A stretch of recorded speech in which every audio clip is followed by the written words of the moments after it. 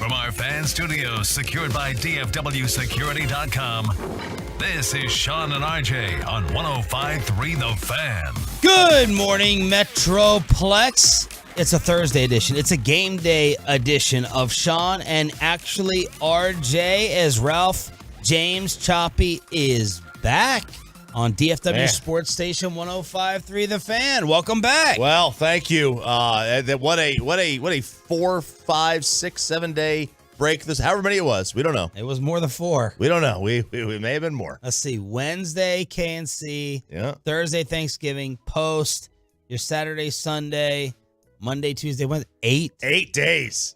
Man, I may have stumbled onto something new here. I knew that you were thinking that. I may have stumbled onto something new here with this taking off after the Thanksgiving break. Get a couple of free days thrown in there. Ooh-wee. It was good. It was good. A lot of rest. A lot of sleeping. Yeah, I slept. There were a couple of days I slept till about 10:30. Wow. Which I never do, ever. But these blackout curtains we put in about 6 months ago. No, not even. They're finally kicking in. When did she move in? Probably like 3 months. 3 months, yeah, 2 or 3 August, months? something like that. Oh, man. I put them to good use. I put those things to good use this past week. Nice. Yeah. What else did you do? Had the kids. Had the kids for a couple of those days. We did a lot of, I got a lot of stuff done around the house. Cleaned up the garage, cleaned up my office. I don't know why I have an office. I don't really do anything in it other than my podcast. BetQL. Yeah, a lot of stuff around the house. Not a whole lot. We didn't really go anywhere necessarily like super cool and fun, but just a lot of relaxing. And then the wake up this morning was extra rough. Oh, it's brutal. Because when I'm not expected to wake up, it takes like a good couple of days to get into vacation mode. But there was a point where like I would go to sleep and I wouldn't wake up. But last night, when I know I gotta go back to work, I wake up every hour when I'm sleeping before work because I'm paranoid about sleeping in. So like that's exactly what happened last night. I woke up at midnight, 1 o'clock, 2 o'clock, 3 o'clock, and then I woke up at 4:04, and I'm like, oh man, I got can I get 10 more minutes here? And that's the worst. That's the worst 10 minutes of your life. Normally, I expect you to go completely off this was the most on the radar I felt like you've been on a vacation in your 12 years here. You're watching a Mavs Bally pregame show. I know. For God's sake. I know. Bobby and I almost did a half a segment on that yesterday. Like, what is going on? Choppy's texting us. Is Bally just not going to bring up this sale? And I'm like, I'm not watching that crap. Are you kidding me? And Choppy was tuning in the Bally pregame show. We were going back and forth. It felt like you had a little bit of FOMO. I did. Well, yeah. I mean, look, I don't watch the Mavs when I'm working. That was our point. So no, I mean, like, when I was in town, right? So like, when I'm out of town, I like to get off the grid. But yeah, here I was kind of bored. Okay. Yeah, I was kind of like sitting around the house, just doing nothing. Do you think you could still do retirement right now, tomorrow? Yeah, because I did get some golf in. Well, it's freezing. It is chilly. It is chilly. It was. I played on. Was it Tuesday, Monday, whatever? One of the 2 days. Yeah, it was chilly. It was chilly out there, no doubt. But no, I could definitely do retirement. I would have to find something to do to pass the time. I couldn't do that the rest of my life. Well, Choppy today returns for Bobby's Seahawk film room at 6 o'clock. There's some whispers that the Rangers are already out on Shohei Ohtani. That's at 6:20. The payload at 640. We got a Seahawks high-low at 720. We'll make our official picks at 8. Babe Laufenberg, KJ Wright, the former Seahawks linebacker, I believe is in town for the game tonight. You may be seeing Bobby and myself on Amazon Prime tonight with the pregame. Oh, wow. They gave us a nice 30-minute heads up that they wanted to come in and record. But I said, are you with Amazon? If you're with Amazon, you're not allowed in. I banned Amazon after they came in, took up our time, changed up our show, filmed us, and didn't air it. They're like, we're NFL Films doing it for Amazon. So I was like, okay. Yeah. All right, we'll try it. We'll give you one more shot. You're going to see, I want those zoom-ins of Bobby Belt's chest hair wearing his Dallas Stars jersey without the undershirt tonight on Amazon Prime if those fools actually air it in the pregame. Oh, my God. Oh, the chest. Oh, did you see the chest hair? I didn't. Usually I see the videos the day. I guess I didn't see the videos yesterday. It was days ago. It was okay. It was days ago, and someone still shot at it. Oh, I must have seen it and just didn't pay attention to it. Yeah. Yeah, he's got a length. He's got a lot of chest hair. It's lengthy though. Some people have the curlies. Some people have got like just the lot of hair, but it's short. He's got a lot of hair and it's long. I don't want to out him here. I've never seen armpit hair like this. I don't know if I've seen his armpit hair. At your pool party. Oh, it's he's wearing a hoodie. I know, a sleeveless hoodie. A sleeveless hoodie. It's Don King in a headlock. I've never seen anything like it. He is a case for evolution. He really is. Look, isn't he? He really is looking at it. He is a case for evolution. Definitely. All right, well, welcome back. What was the one topic you were just itching, you were scratching, you were a little bitter that you were not in for that you wanted to hit on? What was the one issue? I would say the A&M one. Oh. I would say the A&M coaching fiasco because that was epic. That was epic fail on many parts. And I totally agree with you. I blasted A&M's athletic director and their whole leadership. Bunch of cowards. Spineless cowards. If that's the guy, if Mark Stoops is the guy you want, tell your boosters to go kick rocks and go screw yourselves. Like, you didn't do the research. I did the research. But he was gutless. It's a weak leadership if that was the case. But was it the boosters? Fan base, boosters? Yeah. I was assuming maybe the boosters were on board. If the boosters weren't on board, I might back off my stance a little bit with the money and everything that makes the world go round. Yeah, it is what makes the world go. But, like, they hired him. They put him in that position. They're like, you got to trust the guy that is doing all the work. And just because you don't think it's a sexy enough hire, maybe you're not a sexy enough job. But, Mark Stoops has done a lot with a little. Kentucky's a very hard program to work at. I mean, they are at best the 12th option of students who want to go play in the SEC. Yeah. And he actually has them competitive. So that's a thankless job at Kentucky that you're never going to win at. And he's done, relatively successful there. I thought he would have been a good coach. He's not flashy. I love the Mike Elko hire. Elko's a great coach. I'd have gone Jeff Traylor. Maybe he said no. Elko's fantastic. Elko is as good as it gets, and he's got history there. So you think Elko is an upgrade over Stoops? I do think he's an upgrade over Stoops. Yeah, I do think he's all around. They got a better coach. I just feel like the way they handled the whole thing to begin with. Right. Like, if you thought that Stoops was a better coach than Elko, which obviously you did, otherwise you wouldn't have offered him the job before Elko, then it's like you do all the work, you do all the prep. I'll equate it to the stock market. You do all the research. You're like, I believe in this product. It's going to go up. And then someone just tells you, or, Warren Buffett has a side tweet. It's like, don't go into that. And you're like, nah, never mind. You believe in your own conviction, your own self-confidence. What was your quick take on Mark Cuban selling the Mavs? Stunned. I was stunned. I think this and people close to the team, I found out yesterday, were stunned as well. Then they don't, and they didn't really have. And Bassick spoke with like 3 or 4 people close to the team, and no one had a true answer for why it was happening. I can only think that it's a play to get the first in on gambling when it hits. Yeah. I assume it's going to hit. I don't think that Mark would make this move if it's not going to hit. So I think that's it. He has now somebody who's on the inside. Like, when gambling hits, like MGM already has the infrastructure. Caesars already has the infrastructure. And so does Adelson. Is it Adelson or Adelson, did they say? I don't know. I thought it was Adelson. I don't know. Anyway, she has the infrastructure. Her company, the LV Sands, has the infrastructure. The licensing. The licensing's huge. I mean, some of these licensings takes years to get. See, that's something we didn't cover yesterday. I have no idea about it. The gaming licenses? Yeah. Like they take years to get a gaming license. I have no idea if Texas has a gaming commission at all. But, if you're somebody who's already got one and I assume Sands is not just in Vegas, I'm sure they have properties elsewhere. If you have multiple states that have a license, you're going to get approved like that. MGM's not going to have to wait to get approved for a gaming license in Texas. Mark Cuban, if he didn't have that, I think would have to wait to get a gaming license approved, just like everybody else would have to wait. And she would have all that. So I think that just plays in where she just comes in and, bam. That area, the old Texas Stadium, is still an empty lot. I am waiting. It's that perfect location for something. You think they put it out there? Oh, I think there'll be a casino there.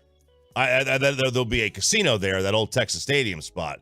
I mean, it's got 2 highways, 3 highways really merging at one spot. It's a massive plot of land. You could easily fit multiple, parking lots, parking garages, casinos. So you think smack downtown / uptown, that's out?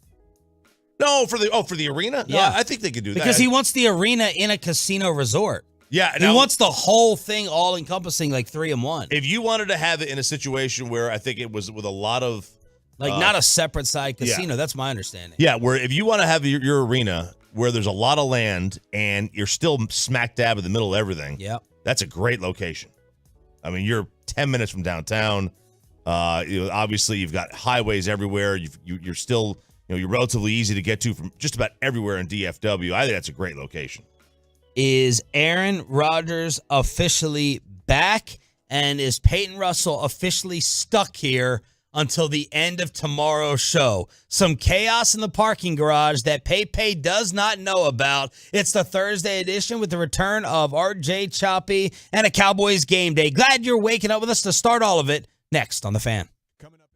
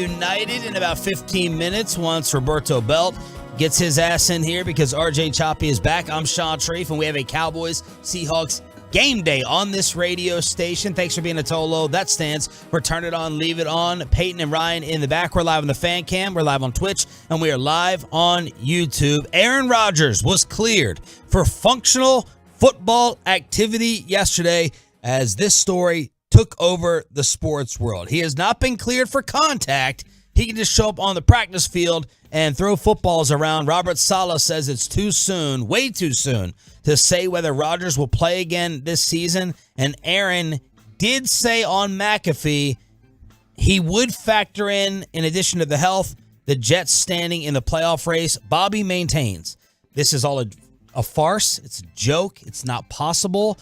It's uncomeback with a bowl. Exactly. Manny Acho destroyed Aaron Rodgers yesterday on FS1, saying he cares more about himself than the team, trying to draw all this attention. And I think it was Francesa who Bobby actually agreed with, saying the New York Jets would make themselves the laughingstock again if they put Aaron Rodgers out here in a no-win situation for standings and got him hurt again. I totally agree. I don't know how unplausible, uncomebackable this is. Well, history says it's not. Right. Who was the guy that came after 5 months? There was a running back that did, but no NFL players return from Achilles before the 5-month mark. Before the 5-month mark. Aaron will be 3.5 months removed from surgery on December 24th when they play the Commanders. There's no way. I just can't imagine that he did, unless he never fully tore the thing. Maybe it was a slight tear and not a full-on rupture. Sure, maybe. That sounds very, very dangerous to come back and play. I'm now rooting kind of against this to happen because I don't want to jeopardize next year. I want to see him next year play with them. I don't want to see this thing get blown up, but heck, well, why not? He could get hurt right now and just come back again. Yeah, why not? He gets hurt. I mean, let's say he goes out there, gets hurt in what, a couple of weeks, right? Well, they'll have 4 games left, 5 games left. Let's say in a couple of weeks he comes back, and he gets hurt again. You think this is going to be another 3 months? Let's say it's worse. Maybe this was an easy injury. It was like not the full-on rupture. Now you're looking at 9 months, 12 months, more than that. He's 40 years old. I don't know. This seems like a dumb idea for him to come back. But no one in the organization has any say. Really. No, they don't. It's Aaron's decision, and the best they can do is try to talk him out of it. They're 4-7. They're 4-7. When would you want to rule this out record-wise if you're Saleh or Woody Johnson? 4-7. I mean, you got to win. I think you got to win 10 games to make the AFC playoffs. Upcoming schedule: Falcons in New York. Mm-hmm. Atlanta's going to be favored. Texans in New York. Texans are going to be favored. At the Dolphins. Commanders in New York. At the Browns. At the Patriots. So, I mean, on paper, it looks easy outside of Miami, but this year it's not. Atlanta could bite you. Yep. Houston's a good team. Yep. Browns got a nasty defense. Yep. I wouldn't want any part of that schedule. But look at the AFC standings. They're like at best they're going to tie for 12th. There's only 7 teams make it. They're going to tie for 12th. You really want to go down and push that? You think you're going to leapfrog all those teams? You've got 1, 2, 3, 4, 5, 6 teams with 4 losses or less. 4 or less. So you got 7. That's not going to happen. By the way, Justin Jefferson activated off injured reserve. He'll be active for their game against the Raiders. Jonathan Taylor is supposed to miss 2 to 3 weeks due to his thumb injury per the Athletic. So that's where we stand on all of that. Peyton Russell, we regret to inform you that you may not be leaving this building today. You may not be leaving anyway, right? Well, you leave to get a break before the Cowboys production tonight? So me and Mr. Alec Medford had an agreement a couple weeks ago. I would work the Panthers game, the noon game that I had off originally scheduled, and then he would work the Thursday night game. So I didn't have to do the back and forth, because I did that Monday night against the Chargers, and it killed me. So Alec will be working tonight, so I'll be able to watch the game at home, get a good 4.5 hours of sleep actually, and then I'll be back. Well, as Bobby is finding out right now, pulling into the parking garage, that may be an issue. Yeah, I don't think you're leaving today. That gate, I think Ryan broke it. Ryan broke the gate. So we get this gate that goes up and down, like this chain link fence thing. Broke. It's halfway up. It's a nightmare. It's all mangled. It looks like Basic's headphone cables. Yeah, it's all mangled there. I have no idea how it's getting fixed by 10 o'clock. No idea. You don't think they have anyone out there that can just, I don't know, knock it down? You might knock it down. Yeah, I don't think you're going to knock it down, give me an axe, dude. I'll do it myself. There's no way they're not going to fix it. Although, I guess you got to get someone to come out and do it. Yeah, get someone to come out and do it. Like, what time, can you call somebody at 5:50 in the morning? So when you pulled in this morning, the gate was totally fine? So it was halfway up, halfway down. So I knew something was up, and whenever I, did my badge, I swiped my badge, it went up, but it was just halfway. And so when it came down, I saw on the right side of the gate, there was a chunk missing. Like it just broke off. And so I knew something was up. Security was out there kind of looking at it. I was like, I'm just going to walk my way and just hope it's fixed. Hope she can just fix it. And I got the bad news from y'all. Yeah. Not good. Your own fault. You shouldn't have gone under it. You saw it was mangled. Is there another way out of this garage that we don't know about? Not that I know of. No, because you go up to the top and it circles you back around. But then I'm thinking they got to get it fixed by, business hours, 8 o'clock, or else they're going to run out of parking spots downstairs, right? Ooh, nobody works here anyway. That's very true. Right. That's very, very fair. Truckwreck.com text line is open at 877-881-1053. Yesterday, we had our backs against the wall. A lot of smack was being talked by Corey Majors and the KMC Masterpiece with the Jared Sandler charity event Sunday at the Globe with the World Series trophy, with Marcus Semien, with Darren Woodson, with all of us out there, kid-friendly event, all the games to compete and talk trash over at the Globe with the Tolos, and the bidding had opened $1,000 per show table to come chill with all the different shows throughout the evening on Sunday in Arlington, and the KMC Masterpiece took the lead at $1,600. So not only did they raise $80,000 last week for My Possibilities, they got a $1,600 donation. These guys. And Choppy put out the tweet, just don't let us lose to them. Don't let us lose to KMC. And I had a couple Tolos lurking in the DMs. One, Tolo Chris Navarre, who you know very, very well.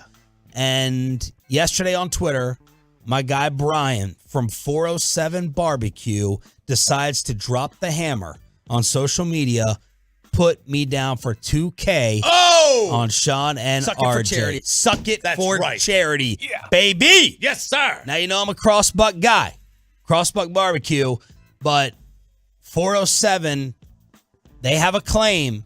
They have a claim near the top of the rankings. Yeah. If you've ever eaten there, I didn't even know about it. I had not heard about them. I drove back hungover from Windstar with the wife, and I'm like searching for. I got a barbecue craving. I stopped at this place. Come to find out, huge Tolos. And Brian won it last year, brought his entire pit team out there, and he decided to lay this down for $2K. So shut up, Corey Majors. Right. And then I got stabbed right in the back with a big beef rib bone. It was a shank from Panther City Barbecue in Fort Worth, decided to include the G-Bag Nation, who was getting blanked and shut out. And they said, we'll throw $1,000 to get G-Bag on the board. And I had just gone out to Panther City Barbecue for the first time in 12 years. My guys out there. Just gone out there. Ernie and Chris, I just went out there. We did an Instagram live, and they decided to throw $1,000. I guess it's for charity, so suck it for charity. Yeah. They decided to get G-Bag's worthless lazy butts on the board with $1,000. I wish there was a way to add it to ours. Yeah. And get Panther City and 407 all together. But we lead the way with 2K. There you go. I mean, look, I drove by. I'm upset about Panther City, too. I used to drive by there every day. Every day. Never stopped in. But I used to drive by there every day. I mean, should we be mad at them for, a charitable endeavor? We should. Okay. They should have given it to us. We're still first place, though. First place, right? That's fair. We were looking to widen the lead. That's right. If anybody wants to top it, you can always call live and bid. You can slide up in Peyton's DMs at 877-881-1053, 877-881-1053. But 407 Barbecue is the station leader. KMC in second right now at 1,600. It all goes to a fantastic cause with Jared Sandler and the epic event he puts on every single year. And then Panther City up there with G-Bag for 1,000. All right, what's going on with Shaq Leonard? Will RJ rule against another linebacker? Brian Baldinger on this station says who the favorite is between the Cowboys and Filthy, and Bobby Belt has his Seahawks film room to get you ready for tonight, next for the 6 a.m. Club. We have you covered, Stars fans, with exclusive content from two-time Stanley Cup.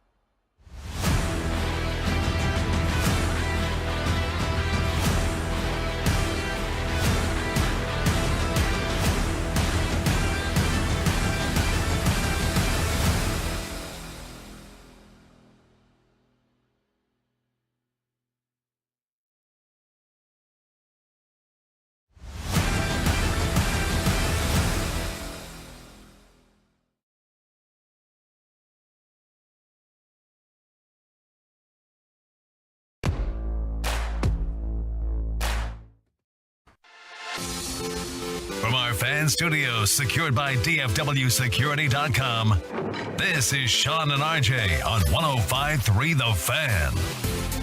Good morning, Metroplex. Shout out to the 6 a.m. club. I guess we're not going inside the star here on your home of America's team. It's payload day. Remember, he checks out for every segment except that one. Yeah. Got my Spotify Wrapped.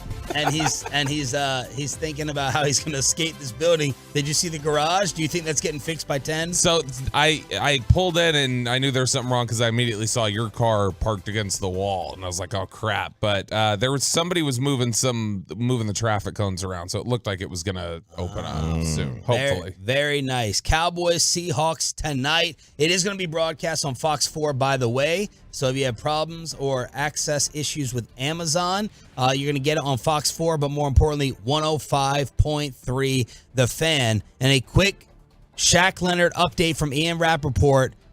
He visited Choppy, the Cowboys and the Eagles, expected to think on the decision and make one over the weekend. That's the latest from Rappaport.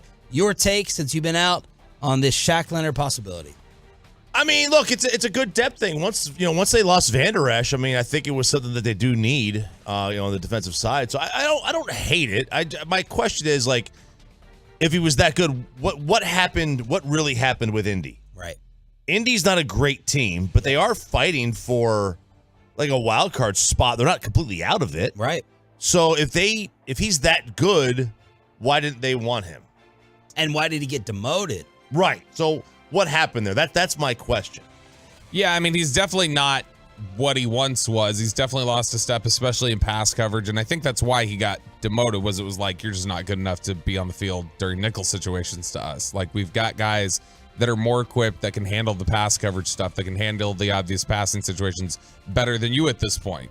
And he found that offensive, and he let them know how offensive he thought that was. That's not going to be as much of a problem here in Dallas because you don't have any linebackers that are any good. You don't have the luxury of going, well, we got some of these young guys we want to play. The young guys you want to play are like, sitting on the sideline in crutches with a torn ACL. DeMarvion Overshown was going to be that guy for them, and they don't have him now. And so because of that and because of the Leighton Vander Esch thing, and you've still got Damone Clark coming along, and you're still trying to figure out, Rashaan Evans and how much you can play Marquise Bell as a hybrid linebacker. They definitely could use Shaq Leonard. He would not come off the field nearly as much as he did in Indy. Did Brian Baldinger from the NFL Network drop a little hint of info yesterday on the G-Bag Nation? I hear he's leaning towards the Cowboys.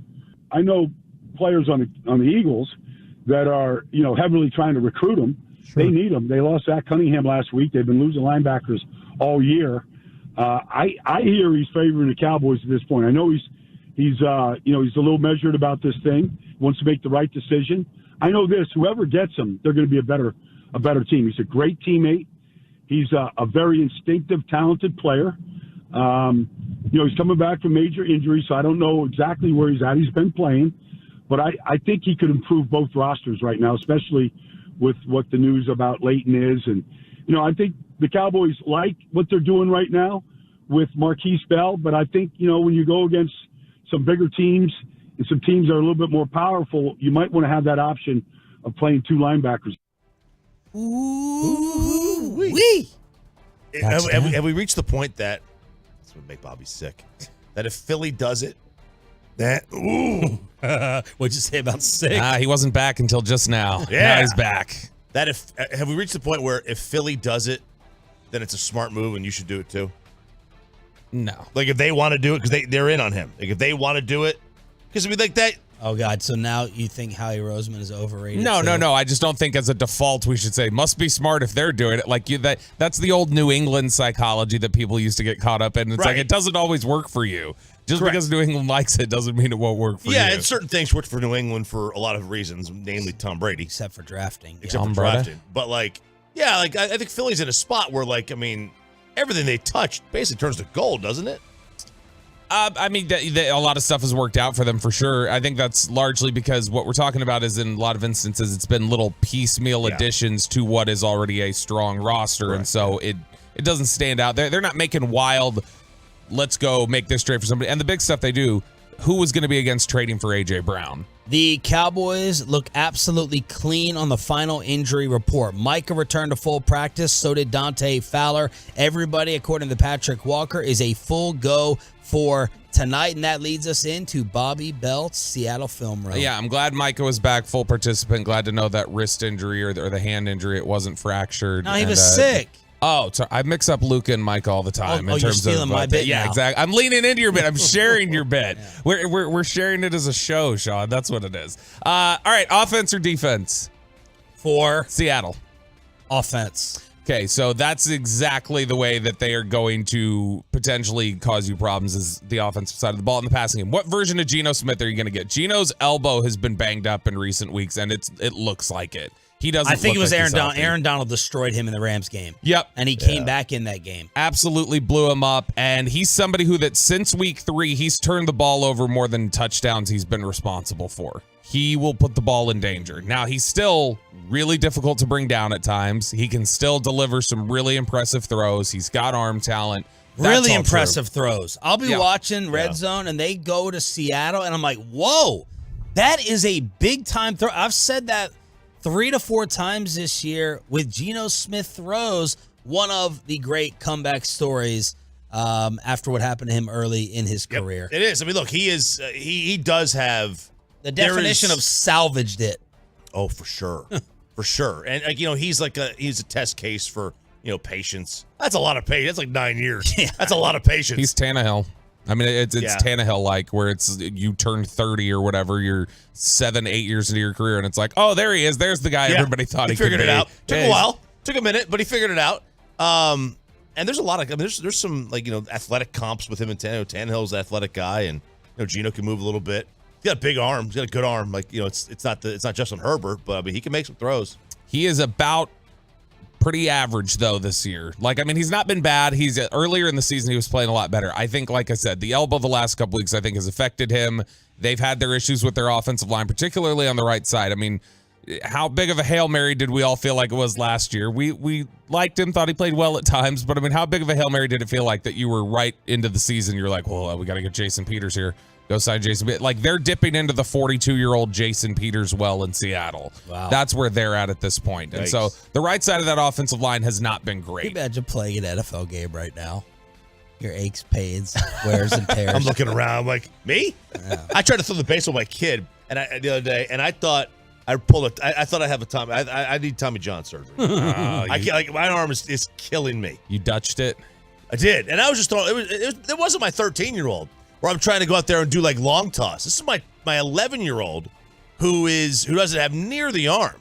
He's still like a kid, and I'm like, all right, it's a 40-foot throw, and my arm is dead right now just from throwing with him for 10 minutes. Well, that's what the Seahawks have at right tackle. Not consistently. There's been some, rotation, them trying to figure things out. They've dealt with some injuries along the offensive line at different points. The main guy that's been out there has been Stone Forsythe. That's probably the guy who starts at right tackle. But that's where you want to see vulnerability. The right side of the offensive line, the Seahawks are going to give up pressure. Now, Geno, if they're giving up pressure and Geno's got to maneuver around the pocket a little bit, he does have the ability to burn you by extending plays, with his legs, breaking the pocket, going on the run. He's not going to be a guy that's just going to stand back there and let you hit him. He's not going to be one of these guys that, just goes back, and you end up getting a 15-yard sack because he can't make up his mind. He'll bail from there if he thinks that this isn't going to work. And he will look to, keep his eyes downfield and make throws. And the biggest problem here, the thing where the Cowboys are going to need to most step up and be good, and we talked about it earlier this week, Sean, the secondary. Like, the secondary's got to be better than they've been in recent weeks. And I know Deron Bland had the pick six. That's great. He was getting picked on a little bit. Yep. Gilmore's been better in recent weeks, but, I mean, he's had his struggles this season. Jordan Lewis throughout the year has been consistently troublesome. Guys pick on him. And I love his scrappiness, and I love the leader that he is, and his toughness, the way he fights, his mentality. That's all great. He's also 30, undersized, and coming off a serious foot injury, and it looks like it. Yeah. And teams pick on it. Could have had Kelvin. He's on the other side tonight. Yeah. Be careful. Don't go out on Greenville Ave tonight. Yeah, like I said, I can't wait for the little prayer hands emoji that say, Mama, I prayed for times like this 10 minutes before he's inactive. That's going to be great. That's Calvin Joseph for you. But he did play a little bit last week. He got into the game a little bit and showed up a little bit. But here's the thing that when you look at the way that the Seahawks can challenge and the way that they can, press you, it's really going to be with how they move those receivers around. DK spent 15% of his snaps this year in the slot. Tyler Lockett spent a third of his snaps in the slot. You've got Jackson Smith and Jigba, the Rockwall product, the guy who went to Rockwall High School, Ohio State receiver, who is one of the more incredible contested ball catchers, makes ridiculous plays on the ball, a little bit undersized, but he plays in the slot 70% of the time. They rotate those guys out a ton. So you want to talk about if they want to find a matchup where they go, we're picking on Jordan Lewis, you're going to have to, find some way to figure this out. DK on Jordan Lewis or Tyler Lockett on Jordan Lewis. They can find whatever matchup they want. Yes, they do. The receiving core is really good. The tight end is, he hasn't quite lived up to what he was supposed to be, but Noah Fant's still a decent player. DK Metcalf overrated. Was he top 15? I thought there was a time he was underrated, and now I think, there's become so much chatter about him. His most receptions. I need to refresh this because I'm scared of sounding dumber than normal. His most catches in the game this year is 7. I'm gonna give you his receptions in every game. 3, 5, 7, 1, 5, 4, 3, 6, 6, 3. Doesn't that seem low? Seems low. Is his yards per catch is super high, like 18? It's 16. Still high. 43 catches on the season. Yeah, I mean, it just feels like this guy is supposed to be Calvin Johnson like. I mean, that's as a athlete and as a just a freak. Yeah, that's what he looks like. And the biggest thing with DK Metcalf, I mean, he drops a lot of passes. Brian was talking about this the other day that when he had watched it, it's like, it still shows up. But you remember there was they ended up winning the game, so it didn't really matter to Seattle. But I don't know if you remember a couple of years ago when Dallas went out there during the COVID year, Metcalf had one dropped right in the bucket from Russell Wilson early in that game, and he just dropped it. It went straight through his hands, and he'll do that to you a little bit. Little Dwight Howard-esque to me is my comparison. Dwight Howard of the NFL. That's not a bad comp. He's a freak, and he had all these high expectations. I mean, he's 240 pounds, and he runs like 4.2. It's not normal. And his diet is awful. Yeah. Remember that story we had earlier there? He has he doesn't eat till 8 o'clock at night. Dude, how do you keep that much muscle on you? You have one meal a day. Right. And then all he eats is candy other than that. True. Man, what is it with the Seahawks people and their candy eating folks like Marshawn Lynch? What is this smart? We're just, Sean and I are just always on the same page. We're reconnected. Always on the same page. Maybe I should get a room. Next one here. We've got the defense. That's the way the offense will challenge you. Kenneth Walker is not going to play in this game. Oh. He's out. Charbonnet is not nearly the runner that Kenneth Walker is. It's like Kenneth Walker light. He's physical like him. He can't make people miss the way Kenneth Walker does. He's not as fast as Kenneth Walker is. He can't press teams like that. We'll save the defense for the high-low segment at 7:20. Bobby Belt's Film Room. That's what you get in the Love of the Star podcast with Brian Broaddus. Jared Sandler is getting ready to hop on a plane, but we need to ask him if these rumors, if these whispers are true, that the Rangers are already out on Shohei. We'll talk about it next on the home of the World Series champs. Yep, that happened. Next. Let's get you over to Boomer Jacks, your official game.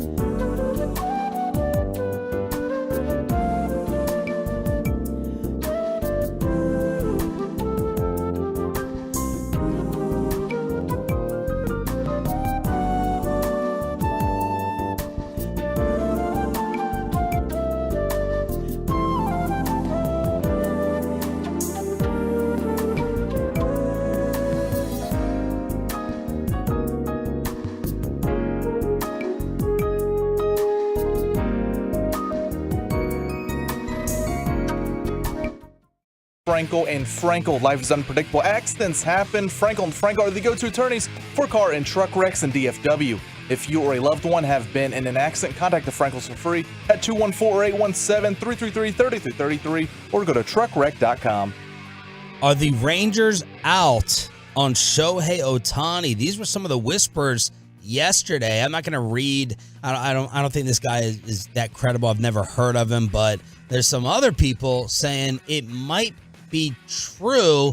We need to talk about it on your home of the World Series champs. RJ Choppy is back. We got our Cowboys insider Bobby Belt. I'm Sean Shreve here on DFW Sports Station. Jared Sandler, our Rangers insider, is joining us in the 6 o'clock hour on the Boomer Jacks Bar and Grill hotline. When does baseball free agency start? Well, it started. It's just not for the Rangers.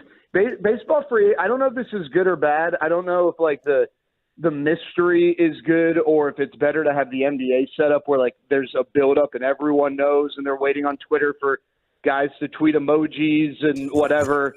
But the baseball free agency could get going any minute or it could get going in full in 3 weeks. I mean, it's just the weirdest thing ever.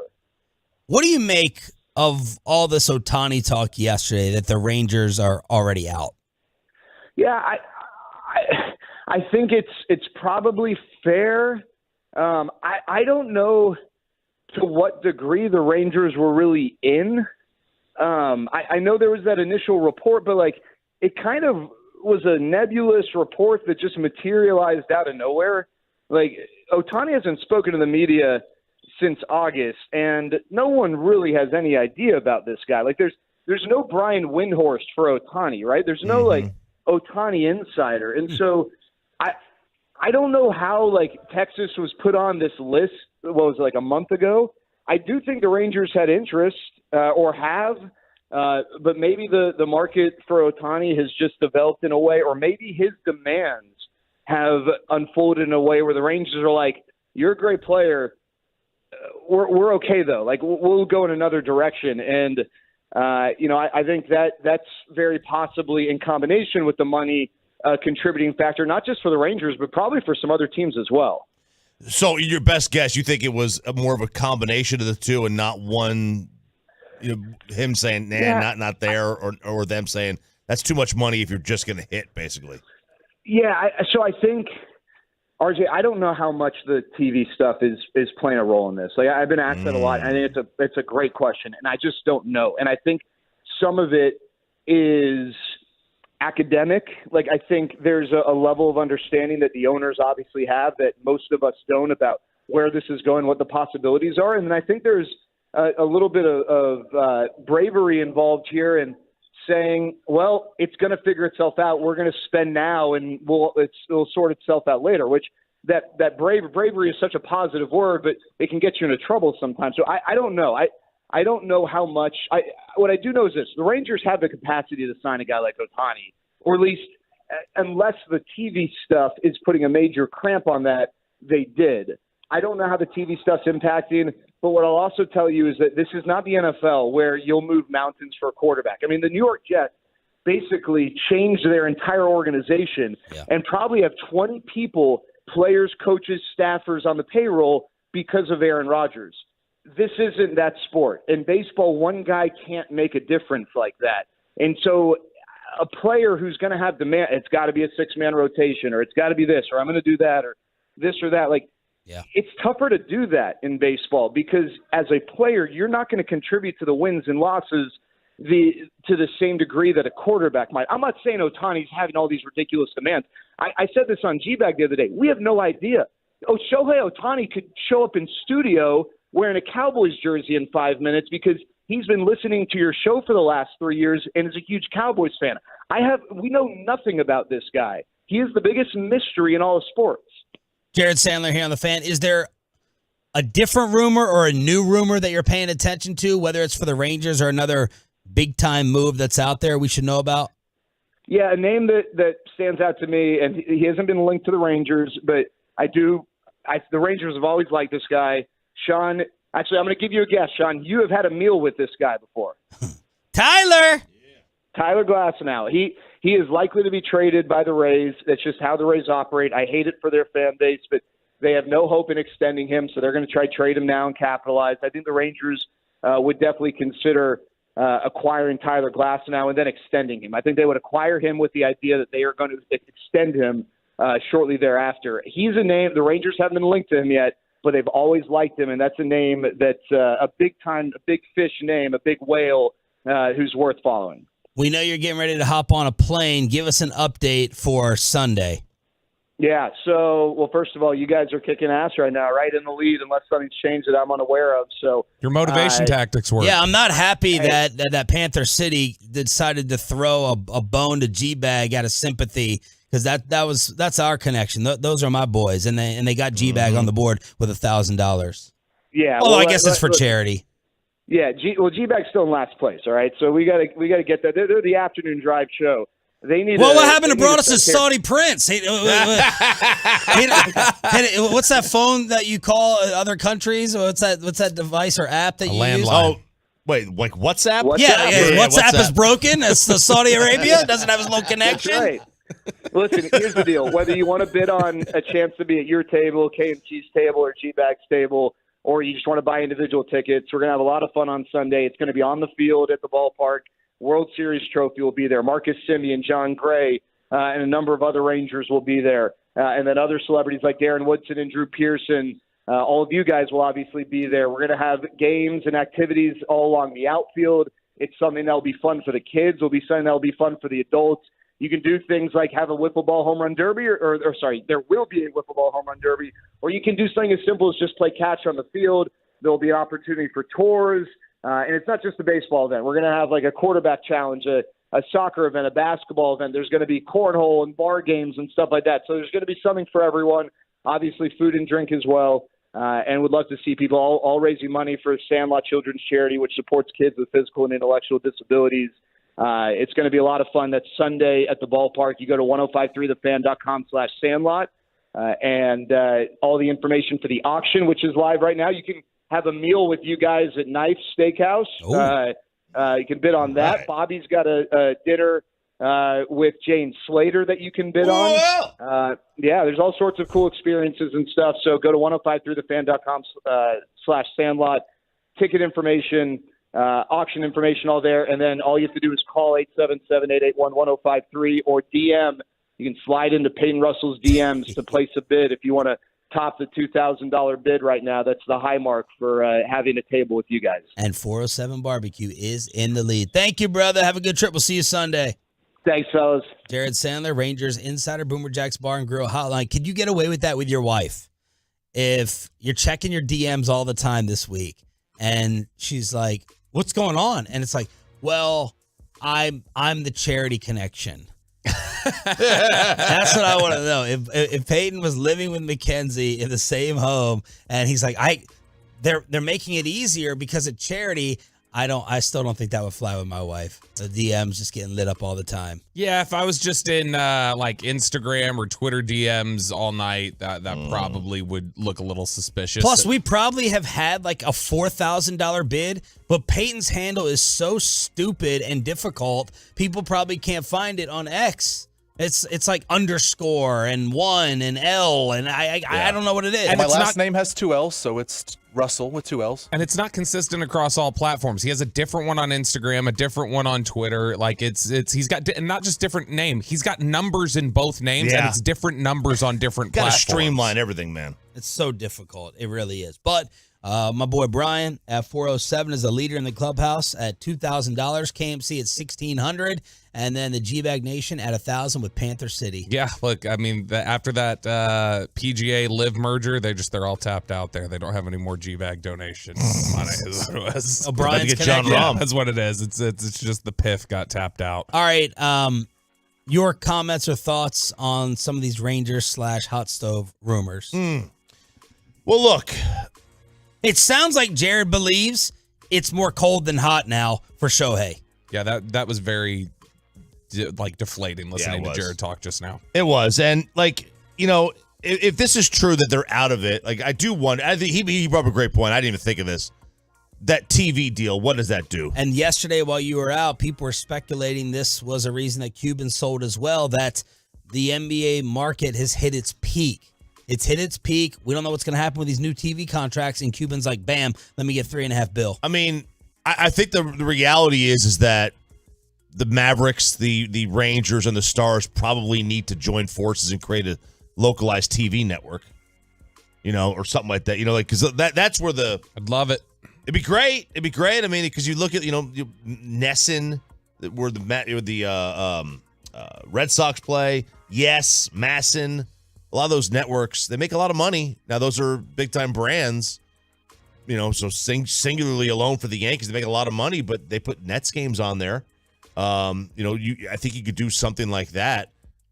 Maybe ESPN Plus gobbles them all up. I have no idea, but... Look, I would have been excited about Shohei, but I'm not devastated. No.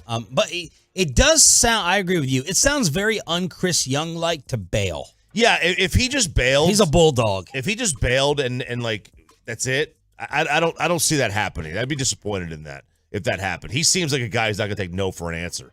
Like he's going to go back and say, "No, dude, we want you, man. We want you."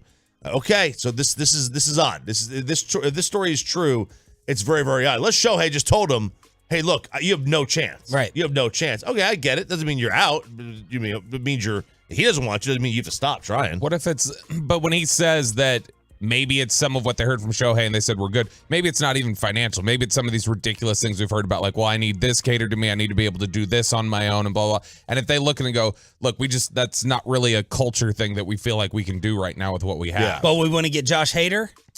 Well, I mean, like, he's a lefty, though, and he throws heat. So. Yeah, that's true. Okay. He does.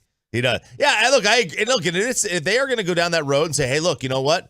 We're the champs. We don't need to bow down to anybody here. We don't need to cater to your. You need to have a 6-man. If they want to go down that road, that's one thing. Yeah, I think the 6-man would be more for the team wanting it. I think Shohei is down for whatever. He seems like a dog, as Pat McAfee would say. He does. I think maybe we're unfairly painting Shohei as a diva here a little bit. Where, right. I mean, again, no one knows anything. That's the good news. Yeah, nobody knows. Everyone's just trying to throw crap against the wall. I know, like, Bassick has said in Japan. People are making up things to keep his name in the headline to get hits and attention and a talking point. That's the fact. Yeah, Bassick has said, like, in Japan, they've all got 6-man rotations. You're the Tuesday starter. Like, I think everybody has Monday off, and then you play the other days. You're the Tuesday starter. You're the Wednesday guy, and maybe that's what Shohei wants. I have no idea. It could be totally blown out of proportion, like you said. And Yahoo Japan, while we're talking about this, reports that Yamamoto wants to play on a major league team with other Japanese players. So that's a report that's out there. All right. And all of a sudden, you're going up and down the Rangers roster. Like, what do we have? What do we get? And Shohei and Yamamoto package deal. That's the internet. Every team is trying to figure out. Go acquire one. Yeah. Go get a Japanese Jack Haley. Yeah. Every team's like, is this guy like 20% Japanese? Right. Do you think that we could convince him that this guy translator for hire? The translators have hit the market now, and people want to go ahead and spend a lot on them with free agency money. So that's the latest out there with the winter meetings. All right, it's Thursday. It is game day, but it is time for the payload. How much have you been hiding in the bathroom? Would you sell everything? Would you sell out everything for that cruise? And we need your Spotify Wrapped. We'll go around the room and get the truckwreck.com text line as the payload takes over next. Let's get you over to the greatness of.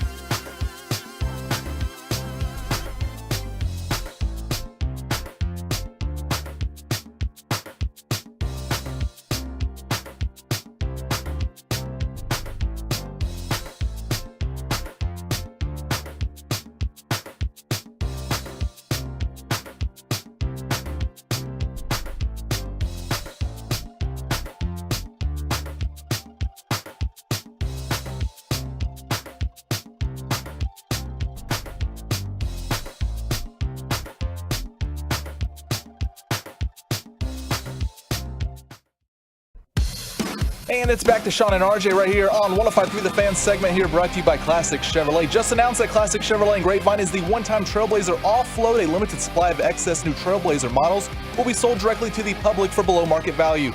See them all today at ClassicChevrolet.com. Do not wait. The best ones do sell fast. Classic Chevrolet, find new roads.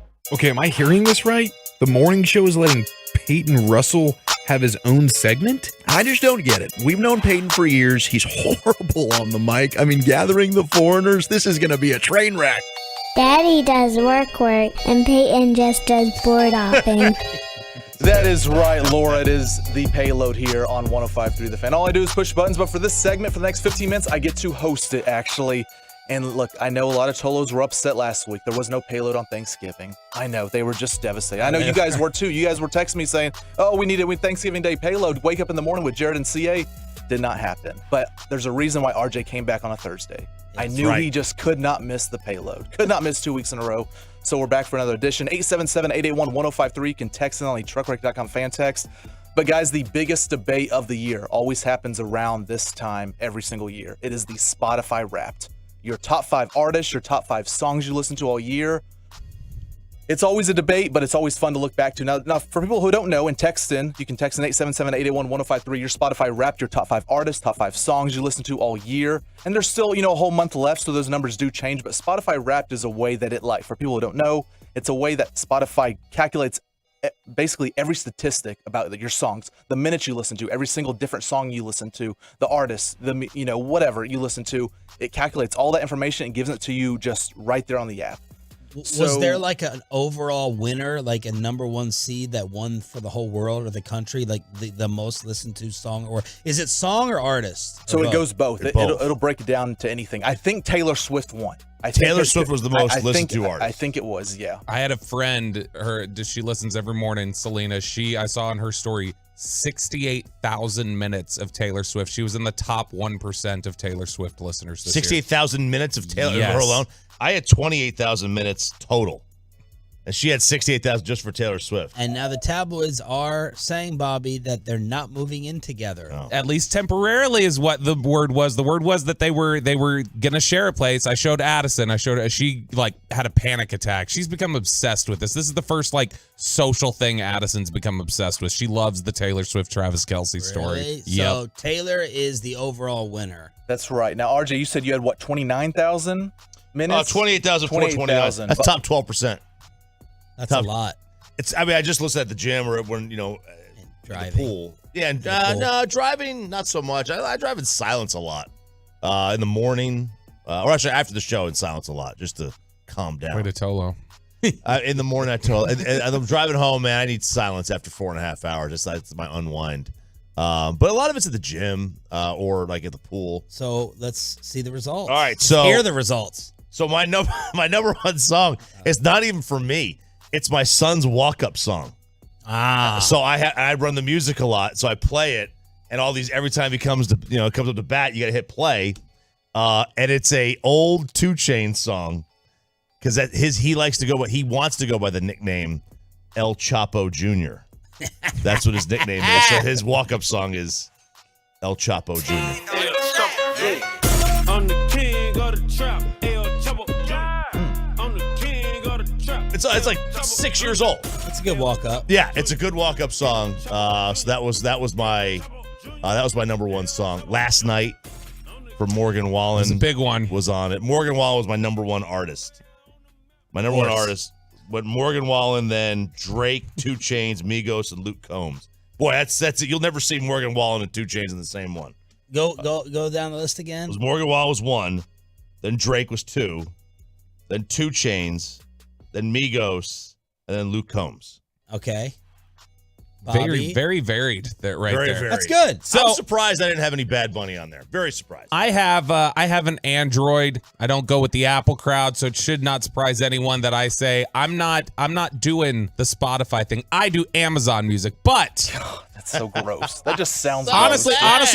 you know what it was? It was 8 years ago when we got Amazon Prime for the first time. They had free music on there, and I just started building a library. And then when Spotify, like, it became an option, it was like, I've already built up a music library over here. I don't want to start it over. Like, that was just basically what it came down to. But if I did have a number one song, I don't need Spotify Wrapped to tell me what my number one song would have been this year. It would have been, and I hate myself for it, and it's your fault, it would have been Morgan Wallen, Quitting One Thing at a Time. Wow. This is a great song. I can't help it. To Morgan Wallen. It's a banger. It's such a good song. If this would have been the number one song, my top artists undoubtedly would have been probably Morgan Wallen, because I listen to this song all the time.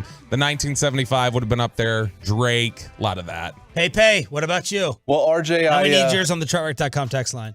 RJ, I sadly did beat you on the minutes by a large margin. Oh, really? 49,107. Now, you might think that's a lot, which I thought it was a lot until I talked to musician Carter Freeman. You want to guess what his is? He knows a lot of songs. He's a musician? Time for a cram session, baby. He really likes music. His playlist is all over the place. Yeah. 49,000 was yours, so he's got 100,000 minutes. 101,000. 68,000. He had 68,000 minutes, which I thought that was incredible. But I mean, you go through Twitter and there's just random people having 200,000 minutes. It's like, okay, do you sleep with music on? Like, I didn't think there's any way possible you could do that. But yeah, I do. Missed a Firehouse tour from you. But my number one song, it might shock some of you, but it's such a good song. It is Solo by Future. Gucci on sight, rollers on ice, get first class flights. Really, really good song. Came out this year. I've loved it ever since. I listen to it at least once a day. Really? So when are you listening to music mostly? Because drive in, drive home. Drive in, I do. Now, drive in, I can't listen to rap drive in. It's too early in the morning. It's got to be a slower song, Coldplay, something like that, country. On the way out, obviously I got a Tolo with the KNC, but, when commercial break happens, I can throw a song in there here and there. So, on the way home, which, I'm in Rockwall, so I got a long ways home, but. Totally disagree with his take there. Rap music in the morning to wake you up. Like, what are you? Why? I'm not trying to lull myself back to sleep. Like with mellow music in the morning. It's too aggressive. You think? It's too rough. Because I can't play music loud in the morning. In rap music, you got to play a little loud. So Hypnotized by Biggie. First thing in the morning wakes me up. Because that's 90s rap's like aggressive. Like the modern stuff was not aggressive at all. Like you could easily, I think, in the morning do either one. So I'll give you mine. John Denver, Joan Baez, Chris Cuomo Project. Oh. What is that? He Is that shares a Spotify with his mom. Is that a podcast? This is all my parents have taken over my. Oh, is that? I was joking. Is that really what it is? So I put them on my family account. I don't listen to music or Spotify near as much as y'all. It's only the pool. That's it. Yeah. Like I told you, I can't hook this up. I don't know how to hook this up in my car even. So I'm just listening to radio stations in the car, never my phone. So whatever pool playlist would be at the top of my number one, and then I'm sitting there in the rare occasions, house party or people over, or I'm cooking, I want to listen to some music, and it gets stopped and overtaken by my freaking parents with their house party or their entertainment. And my dad's all-time favorite artist is Joan Baez, and they listen to John Denver. So all of a sudden, we're fighting and battling back on the Spotify, back and forth. So mine are all from the 50s and 60s. 8 of my top 10 songs, according to Amazon. Amazon gives you your list at the end of the year. 8 of my top 10 songs last year were songs the girls listened to. Yeah. They just play stuff like that all the time. By the way, Peyton is getting crushed on the fan text right now. Several people coming in saying Peyton's a fake music guy. Solo by Future did not come out this year, Peyton. Oh, was it last? Okay, mayed I download it this year. Maybe I download this year. They're coming after you. 2017, Peyton. 2017. Did not come out this year. It's okay. Well, I downloaded it. I downloaded this year. Different. All right. Any other artists jumping out or song before we continue the payload? A lot of people saying Jelly Roll, who had a big year this year coming out. A lot of Blink 182 that's on here. Big X the Plug. Yeah, man, it's a lot of Taylor Swift, a lot of Morgan Wallen. So this next story fascinated me. You know, us men, we always want our alone time here. You know, we want to get away from the girlfriends and wives. I couldn't even get alone time at the bar for the birthday dinner for a shot without getting yelled at. Oh, no. My gosh. I gather the guys up. I'm like, let's go take a shot. Why don't you just order it at the table? I'm like, because I want to talk to the... Never mind. I don't have enough time. The Sean load at 7 o'clock. He'll debate it. So where do you think is the number one spot that, guys like to go just for peace and quiet? RJ, I know you know this answer. The number one spot for peace and quiet has to be the bathroom. Yeah, it is. Absolutely. 100%. A survey says 1,000 men found themselves on a toilet 7 hours a year to just not to go to the bathroom, but just for peace and quiet. I'm surprised that is that 7 low? hours a year just for private time or 7 hours a year total? It says just for private time. Okay. I was like, 7 hours seems low. Yeah, it seems low. 15, 20 minutes every morning. RJ's a 20-hour guy a year. Yeah, that seems very, very low. I go in there. I don't necessarily go in there for peace and quiet. I go in there to do my business, but I wind up staying in there for a while, and I just get lost in Instagram. That's what it is. It's you extend the time in there after you're done. It's not so much like I'm just going to go in here and hide. Right. It's not that. Boy, I'll tell you, when you have kids that with the hand, the little hand coming under the door. Ollie got locked into his first room.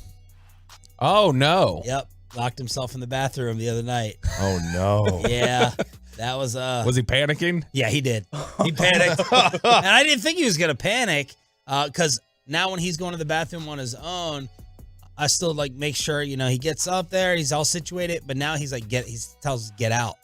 Like, ooh. Leave. Give me my privacy. Yeah, literally. And then he gets up and he slams the door. I'll stand there and he gets off the toilet, walks over, slams the door. Well, while he was hand on the doorknob, he wasn't trying to do it. It locked. Oh man, we have MacGyver situation. Oh no, we found out the new bathrooms at the new apartment. They don't have locks on them. They're just regular doorknobs. Oh, so we're gonna have to replace love those. that. Yeah. So I know not to go to the bathroom at the Bobby residence. Wait a sec. So they don't have locks? No. So you're going to replace them for locks? Yes. Why? Are you sure it's because not you need to have locks on the bathroom door.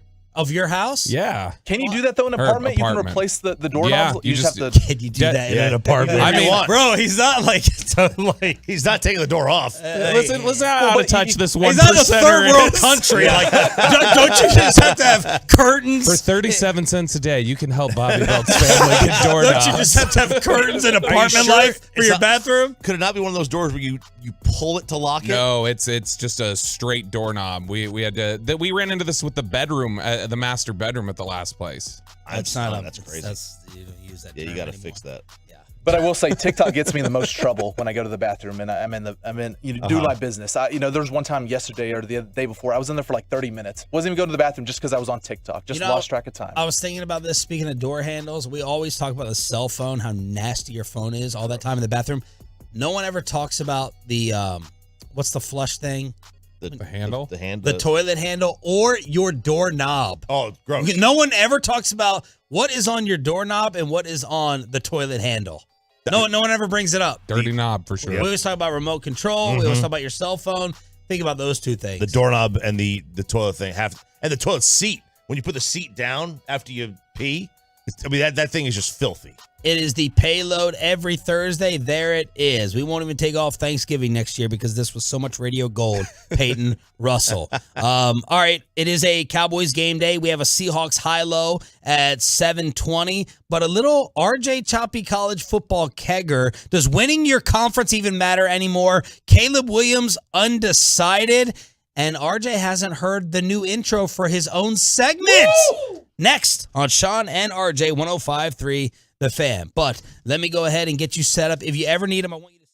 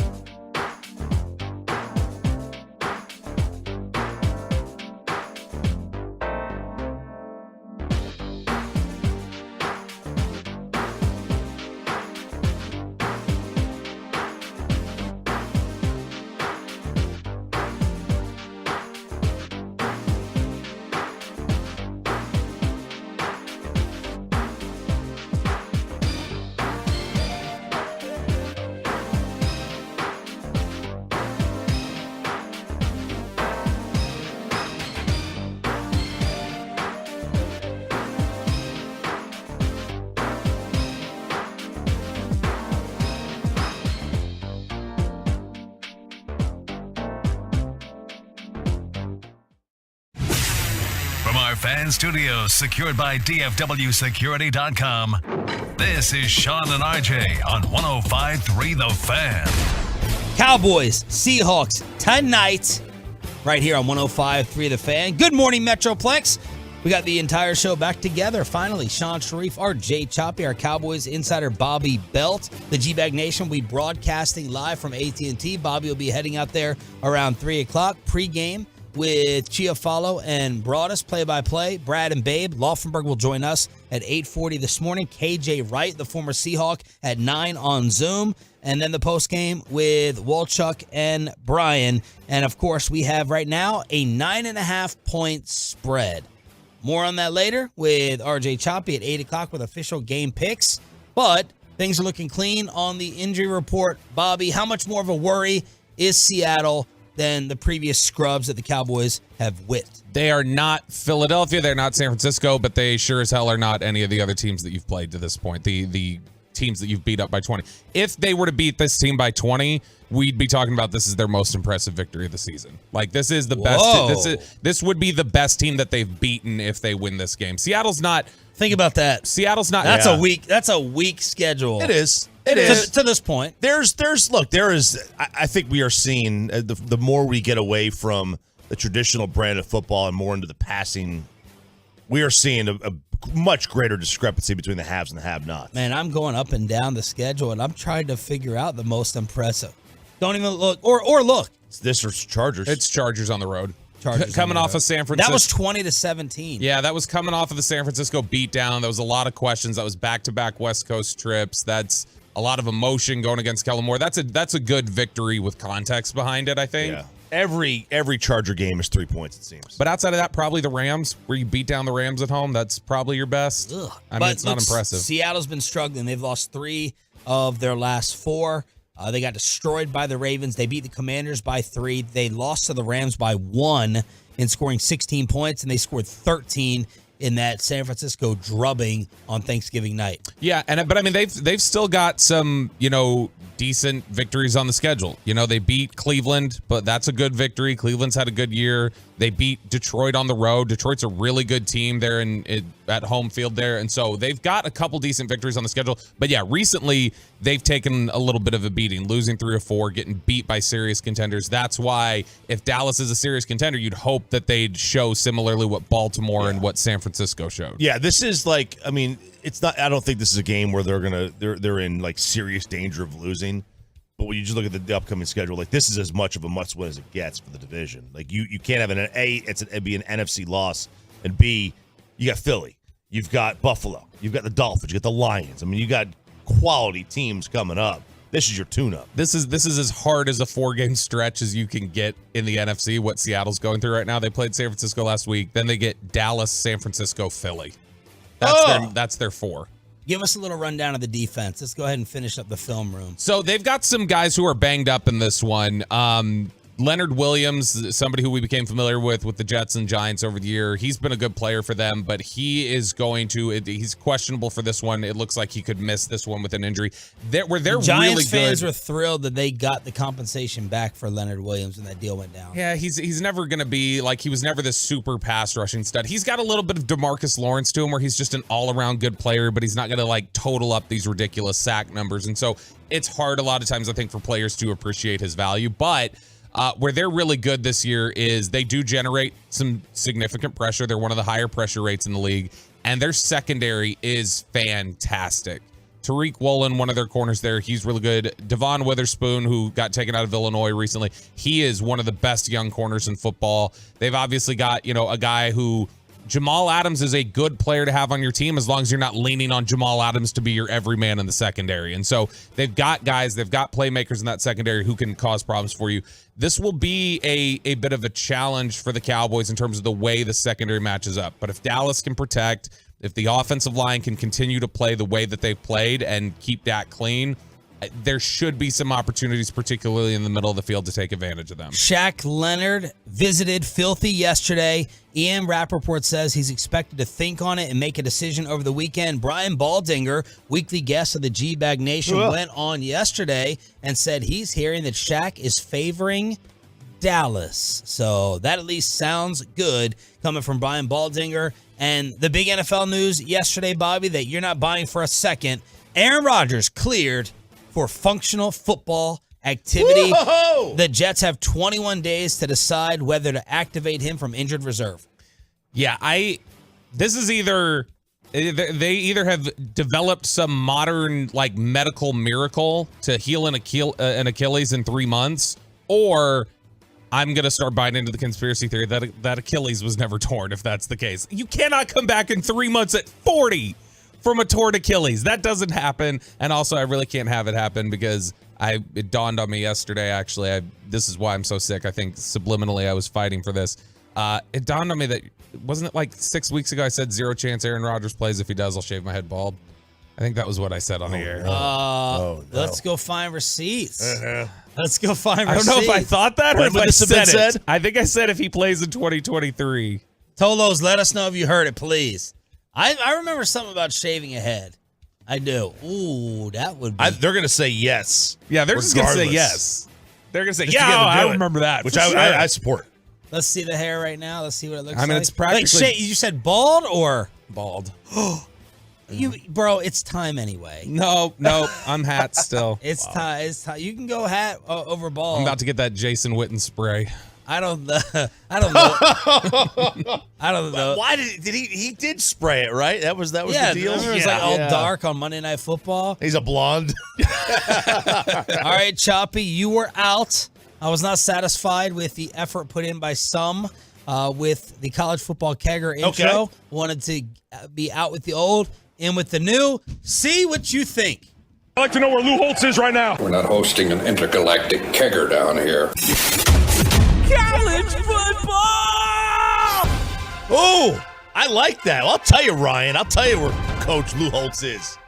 Laughing at you. What he's doing, laughing at you. Oh, Ryan Day. I'm stunned. I don't know.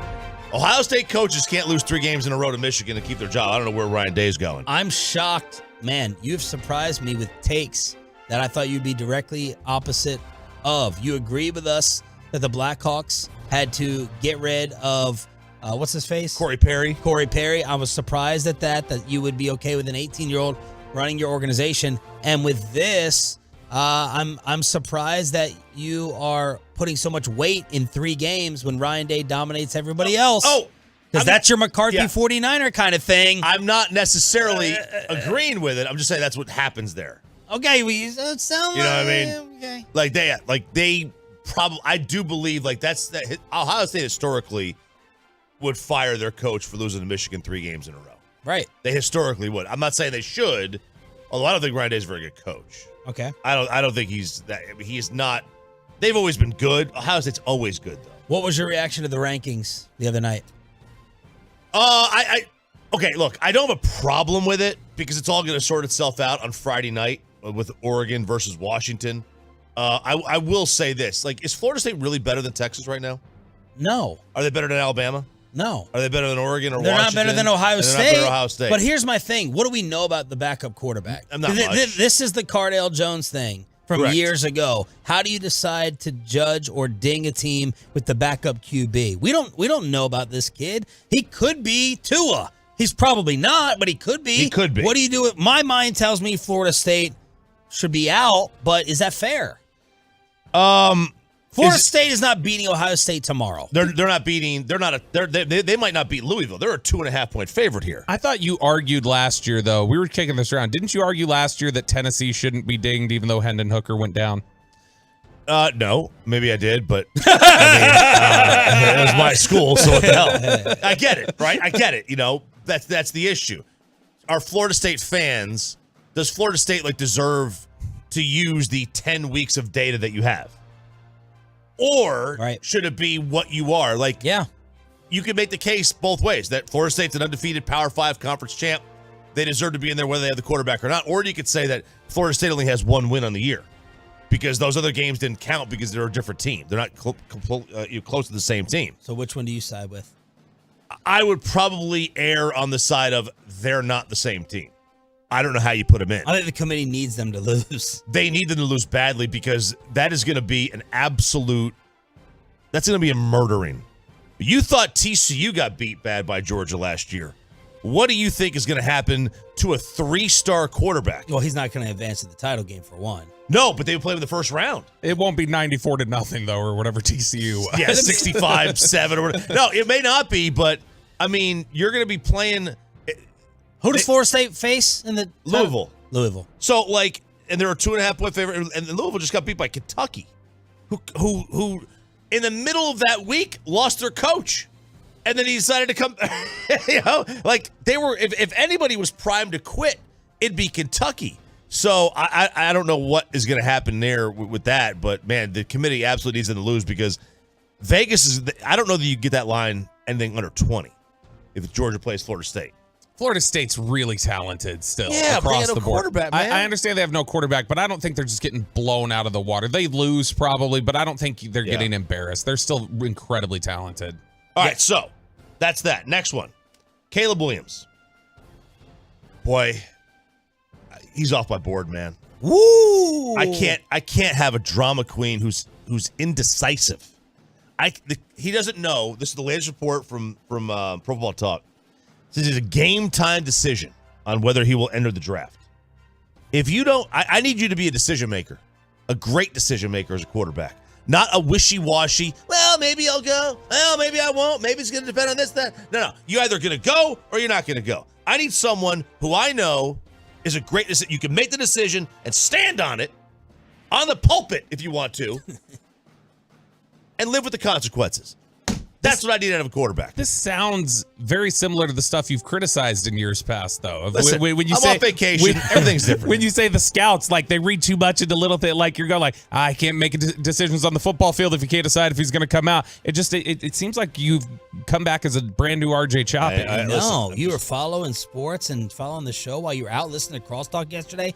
Mavs pregame? Reinventing myself. What happened? You have to reinvent yourself all the time, and I'm reinventing myself right now. I'm just going full meathead here. That's not reinventing. No, it's not. But it's just like, man, this guy, like, he's such a drama. He is. Drama. It is. It's definitely worrisome. It's definitely worrisome. Maybe he has a honey badger type flip where you're this ultimate character guy and we're overreacting to this. But right now, the feeling would be if Caleb Williams comes into the league and melts down emotionally, you saw it coming. That's the feeling right now. Like, it's obvious. Sandler and I were going back and forth on this recently because he's going to have to defend Caleb. But we went back and forth. He was writing me entire essays back in the text replies as to why, like, don't overreact. He's still super special. And he is. He's an incredibly special talent, but you do have to wonder, like, how does he handle things not going his way? Like, is Kyler Murray much more mature than Caleb Williams coming out? Baker Mayfield much more mature. Stack him up against those dudes with these stories that we've been seeing and reading. I think it's different. Like Kyler and Baker were different personality types. I think Caleb's a different personality type, but I think it's all similar questions. Like, I think it's all fair to ask similarly about their mental makeup. Little college football kegger. You like the new intro then? I do. You like Carter's intro better? Do you remember that? You like Peyton's intro? But Carter's is really good. Grab the other two real quick if you can. So that's the new one that Bobby put together with a little Troy thrown in at the end. While you're grabbing those intros, shout out really quickly yesterday at Market Street, one of our youngest, most loyal Tolos, big fan of the morning show, Caroline, Brian and Caroline, her dad. They're driving to school right now. They listen to school. They listen on their way to school every morning, and they endorse Sean Sharif's idea that I need to get my kids a yard. She was like, yeah, I agree with Sean. You need to get your kids a place to play. Yes. Kids and animals. So I was told I'm a bad dad, basically, by a young Tolo yesterday. All right. Well, you got any of them, Pepe? You got one to play? Yeah, I got the Carter one. All right, let's hear it. Did you forget to study up on Saturday's action? Well, it's time for a cram session, baby. With the good, the bad, and the ugly from this past weekend of college football, it's RJ Choppy and the College Football Kegger. Take it away, Chop. Oh, so that's solid. That's awful. RJ's That naming is it, man. Time for a cram session, baby. Would you prefer that one? Got a winner. I like the music after that one, like with the college game day music. The other one was NCAA 200008 menu music. Oh, that's right. It was. I didn't know. I recognize that. All right, there it is. Everything you need to know, but we have to. Baby. Cowboys Seahawks version of Hilo for tonight. Whew. Next on 105.3 The Fan. Let's get you over to Platinum Ford in Terrell. It is, of course.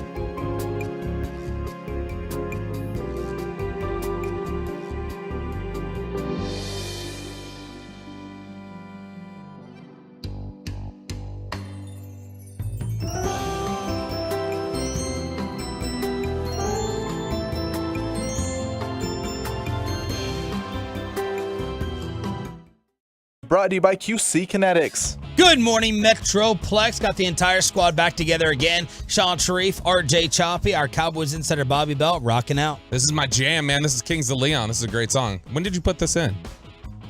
Oh, it's been in for months. I've never heard this one. You think he did last week?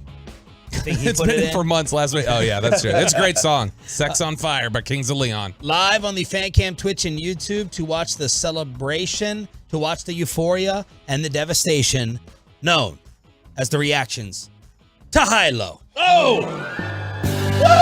I believe Sean is the defending champ here for Hilo, the back-to-back, or is it RJ Choppy? Back-to-back.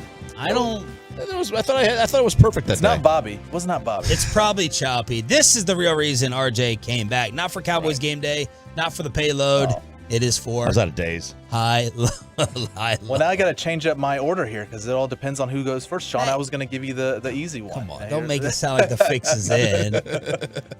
RJ Choppy, you know the rules. High pitch, low pitch.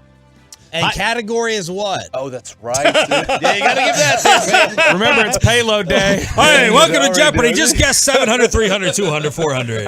It is a Cowboys Seahawks 2018 playoff edition, so you have to go back to the wild card round in 2018, technically the year 2019, but the 2018 season between the Cowboys and the Seahawks. Okay, so this was the playoff game? Yes, these are players that played on those rosters, the Seahawks and or the Cowboys. And I think you guys are allowed to, if you want, you can go ahead and look up the box score in the rosters. Otherwise, this could be a wild blind guessing game. I was at this game thanks to a Dr. Pepper Brian. I was at this game. Have not gotten the special invite back since. But so we should go to the box score. Yeah, then. go to the box score if you want. Go ahead and look up the players. Oh, have I'm them not going there. to. Because I'm going to be a champ. You're going to be a champ. You know Okay. what? I'm going to go with you. I'm not going to go either. Solidarity. I am going to look at it. I need the most help. I'm going to look at the cheat sheet. I don't know how I need the most help. I watch the most football. RJ, start us off. All right, let's go. Let's see here. Let's go low, Gene. Low for 3 points. I just had to have eyes on the safety, make sure he's not coming over and back there. And the guys who were guarding, the guys going deep came up, so I had a chance to throw it.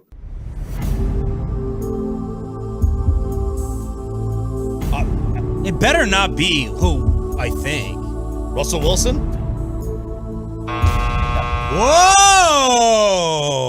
Whoa! Bobby, do you know it? Mr. Unlimited. I think so. I don't think you do. Clue you number thought it was one. Russell Wilson. No. Ooh, okay. That means it's a good one. Good one. Hopefully the clues are good. Clue number 1 for 2 points, RJ. Stayed local here in Dallas before playing for a different type of blue. Stayed local before playing for a different type of blue? I have no idea what the hell Buzz that him! means. Buzz me. Okay, that's 2. Wow, Peyton, they're off to a great Clue start. number 2 for 1 point. His rap game might be better than his receiving game. Cole Beasley. There we go. We're on the point. We're on the point. Did he throw a pass in that game, or I'm just getting thrown off by the first sound bite? I thought it was a quarterback. I thought it was quarterback too because the first soundbite. That's the trick. Yeah, no, he threw a couple passes in his career. Yeah, but he didn't throw one in this game. I don't know. I just No. no. Let me hear. box score. Let me hear the soundbite. Let me hear the first soundbite. I just had to have eyes on the safety, make sure he's not coming over and back there. And the guys who were guarding, the guys going deep came up, so I had a chance to throw it. I had a chance to throw it. Yeah, he threw a few passes during his career. This isn't a quote from the game. It's not quotes from the game. Okay. Oh. Okay. All right. You got me. You got me. Come on, All RJ. right. Well done. All right. Let's go high, Gene.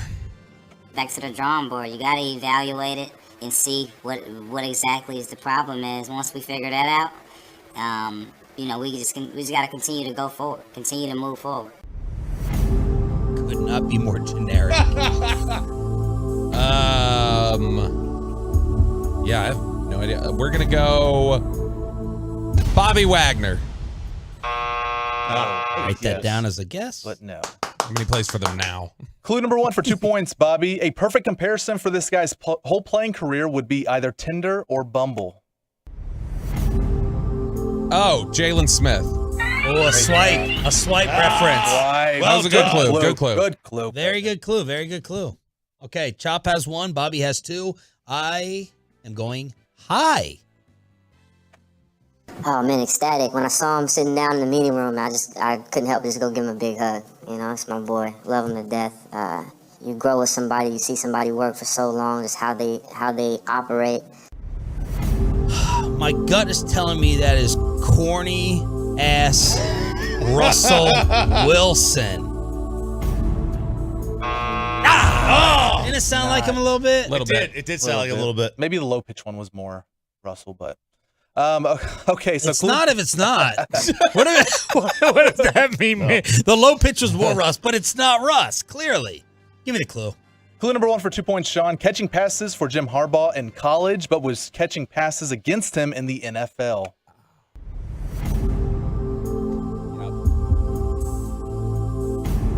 Catching passes for Jim Harbaugh in college against in the NFL. Ooh, it's a good one. Lockett. Oh, I got the wrong receiver. Go ahead, just give me the clue. Second clue for 1 point. Played on the opposite side of the Legion of Boom, but still made big-time plays in the Super Bowl.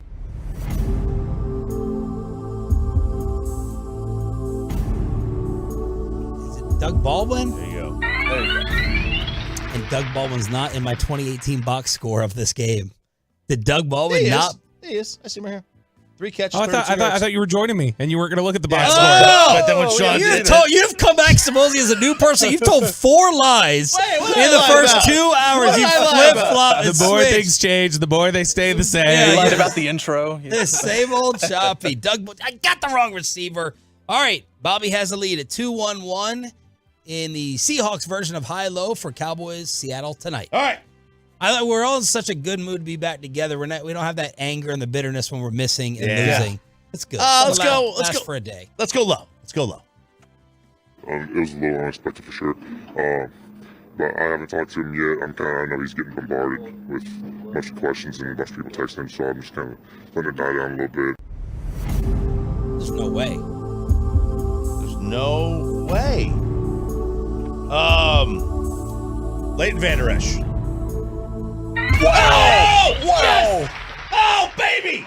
Pulled So it it out of sounded his like- hat. Did it sound like him? It sounded like Bobby, him. you're the king of hindsight. You're the biggest You're the biggest hindsight BSer I've ever. Oh yeah, I knew it. Oh yeah, I knew. did. Oh yeah, I know. You're I so did. full of crap. No, the only thing was it sounded like him. Just so can't far, the only players that we have used are people who don't play for either team anymore. So I thought we were going to keep on that. That's the only thing that made me think it wasn't him. Man, I had the wolf clues ready to go. Dang it. RJ got What was your me. clue? Give me the, what was the clue? Clue number 1. He's no lion like Micah, but a different kind of beast. That would have handed it to him. Shut up. You guys suck. Bobby, I pitch low pitch. Hygiene.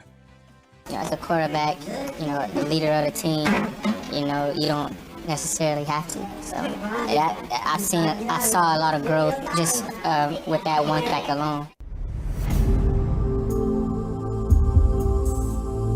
Well, you knew every other one. You just don't know this magically. Wow. We're gonna say Steve Largent. Not even close. Clue number 1 for 2 points. And by the way, what uniforms did they say are getting worn tonight? They're wearing the old '80s like Steve Largent era Seahawks that's uniforms. pretty cool. That's really cool. Clue number 1 for 2 points, Bobby. He was quiet but deadly on offense. Amari Cooper. Boom! Very nice. Talk again, Sean. Amari Cooper. Keep motivating me. Keep motivating Was me. Amari Cooper here 2018? Yeah, he got traded here in the middle of that season. Yep. Silent, but They deadly. win, then they go and he hit a big touchdown against the Rams. I have to get this to tie. Bobby has 4. Choppy has 4. Let me go high. High for 3 points. Yeah, glad to be here. Really excited for the opportunity. Obviously, I know Coach Payton just a little bit, and I've ran in with Coach Kotwicka in and out of my career, so I'm happy to be back with them. Coach Payton?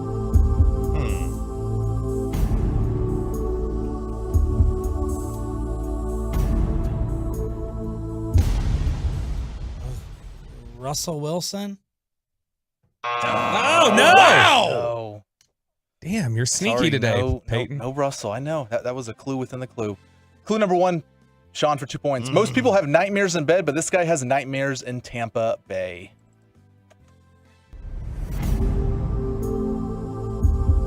Oh. No. I don't know. Nightmares in bed and nightmares in Tampa Bay. I don't know. Leonard Fournette. You guys know? No, I have no clue. I have no idea. Clue number 2 for 1 This better make sense, man. And it's nightmare, not nightmare. Not even the Rams could put up with nightmare. him missing kicks left and right. Say it again. Say it again. Not even the Rams could put up with him missing I'll do it again. Not even the Rams could put up with him missing kicks left and right this year. Maher. All right, so Tampa Bay, nightmare in Tampa Bay, the playoff game. Oh, yeah, Missed all those extra points. And he did go to Denver. What was the first clue? Read it again. Most people have nightmares in bed, but this guy has nightmares in Tampa Bay because of the 4 kicks in the playoff game. So the nightmare was supposed to be the Maher for me. Yeah. Yes, because he didn't want to go back to Tampa Bay because he almost got left in Tampa Bay. It was not a name. It was not a play on the name like you were asking him, but he said yes. Wow. Okay, I have 2 versus 4-4. Need a lot of help. Good Looks effort, like Sean. a 2-horse race. Die. Die, Bobby. All right, let's keep it low, baby. Let's keep it low. Low. Can count on defense. So to see him have that type of a game, everybody was excited. You saw the sideline. So now, like I said, he's been working his ass off, so he deserves it. See what else you got up your rear end here.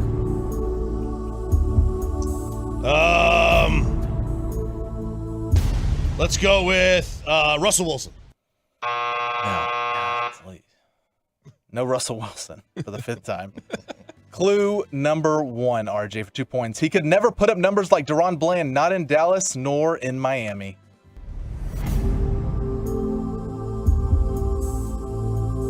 Byron Jones. There we go. Okay. There we go. All right. He's back. All He's right. back. Bobby, with a walk-off opportunity to go ahead and win it right here in Hilo during the Expressway. Commercial-free up until 8 o'clock. All right, it's been good to me so far. Hi, Gene. Man, I think it was big, man. We had, some tough times during the game, but we kept fighting. We found a way. Just those last 2 drives, we were able to drive the ball down, take, some time off the clock.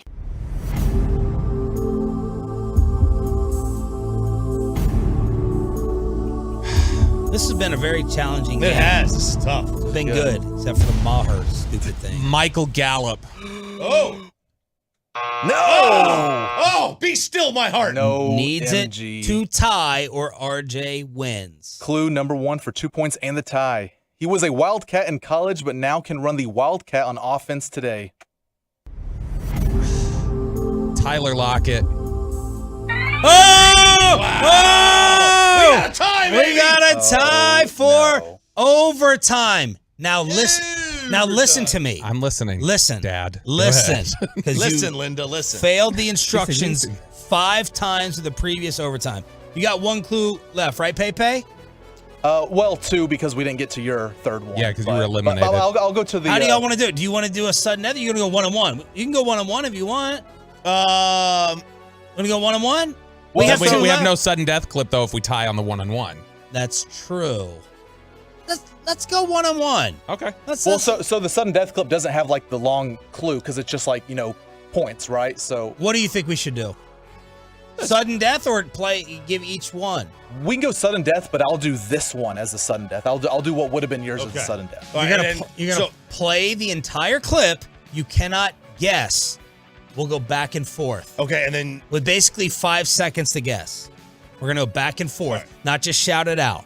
Whose turn was it next?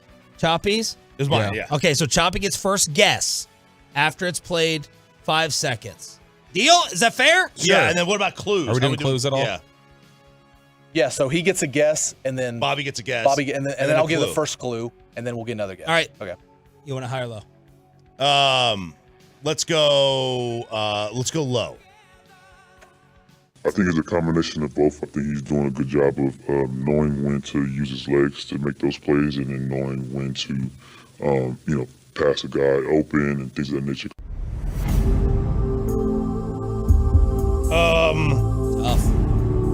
tough. Let's go with Alan Hearns. Roberto. Shoot. This music. We're going to go with Michael Gallup. Clue for Choppy. Defense. But you didn't come up with like more of a... No, because I had this was the whole sentence clue, so I'm just kind of going along. Bobby Wagner. Yes, sir! How does he pull this crap out of his ass every single time? And you can't even blame Peyton, Bobby. Very well done. You can't even blame Peyton. You did a good, except the Maher thing was really stupid. It was. But otherwise, very dumb. very challenging. Spittle hands. That was a very, very, have a spittle. A spittle's clue. Maher. Bobby, you okay? Your comment.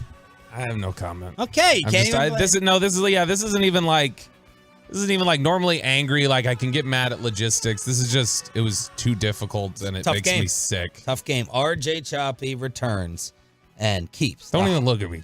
Don't even look at me, Chop. A high-low bell. All right, let's get to the controversial Cowboy comment from yesterday. It comes from Craig Carton, FS1, talking about Dak being a new girl dad.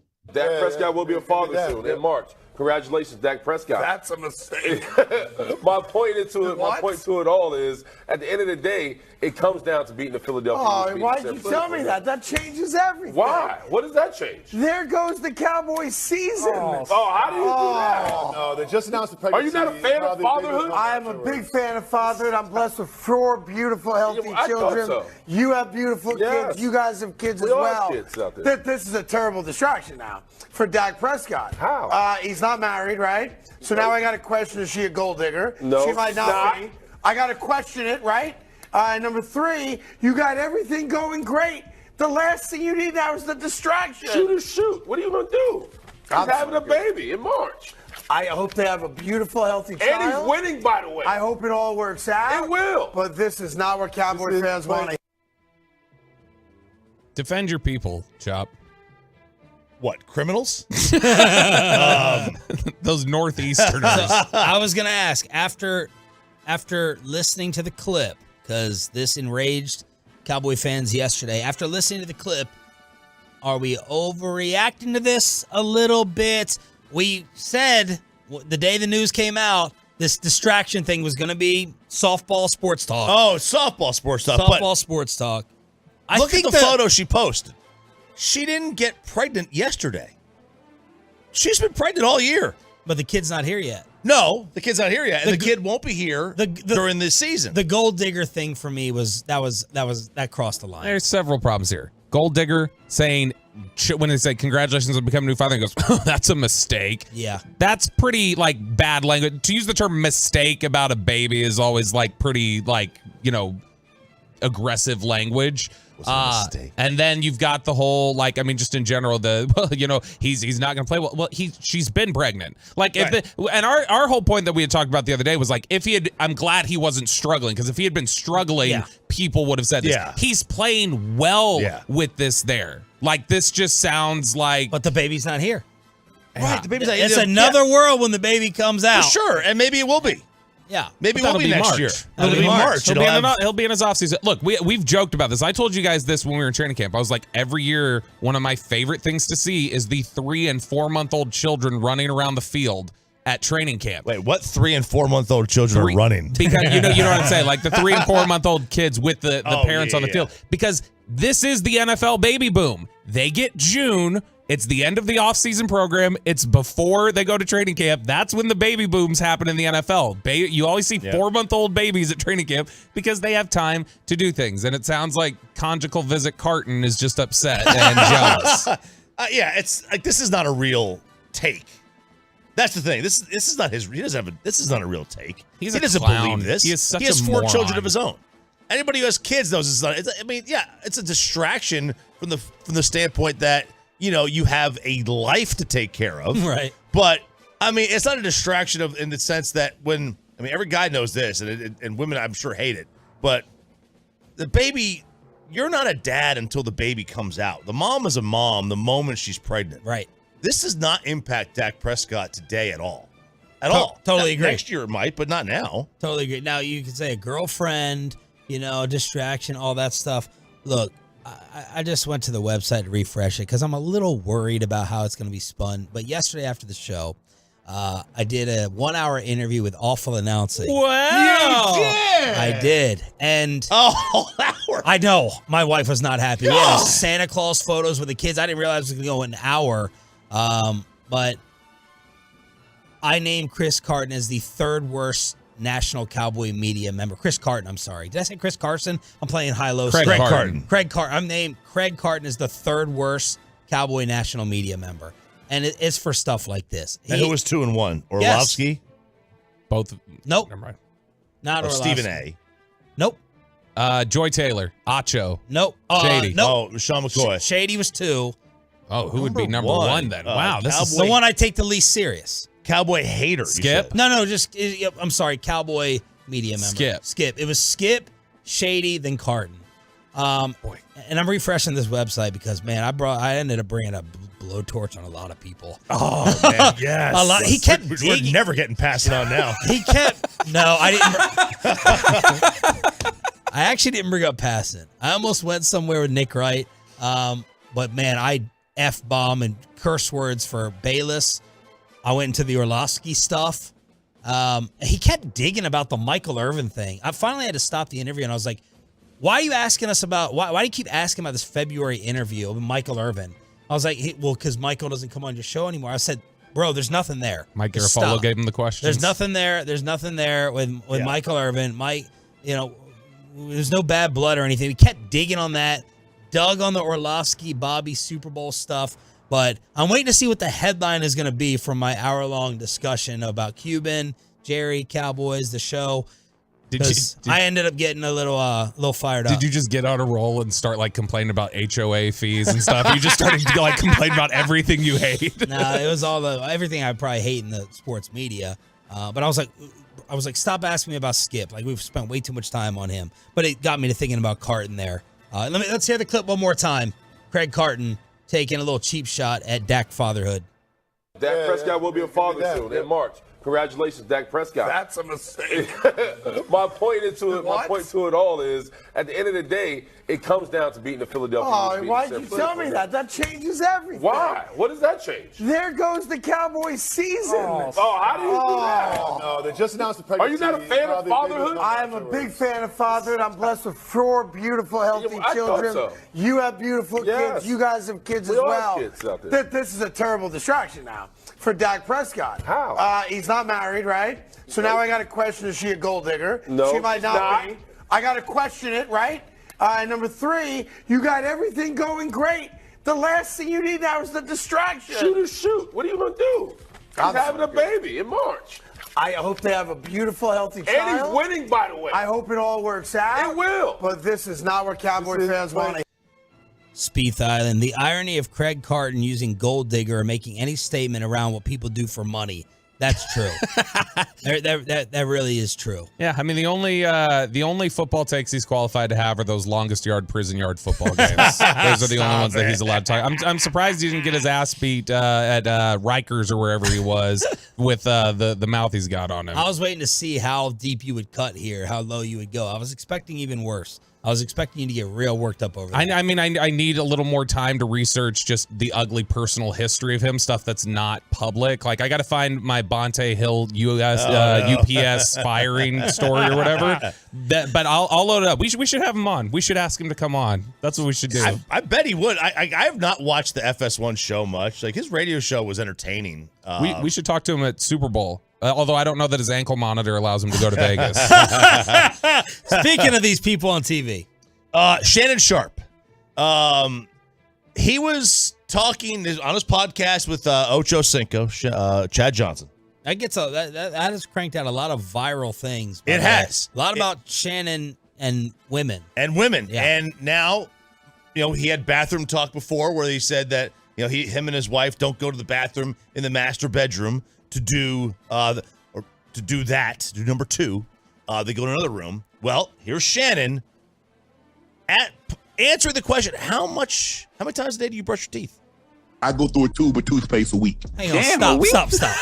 Hang on a second. A tube of toothpaste. Stop it. You can't don't do that. Yeah, that's exactly why I stopped it. Come on. I go through a tube of toothpaste. That's a drop from now. It is a drop. I go through a tube of toothpaste. Come on. It's so hard for him. Even Sean's standing now. I go through a tube of toothpaste. It's so hard. Oh, and I love Shannon. I said that to all flow downs. I love Shannon. So Just great. keep playing it. I go through a tube of toothpaste a week. Oh, man. Damn, a week? A week. I brush my teeth on average about somewhere between 7 and 10 times a day. I brush my teeth 2 times before I leave the house in the morning to go to do first take. What? I brush my teeth before I go down and eat breakfast. I go back upstairs and brush my teeth again. I get to work. I go to the bathroom and brush my teeth again. So I brush my teeth 3 times before I go on air. Man. I come home. I eat. I brush my teeth again. I'll take a 30-minute nap. I get up. I'll brush my teeth before I go to the gym. I come home. You doing I'll too eat. much. I'll brush my teeth again. That's enough brushing that guy. Now, how many toothbrushes you go through, that? I change my toothbrush every 2 weeks. You know how much toothbrushes cost? You talk about you go through it every 2 weeks? I do. You know your boy. Wow. I go through a tube of toothpaste a week. That's so great. Like, that's excessive. So 7? 7 to 10 times a day, he says. He brushes his teeth. If you think about it, you should do more than you should do more. Like right now in this moment, like I have coffee breath. Like I would never want to kiss my wife right now, or when I'm getting out of this studio to go home. Should we really view it like washing hands? I mean, probably for like the long-term health. I mean, you may ruin your gums. Right? You know, right? Yeah. I love how cheap Ocho is though, and he is cheap.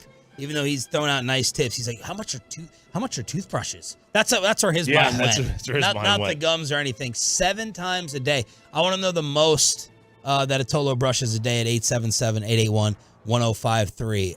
I bet we'll get some crazy numbers. I'm a morning and night guy, and then in between. Most people in the world are. Although I did do 4 times yesterday. I don't know what, like, it's just, I was eating, like. Really? Yeah, I don't know. Like, I had something that had garlic in it, and I was just like, I need to get this taste out of my mouth. So there are a couple different ones. I will do, the mouthwash in the middle of the day occasionally. Yeah. Yeah. Oh, the mouthwash. I will use mouthwash quite often. During the day? During the day, yeah. Like, if I just feel stale. Really? Yeah, I'll just throw some mouthwash in. See, I'm not worrying about it unless I'm going to be seeing someone. With Amanda. Well, yeah, my wife. Yeah. Thanks, Chubby. I mean, we're never going to be able to take shots alone now. Unless your whole phone lights up. I mean, be around anybody, not see someone. Right. Boy, my talking to with plain lady, and now see someone. Yes. So there's Shannon Sharp. What are some of the numbers that we're getting here? Twice a day is all you need. 3 times a day. Mouthwash. I'm a dentist. 2 times a day is all you need. Done properly. Augment with mouthwash. I think if you do more than 3 a day, it's damaging. Overkill. 214. Oh, I don't know about damaging. 214 says their baby mama does 6 or 7 brushes per day. God, 6 or 7. He said per baby day. mama. That was not me, by the way. All right. Now from toothbrushing to bed sheets. I go through a tube of toothpaste a week. Does that mean spirited? That's funny. It's funny. It's. I mean, look. It sounds like he's doing a tongue His voice twister. is what it is. It's funny. Yeah. It's funny. It's fan text loves It's it. probably mean. That was amazing. It's probably mean, but it is funny. Play it one more time. I go through a tube of toothpaste a So week. good. So I go through a tube of toothpaste a week. I feel bad. He's awesome. A woman has revealed the disgusting reason she broke up with her boyfriend. This guy, they were together for 2 years. They finally moved in together. But within a few months, she uncovered he had this really dirty habit. He only changed his bed sheets twice a year. Ugh. Which is disgusting. That's Orlovsky like. And listen to the guts on this guy in this text exchange. Her, hey babe, do you think you can throw the bed sheets in the wash? She's like, why? She's like, because they're dirty. And he's like, didn't we wash them last week? And then she goes on like she likes to wash them once a week. So let's make it let's change it to every 2 weeks instead of every 1 week as a compromise. And he goes, I don't know how that's supposed to be fair to me. They don't need to be washed every week. You're just creating more work for me. LMAO. Twice a year? He does twice a year. He goes, I don't know. Can we do once every other month, if that? And she's like, is that a joke? He's like, how's that disgusting? I don't know what to tell you. If you want something done a certain way, you got to do it. Whoa. And then. Is this Bobby's phone? I know, right? Then she comes, well, it is an Android. Then she comes back with, that's not how it works in a relationship. I don't feel comfortable sleeping in bed. He goes, couch then. Damn. She says, I don't feel comfortable sleeping in that bed. He goes, couch then. Whoa. And she goes, question mark, seriously? And he says, keep being controlling and then see how it works for a relationship. Woo! Damn. Just exposing all of Andrew Tate's texts. Yes. Goodness. It goes on. He's like, if you're so worried about the soap, then why do you keep asking me to wash the sheets once a week? It ain't adding up. Yesterday, you were just being about how I do the laundry. WTF. And she's like, maybe we could just talk about this later. Yeah. And they are broken up. We have a direct in our house, a direct 1-to-1 ratio of the number of bowls of cereal I eat and number of times that the sheets get washed. Oh, yeah? Yeah. Okay. Because they got to be washed after. I'm like, yeah, wash them. Immediately after? Not immediately, but it's like those have to be washed. What about changing them after? Oh, yeah, you can change them out. Yeah, whatever. And generally, it's going to be a change, depending on how much. Every time that happens, you change the sheets? Yeah, typically. Are they were married or boyfriend? Girlfriend. They had just moved in together. They got a house together. And what state? Did it say? It doesn't. I don't think it said. I'm trying to figure out what region would bring about this type of male kind of toxicity. Yeah, this would be the East Coast. East Coast. I think this actually was. It's not on the West Coast. I know that. I think it was in the UK actually. Yeah. I mean, the crooked teeth, the not washing the bed sheets. It all makes sense. All right. Yeah. What was Shannon Sharp doing in the UK? Tube of toothpaste. Bobby, you're gonna get all of us fired. Play it. I go through a tube of toothpaste a week. He was looking at something else. I went like this for the last play. I was like, that was our big walk-off moment of the segment. Wow. The 5 things that RJ wants to see from the Cowboys tonight, and is RJ been replaced as the best sports song singer by the Seattle fans? Official predictions for Cowboys Seahawks next. But first,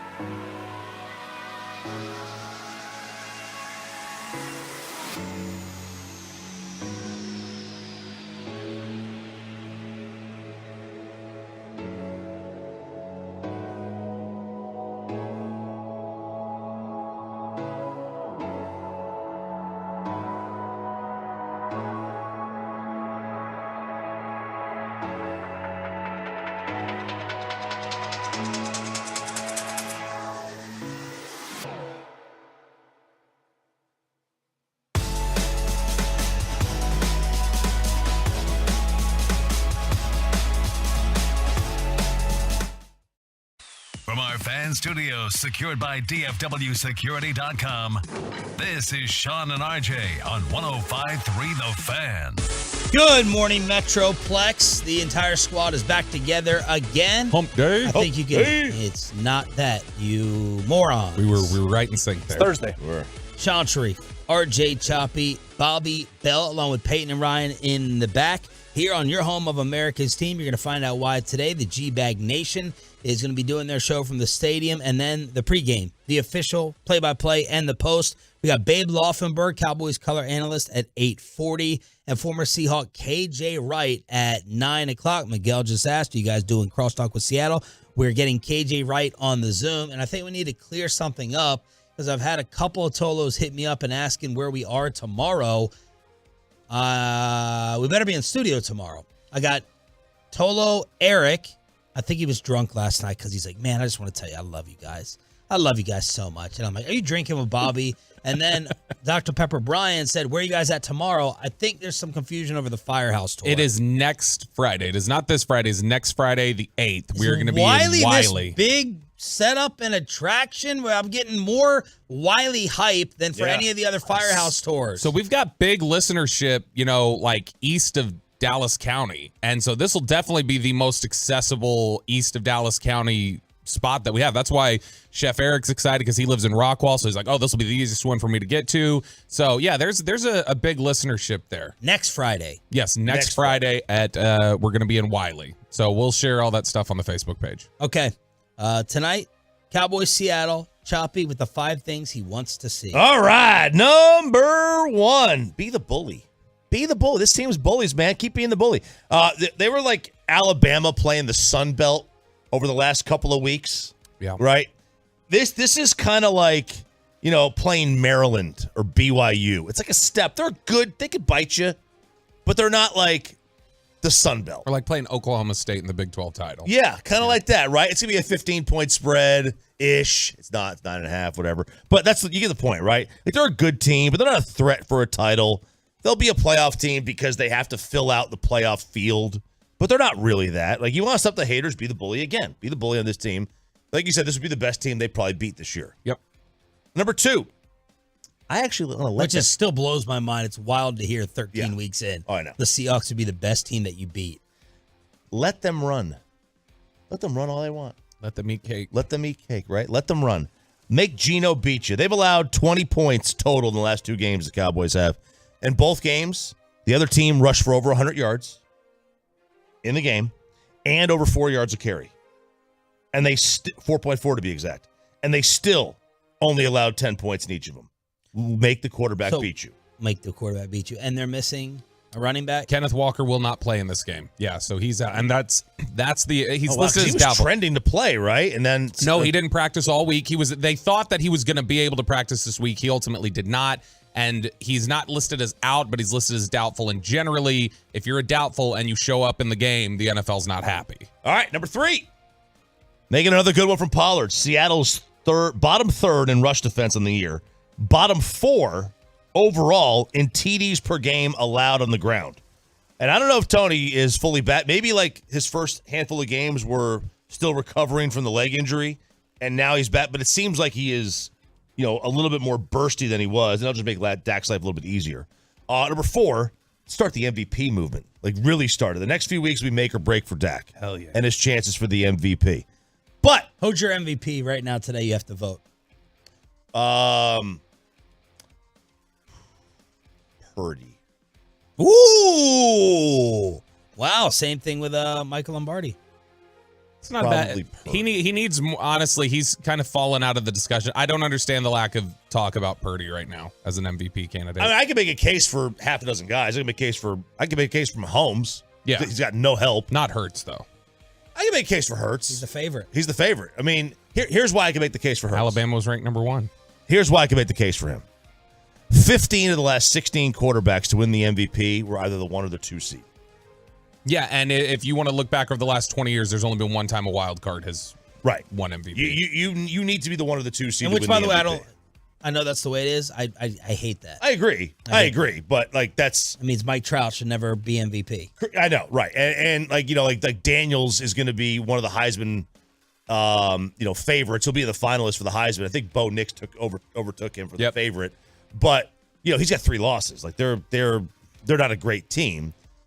But yeah, generally the 1 or the 2 seed wins it. But Dak numbers are fantastic. You could look at anything you want, any metric, advanced or old school, and they all line up. Like this is a tremendous year from him, and he deserves all the praise. And number 5, Deron Bland. Bassick would say McCarthy deserves some too. He does. Maybe he does. Who knows? Deron Bland. You just see the I already lost Hilo this morning. You have to see pull back off me a little. The glare I got from Bobby after that comment. I see. I disagree with you guys. What Bobby said yesterday. Like I give. Okay, so you've heard the crosstalk fight between them? I heard yesterday's. Again, he's listening while he's on vacation. What is this man? New leaf, man. It's the Christmas spirit. Sarah's doing some great work with Christmas you. spirit. She a bigger total than Chop. Stop it. Now. Yeah, now, right? Yeah. Stop listening to the geezers. That's right, she did. So I do think that you can give somebody credit for acknowledging a mistake they made. Okay. Right, like Which was Mike trying to be conservative early on. It was a mistake to switch everything up. Right, like I can say it's big of you to apologize for wronging me, and I accept your apology. Yeah, but I think that's a mark of a good boss, leader, manager, president, anything. When you can actually own up to a mistake. It's mature, but does that make up for the wrong, maybe foolish decision? They're separate things. Yeah, I mean, Jason Kidd would say it's okay to fail. And okay to be bad. You can write some positive stuff. Right, you can write some positive stuff. Positive. You don't have to so I don't know. I give him credit for that. I give him, take a chance. It didn't work. If he just ran out there and did the same thing, isn't that insanity? Where they're going to keep doing the same thing and keep losing? Yeah, I get it. I mean, it was insanity to break away from what they were doing, but yeah. I agree. But I also get it from his standpoint. It's like, hey, we've tried this way for 15 years here with basically the same offense. Let's change things up. Number 5, Deron Bland. Ignore the noise, man. You already got the record. Make those picks come to you. Now I don't want him to be reading these press clips and think, I'm gonna jump every route.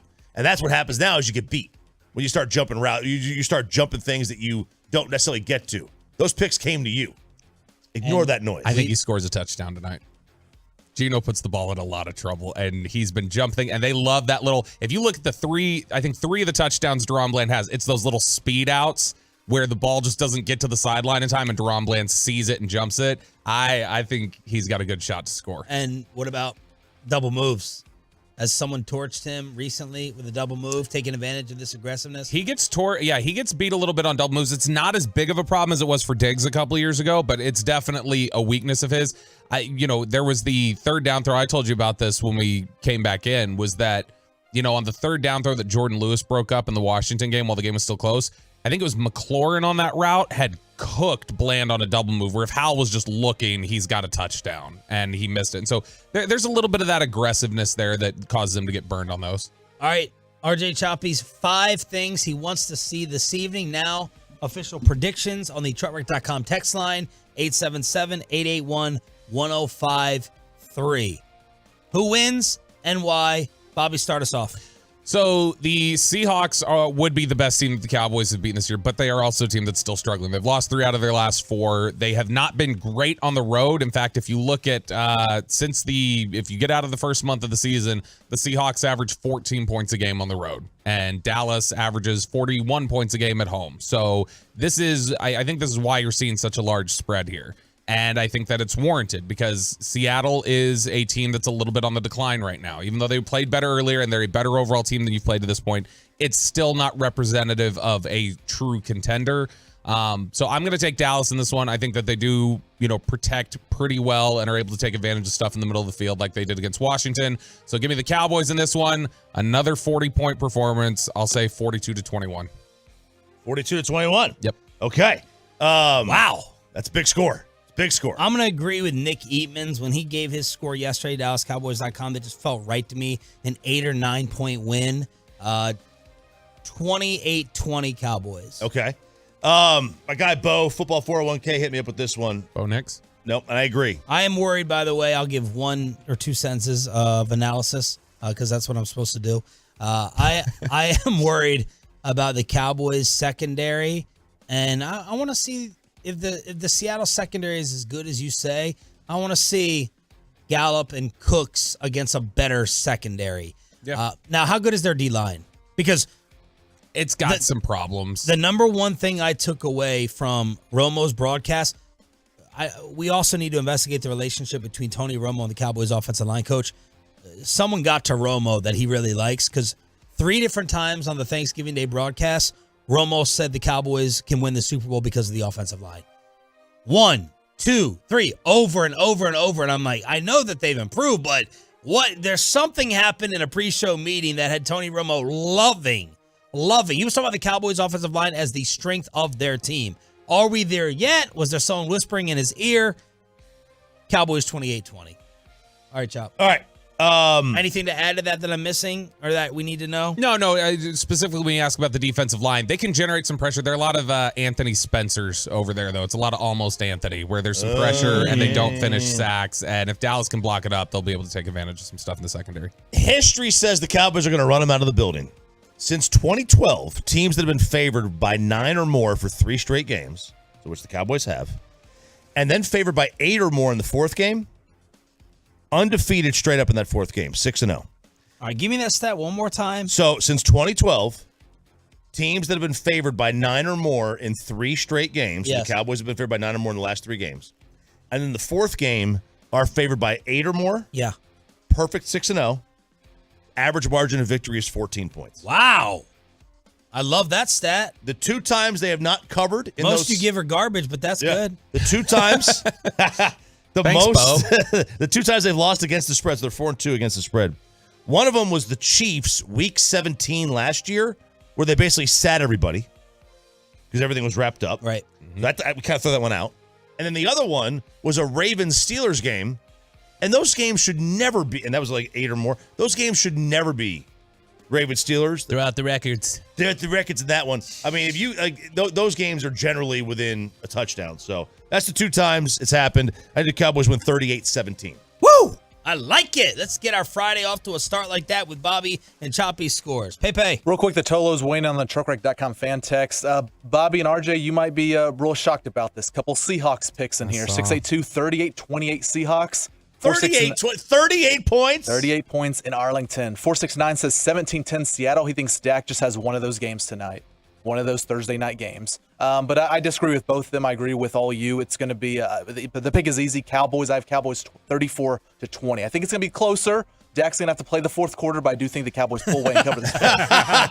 At some point, we do have to buy into, though. I understand, when I say it's 42-21, that is a big score, but, you do have to look at, we're talking about 4 years of evidence now that they score about 40 points every time they're at home. And so, if you're going to say that they score 24 or 30 or something like that, that would be an underperformance for them. It's crazy how they play so differently home and a road. It's a whole team of Amari Coopers. It really is. But how could Seattle be galvanized and influenced by this Seahawks prediction song that was made from the 12th men or women? Now and then I think of all the times you screwed us over. Like the time you won the wild card 5 years ago. But that's not how it's gonna be. I don't even know why everyone calls you America's team. Got a sack, Dak Prescott. Tyler Lockett and his shit, but they won't get their catches. I know it will be so close. I just wanna stick it to that Jerry Jones. Just stick it. Bobby, Not a fan? No. First off, not a Gautier fan? I love that song, Gautier and Kimbra. Let's get it straight. First off, I apologize for bringing that to your attention, Sean, and pulling that audio clip. Yeah, we had an RJ moment of Bobby not looking at the cut sheet at all, not realizing I did it yesterday. Well, I mean, song on That's there. why you don't have one today, Bobby. Yeah, You've been banned from the cut sheet. Your appreciation level with me, it went up. I had people text me that. Yeah. I had people text me that said, will you please come back? Sean hates Bobby. I text you. Sean hates Bobby regardless. I don't hate Bobby, but Bobby Temkin over here, his amount of prep. Here's what I'll say. The shortcuts that he started taking and everything, it's like. That's no shortcuts. Yeah, you know what? Your emails were shortcuts. Your prep was lacking. I said it at 7. This is too late. He said at 3. This is too early. He said at 5. There's no lifestyle in it. I missed your never prep. enough. I missed your prep. I appreciate that. Thank you. Hey, you know what? When I'm out now, you can't sit in this chair. Thank God. I've always wanted to sit in this chair. Be direct. It's like the Stephen A. rule. All right. Someone is saying we should not believe the Maverick reporting of Mark Cuban selling. What's up with this? Next on The Fan. Let's get you over to Platinum Chrysler Dodge Ram Jeep. It is, of course, a Stephen Gilchrist.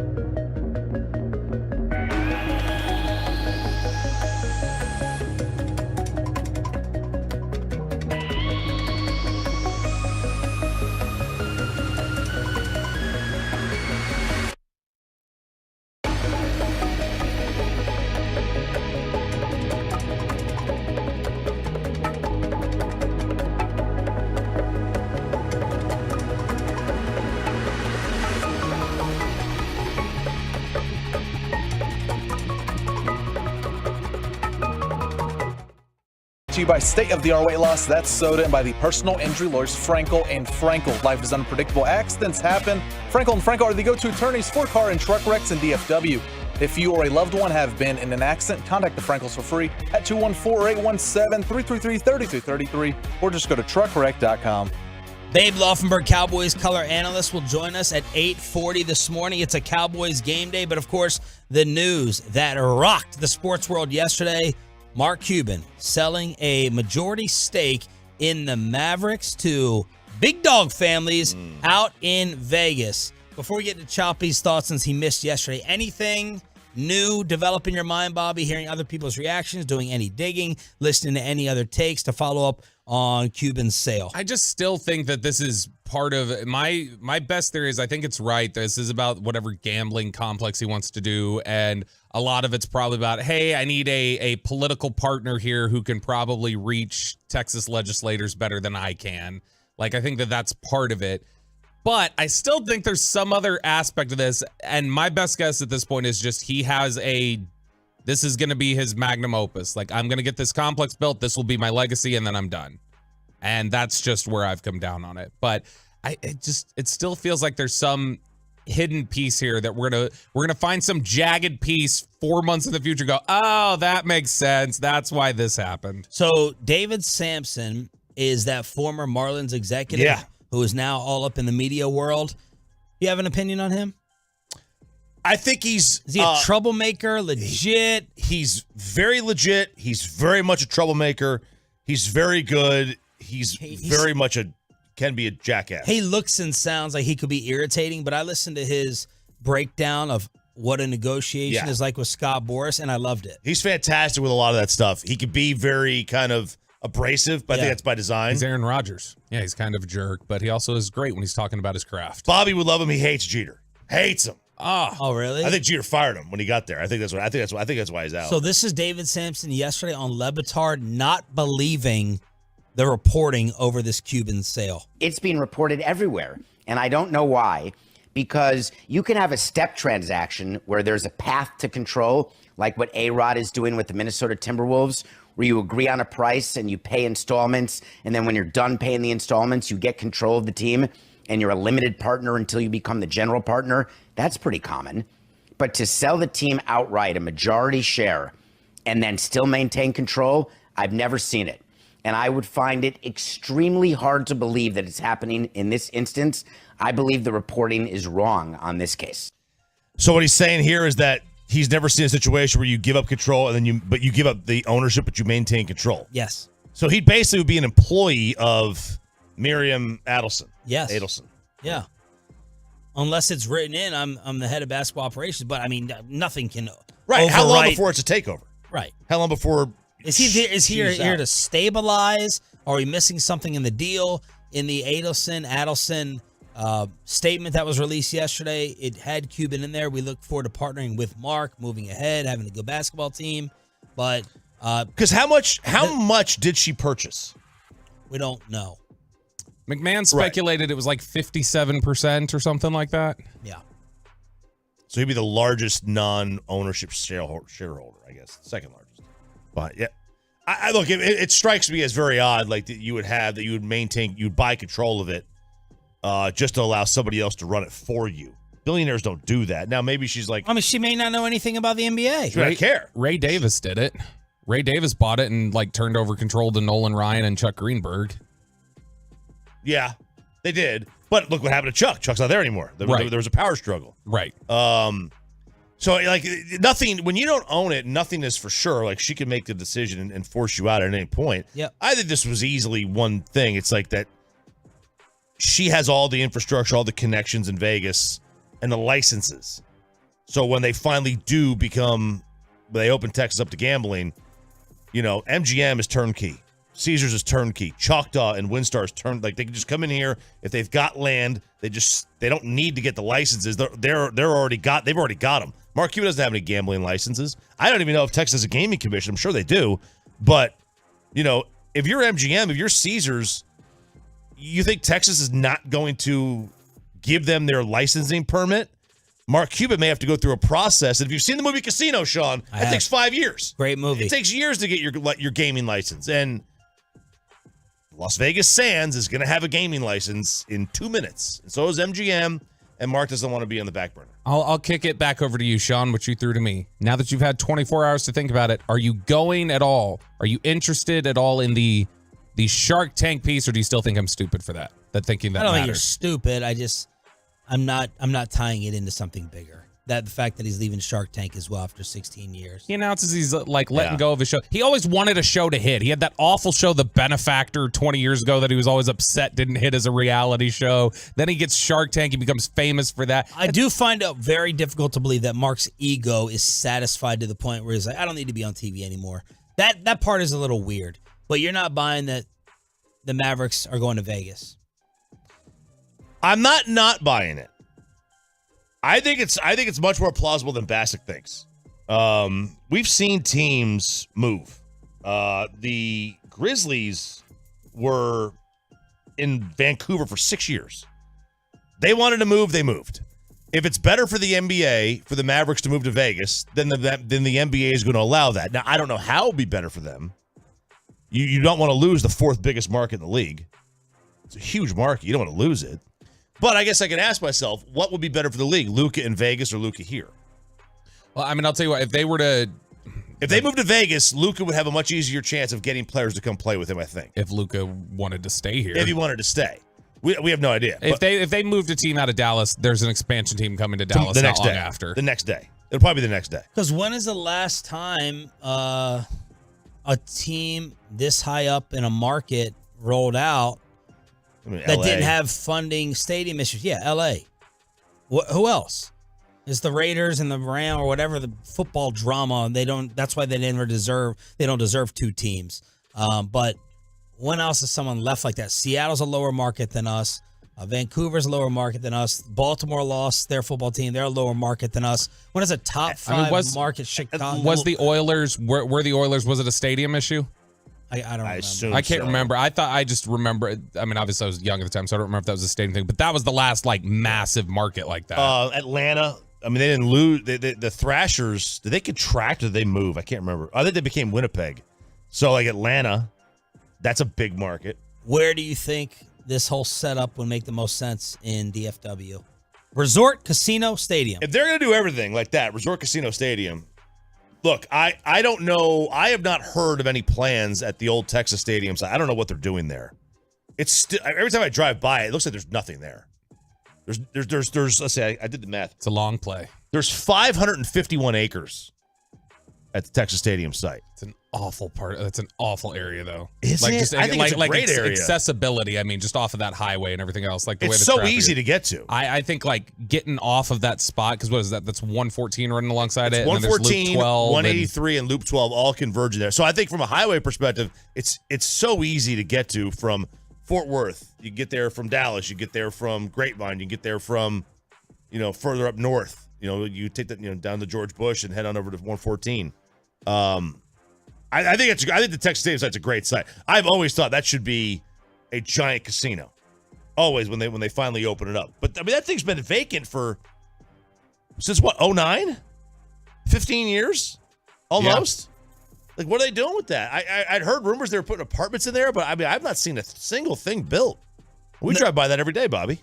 Another NBA issue. It sounds like the girl in the Josh Giddey OKC situation is not cooperating. The family and the alleged minor not cooperating with police over this supposed relationship with Thunder player Josh Giddey. Why wouldn't you? Because what's her name? I don't know what her name is. And that's exactly why you wouldn't. Oh, you don't want your name out there? You don't want your name out there. You don't want to get circulated in that. Look, maybe this girl, if she's an underage emotional, I mean, we're all emotional now, 40, but maybe she's telling her mom and dad or family, maybe she loves him. Maybe she likes him. Maybe she still likes him. She doesn't want to put him on her blast. face is out there. I mean, is her face out there? Yeah, she posted a That's Snapchat. how it went out. It was a selfie off of Snapchat. Maybe she has feelings for him. Yeah, and maybe the family is we're gonna back you on this, but Was she 15, 16, 17? She was. I mean, she was obviously underage. But like, you know, you're a parent. Like, holy cow. And now, let me ask. I guess this is a wrong question, sick question, and it depends on how I guess they felt about Josh, or I don't know. But I'll ask it. We try to be real. I'm standing, Ryan. What amount of money would have you overlook prosecuting? I mean, it's a question I'm sure that a family in this situation would have. I'm being real. If Josh Giddey said, if this is true, I'm gonna give you $3 million. I'm gonna give you $5 million. You weigh right and wrong, crime versus becoming millionaires, keeping your name more out of the news, and moving forward. Oh, I don't know that that's a wrong question to ask. But that's a question that is. If you're a parent, I would feel. I mean, I think there's some guilt in saying. Yeah. So that's if it's my daughters. If it's either one of my daughters, it's nothing. Like, and I'm raising hell, and I'm doing everything I can to ruin his career. If your daughter's 15, but if she's 17. Which a lot of states, that is the legal age. Like, does that change it for you at all? I'm going to want to kill anybody who does that with my daughter when she's 35. Like, I think that's the type of like. And a a lot of people are going to agree with you on the truckback.com text line. And there's going to be a lot of people who would say, or maybe not say, give me $2, $3, $4 million and we won't cooperate with the police. No amount of money for me, and I'm screaming from the rooftops trying to ruin his career is what I'm doing. Fair. Yeah, I mean, look, that's why I had the question. A lot of people just say, "Hey, for the pain and suffering, that's why they have that pain and suffering thing. There's the money." I guess I would have to see how she's dealing with it. Like, if she's cool with it, then I'd be like, "Hey, just give me the cash." And I would not think that. Police can hit us up and let us know, those that listen to the show. I told the lawyer yesterday, he said it was a strict liability case. Like, you either did it or you didn't, and then you're screwed. Like, yeah, but this doesn't stop, or the girl not talking should not stop the police from investigating and lighting Josh Giddey up, putting him behind bars or whatever punishments are out there. It's not like, all right, well, we dropped the case. Giddey can go play now. No, what happens is that it's like the state of Texas versus Josh Giddey or wherever, I think it was California. So they prosecute on behalf of the victim, on behalf of society or whatever. But the issue is, if you can't get her to cooperate, do you want to be the detective that calls her in and starts asking her all these probing questions about her sexual experiences at 15 years old? Like, that's weird. Let's preview tonight. I've destroyed Babe and Peyton's little trivia game. I've been dominant. I can't win high-low, but I always win at 8:40 with Babe Laufenberg previewing the Seahawks next. Get you over to QC Kinetics. Get you.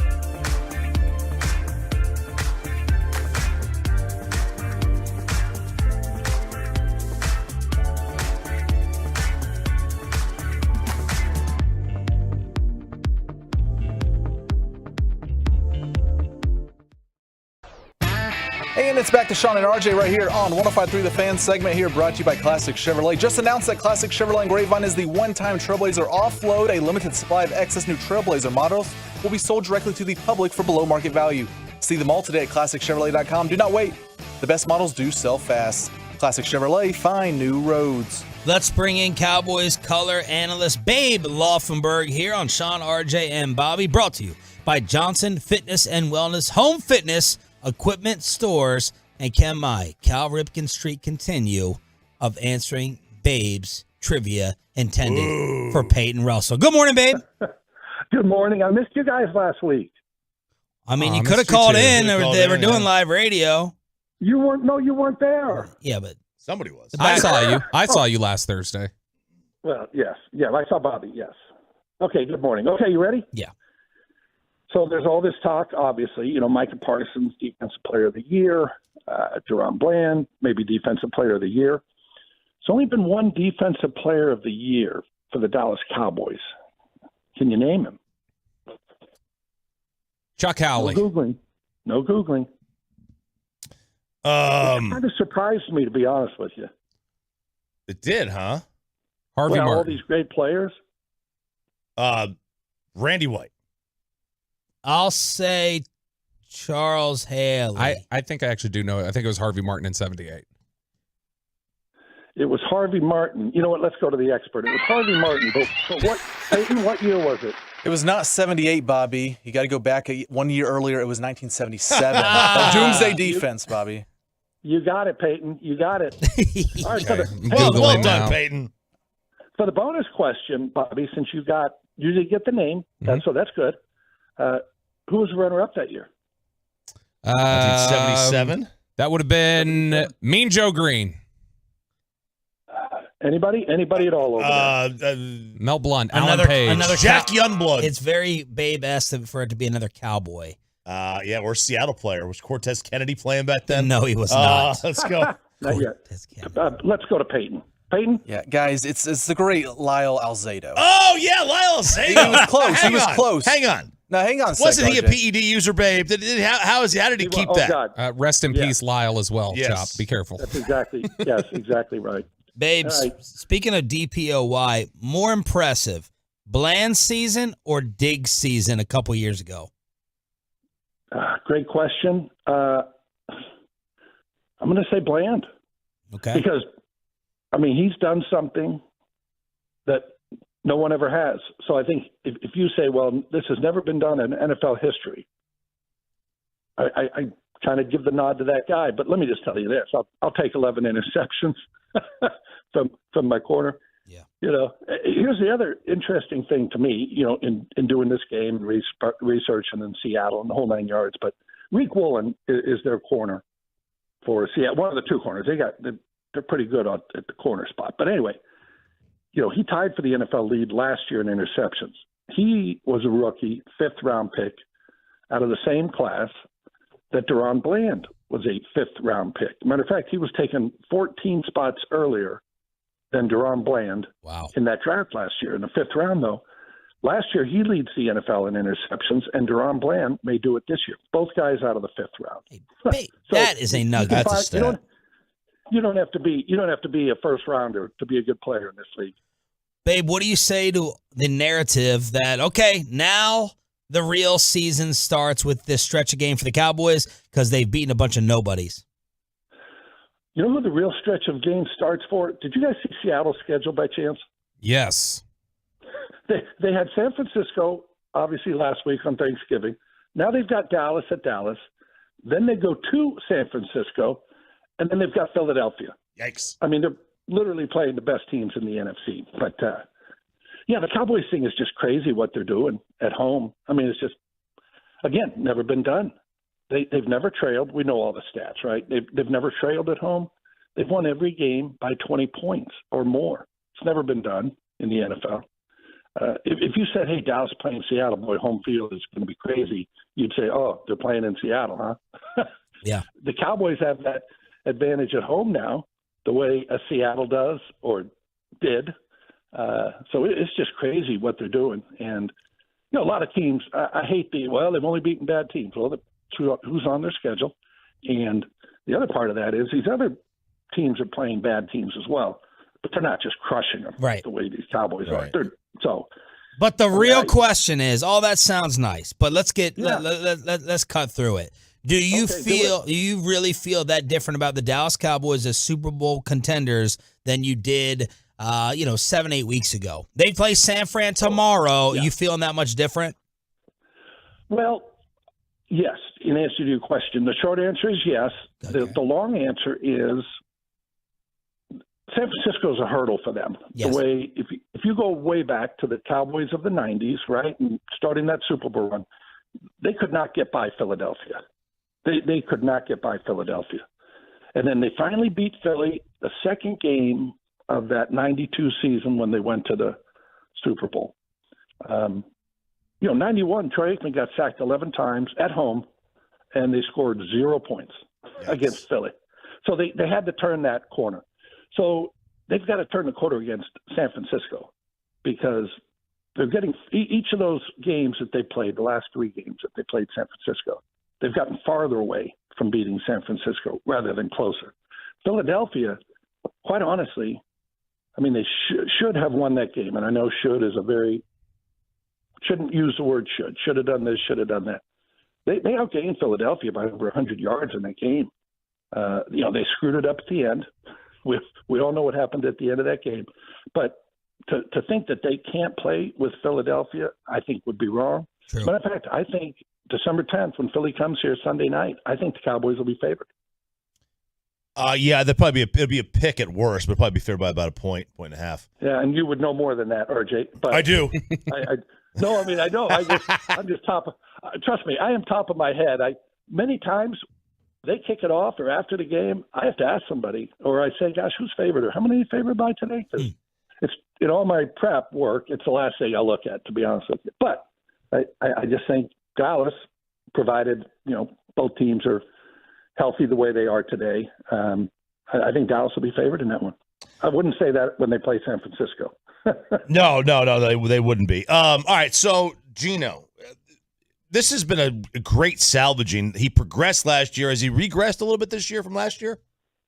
Yeah, it's interesting because, obviously had a great year last year, comeback player of the year, all that stuff. Great story.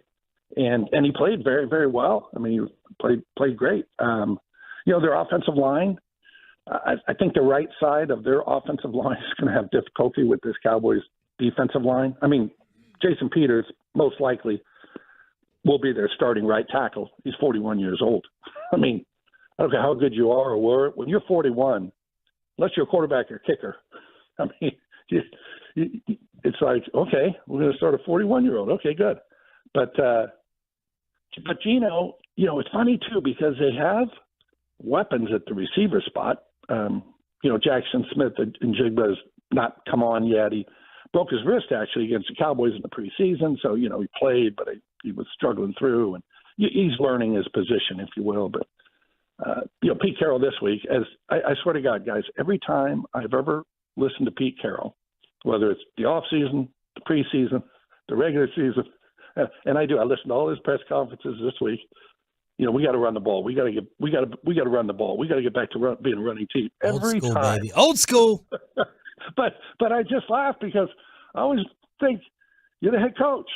Walk down the hall, tell your offensive coordinator, hey, start running it more if you want to do that. Yeah. But they're clearly going to have to run the ball against the Cowboys, or at least try, give it their best effort, because we've seen these teams just cannot hold up pass blocking against Dallas's front. They just can't. I mean, I went back, I look at every game, obviously, but the Washington game, Sam Howell got the you-know-what beat out of him. I mean, all game long. And they don't always show up in sacks, but, Cowboys have been sacking people, but even when they're not, they're making the guy throw early, bounce around. So Are you scribbling like Jerry right now? No, what does that mean? He doodles.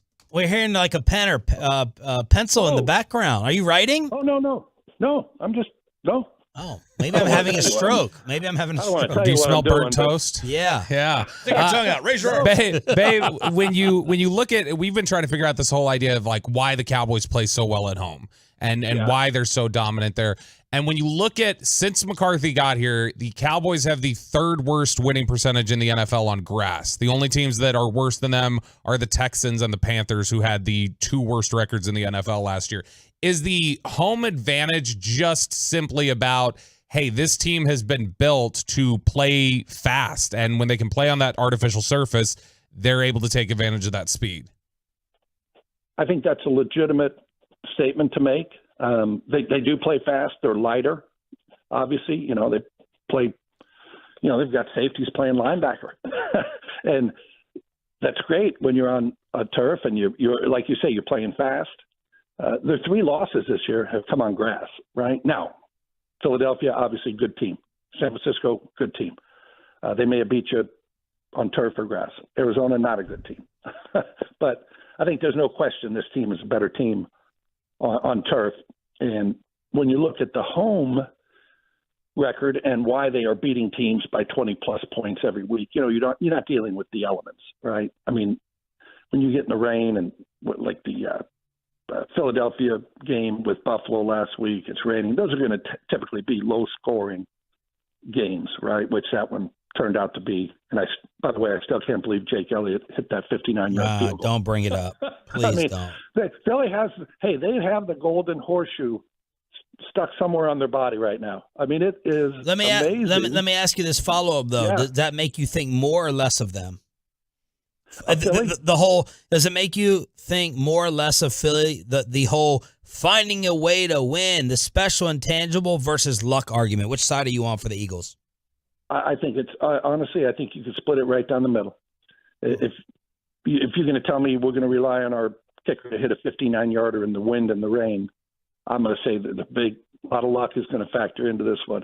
And when you look at all the teams, and you guys have all seen the stats, but anytime you play a bunch of close games, Minnesota probably a good example. They won all their close games last year.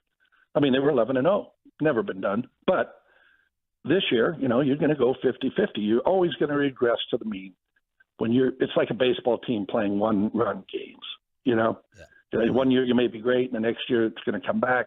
When you play those tight games like Philadelphia has, it's great to say resiliency, heart of a champion, whatever you want, right? Fill in the blank. But ultimately, there's a little luck involved, too. Thank you, boss. We appreciate the time. Good to have you back, and have a great call. Okay, thank you. Appreciate it, guys. I know I'm hearing something. Am I crazy? Yeah, no, I heard the same thing. Am I out of my mind? I know you think I have anal ears, but you do keep it high.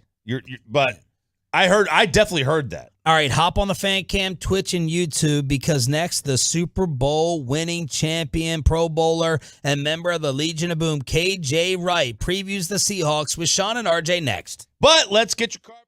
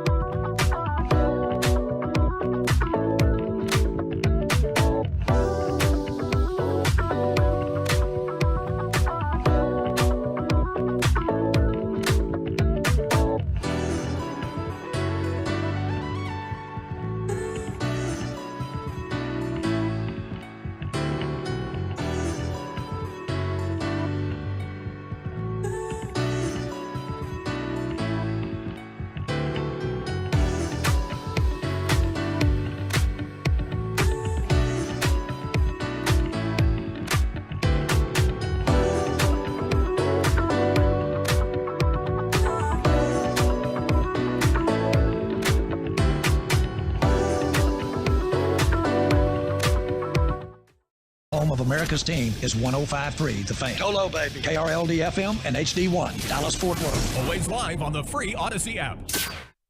From our fan studios, secured by DFWSecurity.com, this is Sean and RJ on 105.3 The Fan. All right, I can already tell this is going to be fun. Game day on your home of America's team here on 105.3 The Fan. I'm Sean Treif alongside RJ Choppy, back from vacation. Final hour fist pump time. We got our Cowboys insider Bobby Belt. And joining us in DFW right now is the Super Bowl champion, Pro Bowler, member of the Legion of Boom, and all over media nowadays, KJ Wright on the Fan Cam, Twitch, and YouTube. Good morning, man. How are you? Top of the morning, fellas. Doing well. How y'all doing? Doing well. So how's this media thing working out for you so far? Were you cool with the media when you played or not?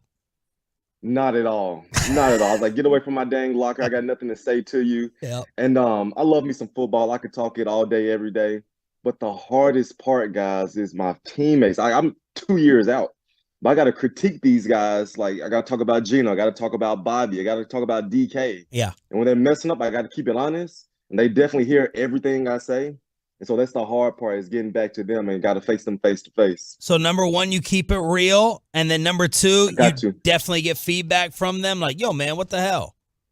I wouldn't call it feedback. I'd call it more like crying, moaning, complaining. Oh, why'd you say this? Oh. I'm like, bro, you got to stop getting penalties after the play. Stop doing silly stuff, DK. And I won't have to say it. Hey, KJ, when you watch or listen to fans talk, hosts like us talk who never played, or even analysts on TV, how accurate is the breakdown of X's and O's? Or you as a guy who breaks it down and knows it as an expert, is 80% of what we say just stupid and dumb and garbage because we're not breaking down all the intricacies? Well, when I listen to, let's say, non-athletes that didn't play, what I hear more so is just opinions. I hear opinions and what should have done, what should have got done. Are you guys X's and O's type? Because I don't see that or hear that on TV or radio from none, guys that didn't play football. Is that what you guys do? We'll do some, Bobby, so we have a guy here that was a former NFL scout. Brian Broadus, he's on our afternoon show. He is taking guys under his wing to teach them to get ready for the draft and break down film. A lot of people are watching this all 22 now. So we try to rely on some of the analytics and the numbers versus saying, oh, there's a trap block and, this guy's coming off this side and there's the rotation, even though everyone's trying to get to that point now as Joe Schmoes. Yeah. And for the most listeners, do they want to hear that? Yeah, no, maybe. Guys really want to know why it happened, what's going on. But the intricate details, the X's and O's, that's some real deal stuff that it takes some time to learn. What an over defense, under defense, a double A gap pressure. That takes some time to learn.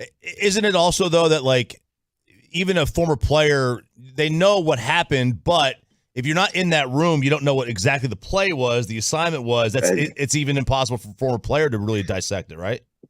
Yes, and so for me, I'm 2 years out. I know these guys. I really lean on going into the building. Hey, defensive coordinator Clint Hurt, what the hell are you guys doing right here? I call Bobby. Bobby, what was this play that you guys ran? Like, I understand this is zone coverage. It's a man coverage. What was the exact assignment from this person on this play? Who was supposed to be right here on this running back screen? And so you don't know that, but so you really got to lean on your relationships with the people in the building. Who was the most brilliant coach or player when it came to football X's and O's that you've ever been around? Wow. God, I played for 11 years. I played with the best. Ooh. Honestly, I'm to my own horn. I'm top three. I'm not gonna lie. I'm top three. I knew what was coming before it was happening. Richard Sherman was also a guy that understood football very, very well. He could tell you the play before it would happen. He was like, KJ, get here. I'm gonna do this. You do that. Defensive minds. Do you guys remember Chris? You guys know Chris Richard? Yeah, of course. Chris Richard. Yeah. Chris was one of the guys.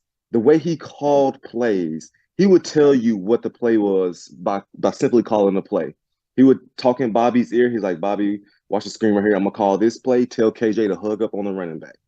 I could go up to Chris Richard like, Chris, let me do this when we're playing the Cardinals. Let me go man to man because they're running this same play. Let me do this so we can go attack them downhill. He'll call it TFL. And so one of my favorite play callers ever was Chris Richard. Wow. KJ Wright on the Boomer Jacks Bar and Grill Hotline. Give us your experience and impressions on Dan Quinn. Love DQ. Solid dude, authentic dude, real. And just the way he holds guys accountable in the midst of chaos, in the midst of trouble. He's not shy to, hey, address something in the meeting room. He's not shy to, hey, Cam, you got to be here on this play. And so when he does it as a coach, you respect him.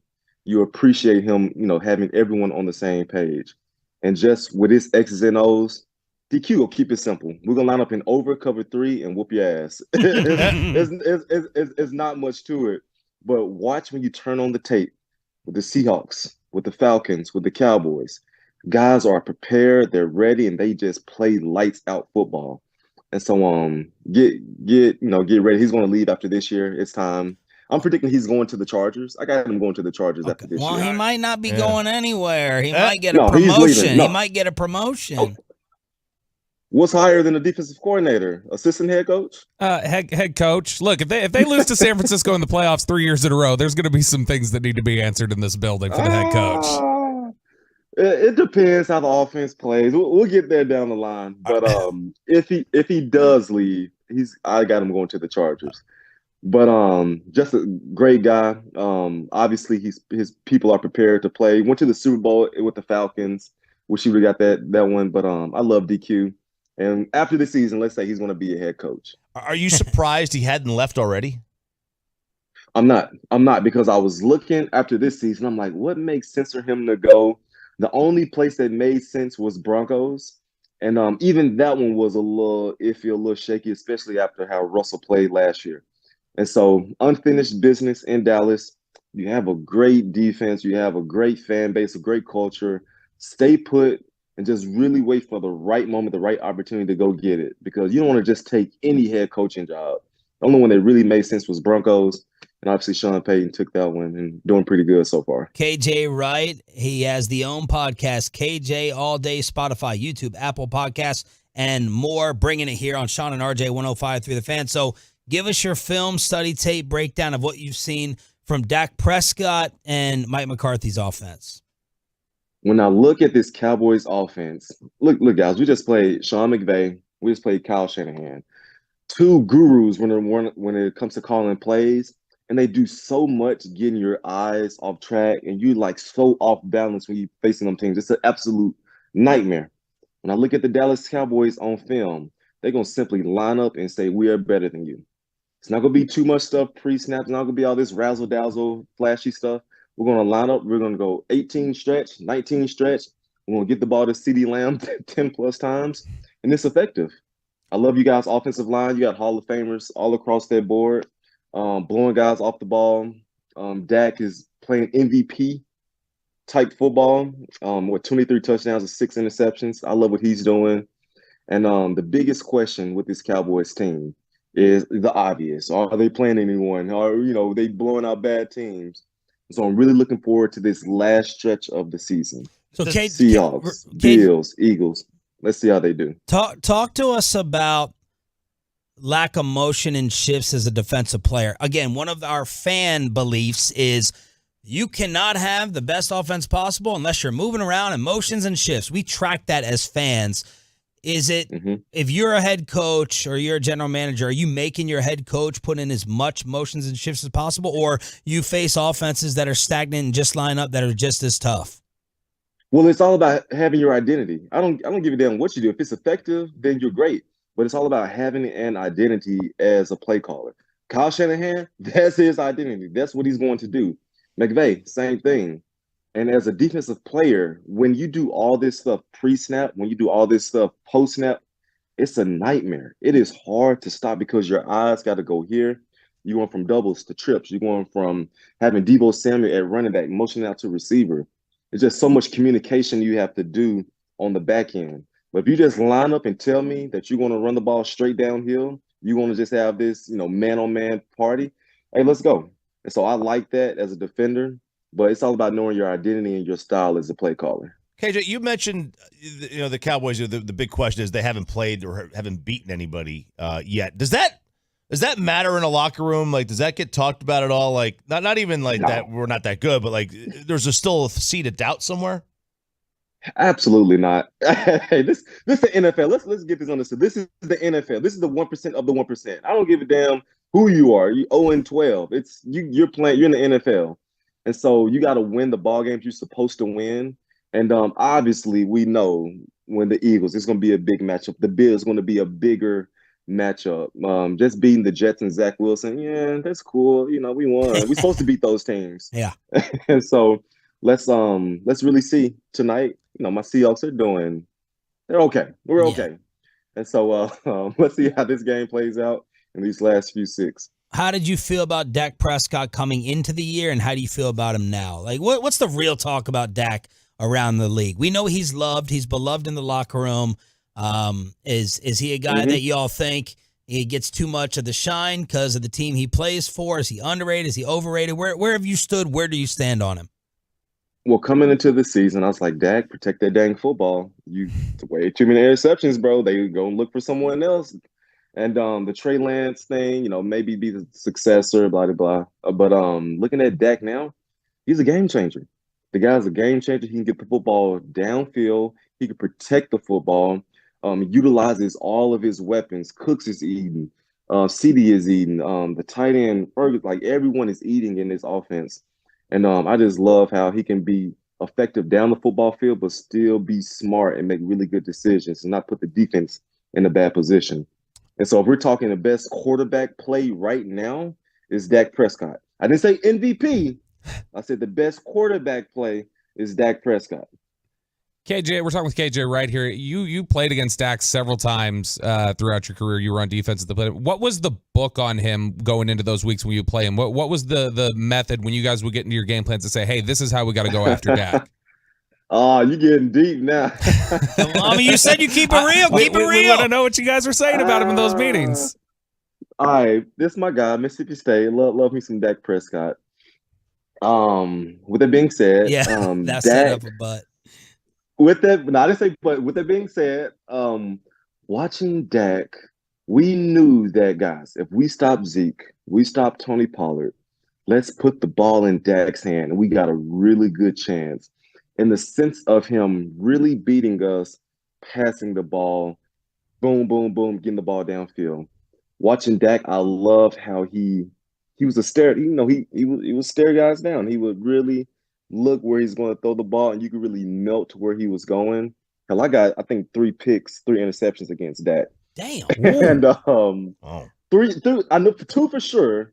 But, you know, it was a tip ball off of Dez Bryant. They tried to trick me on one play. I picked him off in the playoffs.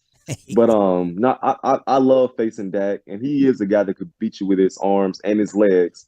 But for the most part, our game plan was stop Zeke, stop Tony Pollard, put this guy in 3rd and 7, 3rd and 8+, and we were going to be really successful on defense. But are you seeing a difference now in him staring down, and would you have a different game plan today?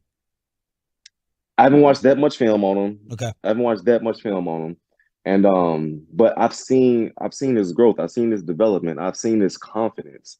Dak and this Cowboys offense feel like we can be enough to lead this team on a deep playoff stretch. We can lead this team to a Super Bowl. You match what we're doing on offense and what Michael Parsons and Damone Clark and Deron Bland are doing on defense, we can really make some magic happen and make a deep playoff run. And so it's going to be fun. It's going to be exciting. But the time is now. Enough is enough. Yeah. Give NFC Championship is the standard with this football team. Yeah. So get deep in the playoffs and really make something happen. So, KJ, there's an arms race now in the NFC East for one of your fellow linebackers. Thoughts on what Shaq Leonard has left and what type of impact you think he could still make? Well, my question, guys, is why did he get released? Why did he get cut? I'm trying to ask you. And he got demoted and benched too. I saw it. I turned on the tape and I was looking. I said, "Where's this guy at?" I was like, "Where's Shaq Leonard?" Yeah. This is the Mr. Forced Fumble. This is the Mr. Get all the interceptions, got paid. And so if a guy got released, he got released for a reason. His health is a question. His play is a question. is I don't care what your name is. If I'm a GM, I'm a player. I don't care what your name is. We want to win football games. And so I have an old saying, if it's not broke, don't fix it. I know that you guys have some depth issues at linebacker, so maybe he can come in and help. But you guys are looking good. So we'll see what happens with him, but I'm not sure what Shaq Leonard, the Eagles or the Cowboys will get. So every month there's a new story that leaks out about y'all's Legion of Boom squad, basically focusing on Russell or Pete. What have you had to say about all that drama, whether it comes from Marshawn, whether it comes from Sherman? What have you said about all that? It's really hard to see. It's really hard to see. I saw Russell at Tyler Lockett's wedding. I was like, hey man, like we gotta talk, bro. We did this thing together. We won championship together. We won ball games together. When we have our 20-year Super Bowl reunion, I want you to come back and like be a part of the guys. I want you to be a part of this brotherhood we have. And to see what Sherm says about him on a weekly basis, see what Marshawn said about him, that hurts me to see. And I told Russ, I was like, bro, like, you know, I know you don't feel like you need to be the bigger man, but I feel like relationships need to be mended. Like phone calls need to be made. Because it sucks. Like, you were our quarterback, bro. Yeah. And so is what they say valid? Some of it. Some they be reaching. Like some stuff they be reaching. And in Russ' defense, Russ isn't the like rah-rah communicator, brother type guy in the locker room. He's not. That's not his personality. He's not the guy to sit down with you and just have a beer at the bar. You won't get that from number 3. I love him to death. Right. And but for the guy's biggest hurt is the connection. Yeah. Like, bro, we was in the locker room for 10 years together. We didn't go out to eat. We didn't have you over to my house. Like, what are we doing, bro? And so that's guy's biggest complaint about Russ. They weren't friends with him. Let's just say they weren't friends with him. Right. But the block phone calls to Marshawn, not being held accountable. Guys were really upset that Pete coddled Russ. But I tell guys, like, it's not his damn fault. Coach Carroll didn't address him. Coach didn't do it. Yeah. And so it sucks to see, but hopefully, time will heal these wounds. And at the end of the day, we become boys again. Did you have Russell Wilson's phone number? I did. Did he connect me with his assistant at one point? Yes, he did. Oh my God! Come on. It was. That's too image conscious. It was a good reason. I try to have some business stuff. He's like, connect with my sister. She'll get you situated. I'm like, okay, I get it, bro. Whatever. Okay. And so, but I did have his cell phone number. I had 2 of them actually. Whoa! One for the plug and one for the load. Other phone. Hey, look, I usually have a pretty good feel. Manny Sanders came in here. I knew he was going to be on media somewhere. You got a big time future, man. Thank you for joining us. The only disappointment is our boss said if KJ sucks, I'll resign. So that part sucks because that means we keep our boss. But you're fantastic. I know you'll continue to be fantastic. Enjoy the game tonight. You're welcome back anytime, Seahawks or not. Thank you. Thank you, fellas. Enjoyed it. Y'all have fun tonight. Wow. Very Big good. time. Very good. Spittle. Hyped it up. That delivered. KJ Wright from the Seattle Seahawks. KJ all day. Spotify, YouTube, Apple Podcasts. Let's pick this game and figure out what's happening. Someone says that Shaq Leonard is favoring the Cowboys. We'll ask Patrick Walker about it next. But you need to be favoring.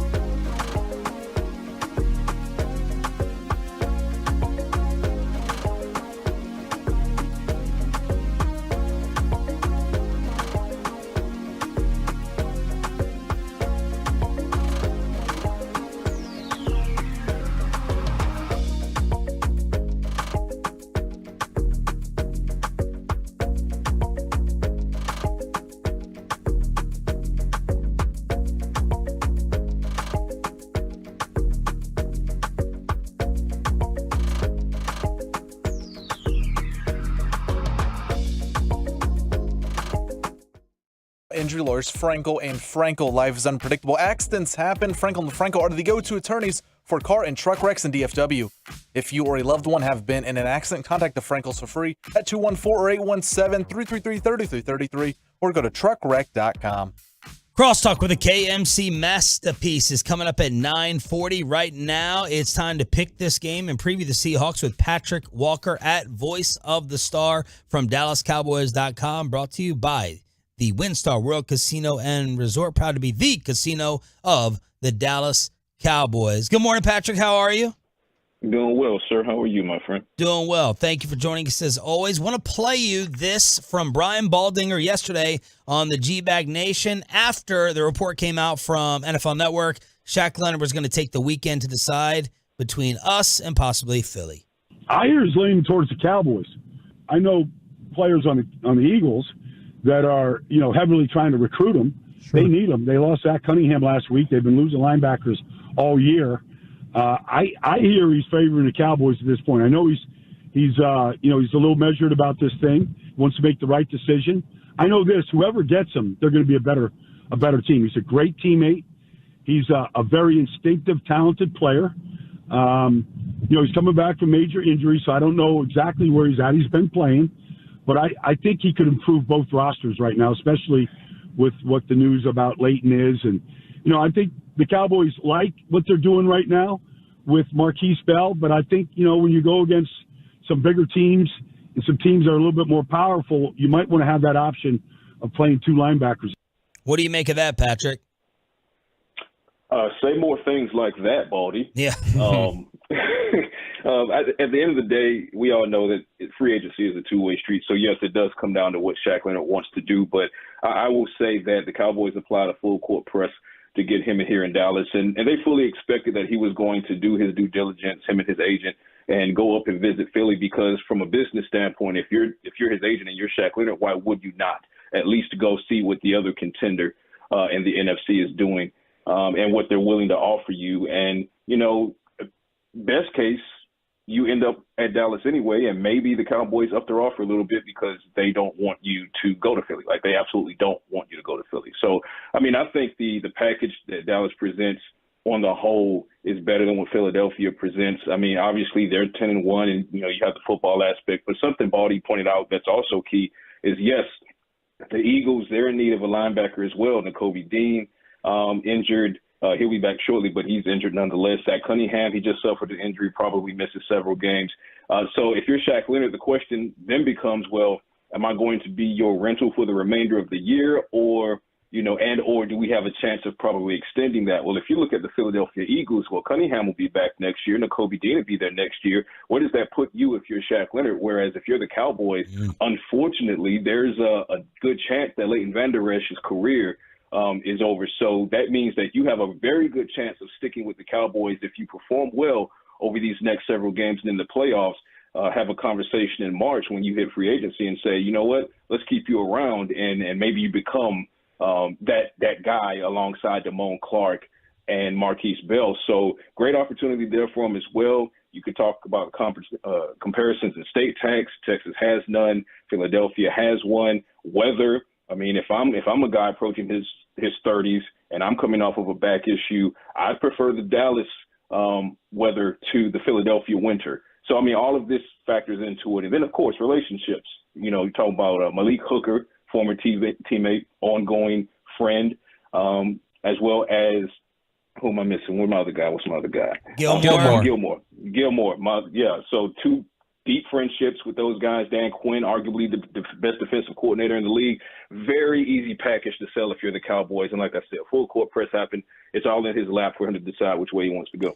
Patrick, what has jumped out to you, good or bad, with the matchups or just the Seattle Seahawks tape study? Well, there are some concerns, obviously. And, I know a lot of people are saying, well, they're coming off a 2-game losing streak. I don't care. IDK. The Seahawks are still one of the best teams in the NFC, and you better take them seriously, especially with a head coach like Pete Carroll and the weapons that Geno Smith has. DK Metcalf, Tyler Lockett, who can break the game open just as Metcalf has, but in a different way with his speed. And then you look at JSN, Jackson Smith and Jigba. I mean, he's kind of a maverick in this because everybody keeps talking about the two outside receivers. Well, the former Ohio State guy, he gets active as well. So kind of all eyes on Jordan Lewis to see what kind of a game, how physical he can be with the rookie. Hopefully he uses some Michigan versus Ohio State as added motivation to keep a bottle on that rookie. But for me, it's the receivers for the Seahawks and the secondary in Seattle. The secondary, and this might sound a bit wild, but this secondary might be the best they've faced thus far this season, and that is not excluding the San Francisco 49ers. This secondary is opportunistic, just as opportunistic as the Cowboys are, minus, record-setting DeRon Bland. But they're long, as far as wingspan. They're quick, they're fast, they play the game well. The soft spot is the run defense. Every week we have this conversation, and I say it's all about using the pass to set up the run, but I also say it with the caveat that it's a week-to-week situation, and this particular week, flip it. You have to attack them on the ground first to loosen up that secondary. They're 19th in the league in rushing yards allowed, 19th in the league in rushing yards per carry allowed, 29th in the league in rushing touchdowns allowed. Tony Pollard, Rico Dowdle, I challenge those two guys to get this game going early, then make that secondary start cheating their eyes into the backfield, put somebody in the box, and that'll allow Dak Prescott to drop back and really start picking them apart, throwing all over the field. Where do you have them ranked in the NFC? I've been going back and forth between the Seahawks and the Lions all season because they both do great things at the same time, and then they'll both wet the bed at the same time, which is, I guess that's NFL football, right? So if I had to rank them as we have this conversation, Lions are still also up there as well. I'd put the Seahawks slightly behind the Lions only because of the Seahawks 2-game losing streak. I mean, it matters. I don't care in the aspect of them coming in and playing the Cowboys because they're going to play the Cowboys like it's the Super Bowl. Everyone does. But I go, if I had to rank, it's Eagles number 1. God, that tasted horrible to say that. 49ers are number 2 because until the Cowboys defeat that boogeyman, that's where we are. Cowboys number 3, and then I'd probably go Lions at 4 and Seahawks at 5. As far as ranking these guys, the rest has to still shake out. Minnesota's starting to kind of fall apart a little bit. Who knows what's going on with the NFC South? I put them neck and neck with the Lions, and on any given week, that can flip. But those two teams, the Lions and the Seahawks, they're right up against the Cowboys as far as pushing for the top 3 spot in the NFC. We're talking with Patrick Walker from DallasCowboys.com. Pat, you mentioned a second ago about what the Seahawks have in terms of their weapons at receiver and everything else. And we asked Nick Eatman this question yesterday. I'm curious for your thoughts. If you continue to see Jordan Lewis get picked on a little bit, and if the Seahawks really take advantage of that, do they need to essentially have Wanye Thomas on standby as like, hey, we've got to have an alternative in nickel here. We can't have them just, swapping and rotating guys out here in the slot and taking advantage of that matchup? I would definitely entertain that. That's something that myself and our good friend Brian Broaddus, we discussed a couple of weeks ago on Cowboys Break as far as what would be your backup slot situation. Now, keep in mind, you have these two possibilities there. One is going to be Wanye Thomas, whom I'm very high on. But also, I really love what maybe an Izzy Mukuamu can give you. Now, I don't know that I love what Izzy could give you against a guy like JSN because of the shiftiness, the quickness of JSN. You saw it at Ohio State. You see it in the Seahawks film. And I think that's where Wanye, who's a little bit less lengthy, but he's quicker. He's lower to the ground. He's a little bit more stout, so he has the physicality. He can change direction a little bit better than Izzy Mukuamu. But I say Mukuamu is just as a reference for future reference. Keep that in mind as far as an option because you saw what he did against Tom Brady and the Tampa Bay Buccaneers in January in the wild card game. So, I'm absolutely in on if Jordan continues to struggle in any capacity or if the game just starts to really get away from him, then, you have to then entertain the possibility of who comes in next. Now, Jordan is going to get some grace, rightfully so, because he's shown that he can play football at a very high level for the Cowboys. And he's the veteran, so he's going to have the veteran savvy, understand some of those pre-snap reads and assignments and pre-snap motions better than Wanye would. So you have to give him grace for that as well. But as far as break glass in case of emergency, Wanye Thomas would be my 1A, and then my 1B would be Izzy Mukuamu. But I would hesitate on putting Izzy against JSN. I don't see that as a positive matchup. Wanye would be definitely the immediate backup for me as far as slot is concerned. What's your score for tonight? Until someone comes to AT&T Stadium and shows me they can slow this runaway train down, I'm just going to continue to predict 40 burgers. All right, so I think this is going to be a very good matchup, dragged down and just scrappy through 2.5, maybe even through 3 quarters. I think it's close, maybe through 3 quarters.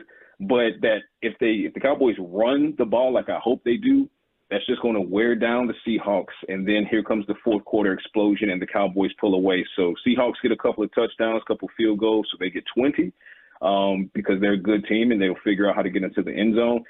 Cowboys, 40 to 20. Cowboys take this win. Woo! Beatdowns predicted all over the morning show. Patrick, we appreciate it. Thank you as always, and enjoy the game tonight.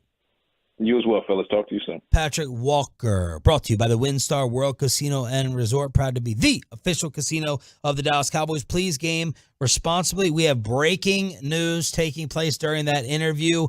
Why is Von Miller being arrested in Dallas? Next, with KMC Crosstalk right here on The Fan. But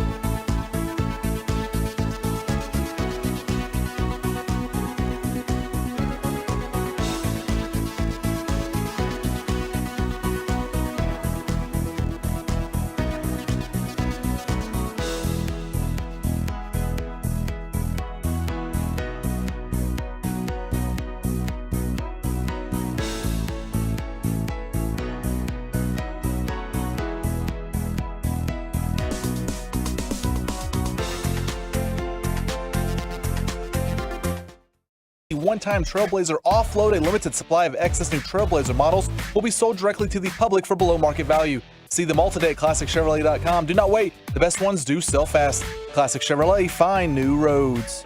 Unfortunately, we have some breaking news to start off crosstalk here for one of Kevin Hagelin's Texas A&M Aggies. I don't want to have to defend this. Oh, it was your deep sigh. I thought all the cult members defended each other. No. Von Miller faces an arrest in a domestic violence case, according to WFAA this morning. His longtime girlfriend has accused him of assaulting her at their home in Dallas.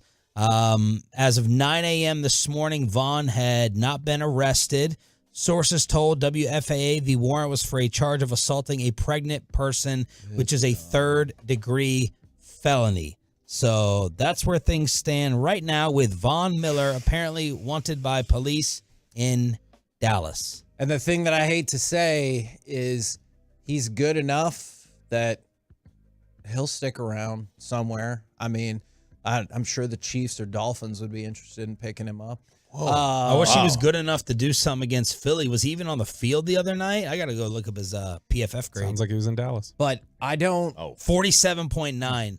Oh. I don't understand... That would be poor. ...how you could get involved in this at all. Especially... I mean, not especially. Period. And then you say that she was pregnant? Holy crap. That is... Is third degree worse than first degree? I've always wondered, like, I know first degree murder is like first the worst. degree is worse. Yeah. The degrees, third degree is the lesser, and then it goes up. He had some issue in 2021. Colorado police declined to move forward with charges against him, but he had something a couple years ago as well. But obviously, this is not good for Von Miller. Corey Majors, good morning. What's coming up on the pro? You have more? He had 0 stats against Philly. I don't even know how that number. It's like a Micah Parsons is that game. like their base number for doing? was- No, I mean seriously. That was a one-time thing. There aren't even any numbers. There's not even any zeros. It's just hash marks. So he didn't do any. I guess PFF is it if you don't do anything, you get a 47. Is that the? Well, 47 for the season. Oh, okay, gotcha. for the Yeah, season. yeah. No, he has 0 numbers all over the place this year. Yeah, like too. PFF would do. Like you could win a pass rush. You start at 60 at PFF, and they work off of that. They work number. off that, but yes. they're also idiots. So, But you could have like a really good pass rush win rate, but have no tackles, no sacks. You could be graded well off that. They're I also, suppose. what did you say? they're idiots. So they don't know what I they're thought talking they about. gave Dak like the highest quarterback grade ever. Yeah, That's but why I said it. consistently, they've also said he's like terrible, and all you're seeing is that he's the guy that he's always been. For the NFL, these are the kind of situations. Get him, Mike. Under McCarthy. Under McCarthy, there you go. I just wish this was the follow-up question for Roger Goodell when he's like, we do not tolerate domestic violence. And I'm like, sure you do. You tolerated 6-game suspensions worth. Is like you have people setting records who have been involved in this kind of stuff. Now, Von Miller is potentially involved. If you found out he was guilty of assaulting his pregnant girlfriend, it's weird that they'd be like, oh, that's okay. Like, we'll slap you on the wrist, but you can still play here. It's fine. I was stunned at that poll y'all read the other day with Goodell's likability. The smoking one. Yes. Stunned. The amount of players. The amount of players that like him? Way more liked him than we thought. Stunned. Yeah. Stunned. Choppy has been listening. I don't know what happened, but We were on the way to the gym. Turn it on, leave it on. he has We been were on the way listening to to our crosstalks. He even watching Bally's NBA pregame shows while out on vacation. Yeah, I watched Does more he give Mavs you games during the notes? break than I have all year. Crosstalk, does he give you notes? He's like, this He's is what I texting would've us. said. He's texting us. He's tweeting back. He's referencing it in our show prep. Should I buy more Sengun rookie cards? Is he good?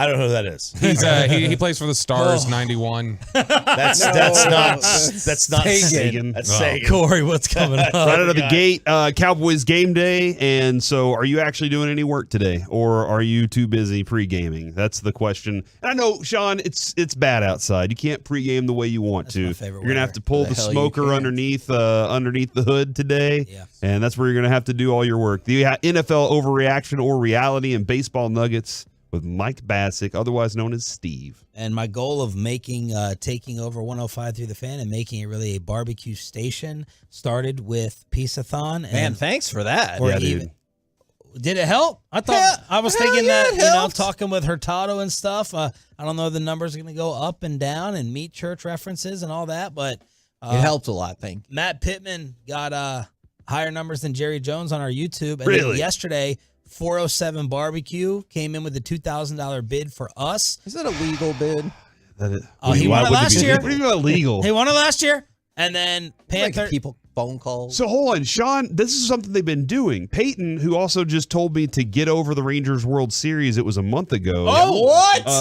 Sorry, that was off air, Peyton. I really shouldn't have done that. You wanted me to come back with the Rangers highlight. Yeah, I was like, Corey, we're moving on. What an Never Astros fan you fail. are. Never fail by coming back with a Rangers highlight. And he said, wrong. It's been a month. Get over it. And I was like, whoa. Yeah. But they were telling y'all were telling everybody you can reach out to Peyton on Instagram, on Twitter, on Snapchat, and make a bid. So Kevin, I think that's open to everything now, especially Snapchat. Who was your top bidder yesterday at 1,600, or are you not at liberty to say? That's a secret. It is a secret. And then Panther City came in. Yeah, so who's got the sketchy bids now? You guys Yeah. saw. You wouldn't And even then- say who it is. And then Panther City dropped 1,000 out of pity for G-Bag when I thought we were tight with Panther City, having just gone out there. So Absolutely. The baseball or the barbecue station of America we is got what you're saying. Crossbuck, we got Hurtado, we got Pittman, we have 407. We're and we have- barbecuing you guys right now in the money, and so it's great. It's a great spot to be in in. what money? In We'll the fix donations for the bidding for the I was tables. like, you're out of contract. You're not barbecuing anybody with money. Oh, my God. Wow. man. Michael, You I'm barbecuing can't even lock McCarthy. your bathroom. are you? What'd you say? He can't even lock his bathroom. We're gonna get into bathroom Is there discussion? a poll on that too? Like, should Bobby get the new contract or not? Have y'all put that poll up? No, You should not. we have not. You should not. I think That it'll is be not- It'll look like the 50-50. That's punch in the good. face poll. 50-50 is perfect. I don't know that I want to know the Bobby results. get a new contract or Mike McCarthy Coach of the Year? Who No, should which be one will be contract back first? next year? Yeah. Oh. Hey, McCarthy's if about to get an sacrificing me. extension. Never mind, I'm not gonna risk Bobby Friday would- for Sean. Bobby would lose his job if it meant something. would. Anyway, I don't want to hear from Bobby on that anymore. Ever. Mike, are you buying these Ohtani whispers yesterday that the Rangers are out? Whispers from one person who has no followers on Twitter. I don't know. SI picked it up. That's 9,000 That's- followers. Hold on. Did you see what happened with SI? Yeah. They got exposed for creating fake AI, AI. columnists. And it also depends which SI. If you mean real Sports Illustrated or their 75 offshoots. Oh, that's a Maven. Maven, sir. 171,000. You need, for 10 cents a day, you can know everything you need to know about the Atlanta Falcons. Here's the deal. Okay? For 10 cents a day. They'll pick up anything that has ever been said or written in the history of the world if it's a Sports Illustrated offshoot. Anything ever. I'm not citing that one person that you're talking about. I'm not even going to mention him because I'm not giving any credibility. But Sandler came on this morning and sounded a lot close to being colder than warmer. He doesn't feel like this is Now, something him, I believe. that's accelerating a lot. Okay, I don't know. I'm still optimistic on it, but I don't mind if the Rangers change their course. And I'm not saying they were just all Shohei Ohtani, but if they go out and they get Yamamoto and re-sign Jordan Montgomery and then get Justin Turner, A+ offseason. Like A+. Yeah. I don't mind. Like if that was their offseason, that would be outstanding, amazing. Let's go try to win another one because you just had a great offseason in retaining Montgomery, getting Yamamoto into your rotation for the next 8 years, let's Where's say. Turner play? I think he plays DH. And then he backs up at first. Like if you want Nate Lowe to have a night off because it's a lefty, I think Justin Turner can play first. And if Josh Young gets hurt for 6 to 8 weeks, I do think he can fill in at third base. Do you keep Garver? I think Garver wants to be more of a Everyday player. yeah, like a catcher DH on an everyday basis. And I don't know if the Rangers can provide that. I don't know. Like I don't know if I think he loved playing for the Rangers, but I think at one point last year, if remember, we talked to Bochy in one of the Bochy interviews in late May, early June. I can't remember when it was, but we talked about, and he talked about Garver really wanting more playing time. I just got a text message from Panther City offering to throw in another $500 if Bobby Belt shaves his head on air, like he suggested already. This isn't totally out of the blue, Kevin. He said if Aaron, I like it. He said shout if- out to South Maine. This is Panther easy. City, baby. I want to shave my head for a girl with cancer on air.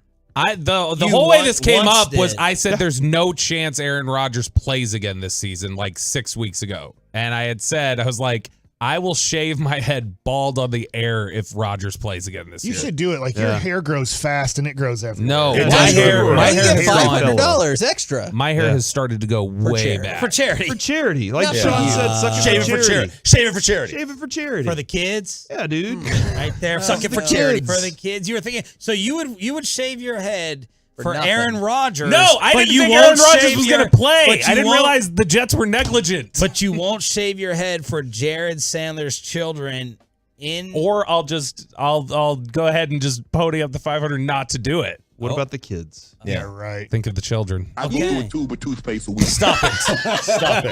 So that's the offer from Panther City. It stands Wow. at $500 more if Bobby shaves his head. So you're saying no to charity, Bobby? I didn't say anything to it. We got a couple days. Wow. Normally, Mr.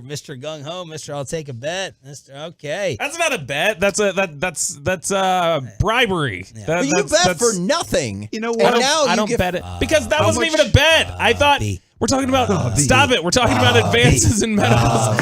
You're talking to the wrong person. You're talking to the wrong person. Shave it. Hey, no. What you need to be chanting is Kristen. That's Oh, who you're yeah. gonna need to text. His wife would Daddy does work and you just do housework. So when you say she hates the kids too? I'm saying she hates the idea. She's told me before. She's like, if you shaved your face, even so, just my face. She's like, if you ever shaved your face clean, she's like, I would not take look off- at you till it grew Bobby, back. take off your hat. It'll grow back in an hour, dude. It's time, bro. Oh, Mikey, yeah. Kevin, tell So him. listen to that. Oh, that was the saddest in the world. Isn't it Yeah, time? go ahead. McCarthy would do it. Yeah. Well, then I'm definitely not going to do it. Isn't it time? Don't you think? It's okay to do that. For I charity. think what he has. For charity, For bro. charity. For It doesn't charity. look bad. I would say They the put thing that would peppermint look oil bad on is it. if Take they long to grew grow out back. those front hairs as long as he could and then started trying to mess with it to cover up everything. Shave it. Yeah, let's get that chant going. We're back tomorrow morning. You have a lot of neck hair too. I got a lot of chest hair. That came up Tonight- at Market oh, Street look at how yesterday. long that is. Tonight on connects. Show them your You think ass. surgeries? We can. He's like close to Teen Wolf. Tonight on Amazon, you're going to see Bobby's Give me chest hair a keg. and a Dallas Stars jersey, Cowboys pregame. Tonight on Amazon. I love it. I want the zoom ins of that chest hair if y'all can get it. We're back tomorrow morning with a Football Friday. KMC is next on The Fan.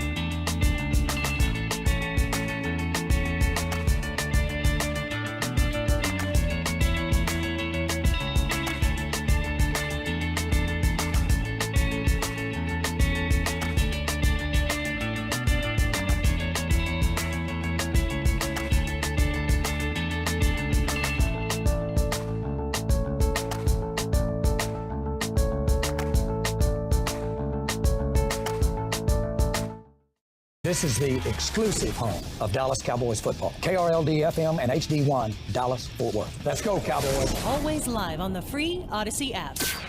From our fan studio, secured by DFWsecurity.com, it's the KNC Masterpiece on 105.3 The Fan.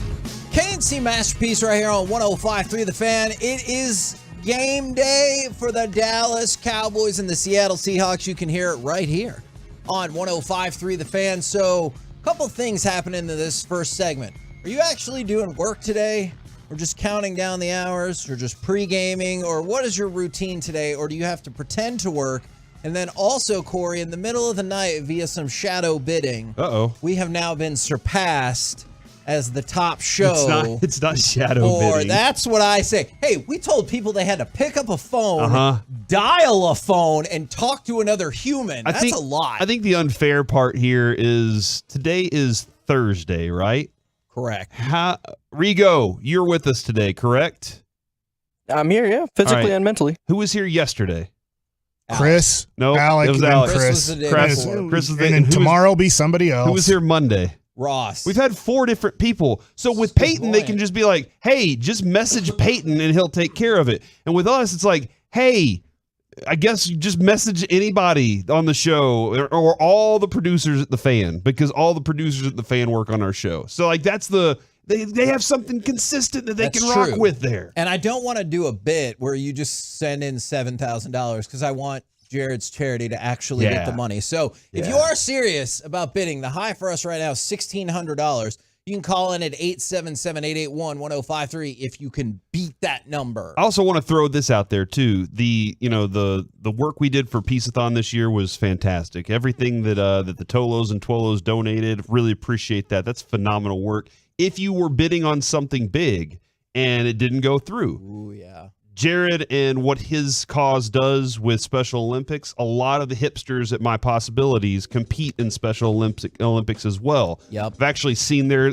medals that they come away with. So if you want to see that bright smiling face win a medal at the Special Olympics, there's Jared Sandler's the work that they do. It's awesome. Helps a lot of different causes, man. So help them out. And that's why we participate every year, Absolutely, right? for because sure. you can also bid on a dinner with us. Yeah. That side is live for Sandlot Charity right now, or you can bid at the event if you want to have dinner with us, if you want to have the table with us. Where's the dinner at? Ooh, is it at Nick and Sam's? I think so. I'm glad. I've never eaten there. It is fantastic. So, I've been there yeah, multiple never eaten times. there before, so I'm really looking forward to this. Now, we asked people what they're doing today to get ready for the game. From the 210, I'm working and toloing until 5, then full on pregame. From the 817, I'm working like an idiot, buying cars so people can get a good deal. I hope you're working with Platinum Chevrolet. I don't know that, but... And then from the 817, today is moving day for me. So what I want to know is it really moving day for you, or is that what you told people so you could just hang out and get ready for the game? That is a smart move. If you're like, hey, boss, I got to move.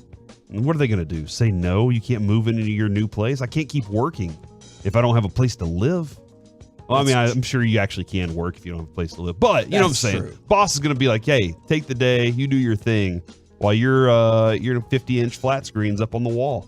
Thanks to you. Now, in addition, but feel free on the Twitch, via the YouTube, or truckwreck.com text line 877-881-1053 to let us know what you're doing today to get ready for the game. But we also have a bunch of notes going into this game. Kenneth Walker was officially tabbed as doubtful. I know we talked about that yesterday. Skywalker. Yes. No, not won the dunk competition in '89. Skywalker had the nice kid and play haircut back then. I definitely know who you're talking about. His dad chopped off his hand. He's a 2-foot jumper more than a 1-foot jumper. This is a different person. Is it a running back? Yes. We talked about it yesterday. Traded to the Vikings for many picks. How it wasn't looking good for him because Pete Carroll was being really shady about his status. He is listed as doubtful. On the flip side, the Cowboys do not have one single player with an injury designation for tonight. Now, I realize that does not factor in. Diggs is back. No, I realize that does not factor in the people who are out for the season, like Leighton Vander Esch and Goodwin and Diggs. those people are not coming back. Of the people who could conceivably play, everybody yesterday was listed as good to go for the Cowboys. And that feels pretty amazing this late in the season. For the meat of the schedule, I think, Mike, Right. we decided. We're not there yet. We decided early on in the season that this area would be the meat of the schedule. It's the last though. 3 games of the year. I know. I think it's the most important 3 games of the year. Is what I don't know. We'll figure it out at some point. It was a small sample size last year, but this is the stretch of the schedule where you hope that your guys are as healthy as they can be.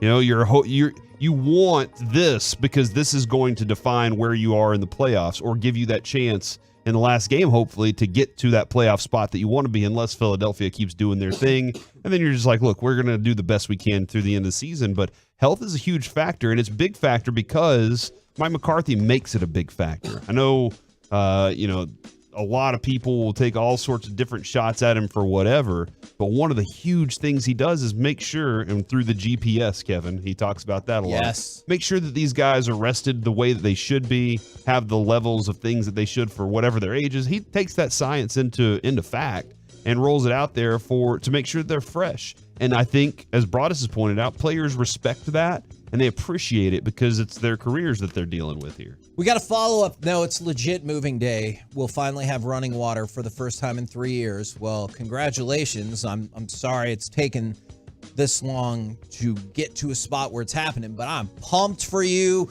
and the hell with those old people who couldn't get their stuff together. And from the 972, I'm retired, no work for me. And from the 214, I canceled choir rehearsal so I won't miss the kickoff. It's just rehearsal. If it was a performance, would you have still canceled the performance is my follow-up question. Now, No. You can't cancel the performance. So you'd be there for your performance? I'm not going to be there. Well, that's but what I'm he saying. obviously is the choir, or she is the choir director. I don't know. They're the choir person in charge. Okay. I mean, I'm pumped up. My kid plays a basketball tournament today in Keller for 9th grade basketball, and they scheduled the game at 3:15 because they knew that Grapevine and Bishop Lynch wanted to watch the Cowboy game tonight. Now, tomorrow, the game's scheduled at 7:15. See, that would hurt me. Yes, that's They true. knew. That's They true. knew that Grapevine and Bishop Lynch Wanted to watch were this like Friday game. night. We're fine. We don't need to go see high school football playoffs. We didn't get a chance to kick this around yesterday. Do you think we do the power rankings on Wednesdays. We didn't get a chance to do it, but all 3 of them have, in different orders, the exact same top 5 in the NFL. Who are your top 5 in the NFL? And I want to see if this goes in line. It could be in whatever order you want. Corey, I'll just go real quick. Philadelphia, San Francisco, Dallas, Kansas City, Baltimore. There's my 5. All right. Do you also think, in whatever order you want, those are the top 5 teams in football? Yeah. Okay. So at The Athletic, NFL.com, ESPN, those are their 5. The Cowboys, Chiefs, Ravens, San Francisco 49ers, and Philadelphia Eagles. Now, there is... Did you say that in opposite order? On the yes, list? I Okay. did. And there is some differences with the exception of all the power rankings have the Eagles 1 and all the power rankings have the Cowboys 5. But the point is, the Cowboys are a top 5 team across the board. The Eagles are, whether you like them or not, accepted as the best team in football at this moment. And I just wanted to see if you guys were all on the same page with that. I'm fine with it. I'm just making sure that the line is still the line. What's amazing is they have the best record by far. The Eagles are at home and they're a 3-point underdog. So Vegas and the experts believe that San Francisco is a better team right now than the Eagles. You're right about that. And Kyle Shanahan even talked about that yesterday in their presser. Is he was asked about it, or they were discussing it, and he goes, "Oh, you're going to play the best team in the league. And what do you think about being favored?" And he said, "I mean, it doesn't make a lot of sense to me, but I don't really know how that stuff works, so I don't really know why. It feels random." And I would like to tell Kyle Shanahan, who I understand doesn't know much about gambling, he shouldn't, because he would then be Pete Rose if he knew a lot about it, is they know what they're doing. Yeah. They're not saying that you're going to win by 3 points. They just know that is a great line to where get the money in yes. evenly.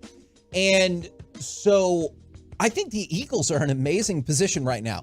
They have the best record in football, and yet they can still play the disrespect card. Like, usually I hate it when a team has like one loss all year and they're like, nobody believed in us. And I was like, yes, they did. Everybody believed in you. They have one loss this season. They're 10-1. They're going into a game at home where they can be like, people think you're going to lose. Yeah, no, and like Mike just said with Shanahan, it's a great reason to use that. What did McCarthy do was it last year or 2 years ago, where nobody's underdog? And they went out and they went out and won the game. I can't remember what game it was that week, but everybody was like, "Oh, you're the underdog going into this week," and he's like, "We're nobody's underdog." I know we're supposed to be talking Cowboys here because this game is Sunday, but do you feel like San Francisco has a major chip on their shoulder for this game after Brock Purdy got hurt? And then it was the worst championship game in the history of football, that you didn't have a quarterback playing in the Final Four after Brock Purdy's injury. Like, they were literally down to all we can do is hand the ball off. Yeah. I just wonder if San Francisco sees this game the way Dallas saw the game against San Francisco. Yeah, and what was so bad about that was the huge deflation that Dallas had from that. Like, they talked all that S going into it. Everybody was talking noise coming out of Dallas going into the San Francisco game. And I think that they're looking at it too, going, we should have been the ones in that Super Bowl. We should have been the ones that had that opportunity, but we had an injured quarterback and it screwed everything over for us. Absolutely, I think they look at tonight as one of those stamp nights. Sunday, right? Yeah, that's what I meant. Yeah. From these 6 Tonight is Cowboys Seattle. I don't know. The game of the year. This whole week's been effed up for me. So from the the best Thursday night football game on this Thursday.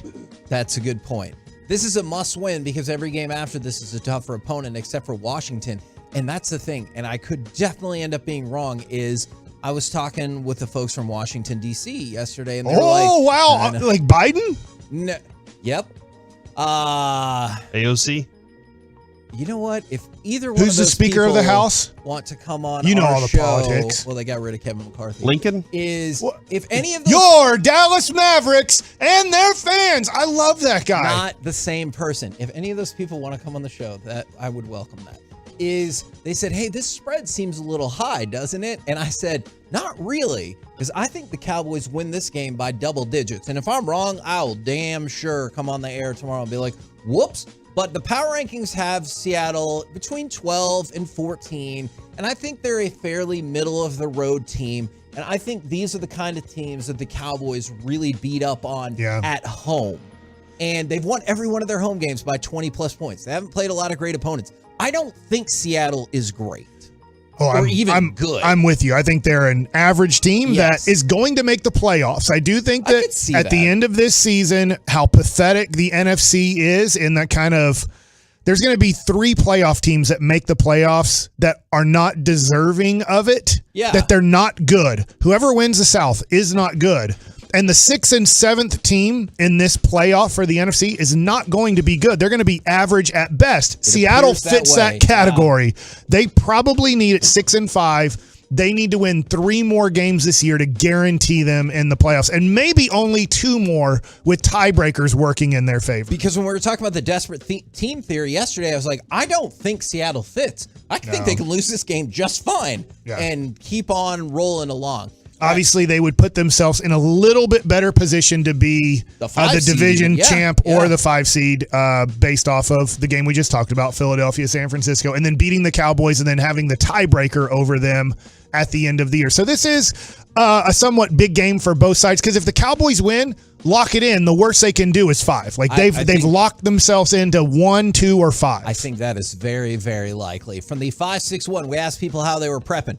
I do some housework, then go into the game. I plan on remembering at least 3 of the quarters. And from the 8-1-7, I'm working now, but I get off of work at 3 o'clock. I'm going home, taking my daughter to the Cowboys game tonight. Woo! That is fantastic. Okay. That's awesome. That is awesome. Yeah. No, I was going to say something, but I don't want to. Okay. Is it going to be mean-spirited? No, it's just, it doesn't feel like a Cowboys game day to me, but that can be later. It's just weird. Thursday games that the Cowboys play in besides Thanksgiving are really weird to me. Do you think the level of opponent or the perceived mediocre level of opponent factors that? Because I feel like if we skipped ahead and it was the Eagles or even the Lions, I feel like it would be a bigger deal. I guess. It's just, it's a weird feeling that they're playing tonight. It feels like a star, which the Stars are playing. Good luck getting anybody to watch that. Does Monday night feel the same way to you? No, because Monday night feels like Monday Night Football, even though they're doing a pathetic job of getting decent games on Monday Night Football now. But Monday Night Football, I don't know, that feels like a real thing to me. Yeah. Thursday Night Football still, it's like, yeah, we put two chumps out there and they play a Thursday night game, so we have NFL football on Thursday. But this isn't the case. Cowboys in Seattle aren't chumps. Usually, nothing against like the Houston Texans and Tennessee Titans, but that's usually the Thursday game, and I'm like, just tell me the final score when it's over. Dude, it's been a dud this year. Remember how bad last year was? People are like, hold up, is Al Michaels going to retire? Just because he's like, can't handle it. Sad this year. We're the KNC Masterpiece right here on 105.3 The Fan. Coming up next, NFL overreaction or reality. We'll do it next right here on The Fan. Always a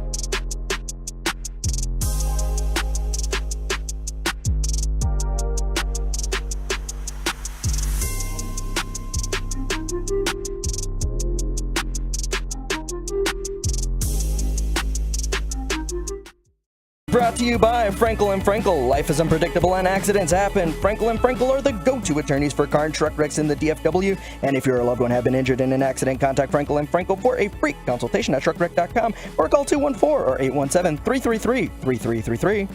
Snap to Howell, first down, and he's under duress, and he escapes pressure. Now he's going to good night Parsons, who will come crawling out now.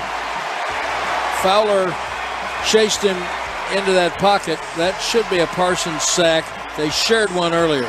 KNC Masterpiece back here on 105.3 The Fan, leading in to Cowboys Seahawks. We got G-Bag Nation after it, and that will go directly into the pregame show right here on The Fan. Of course, you know, we'll be taking those reactions after the game all night long. So it's a great day to be a Cowboys fan and stick right here on 105.3 The Fan. Also today, you get some NFL overreaction or reality. Also, I like this from the 203, wherever that is. Took the day off, headed to the game. That is outstanding. I love people who have the flexibility and freedom to go do Ruth, that. closed or open? I'm going to say closed. Well, the dew point right now is pretty high, Mike, I believe. Let's play with it open. Let's just have some fun. What is dew point? Isn't it old like a vacuum cleaner? It's how moist the air is? We'll have to Or is look that the into ground? that. Is it how moist it's the ground is? temperature the air needs to be cooled at in order to achieve a relative humidity of 100%. Oh, I don't know how much that helped me, but I appreciate it. Yeah, that's a good sentence, though. NFL overreaction or not, I know he said he's frustrated, but he's not going overboard about it. Micah Parsons should have a bigger complaint with the refs than any other player in the NFL. I don't watch all the NFL, but I understand that he feels like he's being taken advantage of or not given the right calls, but he's only got 2 holding calls. And that's wrong. That's not right. But listening to Devin Harris and Dirk Nowitzki the other night, and I know it's a different sport, Devin Harris said in Utah their goal was to foul every play in the first half. And I'm quoting here, not perfect quoting, because, and Dirk was like, yep, so they won't call it in the second half, right? The more physical you are, even though you're committing penalties in football, I think if you just do it early on, the ref might call one. Now, he should call one. You should get one on Micah Parsons. But I think what tackles are doing for the most part, or offensive linemen against Micah Parsons, like just hold every time. They're not going to call it.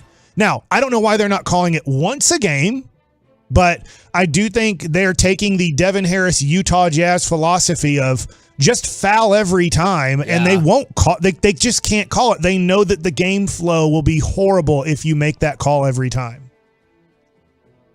Yes.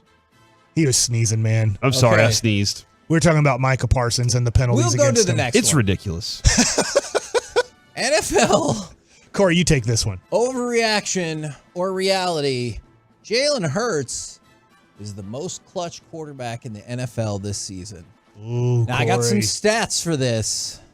Who needs stats? Okay, fair enough. You can answer without the stats. And then see if the stats. And in the fourth quarter, he's made big plays to make it happen. That is true. So, yeah, I'll take it. He's 14 they were down 10 points in the second half in their last game. He went 14 of 20 for 167 yards and 3 touchdowns. And he also ran for 43 yards and a touchdown. If you want to look at his victories, check this out. Jalen Hurts and the Eagles have won 8 straight games in which they trailed by double digits. The previous record, or I guess the previous mark for a quarterback who's in the league right now was 4. Yeah. He's won 8 in a row in which they were down double digits. This is where my crazy. Eagles quote comes in. They look very beatable, but can't be beat. Yeah. Is you keep watching them play and you go, they're not great. They are good. I'm not going to deny the Eagles are a really good team. The Eagles can win it all this year. But there's times during almost every game that you're like, they're going to get beat today. They're beatable today. They're going to get beat. And whether it's against an average team or a good team, you watch them and you go, they're not great. But then they win all these games. Yeah. When you're 10-1, you're great. I cannot deny their record being great, which would say you're great right now. But to that point of being down by 10 points in a lot of these games with approximately 25 minutes to play or less, that would suggest that things are, I don't want to say luck. They're making their own luck in the end. They are doing things with Jalen Hurts to win games, and I don't want to take that away from them. But hey, if one of those things goes wrong, there's a holding on a big play they have, and it's now 3rd and 17 instead of 1st and 10 at midfield. All of a sudden, that comeback becomes a lot tougher. And to the point about Jalen Hurts is why he's in the mix for MVP as well. I know if you look at overall QBR, it's a different story, but when tied or trailing, these are Jalen Hurts stats. Yeah. He's completed 71% of his passes for 14 touchdowns and 1 interception. So when they need him, he's been phenomenal. I think the other factor, too, is if you watch him, how calm his presence is. Whenever those moments are there, there are a lot of guys that get real shaky and start panicking in the pocket. And you saw the play the other day where he just slides outside, says go this way, and hits a receiver that he doesn't love. Not one of his big-time main receivers. He's just like, I'm going to throw it to this guy. He's the open guy. And that's the factor that he looks completely in control in the biggest situations for this team right now. I think to your point, this is why stats are overrated in football and we don't care about them too much. Overall, who has the most passing yards and what's the passing yard record? I think we know who has the passing yards, but we don't know the record like we would with the specific other number things you're saying. because there's so few games, so you just have to play the game in front of you, and that's why wins are so important to me for quarterbacks is because, hey, yes, sometimes talent on your team dictates if you can win or can't win. I totally get that. But at the same time, Jalen Hurts is doing what he needs to do at the end of games to win these. And to me, that is, I hate saying this because I'm not a huge fan of the Eagles, obviously, is he's doing what needs to be done, which is MVP-ish in my book. NFL overreaction or reality outside of Aaron Rodgers, Jonathan Taylor has had the most disappointing season in the NFL. Now, we just got the news he's having thumb surgery today. They're hoping that he can be back in another 2 to 3 weeks. I know all the drama that went into the season, and he's been fine, I guess. Does it feel like there's a curse for holding out? I mean, I know Zach Martin, I guess, has killed that idea, but but he's also Zach Martin. That's a good point. But the holdout process, I guess, guys they aren't staying in shape. I don't know what it is. But yeah, dude, for any fantasy player out there that drafted him hoping they could stash him and later in the season he would be a factor for him, he's had a couple of games that have been okay. But for the most part, you were really hoping that he would be one of those leading running backs like up where the Derrick Henrys and all those guys do it. In a lot of these instances, honestly, I don't even think it's a curse. I think it's the team showing to be right. Like, I think the Colts have been proven to be right about not giving him a mega contract. I think the Giants are being proven right about not giving Saquon a mega contract. It's weird because I know that running backs have a complaint, but nobody is doing what Emmitt Smith did. Nobody's doing what Barry Sanders did. This is the people I grew up with that were the greats, Walter Payton. They were able to last a decade or more as a premium running back. And now, over the last 20 years, I don't think you can even have 5 guys on your fingers here to say, oh, these 5 guys have had a decade or more of being a really good running back. Because Derrick Henry was drafted in 2016. I'm not saying he's dead as a running back, but he's just a okay running back now. Obviously, Zeke is gone. He's not good anymore. And those were the 2 best in 2016. 2017 was Christian McCaffrey. In a weird way, he's bouncing back with San Francisco, but his last few years in Carolina, he couldn't stay on the field.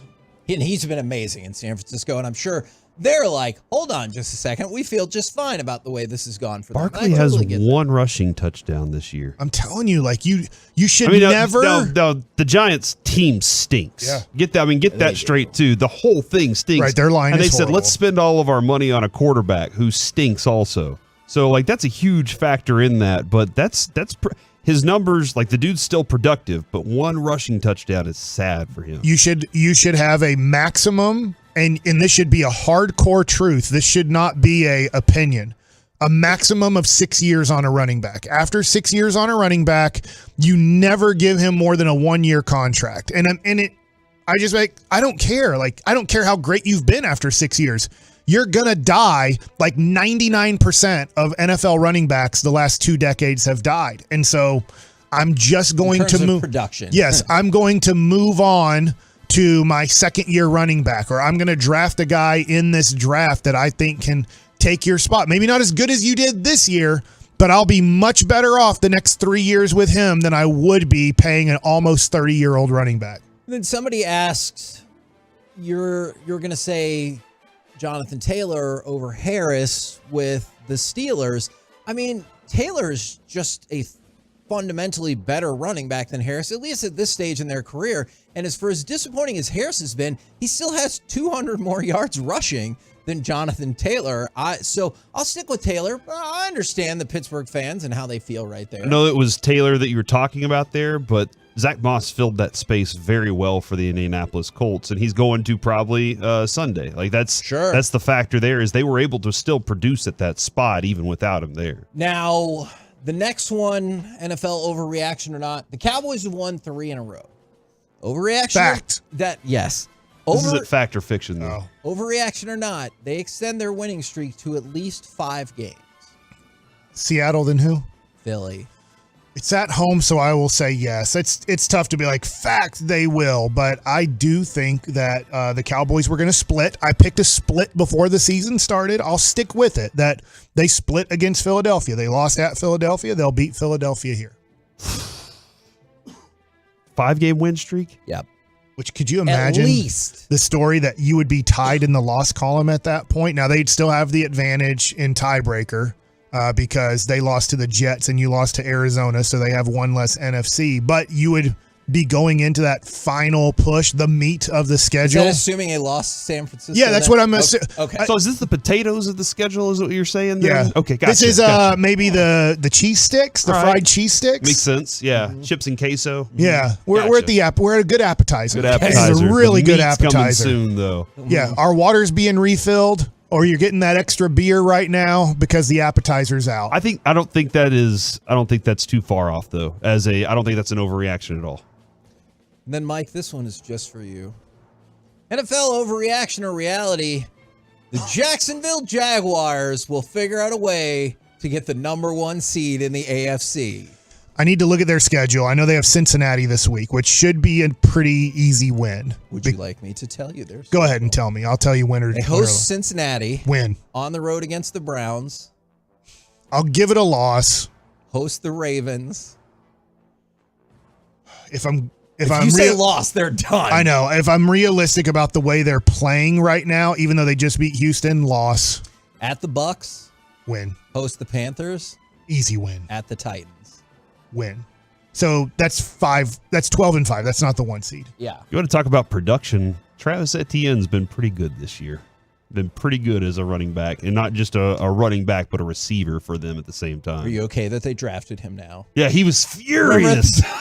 I know why you Give were him mad. some protection. I know why you were mad. Yeah, I still thought offensive line would. It was weird because at the time, I'm sorry, I'm drawing a blank. They had a good running back, Robinson, after 1 year. Yeah. James Robinson, was that his name? I have no clue where he's at, so maybe he's not good. But I just remember going, dude, this is a horrible offensive line, but Fingers Magoo didn't know what he was doing. He's on the Packers practice squad now. That's wild to me because that dude was crushing. We're the KNC Masterpiece. I will never get over that nickname. Coming up next, it's time for Baseball Nuggets with Mike Bashak. Executive for the Texas Rangers, Dayton Moore, talks about the All-Star break this year. Next.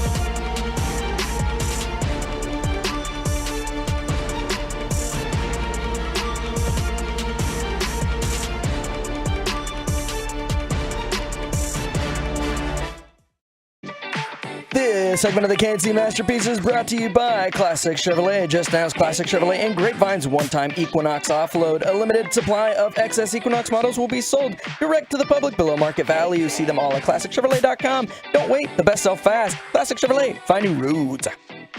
KNC Masterpiece right here on 105.3 The Fan, and it's time for Baseball Nuggets with Mike Pasek. All right. Well, thank you to the Diamond Factory again for sponsoring Baseball Nuggets. We have to give credit here to our boss, Gavin Spittle. He sent this to us this morning. I thought this was great audio. This is from Texas Rangers executive Dayton Moore. Now, he used to be the general manager of the Kansas City Royals, and so Chris Young knows him from his playing days on the Royals and brought him over as kind of a special assistant to Chris Young. So he has a lot of experience. This is somebody that has helped out the Texas Rangers.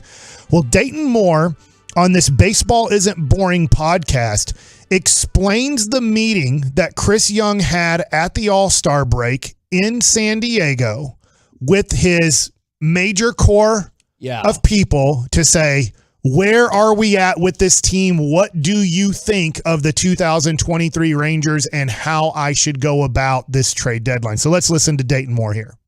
We went to the trade deadline. The team was in San Diego, and CY has a home in San Diego. As you know, he broke in with the Padres. I think the Padres were the team that gave him a long-term contract, his first one. And so him and Liz and the kids bought a house there, and CY's maintained that house. And so we've all met there, and we all talked about, the deadline. And the team really wasn't performing that well, Rob. I mean, we got off to a great start. We played unbelievable in May and parts of June, but, we were, right at 500 or maybe a little less than 500 going into the deadline. Stop it right there, Rigo, real quick. I just want to express sometimes when we do this job and maybe we're worried about a team, so is the organization. Yeah. Now, they might not publicly come out and go, hey, man, like it's been a month and we're not playing like the 40-20 Ranger team we were playing at. This is transition to now we're just playing 500 or below 500 for a good 40-game stretch now. So I think sometimes, I'm just throwing this out, Corey, sometimes when people text us or however they want to get a hold of us, get frustrated that, let's just say, the Mavericks lose 7 of 10 games and we start being negative on the Mavs. Guess what? Inside the building, too, they're having these real conversations. Yeah. What has happened to our team? Is this still a good team, or is this who we are? So I just wanted to stop it there to kind of let people understand they're not going to publicly tell you what they think a lot of times. But Dayton Moore is letting you inside the real conversation of, hey, are we good or aren't we good to start this conversation off? I do want to point out that they were 60-46 at the trade deadline, but yes, there was a stretch that was. That means that they were, after 40-20, that means they were 20-26 their next 46 games. So let's continue with Dayton Moore talking about the All-Star break big Rangers meeting. I went around the room and got everybody's opinion whether they felt that this team was capable of winning a World Series. And as we all discussed that, at the end of the day, everybody felt that this team has the talent to win a World Series. And so CY completely flipped the script, and he said, okay, we all agree this team has a chance to win a World Series. And if that is indeed the case, these players that are on this board, these prospects that we all believe in and dream about and know are going to be tremendous players someday, are going to have to be utilized in deals to help us win. If that is the goal, if the goal is to win a World Series, then we are going to have to utilize our farm system. As Can you stop it right there, actually? Sorry to jump in there. I like this. I like stopping here, too. But something that he said that is very fascinating to me is he makes that very clear line right there. If you believe that your team winning the World Series is a realistic goal. And so that felt like a very nice way of putting like, hey, we're all in the room together. Is this goal BS or is it real? Because if it's real, then we're going to have to give up some stuff. And you gotta trust too that the For guys sure. in that room are going to give you the answers that they believe. For sure. Not the answers that they want you to hear, that you want to hear, the answer that they believe, because you're asking, are we all in on this thing? Because we're going to start making moves, and I don't want you being upset that I traded your guy. You know, the guy that you've been waiting to get up here for 3 more years. I love what you're saying, because this is very important if you want to be a great general manager. Is you don't want to hire people that don't like you. Okay, you're usually not going to hire people that say, I hate your guts, I don't like you, and I really don't want to work for you. But you need to hire people that are going to be honest to say, your opinion is not my opinion. I do not agree with your opinion. In my mind, you're about to make a major mistake by, I'm just using Dallas Cowboys, for example. You're about to make a major mistake by not giving Shaq Lawson what he needs, because I believe we can win it all, and you're not selling it. Like, I don't know if you can. I think you can do that with Jerry Jones. I don't believe you can do that with Mark Cuban. My opinion. That's only my opinion. But I do think that Chris Young has the right people in that room that would be honest enough to say, Chris, this isn't good enough. Yeah. And so I love what you just said there, that the Rangers, I think, have a strong room of opinionated people that aren't just going to agree with Chris Young to keep their job. Yeah, that was important. So let's continue with CY saying, all right, you guys have told me we're ready to win, and I am going to do everything possible. So what does Dayton Moore, executive for the Texas Rangers, say happens in San Diego at the All-Star break meeting? To improve this team. And so everybody, I don't want to hear any more debate about keeping this guy. These players right here are going to have to be utilized.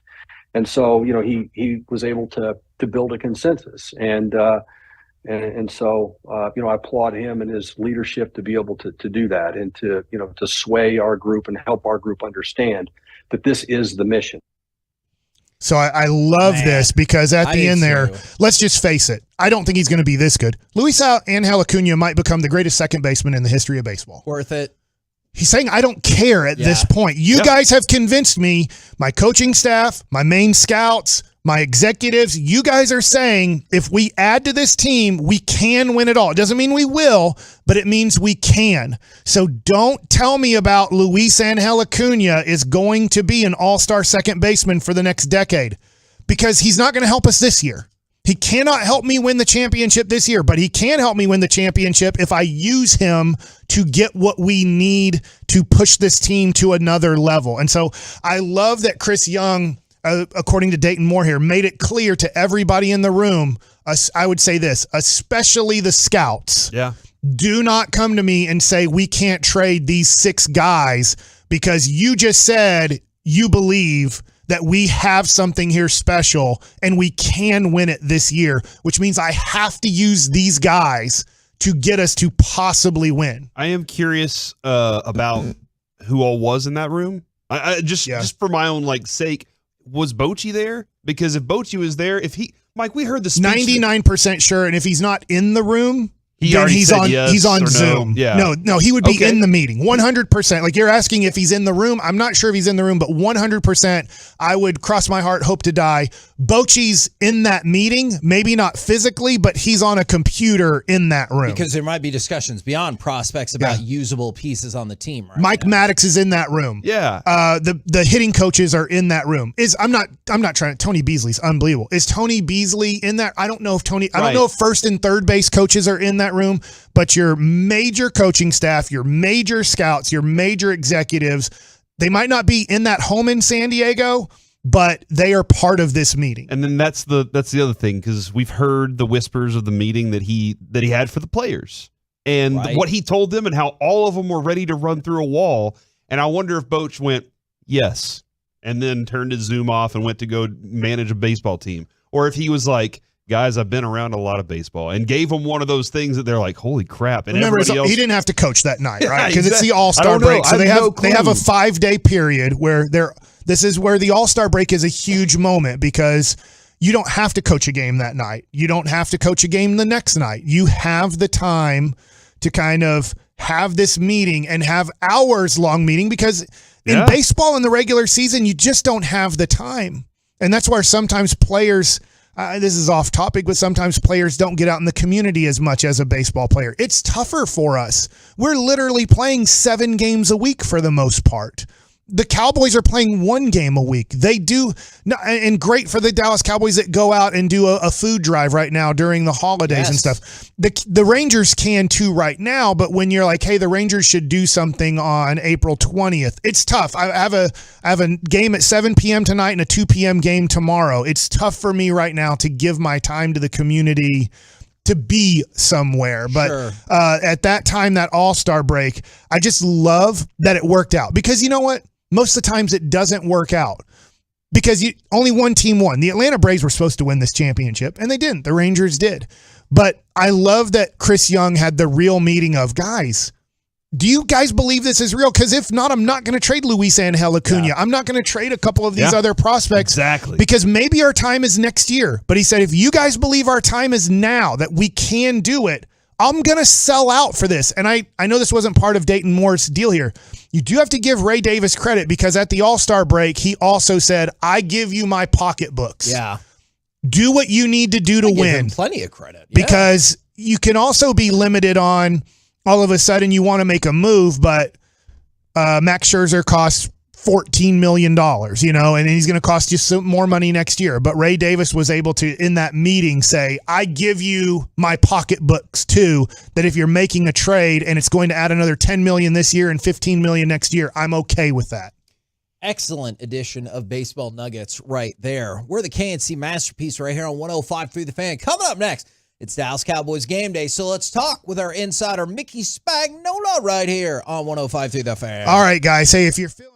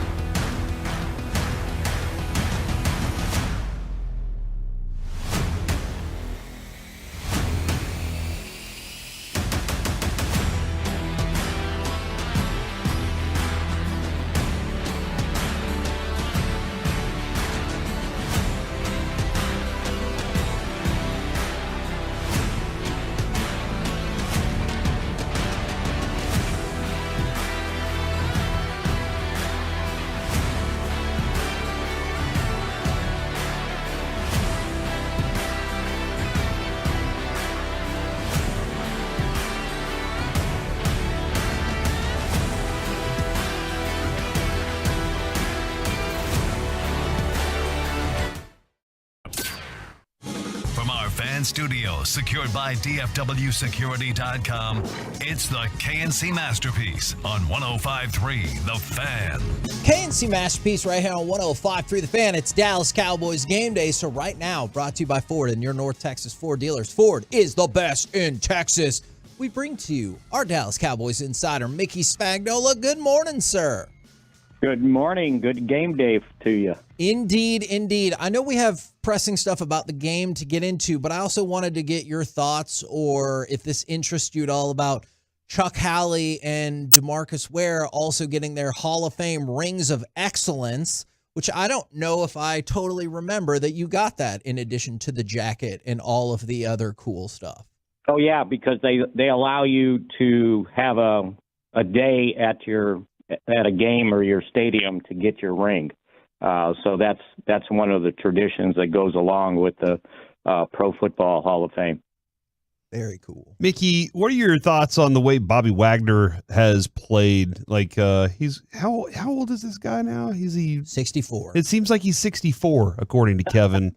But he's 33, and this dude just seems to continue to put up similar numbers every year. Yeah, awfully talented, and he's just one of those guys that keeps going and going and going. Hard to account for that, how it happens, but sometimes it's genetics and sometimes it's the work you put in to keep yourself as healthy as he's been and as efficient as he's been playing all these years in the league, especially at a linebacker spot, right? That's wear and tear on a body. So, yeah, pretty remarkable that he's still going. Go ahead. The other matchup, or not matchup, but how are they going to try and eliminate CeeDee Lamb tonight? What would be their best avenue to try and take him away from this game? Well, I'm not sure how they play it. I know previously, they've gone man to man with their big cornerbacks and try to, I think the thing to, try to contain him is don't let him get off the line of scrimmage because once he's off the line of scrimmage, he's certainly hard to cover. And that includes, having to double team him with the safety. But if you're in zone, then there's open spaces that he seems to continue to find. And the last thing you want him is in open spaces with the ball in his hands because, as we've seen, he turns into a running back. Talking to Everson Walls on our podcast, and I asked him that same question. He goes, you can't let him get off the line of scrimmage. You got to be physical with a guy like that. And he said that's sort of what San Francisco did to him, and he was frustrated after the game because he didn't get many opportunities, but you got to get off the line of scrimmage to get opportunities. So we'll see if they do that. Now, the downside is if you whiff, then you got no cover over the top. So I would imagine they will try to be physical with him at the line of scrimmage and sort of keep a safety stepping over that way. But again, when he goes in the slot, it becomes a whole different story because if he's not on the line of scrimmage, you can't get your hands on him. He gets a free release.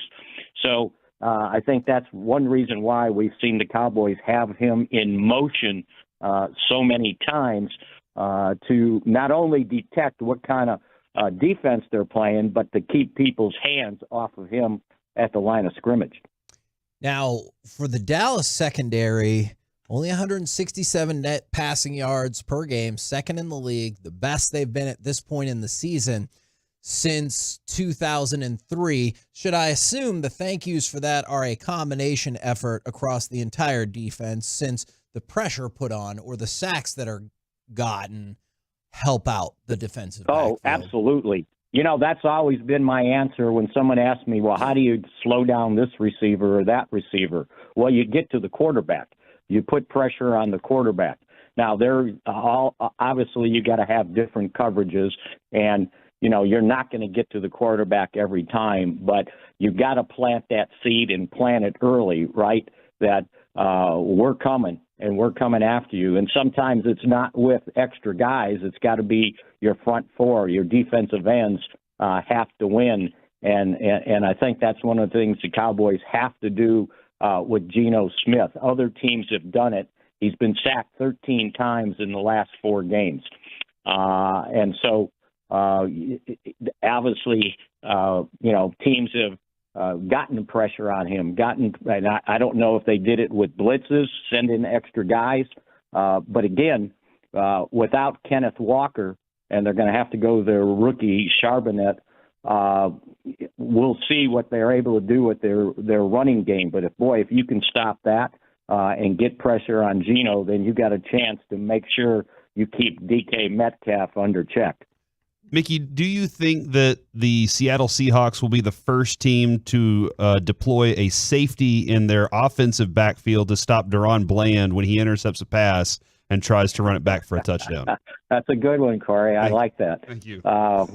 Do we have odds on him intercepting a pick six again in this game?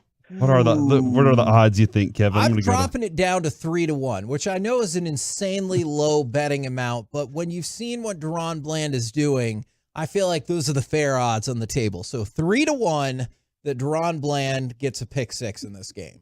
And the thing right now is, when Diggs got hurt, then he had to move outside. Well, teams, at that point it was like, well, who do we pick on? Do we pick on Diggs or do we pick on Gilmore? And then when Bland goes outside, it was like, well, we might try picking on him. Well, that's not worked out so well. And they have stayed away with Gilmore for the foremost. Now, there's been completions on that side, but he's pretty savvy to keep things in front of him. So what teams have done, or at least Carolina tried, is they went into the slot because Thielen had a pretty good day against the Cowboys against Jordan Lewis.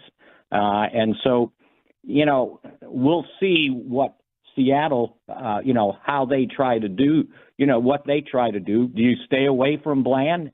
Are you careful with Gilmore? Well, there's only so many places you can go. Now, one of the things that I think we've seen, and certainly Arizona was pretty successful with it, is quick passes, short things, dump offs, screen passes to try to use the Cowboys' aggressiveness up front against them. Yes. And we'll see if Seattle tries to do that to sort of mask their deficiencies on offense. In 3 of the last 4 games, they've only scored a total of 32 points, 4 touchdowns, and one of those was a defensive return for a touchdown. So they've been struggling offensively of late. One of the reasons why they've lost 3 of their 4 games. And maybe they try to do something like that. Maybe try to just do short things, quick things, and see how the Cowboys adjust defensively to that attack that was very successful, by the way, for Arizona. Now, I'm glad you brought a lot of that up because people have been making a big deal how Cowboys haven't been beating a team with a winning record outside of maybe the second game of the season. But this is a Seattle team that they started 5-2, and there's lots of great stats there. But when they lost 3 of their last 4, like you said, they've been giving up sacks. They've been turning over the ball. And because of that, their offense hasn't been good. I don't know. I don't view the Seattle team as a really good team, as a very good team at all right now. No, it still has that winning record, and so you got to kind of respect that. And anytime, I don't want to do that. Well, any day somebody can come up and get you. I think so far they've taken care of their own business, the bottom line for this team, from the coaching staff down, this is about us, how we play, no matter who we're playing, where we're playing, and what type of team we're playing. And I think as long as they follow that philosophy, they should be able at home, you would think, to win that 14th consecutive game. Now, this weekend, supposedly, we're also going to find out about Shaq Leonard. How much on Shaq Leonard watch are you right now? Yeah, and I didn't realize this. I can't remember if I said this yesterday when I talked to you, but I discovered reading the Philadelphia paper that Nick Sirianni when he was the offensive coordinator for 3 years in Indianapolis. It was 3 years that Shaq Leonard was on the team. So they kind of had a working relationship. So we'll see where that one goes, especially since the Eagles are down 2 linebackers now. And, their need may be more than the Cowboys, but they don't have much salary cap space left for this year, if that's important to Leonard, right? So we'll see where this one goes. It would be nice to add some depth, but I don't sit there and if he signs with the Eagles, I don't think you sit there and just pull your hair out and go, oh no, now what? Do you have a prediction for us this evening? I do. Yes. I got to tip my hand, right, saying that they could win their 14th consecutive home game. Yes. I think 27-13 is what I have chosen. What happened to the offense, Mick? Three games in 12 days, Mike. Okay, I'm picking 38-17 Dallas. Well, if they score 17, that's going to be a heck of a lot more than they've been scoring. I know, it'll be. I already said, Mick. I said 38-10, but they get one of those kind of worthless touchdowns late in the game. Late in the game, Yeah. when the Cowboys pull it, Yeah. they would be very fortunate if they can get a lead like that and get some guys off the field. Yeah. 3 games in 12 days is tough. You know what? And it's not only tough physically, it's tough mentally too. To be able to get up so many times in such a short period of time to play a game. So that's why I kind of went conservatively with the 27 points. Not that they're going to struggle, but I just think at some point those 40 burgers are going to run out. Appreciate it as always, good sir. We'll catch up with you. Mike's not a fan of that phrase. We will catch up with you tomorrow to do some post game. I'll be there with you. See ya. There you go. Mickey Spagnola from DallasCowboys.com. I wanted to give you guys some more updates because obviously people are tuning in, tuning out all the time. We hope you always turn it on, leave it on. About Von Miller. So here is the latest from an article from the Dallas Morning News, as because this is, it's happening in Dallas, is authorities obtained an arrest warrant against Von Miller, who is suspected of domestic violence in Dallas, 3 law enforcement officials told the Dallas Morning News. So police responded yesterday and on a major disturbance call, but Von Miller left the location before police officers arrived. Now, I'm going to just read you a fun sentence, and you can decide for yourself where the weird word is. Miller, who plays for the Buffalo Bills, is accused of arguing with a pregnant person when he assaulted the victim, the officials say. Let's let you digest that for yourself. As of the start of our show, Miller did not appear in any Dallas County jail records. Gotcha. So, and the victim was treated for minor injuries. That is the information we know. The Bills, they're aware. They declined comment other than saying that they're aware. So as of the time of the start of our show, and I haven't seen anything since then. And you would because you get court documents before anybody else. That's true. Von Miller has not been booked into the Dallas County jail records, but I would imagine that happens at some point today or tomorrow. I can't envision. I know he left before the cops got there, but this does not feel like I guess I would assume. I don't know that for a fact. Were you saying the word pregnant person, Kevin? I think that's super weird. Okay, I gotcha. That's a different discussion for a different day. But yeah, my guess would be he gets booked today now that the arrest warrant is out there, maybe tomorrow. Sometimes in these high-profile situations, it's weird how they do negotiations about when you'll be picked up to get arrested and where it will take place. And I was like, if that happened to you as a regular person in a domestic violence, they'd be like, I don't give a crap. Yeah. You're under arrest. You're going with us right now. And you know what? We're not waiting.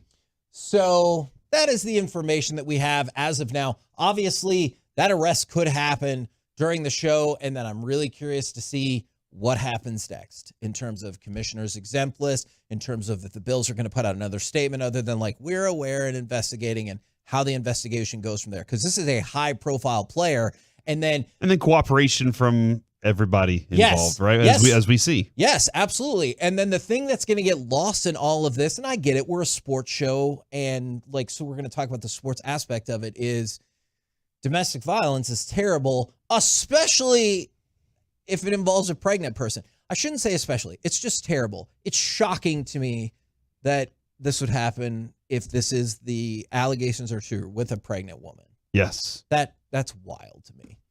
We're the KNC Masterpiece right here on 105.3 The Fan. Coming up next, it's time for some Collectible Corner. It's been a while since we fired this up. The Rangers are still on fire, and why this former NBA star was not happy to pull his own rookie card. Let's talk about it next right here on The Fan.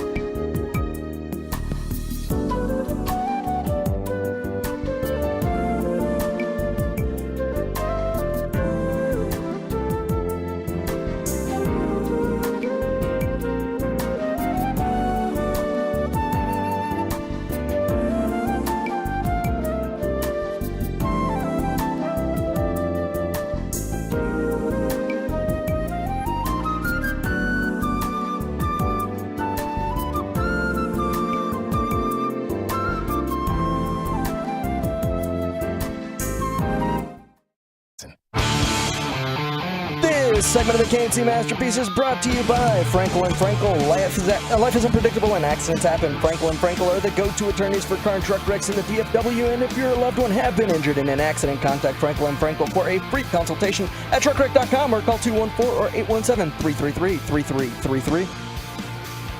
Pitch to Carter. Swung on, and that's lined up the gap in right center field, and that is in there for extra bases. Bounces up against the wall. It stays in play. Heim around third. He's being held up. It's a double for Carter as the throw comes into the plate. Evan Carter will be one of the leads for the return of Collectible Corner. 877-881-1053. We've got lots of fun stuff for you in today's Collectible Corner, but Mike, I thought you would really enjoy this. Tell me about it. There was an article in the Dallas Morning News yesterday said, at least for the moment, the Rangers are the coolest team in town. I think we saw a big reflection of that throughout Peace-a-thon. And you know how we always talk about the Dallas Card Show? Yes. January 18th through the 21st is the next Dallas Card Show in Allen. They have now officially announced Evan Carter will be signing at the Dallas Card Show January in Allen. I already got 2 direct messages. Mike, when you guys are at Buffalo Wild Wings tomorrow in Rockwall, correct? Yes. I'm correct. We're in Rockwall tomorrow at Buffalo Wild Wings following a Cowboys win. So we'll be talking a lot of Cowboys win. Yes, I believe. I think I'm going to put on Jared Sandler at some point so we can talk about what's happening Sunday, because Sunday's a big date. In fact, I expect in the next 30 seconds to a minute for somebody to call in. The bid right now is $1,600 for our table at the Jared Sandler event Sunday at Globe Life Field. Somebody will bid $1,700 here in 30 seconds. I already know. Series trophy will be there. Marcus Simeon, Drew Pearson. Playing catch on the field, getting to meet all those guys. Oh, do I need to bring my glove? Yes, 100%. And maybe some baseballs. What do you mean? For next year's piece. Oh. But people have already texted me or tweeted me, Mike, is there any way I can get some Evan Carter cards? He's going to be signing in Dallas for the Dallas Card Show. So I know people are wanting to try to get some Evan Carter stuff from me to get him to sign at that event, because you usually get retired players at that, not current players. So I don't know how they got Evan Carter, but they got Evan Carter. Well, let me tell you, there might be more current Texas Rangers added to that Dallas Card Show in January. I have an inside source on that. The person who runs it? Yeah, probably. And so, I mean, it's Jeff Kunkel? It's a pretty good source. Jeff Kunkel. They need to get Jeff Kunkel out there. Okay. He pitched for a little bit and played shortstop. David Hulse? No, current Texas Rangers that are on the team right now. Austin Hedges. Wyatt Langford? You have to wait and see. Oh! Thundercats. That's right. I want to play you cut number 7 as we go through Collectible Corner. But Corey, we'll get to that in a second. Corey had a question for you, Mike. Have you ever opened cards and pulled one of your own rookie cards? Or one of your own cards in general? I did that. It's funny you said. I did that at the Dallas Card Show as we opened up a box of 2000 Bowman. I'm in 2000. I think it's 2000. It might be. I think it's 2000. It might be 1999. I'm not sure what year. That's really bad on me to not know what year. But yes, I have done it before. It's pretty cool. Okay, I wanted that feeling. Like that, it's a really cool feeling. I'll tell you another really cool feeling. This is a little braggadocious, sorry. But 2 days ago in the mail, I got hey, as being part of USA Baseball alumni, you get a 25% discount. What? On America? On USA Baseball gear. Oh, okay. But it's just really cool. Sometimes I just think, wow, I can't believe, like, Derek Holland was part of Team USA. Now, he was part of the World Baseball Classic. I was just part of a minor league all-star team to qualify for the Olympics. But it's still really cool sometimes. You forget, like, wow, I'm part of the USA team, baseball team alumni. That would be cool, though, if they gave him a 25% discount on America. Like, anything he wanted. He'd have to sell all his cards. 25% off. Oh, wow. Like a key to the city, but for everything America. in America. Everything that's American. All right. So I'm glad to hear that level of excitement, because I'm going to take you to Dominique Wilkins.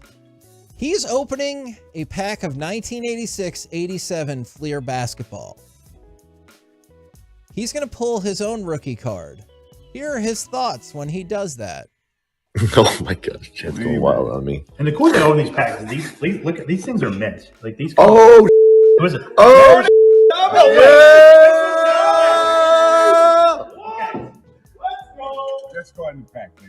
This was sealed. This was not planned. That is insane. We got Dominique. Hold on, Dominique. What number is that?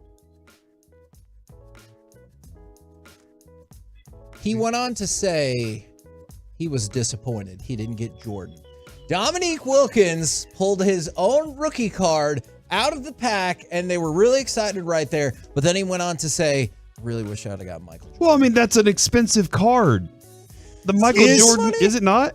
No, it is. Yeah, he would have gotten a lot of money. If you get that in Gym at 10, it's a 5-figure card. If you get it Jordan in Gym at 10, well. Yeah, it's about 200,000 to 250,000 right now. I think that card is if it's a 10. I get why he wanted the Michael Yeah, 10,000 Jordan. to 200,000 is a big difference, and I'm not sure exactly the Dominique card, but is Dominique Wilkins, this might not be part of the conversation, is Dominique Wilkins the most forgotten player of the 80s? Unfortunately. Who he was second in scoring to Michael Jordan for like a 6-year period. And when we talk about explosive, dynamic athletes, like I talk about Westbrook that way, that's what I think of. This is a dude that could, when we say jump out of the gym, that's what defined it. The only question I have about if that's the case, where do you classify Moses Malone? Do you think of him as a 70s player, an 80s player? Because I think he's pretty high up on that list. I think you'd have to think of him as he's in both eras, but he makes the NBA Finals in 81 with Houston. He wins the he makes the finals and wins it in 83 with the Philadelphia 76ers. Because in 82, when the Lakers beat Philadelphia, he wasn't on the team. They add Moses Malone, then they beat the Lakers the next year. That team's amazing. So I would say yes, he's a pretty forgotten player too, and maybe he has a better resume than Dominique because Moses Malone is on most people's top 20 NBA basketball players. And he won 3 MVPs. I just feel like if you go down that list, Mike, you're right. I feel like You're right. Moses Malone probably more forgotten with a better resume than Dominique. What was the furthest Dominique got? 2 rounds in? He maybe made a conference final once but I don't think he did because it was obviously dominated by Boston. And then you had Philadelphia early on in his career. Then as his career progresses, you have the Detroit Pistons and then the Chicago Bulls. So it was just unfortunate for him. I think the Milwaukee Bucks of that time were a really good team with at times Jack Sikma and Alvin Robertson. It just, unfortunately for them, or Paul Pressey and stuff like that. It just didn't work out for Atlanta, and Milwaukee were just in a very competitive Eastern Conference. Yeah, it was. And people are sending in other votes, and I respect those. Alex English, Bernard King. I think these two are at a different level, and I respect both of those players a lot. But that's I would be disappointed too if I was in the same set as, I don't know, Ken Griffey Jr. Right. And I'm like, well, it's cool that I pulled me, but if I did pay for this, I'm looking for Ken Griffey Jr.'s, not Mike Bassix or not Dominique Wilkins. But Dominique is a good card to get in 86 Fleer. Now, my next question is, which one of these items would you rather have? They're both currently up for auction, both in the collectible space. Would you rather have a game-used Sandy Koufax glove? Oh my gosh. From his second season. It's amazing. Or, I have a feeling which way Mike's going to go, or the racket which Novak Djokovic used to win the French Open. What year? Ooh, 2009? I mean, unfortunately, I am going with Sandy Koufax. I'll say this for Djokovic, right? That's who you just said? Yep. Does he have like 100 rackets out there that you could possibly get? Not from winning the French Open, but like that are game used, that's a match good used. Like I'm going to struggle probably to find more than 10 Sandy Koufax gloves that have ever been put on the marketplace. Older. Yeah. So the Sandy Koufax would be really cool, even though you are talking about one of the greatest tennis players of all time. He to celebrate, and I get why this probably doesn't happen a lot. He threw his racket up in the air and it went into the stands. And that was it. And this college student at the time caught it. And with their hands? Yes. And there's pictures of her with the racket and everything. Time out. What would be the other answer? Like in between their neck and shoulder, their chin and shoulder, like maybe that, or maybe they catch it in between their knees, maybe their crotch. All right. You think people are sitting down? I thought it was an interesting question, though, when you said, wait, what did he catch it with? Yeah. Like his teeth? Maybe he took a glove to the tennis match to catch one of those balls.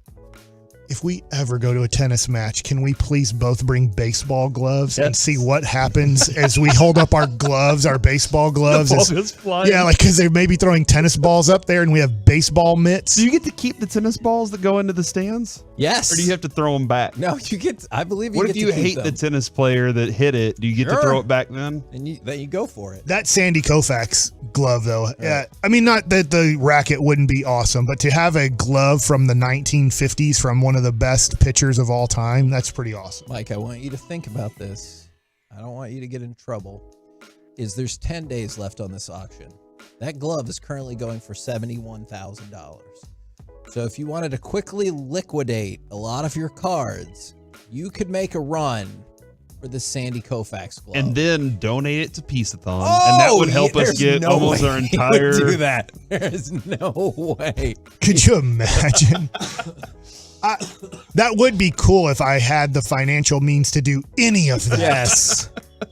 That'd be wild. God, that would be amazing. When people were clamoring for a Kevin would for a never raffle, he would never get mad at you again. He would just be like, you know True. what? I can you'd never. be like, here's what I think's about to happen in the world, and I'm like, you know what, Mike, knock yourself out. You'd Go ahead never and say get, what you would never gotta get a say. post-show call from Kevin again if that happened. All right, so you're going Sandy Koufax glove. I am. That would be very cool. Even if you're a huge if you were just a tennis fan and not a baseball fan, I get that you would go racket. But I think if you're a sports fan, it's tough to pick a 2016 item over is it 1956? 1956, and remember, that was the year they won the pennant. Yeah, so that would be very tough to pick something 2016 over 1956. You go that direction too, probably. Mm-hmm. Yep. Okay. I think I'm going to make it a clean sweep, and I'm going to go that direction as well. But tennis fans out there, by the way, if you're a huge tennis fan. I do love tennis, but I mean, it's Sandy Koufax. And you don't like Djokovic, right?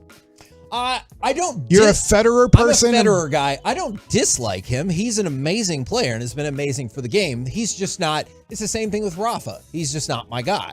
A while back, I was club fat all the way, and so those are his rivals. But he's incredible Because he hooked up with Britney Spears. Did he? Really? Kevin Federline. Never mind. Oh, I would have gotten that. I was like, I don't know Britney. I was like, yeah. whoa. I mean, I know Britney just wrote a book. Is that in the book? She was doing the tennis player. Don't worry, guy? Timberlake, you're off the hook. We're the KNC Masterpiece right here on 105.3 The Fan. Coming up next, it's time for Gridiron Gravy. The best way to make money is to bet on, or I guess against, Josh Allen. We'll do it next right here on The Fan.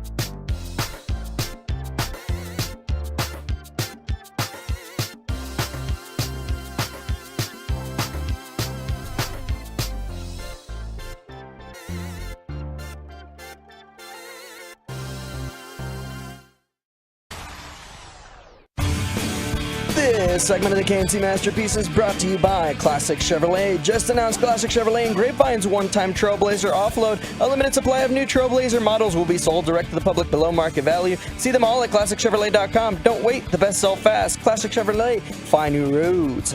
Allen at quarterback and 3 wide receivers and spreading people out and letting them rip. Allen fastball picked off out of the hands of Gabe Davis and into the arms of Justin Simmons. Let's talk about why you should be betting on, or I guess against, Josh Allen as we go around the entire NFL and dip into some gridiron gravy. Deep game day gravy. Ooh, I like that. And we're actually going to start with the Carolina Panthers. And Corey, I know you're thinking, I don't care about the Carolina Panthers. They stink. Well, guess what? If all of these things happen, you might care about the Carolina Panthers. I want you to ponder this for a minute. Christian ponder. If the Carolina Panthers beat the Bucks, Colleyville Heritage, Saints, Falcons, Packers, Jags, and Bucks again, well, the Bucks beat the Falcons and Saints and then lose the rest of their games. I've lost. And then the Falcons and Saints lose out through week 6-17. The Carolina Panthers would host the Dallas Cowboys most likely in the opening round of the playoffs. So what you're saying is the crappy NFC South is so bad that the Carolina Panthers might still be able to win that sucker. I thought you were going to go somehow in some range of, here's how the Carolina Panthers hold on to the number 1 pick that they don't have, which is the Bears pick, because the Bears right now are picking 1 and 4 because the Panthers traded up and decided on Bryce Young over C.J. Stroud, and now will regret that decision for the rest of their franchise. Nope, they could still host a playoff game. Thank you very much to our buddy Paul Worth at Worth Collecting in Waxahachie. Excellent helper of Peace-a-thon, but also sent me that little nugget. All right, you want to talk Cowboys offense first or defense? Offense. Woo! You said it first. Bobby Belt's going to approve of that. Dak Prescott has been named the NFC Offensive Player of the Month. Wow. Thanks to Mike McCarthy, as Mike would say. Mike's currently in the middle of a bite right now, so I said Nuggets. It's football nugget time. I'm football nuggeting it. 1,298 yards with 13 touchdowns in the month of November. It's spectacular, dude. Like, he has been spectacular. There have been nights where people were like, oh, he was so amazing. And I was like, was he really? Like, the number, okay, all right. But he has made throws. I've watched things that I've been like, this is it, dude. But I still need to see it against the best. This is his first Player of the Month award ever. I didn't know that. I thought he might have won one in the history of months. Like in 2019 or 2019, right? 18, they made the playoffs. I thought 18, I thought he might have won one in one of those weeks, but nope. And he's only the 3rd Cowboys quarterback to win it, along with Romo and Troy Aikman. But wait, he deserves it. He does deserve it. Like, I'm not taking any shot. He is playing great football right now, and hopefully it continues for 2 more months. But wait, there's more. But wait. The NFC Defensive Player of the Month, Deron Bland. Deron Bland. In your face, Corey. You didn't say that this year. You never said Deron Bland would win NFC Player of the Month. That is true. You know, I was watching I know we were just talking collectibles. Deron Bland is one of the 5 hottest cards in all of card collecting right now. There's probably not a lot There's of not them many of them because they didn't make a lot of Deron Bland rookie cards. Are you in on my bit? Are you guys in on the bit that soon teams will start carrying a safety in their backfield to stop him from getting in the end zone? It only makes sense. It's the only way that it can be done is to keep him out of the end zone is to do that or not throw his way. So, and eventually you're going to have to throw his way. What's the odds that he gets one tonight? 3-1.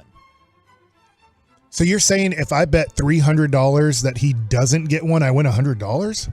It's usually a little bit more stilted than that on the opposite side. How do I find a bet like that? Where would I go, Kevin? Yeah, we can't do that here. That's what Mark Cuban is working on, I guess. Yes, that is what we're working on. In Mustang, Texas.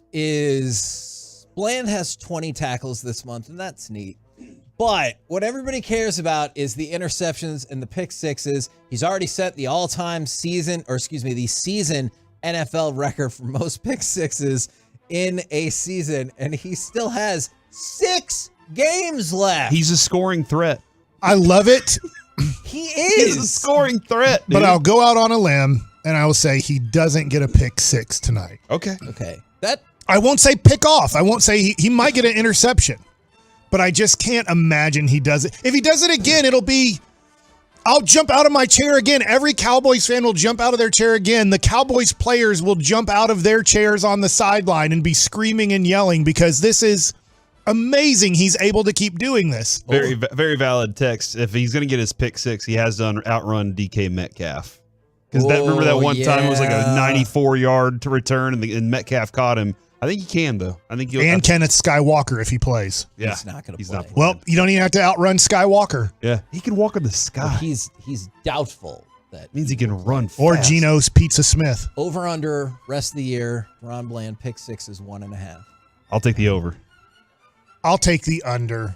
I hate saying that. If I said it at half, would you still take the under? It's a tough thing to bet the over. No, you know what? I would take over on that. Okay. I would say he for some reason he gets to play Sam Howell again. So that's true. Even though they did pick on him a little bit, they were pretty successful throwing on him throughout that game. But that's fair. I'll say he has one more. But the thing is, if you said, will he have three more the rest of his career? I don't know. Like, it is so tough to do. This might just be one of those years where Deron Bland, I do think he'll have more in his career, but I could see where he doesn't have another one the rest of his career. Now, unfortunately, we have to go back to Von Miller real quick. As predicted, the Bills put out the following statement. This morning, we were made aware of an incident involving Von Miller. We're in the process of gathering more information and will have no further comment at this point. That's probably the only logical thing they can say. This is tough because accusations don't mean guilt, but obviously people are going to point out that the league previously investigated him for domestic violence in 2021. So, I don't know. You said a warrant has been issued? Yes. Okay, gotcha. Yes, and they still have not picked him up. We'll let you know if that happens, but obviously a really, really nasty scene involving Von Miller right now. We will see what the next course of action is. All right, let's go from that to, do you know who Malcolm Rodriguez is? Should I? No clue. He plays for the Detroit Lions. That's why I thought there was a shot, because those are your guys. Is Dan Campbell. Oh, the linebacker, yeah. Oh, interesting that you would say that. Is he the linebacker or is he the fullback?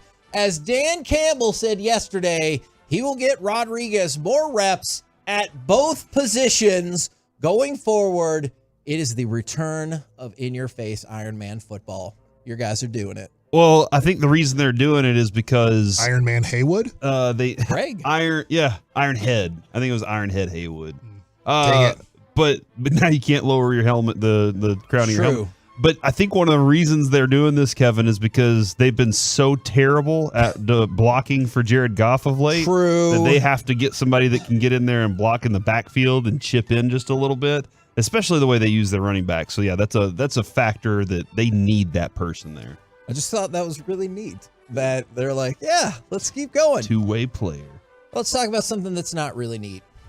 I still think we should use Micah Parsons as the running back, 4 yardage. Red zone running back. Mike, but can you see something happening to him running the football on play one? Sure. And us being like, why do we ever do that? We're saving it for the playoffs. Okay, I'll take that. I'll take that. Do it when it matters. He's our the most. refrigerator Perry of the playoffs. Yes, do it when it matters the most. Yeah, and how did that turn out for them? They won like 44-0 in the Super Bowl. But it was 45-10. Did you want a Super Bowl or not, Kevin? But also, wasn't Walter Payton like really upset about that? We don't have Walter Payton on our team. We're going to upset Tony Pollard. He's going to be on another team next year. Though that was it. Exactly. He would have gotten that Super Bowl if that hadn't happened. Yes, he would have. They were going to win that game either way. They didn't trust Walter. Obviously, Mike Ditka didn't trust Walter Payton. You can't predict the future. What we want to say?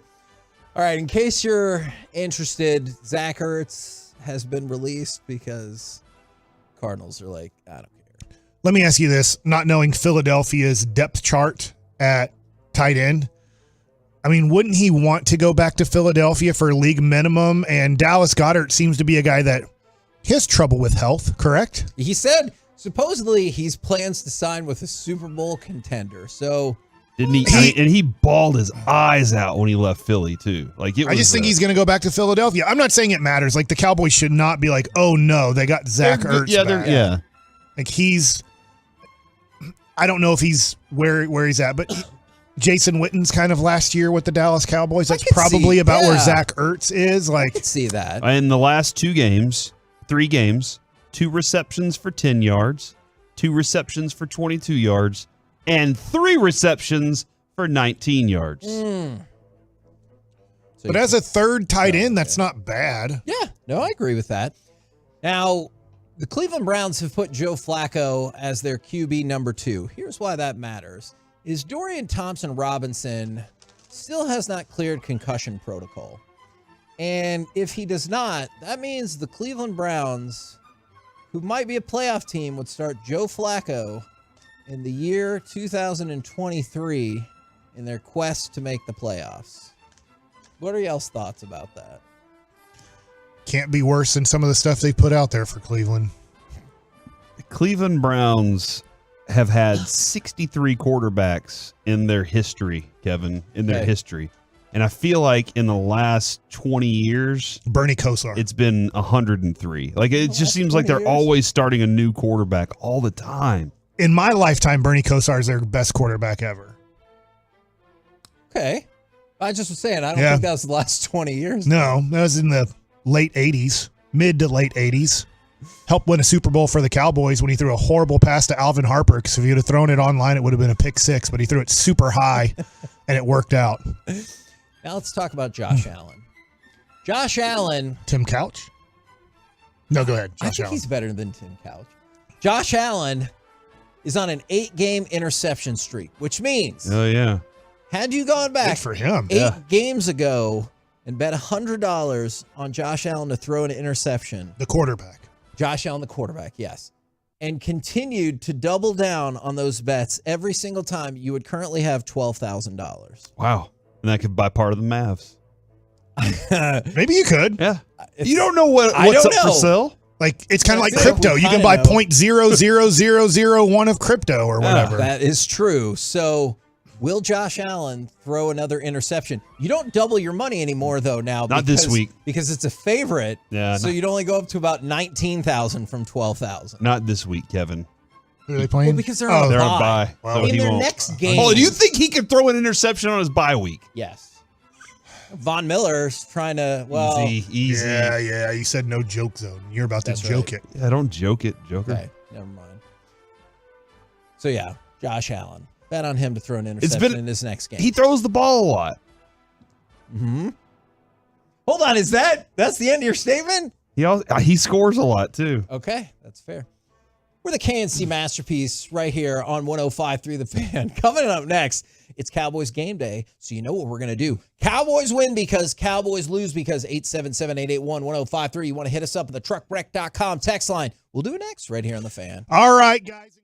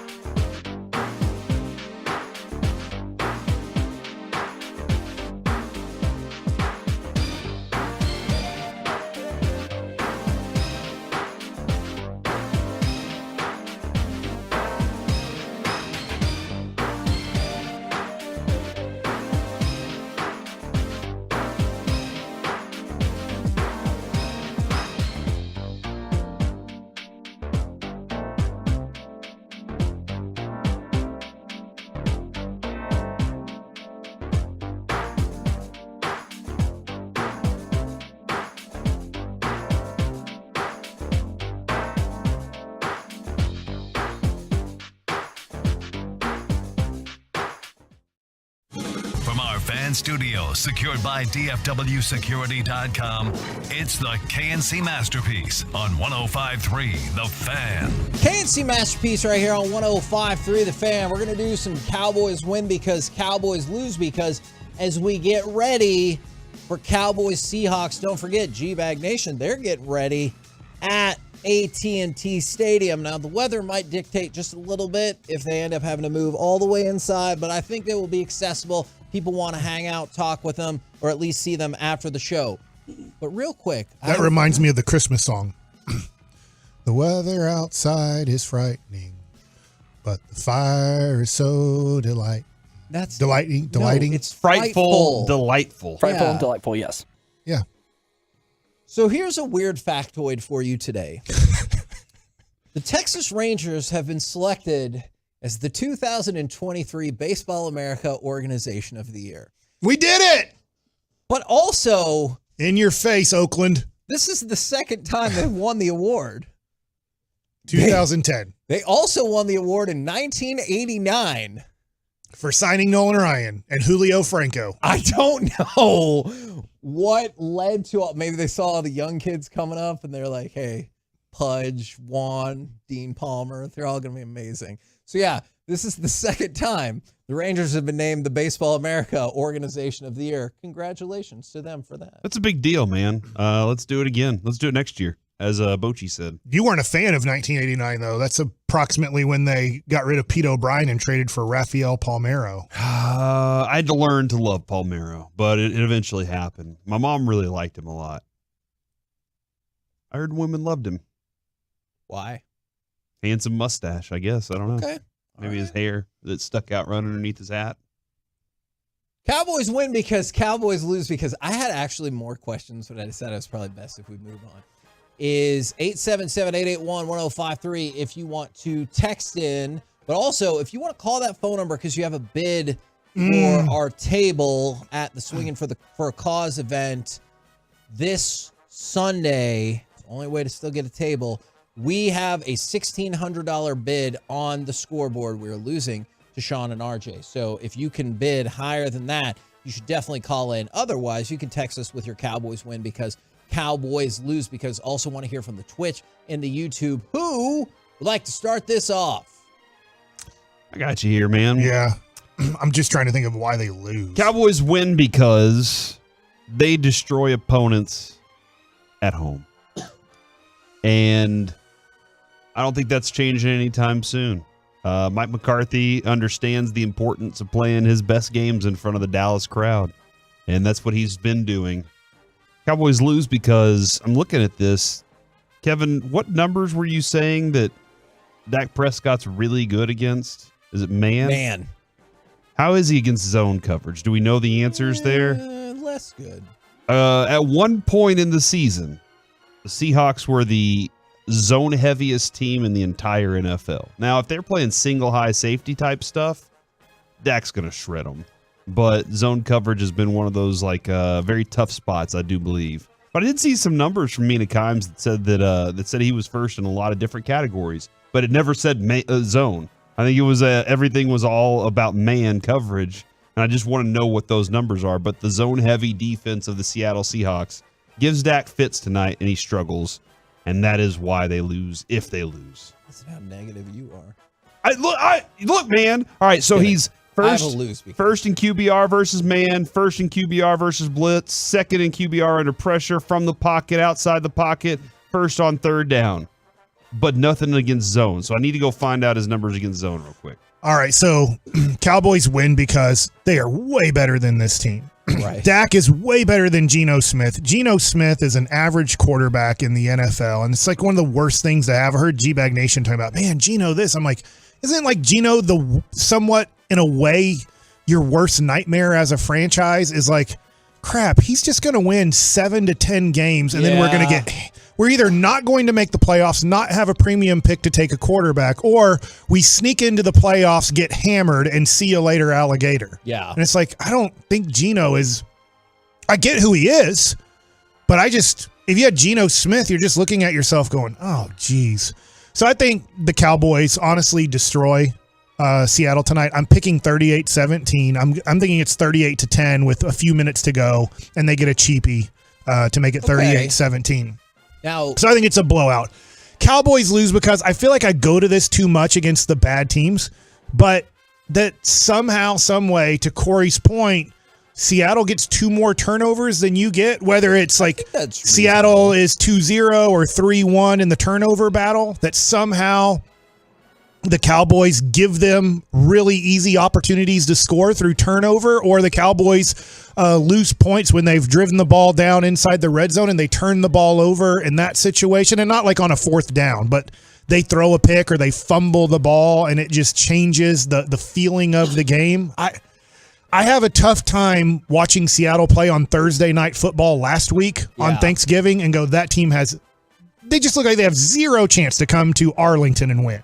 Kevin, as of November 18th, Dak had 5 interceptions and 4 touchdowns against zone. He was the 23rd ranked quarterback.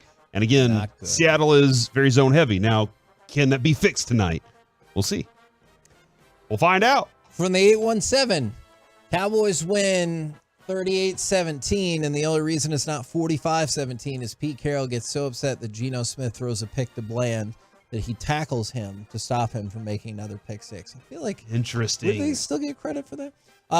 From the 806, Cowboys win because they're at home and Dak continues his high level of play. Cowboys lose because they get caught looking ahead to the Eagles, and Jordan Lewis gets burned all night long, especially with Lockett. From the 682, is Jordan Lewis a concern for everybody? Like the team says, hey, we're putting our best receiver up against our slot guy, their slot guy, and that's a big concern. Okay. I mean, I'm concerned, at least compared to the rest of the defensive backfield with Jordan Lewis. Corey, let's see if you can figure this one out. I think you can.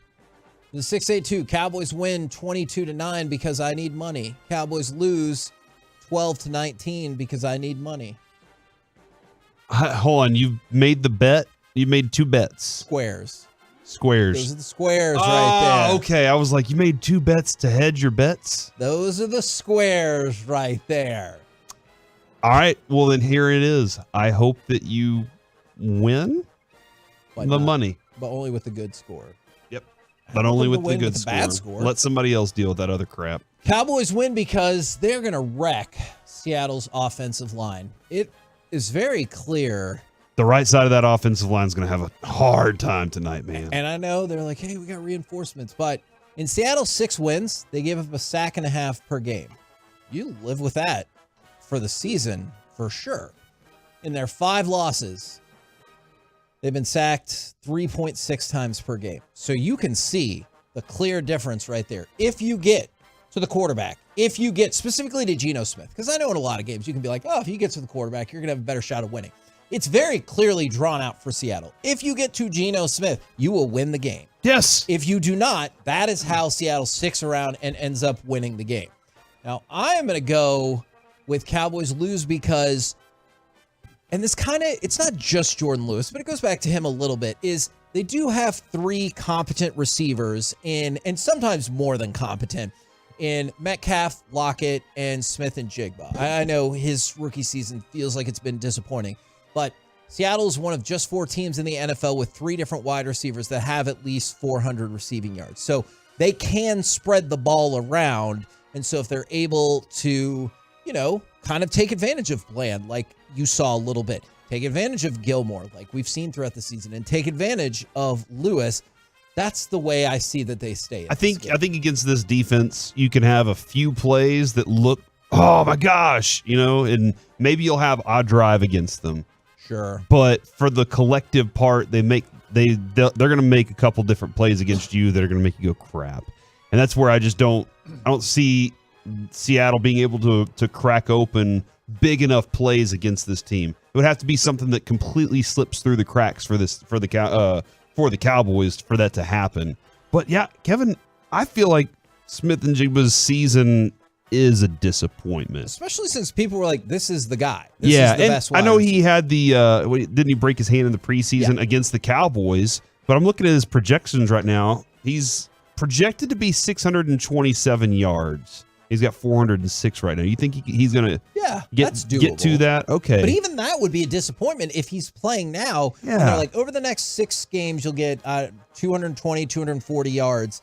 That's definitely a disappointment. And maybe, again, there is a very good trio of receivers, and maybe the quarterback doesn't match that for them. You know, like Geno Smith had his thing. But maybe he's just not still in that place. I bet a lot of people feel like this just when it comes to the Cowboys in general because all the baggage that comes along with them.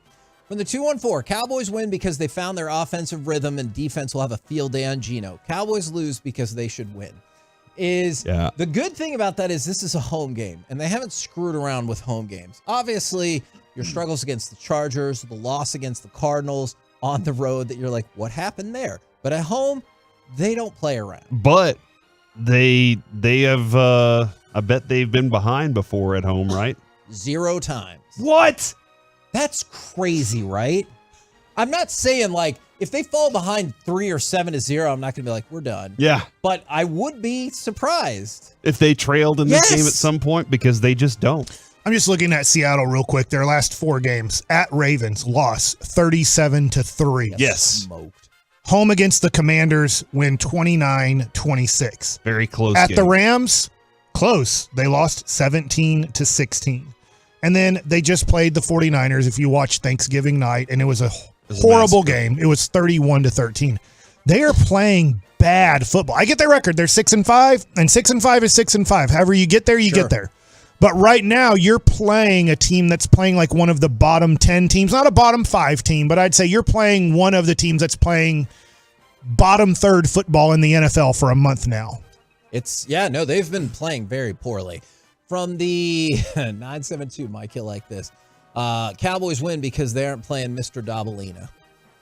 I like it. By the way, at Cowboys, at 49ers, home against the Eagles. So this 4-game stretch for them where they just lost 31-13 for Seattle.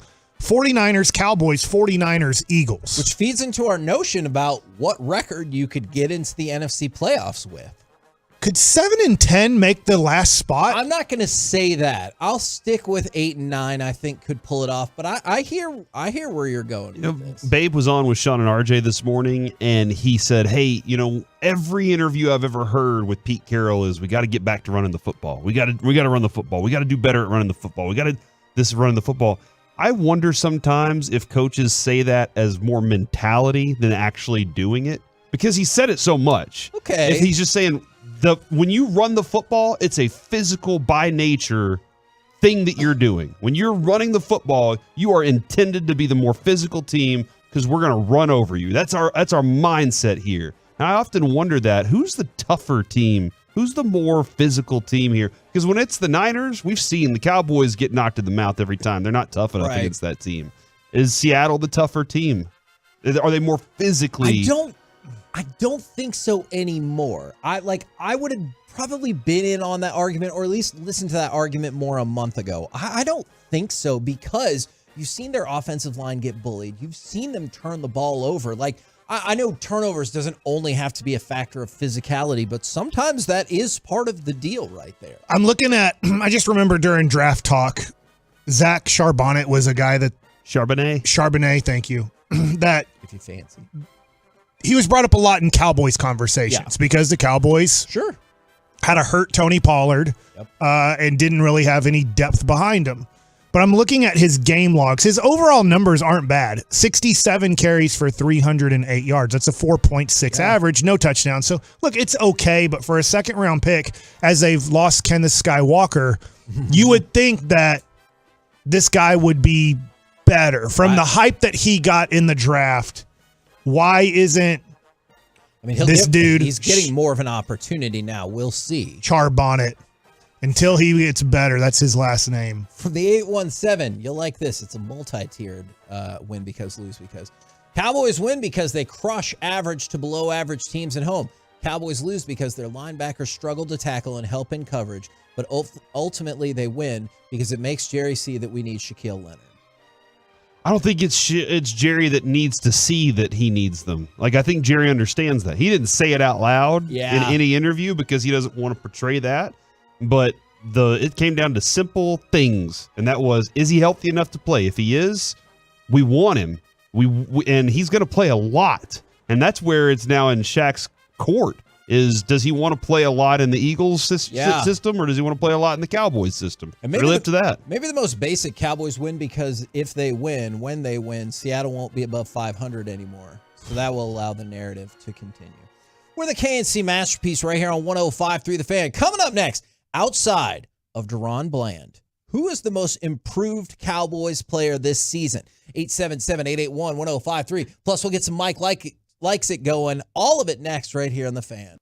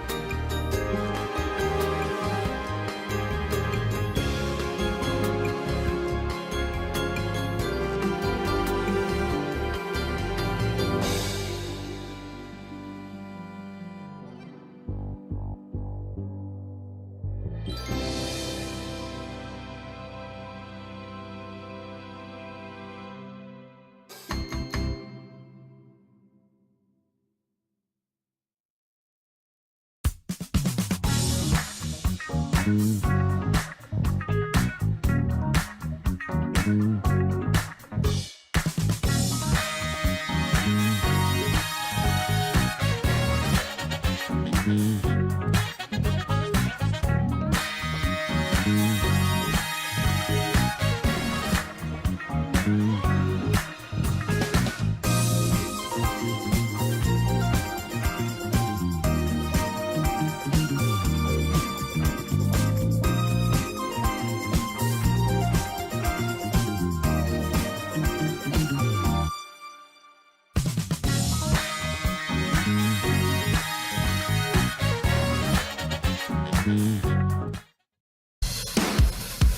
segment of the KNC Masterpiece is brought to you by QC Kinetics non-surgical regeneration treatment.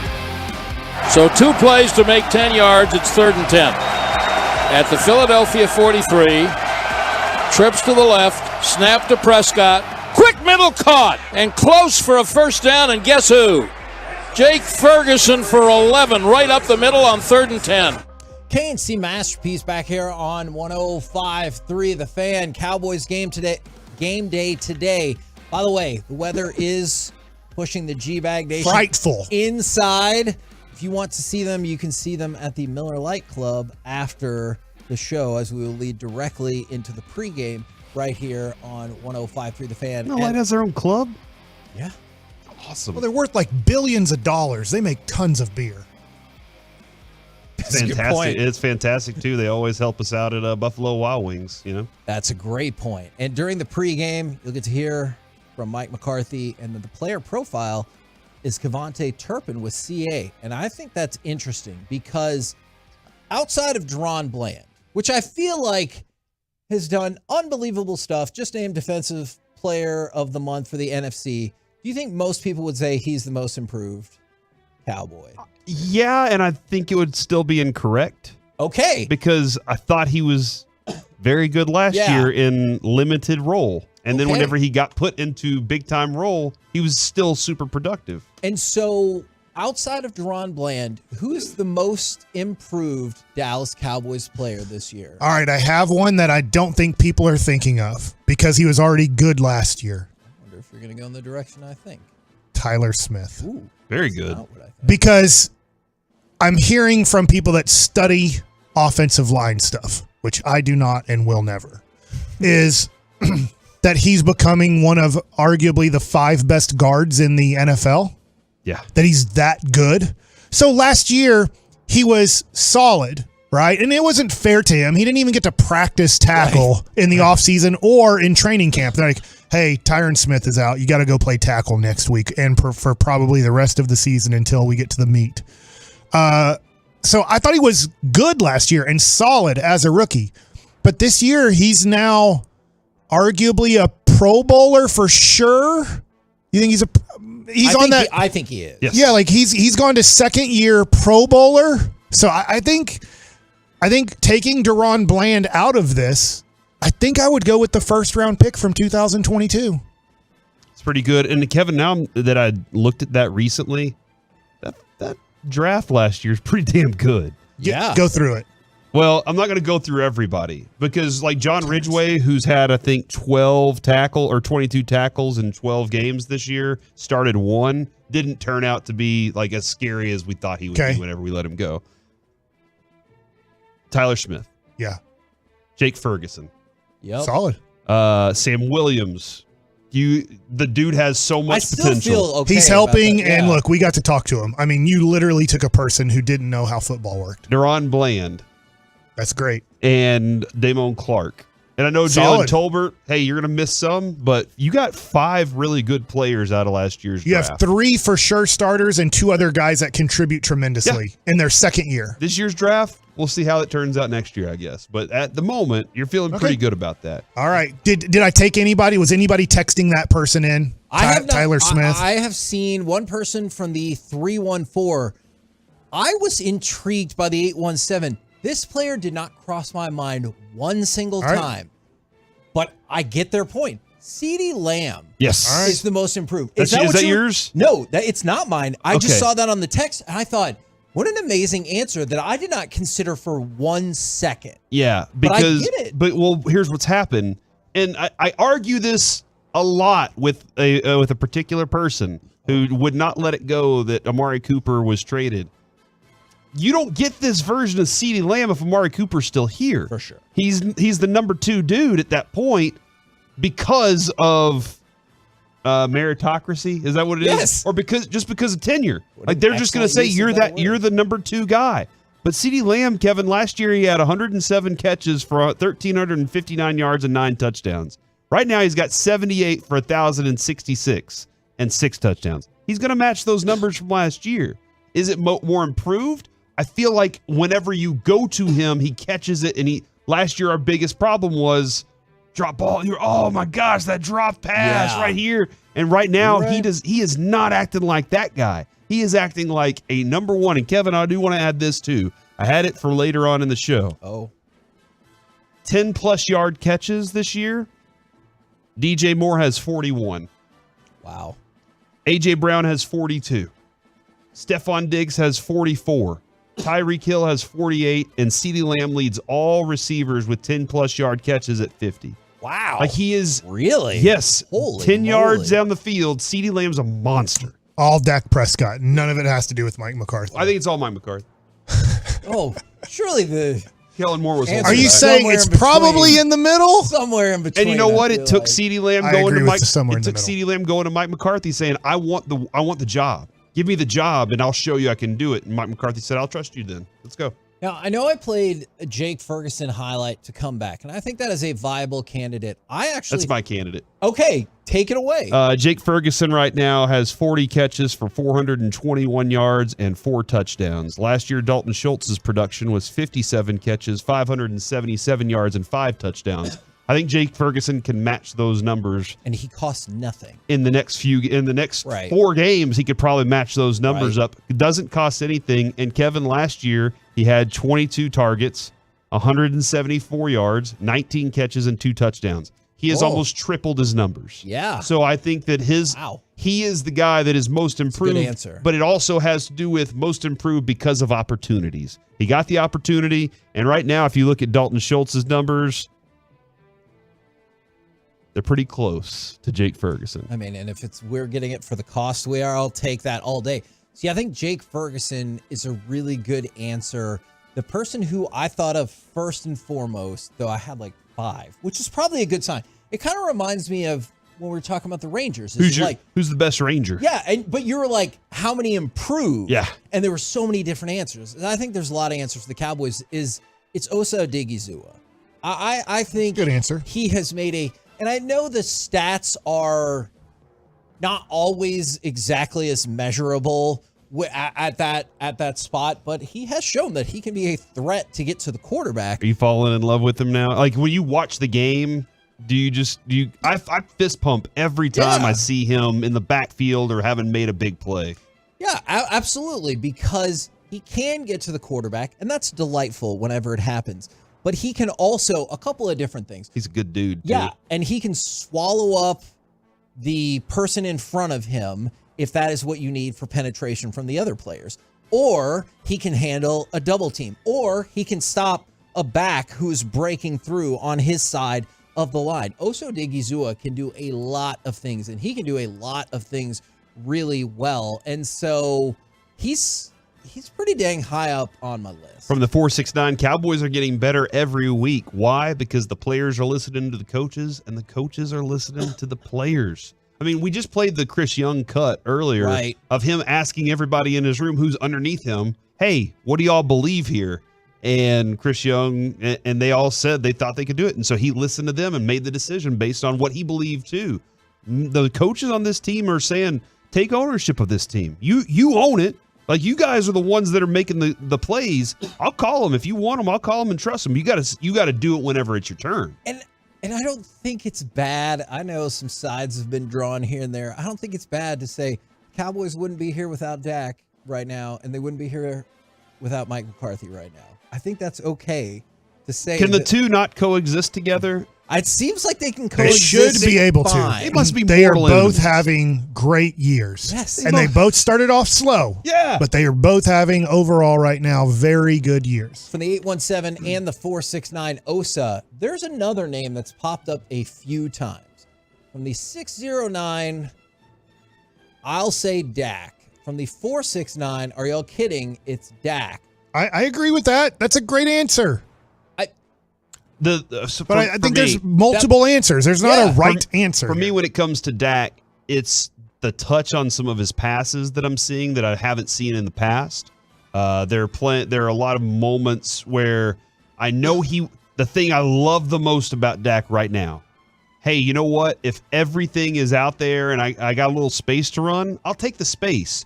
But I'm not going to try and put my shoulder into somebody and level them. I'm going to run out of bounds, or I'm going to slide. Right. Even though the slide, Mike, is not the most professional baseball slide, it's effective enough. But that's the factor is, hey, I'm going to do this, and it annoys defenses. You picked up a third down by scrambling just enough to get the first down and keep the drive alive and keep the ball in your hands where it belongs. Those are the little things that I see with Dak this year, because we've seen amazing stretches in his career where he's been the best for 4 or 6 games.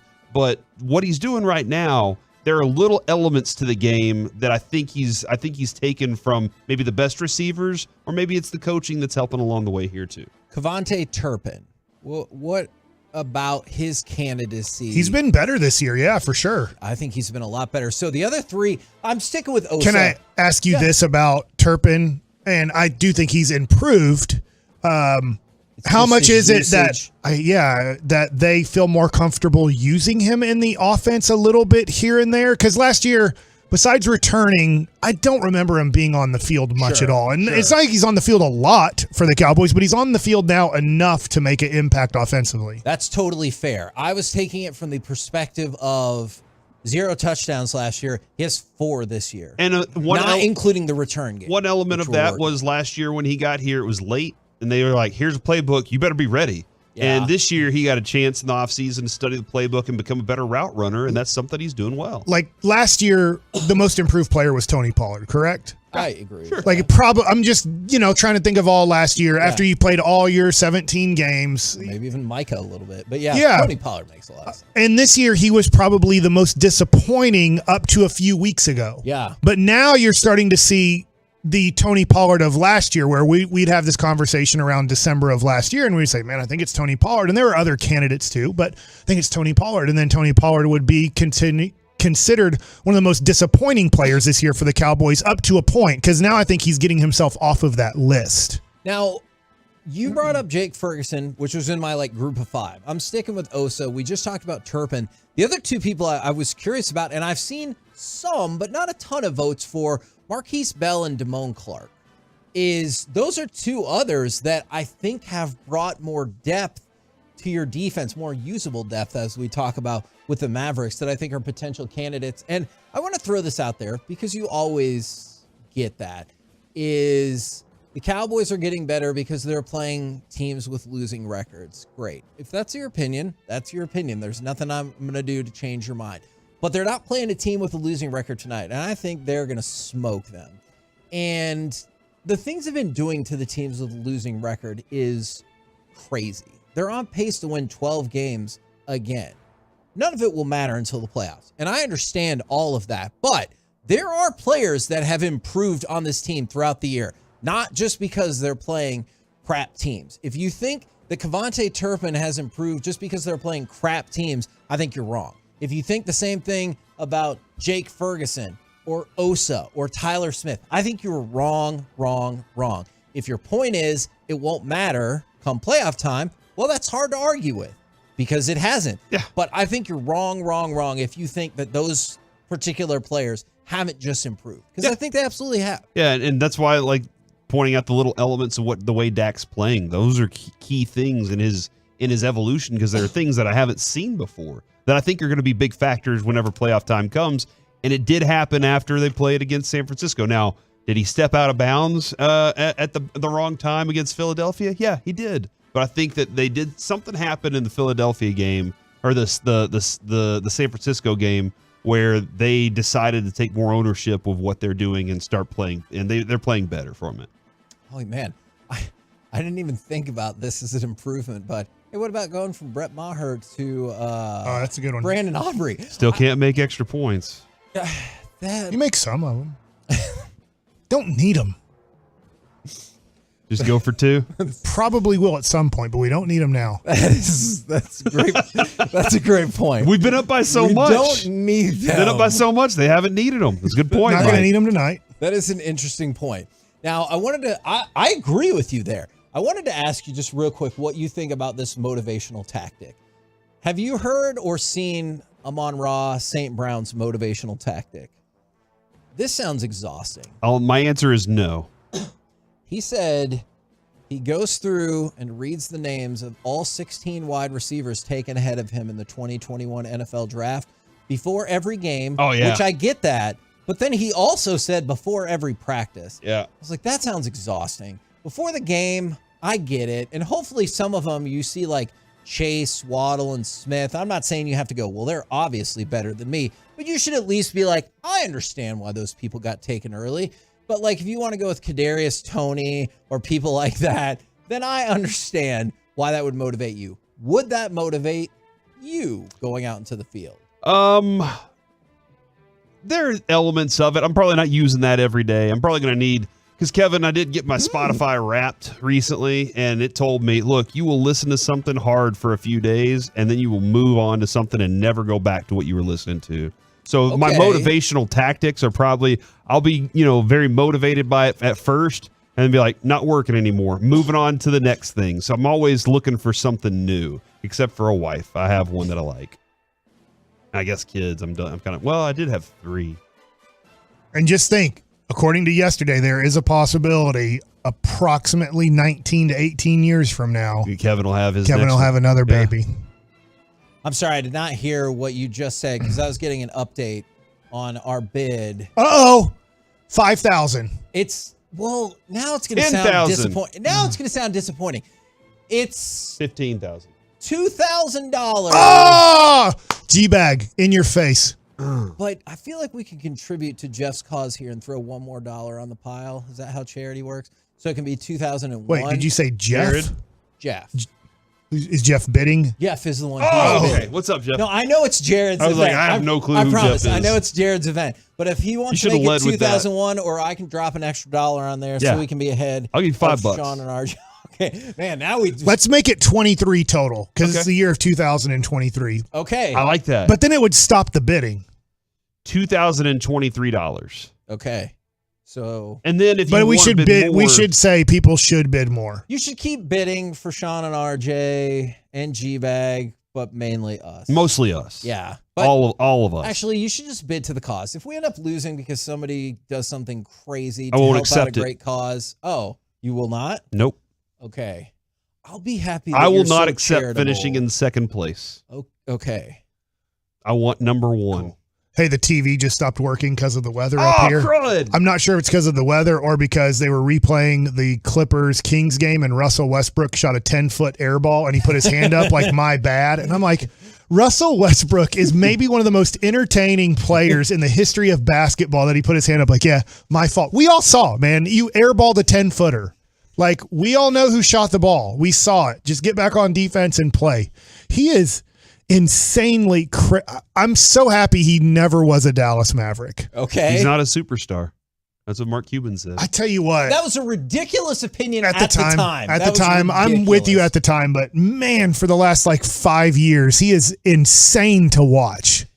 He's entertaining. He is. We're the KNC Masterpiece right here on 105.3 The Fan right now. It's time for some Mike Likes It. All right, so I was thinking about talking a little bit of college football, but I'm going to start with baseball here and see where we go with this. Obviously, you had the news that in mid-January, Evan Carter will be signing autographs at the Dallas Card Show and possibly more Rangers to come in that. Well, Evan Carter, we haven't heard much about the Rangers' plans for Evan Carter's future. He's under control for the next 6 years. So if somebody's wondering, hey, what happens with Evan Carter and when is he a free agent? Last year, didn't count for anything for the Texas Rangers. As in, that didn't get his clock. Like it started his clock, but he has to play 6 full seasons approximately to become a free agent. So you have him 2024 through 2030 till he could possibly leave as a free agent. So you're in great shape with him. But news coming out this morning from Milwaukee, number 2 overall prospect is going to sign an 8-year, $80 million contract, a major league contract with the Milwaukee Brewers. So this is interesting because Jackson Chourio is his name. He's 19 years old, and he's never played a day in the major leagues. He did not play last year in the major leagues at all, but they think he's going to be a major leaguer to start next year. So what they're doing is they're buying out 2 years of free agency, and they're guaranteeing him $80 million over his first 8 years, so they never have to negotiate with him. And I think it's interesting from this standpoint, Kevin, and I'll let you talk here, is that the Rangers do have a situation where they could lock in Evan Carter longer than 6 years if they felt like. Okay, so we're going to go back to that in just 1 second. Corey, you're Evan Carter. The Rangers offer you $80 million for 8 years right now. Do you take it? Yeah. Okay. How old am I? 19? Well, he's 21. 21. Okay, that gives me that I get into the late prime and I get another contract. That is very true. Now, we broke down the metrics and the numbers. We'll skip some of the boring parts of the math. Right. We approximated over the next 3 years. I know Evan Carter could make $2 million, but more likely Rangers will give him about $4 million total over the next 3 years.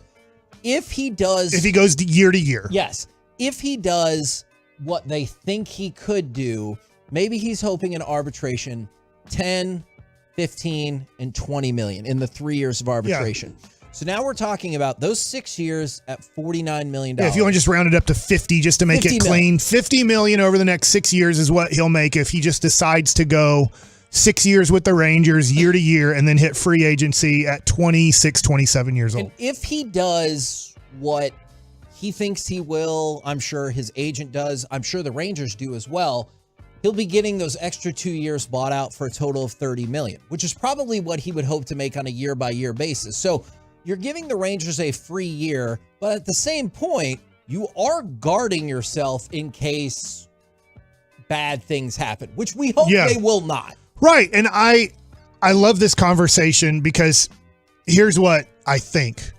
This contract, and I know he's a number 2 overall prospect. I think when Evan Carter got called up, he was number 6 or 9. Okay. I know what that number is, but like somewhere in there between the 5th and 10th best prospect in all of baseball when he got called up. And then he crushed it for the 3 weeks in the regular season and then to help the Rangers win the World Series. So if I'm his agent, I'm like, dude, they're giving out $80 million for a guy who's done nothing, who is a top 10 prospect. My guy was a top 10 prospect. He just helped you in the World Series. Corbin Carroll, who just got Rookie of the Year, helped lead Arizona to the World Series, and he got $111 million on an 8-year contract. So we are more to that number than we are the 80 million number. And I do think the Rangers can work something out. I don't think the Rangers would balk at like 8 years, $100 million. I don't think the Rangers will balk at that number. And it's tough because if you're Corbin Carroll and you continue on this trajectory, your initial thought is going to be, I made a mistake. But it's hard to say I made a mistake when you went ahead and got the $111 million. I'm with you, especially when you sign, if you're a high school draft pick, which Corbin Carroll was, which Evan Carter was, which obviously I believe for Jackson Chourio, I believe he's a full, I need to watch myself here, but I believe he's not from the United States. Okay. I'm not sure if he was a draftable player or signed out of, I'm just throwing this out here without looking up his history, I'm sorry, like from the Dominican Republic, where you could have been like Leo de Taveras and signed at 16 or 17 years old. He was born in Venezuela. Okay, so then he's Venezuelan, I'm assuming, because I don't think he came over and played high school baseball here. Yeah. But I would say that the Rangers are interested in doing a deal with Evan Carter to lock him up. And usually agents do like doing this. Now, look, there's one agent that doesn't. And we all know that agent is Scott Boras. Yeah. It doesn't mean that he never will. but he's not crazy about taking a premium guy who he thinks, let's face it, if Evan Carter does what the Rangers think he's going to do, what a lot of prospect people think he's going to do, people that rate prospects, they think at 27 years old, he's going to get a 10-year, $300 million contract. So now that means you stayed healthy, you produced up to the probabilities that people think you are going to produce at. So if I am now going to only sign, let's say, an 8-year contract at closer to 30 years old, do I get $240 million? Do I get, so you just start looking at the numbers. But I think a lot of guys are like, dude, if I can get $100 million, then I don't have to ever worry about money the rest of my life. And I think that's where I fall also because of what Corey said. In this specific instance, just talking about Evan Carter and maybe some of these other quick track guys, is you will hit free agency at 29, even with the big money. And so you're like, this doesn't have to be my only deal. And I see the appeal of that all the way around. Yeah, and I'm trying to look up real quick, if you guys can do this too, Ronald Acuna Jr.'s contract. Like, this is where the Braves are set up for like the next 5 years to be a 100-win team. Is they did this with Ronald Acuna Jr. 8 years, $100 million. So 8 years, and I do think that's very doable on both sides. For Carter, I think Carter might agree to 8 for 100. I think the Rangers would be happy 8 for 100. But you look at this, and they did something similar with Ozzie Albies. I think I got to look at their Austin Riley, their kind of third baseman, who's a very good player too. They've done this with a lot of their players, and so it sets you up well if they all perform up to their capabilities. You get them for a cheap price, and then you're like, dude, we are set for a while here. Let me ask you this then. If you're the Rangers, if you're Evan Carter, if you're any of these young players, because there's another hook that comes along with Acuna, is if I'm the Rangers, I'm thinking, I'm not getting the biggest discount in the world. I'm getting $30 million off over the span of 8 years if my guy becomes a superstar, right?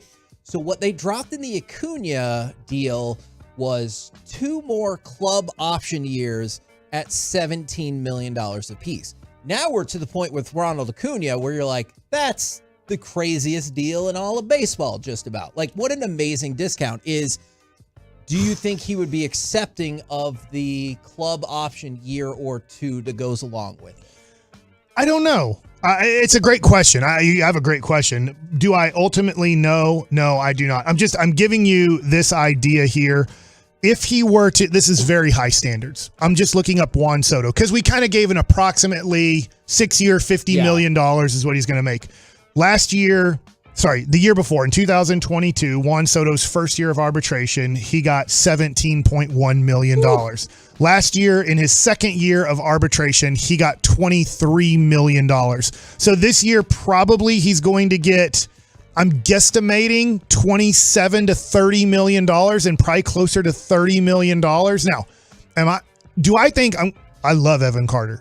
Do I think Evan Carter is going to do what Juan Soto has done? I don't think so. Yeah. I don't know. So I hope so. Honestly, Juan Soto is not as big of a power hitter as you would think, but Juan Soto right now for his career, his on-base percentage is his OPS is 946. His on-base percentage is 421 for his career. So, I mean, that's unbelievable. And he kind of people take shots at Juan Soto, and I totally get it. He was supposed to go over to San Diego, put them over the top, and they were supposed to do something special, and they did absolutely nothing. And there's a great chance next week or in the next 2 to 3 weeks, Juan Soto isn't a San Diego Padre anymore because they know, I need to look this up, but, he's a Scott Boras guy. He's going to be looking for $500 million. So after this next year, he's going to be looking for a $500 million contract because the more you read about Shohei Ohtani, he's looking for a $600 million contract. I don't know if you guys have seen this or not. It doesn't mean he's getting $600 million, but Shohei's looking for the team that can kind of go to $600 million. And maybe that's the whispers of maybe people know the Rangers inside and go, we just don't want to go to $600 million. And if that's his kind of market or if that's what he wants. Going to be that available for baseball too? I mean, we were just discussing the Mark Cuban TV money stuff. Yeah. It's a good question. I don't know. And baseball is so much more localized than the NBA when it comes to those TV contracts. So what I mean is, I'm not obviously for sure. Major League Baseball is popular across the entire country, but people care about basketball as a general concept more than they do baseball as a general concept because I care about my team. Because the NBA Finals will usually have two superstars in it. It's almost impossible to make the NBA Finals without having a superstar on your team. In baseball, you can make the World Series and win it without a superstar on your team. And so that's where basketball will usually have two huge names to promote in the NBA Finals. I wanted to look at Corey Seager, and he was arbitration the entire time with the Dodgers. Right. And, I mean, this dude had Silver Slugger Awards, MVPs in the World Series. He had all this stuff, and the Dodgers were like, we'll take our time with you. Right. And so that's $24 million by the time he leaves them, Kevin. Right. Is that not a smarter move than saying $80 million to you as the organization for the Rangers, other than wanting to keep the guy around for his entire life? It just seems smarter to be like, look, we'll get that benefit. Yeah, I know. I see what you're saying. It's just if you hit like Acuna does, you look like freaking geniuses forever. This is probably for another conversation, but would you want to do this with Wyatt Langford anytime soon? Would you want to do what they're doing with Churio? He hasn't played a second in the major leagues. We have a dude who on September 20th, the Rangers had real conversations about calling up the 4th overall pick to try to help out the playoff push and maybe help in the playoffs. They decided not to. Ended up, I think, being a good decision. Obviously, they won the World Series. I have no clue how Wyatt Langford would have done, but just wondering if Wyatt Langford's people are like, hey, if you think we're ready, we're also willing to like sign an 8 or 9 year contract for about $10 million a year. I think I might, and I could see how that blows up terribly. But It would be a new way. Like, wouldn't it be a very revolutionary approach for doing this that team consistently right now with Major League Baseball? Because you're starting to see it go that way already. The only other time I immediately think about this was, well, it didn't work out well. Now, the only other thing that I didn't bring up, and we need to get to the C block with Corey's Corner, is not what it's called. Okay, C block. I don't even know what it's called anymore. We also have to look at it is what it is. This happens in professional sports. Is how much would it upset Adolis Garcia, who would love a long-term contract? Yeah. Seeing a 21-year-old pick who hasn't played a day in the big leagues, and then a 21-year-old guy who came up for 3 weeks and then the playoffs get a long-term contract. I could see that turning out very poorly. So just throwing it out there. We're the KNC Masterpiece right here on 105 through the Fan. Coming up next, it's time for the C Block starring Corey Majors. Game night is tonight. Let's do Cowboys Price is Right next on the Fan.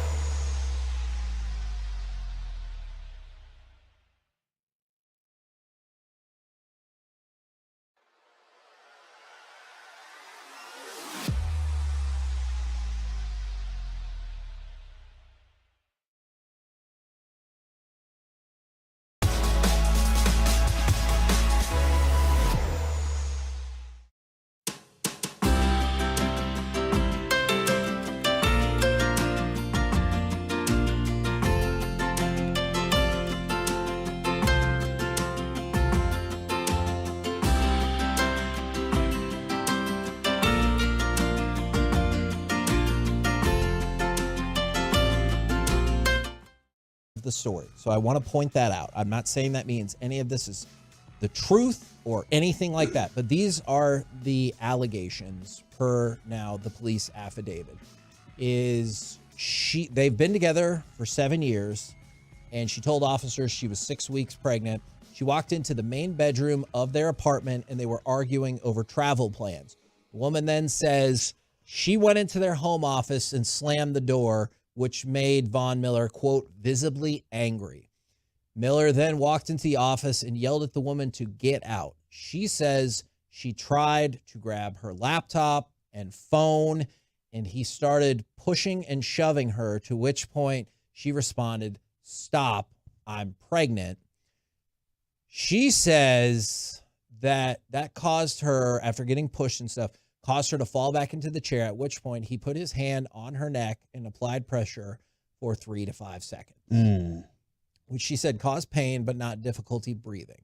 So we've been talking about this, unfortunately, all day because of all of the local and state ties with Von Miller and because of his high profile. And so those are the accusations being made. And we talked about the arrest warrant is out there. So just wanted to update everybody. I know it's not a fun story, but that is the latest as I have it. Yeah, that is, as I said, Kevin would have that information. Good on them for being on top of this. And Kevin also. Thank you. For being all over the story throughout the entire day as well. Now C block? Let's go ahead and hit the C block. And, hold on, it's not Masterpiece of the Week. Cowboys, Price is Right. It's Cowboys, Price is Right. Corey Majors, come on down. That would be me. Kevin Hagelin, come on That's me. down. Mike Bassett. Come on down. like a boss. There we go. And the David Murphy? fans are the contestants on The Price is Right.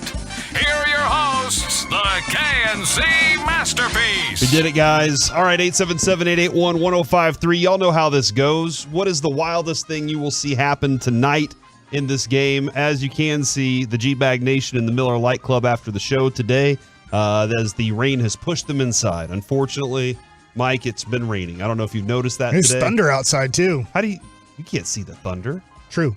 So how did you know? Heard it. You heard the thunder earlier? That's awesome. You can see lightning, hear thunder. Right. Does lightning make a noise? I don't think so, unless it maybe hits you. Then it probably makes a noise. But that doesn't make the noises. Your body that's just gotten hit by lightning is making the noise. I feel like. OS. I guess you probably don't look at the lightning and go, "Uh-oh, I better move." Like that's probably not how that goes down. Craziest thing we'll see. They still have the Salvation Army kettles there, right? Yes. I think they do throughout till Christmas, right? There's leftover turkey in there. They didn't get out all the turkey from Thanksgiving. Somebody scores. They're going to go to the Salvation Army kettle and spike the football or something, and then they find some leftover turkey.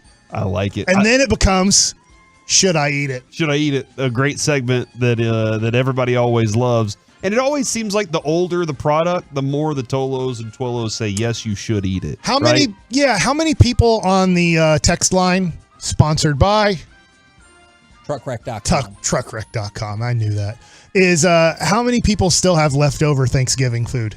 Here it is Thursday. It's a week later. How many people still have, whether it's potatoes, turkey, the sides, how many people still have leftover Thanksgiving in their fridge, and how much longer will you keep it in there? So I did wrap some of the leftover turkey thigh and leg and threw it in the fridge, and it's still sitting there. Do you plan on eating it? No, it needs and to go. your family doesn't plan on eating it? No, the stuffing is still, there's one little piece in the dish because my wife cut up the lines on it perfectly and served it that way rather than letting me just dig in the middle of it like I usually do. And it's still sitting in there. And her cranberry hot sauce, her cranberry salsa. Oh. Dude, it is good.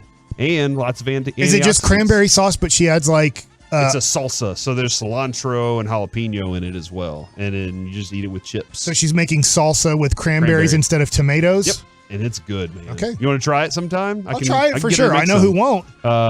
Kevin? That's me. Because you hate fun. I don't hate fun most of the time. How come you don't want to try new flavors? I just don't. Try it. You might like it. Dude, be an but adult. like, here's the thing. What if you liked it? You know what? That's fine. If we're really going to dive into this. Grow up, Kevin's tongue. But see, here's one of my thoughts. Whenever people go to a restaurant and they're like, I'm going to try this new thing, and they're like, oh, it's sad. It wasn't very good. I'm like, that's your own damn fault. You should have stuck with what you know works at the restaurant. You do that when other people are paying. I'll give you. So this is what you don't want to waste your own $30 on something. You're like, oh man, this doesn't taste very good. I took a risk. But when somebody else is like, you know, you're eating lunch on their dime. Yeah. They're like, hey, I want to take you to lunch. That's when you try something new. Because if you don't like it, you're like, I didn't waste any money on it. Yeah, that's a very valid approach to it all. Speaking of Salvation Army, have you seen all the My Cause, My Cleats things that are going out, Kevin? Stephon Gilmore, his cleats will be Salvation Army related tonight to champion its Angel Tree program. I know Micah Parsons with the Children's Hospital, spotlighting the Penn State Health Children's Hospital. And I did see Trayvon Diggs is with the Children's Hospital, the Hopkins Children's Center as well, the Johns Hopkins Center. I wonder who got those My Possibility Air Force Ones. Those were pretty cool. I know somebody that can find out. So I can find out. Well, they got a cool pair of shoes. We got to see those up here. They were really cool. In studio at the moment also is the winner of Mike Bassick's chair. Yeah. Yes. Signed by. Going to take it from you now? You got to stand? No, I think it's going. I will, but I have one more day with the chair. Really, the rest of this day, because we'll be at Buffalo Wild Wings in Rockwall tomorrow. Yeah. So, but I have been looking online for my new chair. So. What kind are you getting? I don't know yet. Ones that are discounted for like Christmas discount stuff. She did outbid There was a me. chair the other day that I went and saw, and it's like a $500 chair, but it was comfortable. Wow. She outbid me on this chair. Carter, my son Carter Carter wanted wanted that chair very bad. And I was like, well, if we get outbid, he goes, well, if you get outbid, just get me a different chair, Dad. And I was like, good God. It's really presumptuous. Yeah, just assuming I'm going to buy chairs all the time. 877-881-1053. The wildest thing you'll see happen tonight in the Cowboys Seahawks game. Somebody says Deron Bland has 2 pick sixes in tonight's game. That would be freaking amazing. My brain can't process that. Why? Matt Schaub once threw 6 straight in like 6 straight in games. That's a good point. You know what I saw? You know what's really weird? I saw an NFL.com article, and they're like, most likely to make their first Pro Bowl. And Deron Bland was 5th on the list. What? I was like, man. How? Because it said he had a 68% chance of making the Pro Bowl, and I thought, that feels low. Yeah. If you set an all-time NFL record, feels like you should just automatically We didn't want that guy out on the field. Yeah. Doesn't make any sense. From the 469, Turpentine gets a TD on the kickoff. You think that's going to be? We've been waiting for that. Will the Cowboys take the ball first? He always tonight? chooses his last cut is always the worst decision. Yeah, that's true. He should go left instead of right. It's right like, yeah, you left. always like, I think he's going to do it. Then you're like, oh, why did he decide to go back inside? You know, it's just, he always like that last decision. It's still a good return. It's just, you always look at it and go, I wonder why he decided to do that in the end. Just that is very fair. Instincts, told him to go that way. Okay. From the 361. I just wish I could run that fast to make bad decisions running.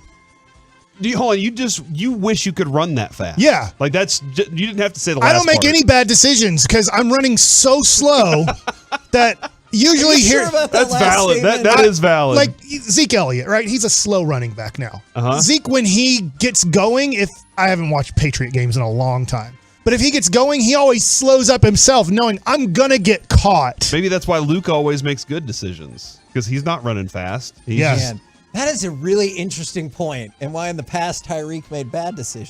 Because he's so fast. He's so fast. I don't know about this theory, but I'm interested. From the 361. I also have a theory that slow runners walk fast and fast runners walk slow. I've noticed this in my life. If you are a fast runner, go watch track athletes walk in the hallway at school. You're like, could you walk any slower? And then you watch slow people, and man, they're walking fast. Yeah, that makes sense. They're trying to get their steps in on those days.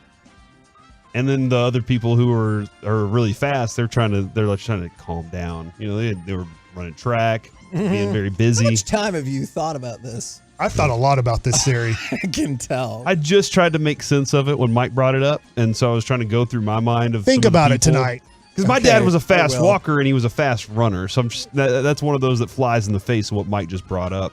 It's not an absolute. Appreciate you adding that caveat. Just a generality. It's a theory, which you will find that I'm right most of the time on that theory. Mm-hmm. I will say during training camp, does Diggs get to the tent fast, or does he take his time? He strolled. He stopped along the way and asked for a charger.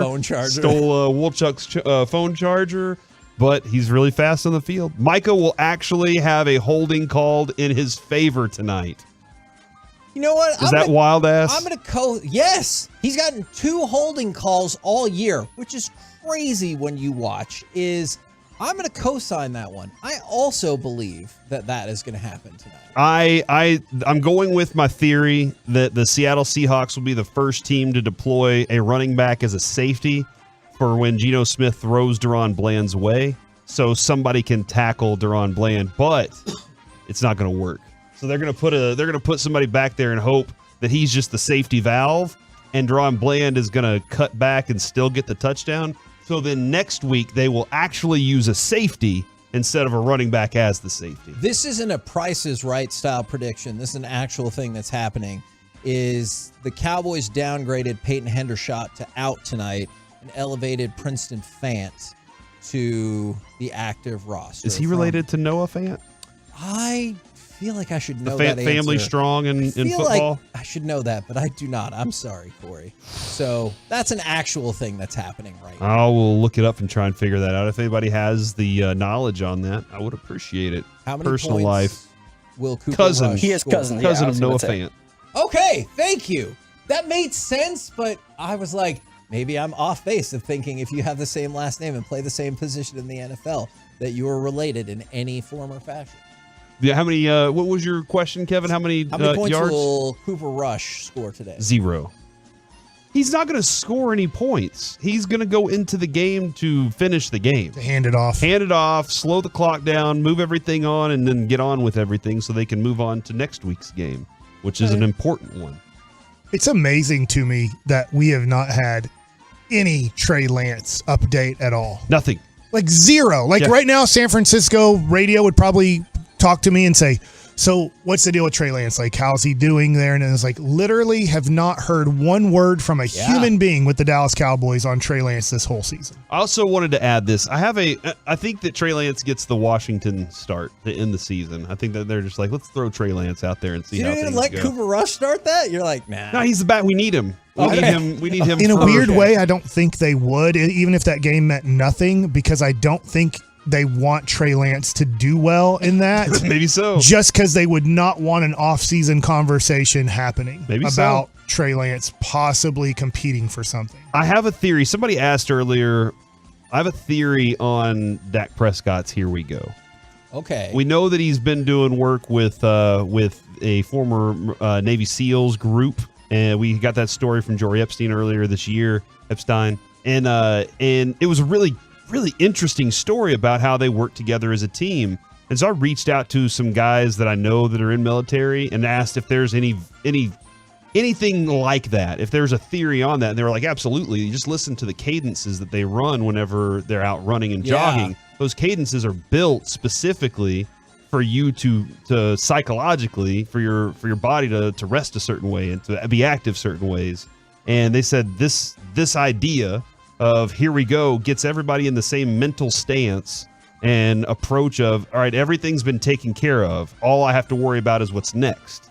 And it is a very psychological thing, and it has to do with the muscle memory too, of they hear it consistently, the repetition's there, they know, and their bodies just take over from there. So I do think it's a little heavy influence with some of this military work that they've been doing, but there's also stuff that they did last year. So I do want confirmation from Dak on this. Is he trying to hypnotize his offensive line by yelling, "Here we go," and he's hypnotized them and now they're all like in block mode or whatever? I will say, since we've noticed it took a while, but first 6 games of the season, or first 5 games of the season, they had 7 penalties. In the last 6 games, they've had 5 on false starts. So they're not false starting even as much. I don't know if that's the case, but that is something I'm kind of looking into. And from the 239 former Army, we do a lot of cadence stuff, a lot of things, mental preparation for those kinds of things. So that's my theory right now. Hopefully Dak will get asked that a little bit, because I think there are a lot of media members that are afraid to ask because everybody's like, maybe we should already know already. You know, like sometimes that happens. Everybody needs to get together and be like, no, we have no clue so far. Let's just go ahead and ask Dak. And I did feel like, was it Thanksgiving? I know Sunday and Thursday run together close. The mic was picking it up tremendously well. The mic was aimed directly at it. Yes. So, I mean, you can kind of hear it some games, but I felt like either Thanksgiving or the game before, and it might have been both those games, the mic was really picking it up. We're the KNC Masterpiece right here on 105.3 The Fan. Coming up next, it's time for My Buddy's an Idiot. Does your friend have a terrible sports or pop culture opinion? Let us know. We'll do it next right here on The Fan. The Fan continues to grow because of you, our listener teammates. Thank you for turning it on and leaving it on. 105.3 The Fan and the Odyssey app.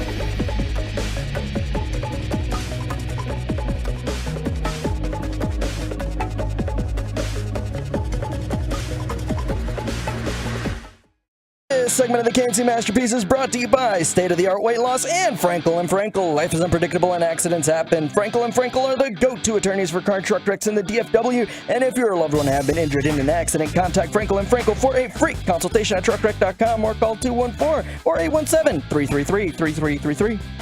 Great protection. Throwing it in the right corner of the end zone. Lamb, bobbled, caught, touchdown. There's your turducken. KNC Masterpiece right here on 105.3 The Fan as we're getting you ready for Cowboys Seahawks pregame. We'll start with Chief Hilo and Broadus at 4 o'clock right after the G-Bag Nation. And if you want to go check them out, you can go see them outside the Miller Lite Club after the show is wrapped up. Also, Kevontae Turpin will be on the pregame, as will Christie's chat with Mike McCarthy. And so all of that coming at you as part of the pregame as we get closer to Thursday Night Football, Cowboys and Seahawks. But right now, it's time for My Buddy's an Idiot. 877-881-1053. Does your friend have a terrible sports or pop culture opinion? Let us know. And I guess I want to start with this is, do the Alabama fans, are they idiots? This is Jay Williams' breakdown of how the fans were acting during their game against Clemson. For Brad Brownell's group. It was. Before we get into that, though, I mean, what's the point of playing at home if it's not going to have a home court advantage? Yeah. Like, this doesn't feel like a home court advantage at all for Alabama. The place is not packed. The fans don't seem to be engaged. It seems to be more like a tennis match. And by the way, Clemson has been taking the air out of the building. I mean, they've been doing it with... Clemson was ahead by 1 point at that time. After Jay Williams' takedown of the Alabama fan section, they were outscored by 7 more points in the second half, and they lost the game. In their face. Are the Alabama fans idiots, Mike, for going to a basketball game and acting like a tennis match? Well, I guess I would say yes, but it happens at football schools that there's not a correlation. I went to... Which is weird. They were top 25 at the time. I remember being in Columbus in AAA in Ohio in 2008, if I have my year right. It might have been, and it's 07. I'm sorry. Now I know it was 07. Because Ohio State's basketball team was in the national championship game against the Florida Gators. And I thought we had just got into town from spring training, and I thought, and a lot of the players thought, let's go near Ohio State's campus where the best sports bars are, because this is going to be awesome to watch the national championship game here in Columbus. And you would have never known Ohio State was in the national championship basketball game with Greg Oden and Michael Conley Jr. You would have never known it. The place was about 2/3 full on a Monday night, and they were kind of cheering. Why? Because it wasn't Ohio State football. That's all they care about in Columbus is they can have a good basketball team, but they don't care about it. And I think for Alabama, they can have a competitive basketball team. It's nice, but they just don't really care about it. It's not their sport. So I kind of get I kind of get it, because I was shocked when I was in Columbus for a national championship basketball game, and that city didn't care too much about it. They should be smarter and go to Duke. Observe how the Dukies do it. Love it. Like how they won, how Duke won last night. No. I saw what happened. But they do have a great cheering section. Like, that's a fact. And it has been a fact. They could go to that and utilize that more. I read the last Coach K book while we were in Oxnard, and what was interesting is Coach K at times would go out and he would see people camped out for tickets and stuff, and he would order 50 pizzas and make sure the pizzas were delivered to the kids that were camping outside to get ready for the game. He also, when the team, when he would know who the student section was hours upon hours before the game and they were there that early, he would go over there and he would tell them part of their defensive game plan. The students say, what we're going to try to do is we're going to try to trap once they get across half court. I need so when you we guys, do something great on defense. So I need you guys really screaming and cheering for these traps and stuff like this. So if I was an Alabama coach, I don't know if you have the the student participation at their school. But if you could ever get the students who are going to the games, not you're giving them the whole game plan, but this is a very big deal for us tonight, whether it's offensive rebounding, whether it's trapping in this certain situation. I'm giving you guys this, so I need you guys really cheering on our team, your students, your guys here, if they do certain things. I thought it was amazing in the book that Coach K at times would go to the student section hours before the game where the other team couldn't hear about it and say, we are specifically trying to do this tonight. I want you guys to specifically really cheer loud for this. Because Kevin, defense, a lot of times, a lot of coaches will tell us it's less about skill and more about effort. And I know there's skill that goes along with it, but if you're not giving effort, you see what happens to Luka. When he's giving effort, he's decent. When he's not, it's the worst. And if they're believing, every time I make a defensive play, these guys are going insane because Coach K went and told them they're going to go out there and give more effort. Barkley had an awesome commercial. You guys remember Charles Barkley's commercial? I'm not a role model. True. That was probably his biggest commercial ever, but he'd say rebounding's about will, not skill, because he's 6'4". So that was always fun to kind of, I do think there is a little bit of like being 6'10" does help. From the 214, my buddy thinks he could rush for 5 yards in an NFL game because he was, quote, fast in high school. Herschel Walker. 5 yards total, right? Not on one carry. It doesn't specify. How many carries do they get? Because 100 carries, I probably could get 5 yards.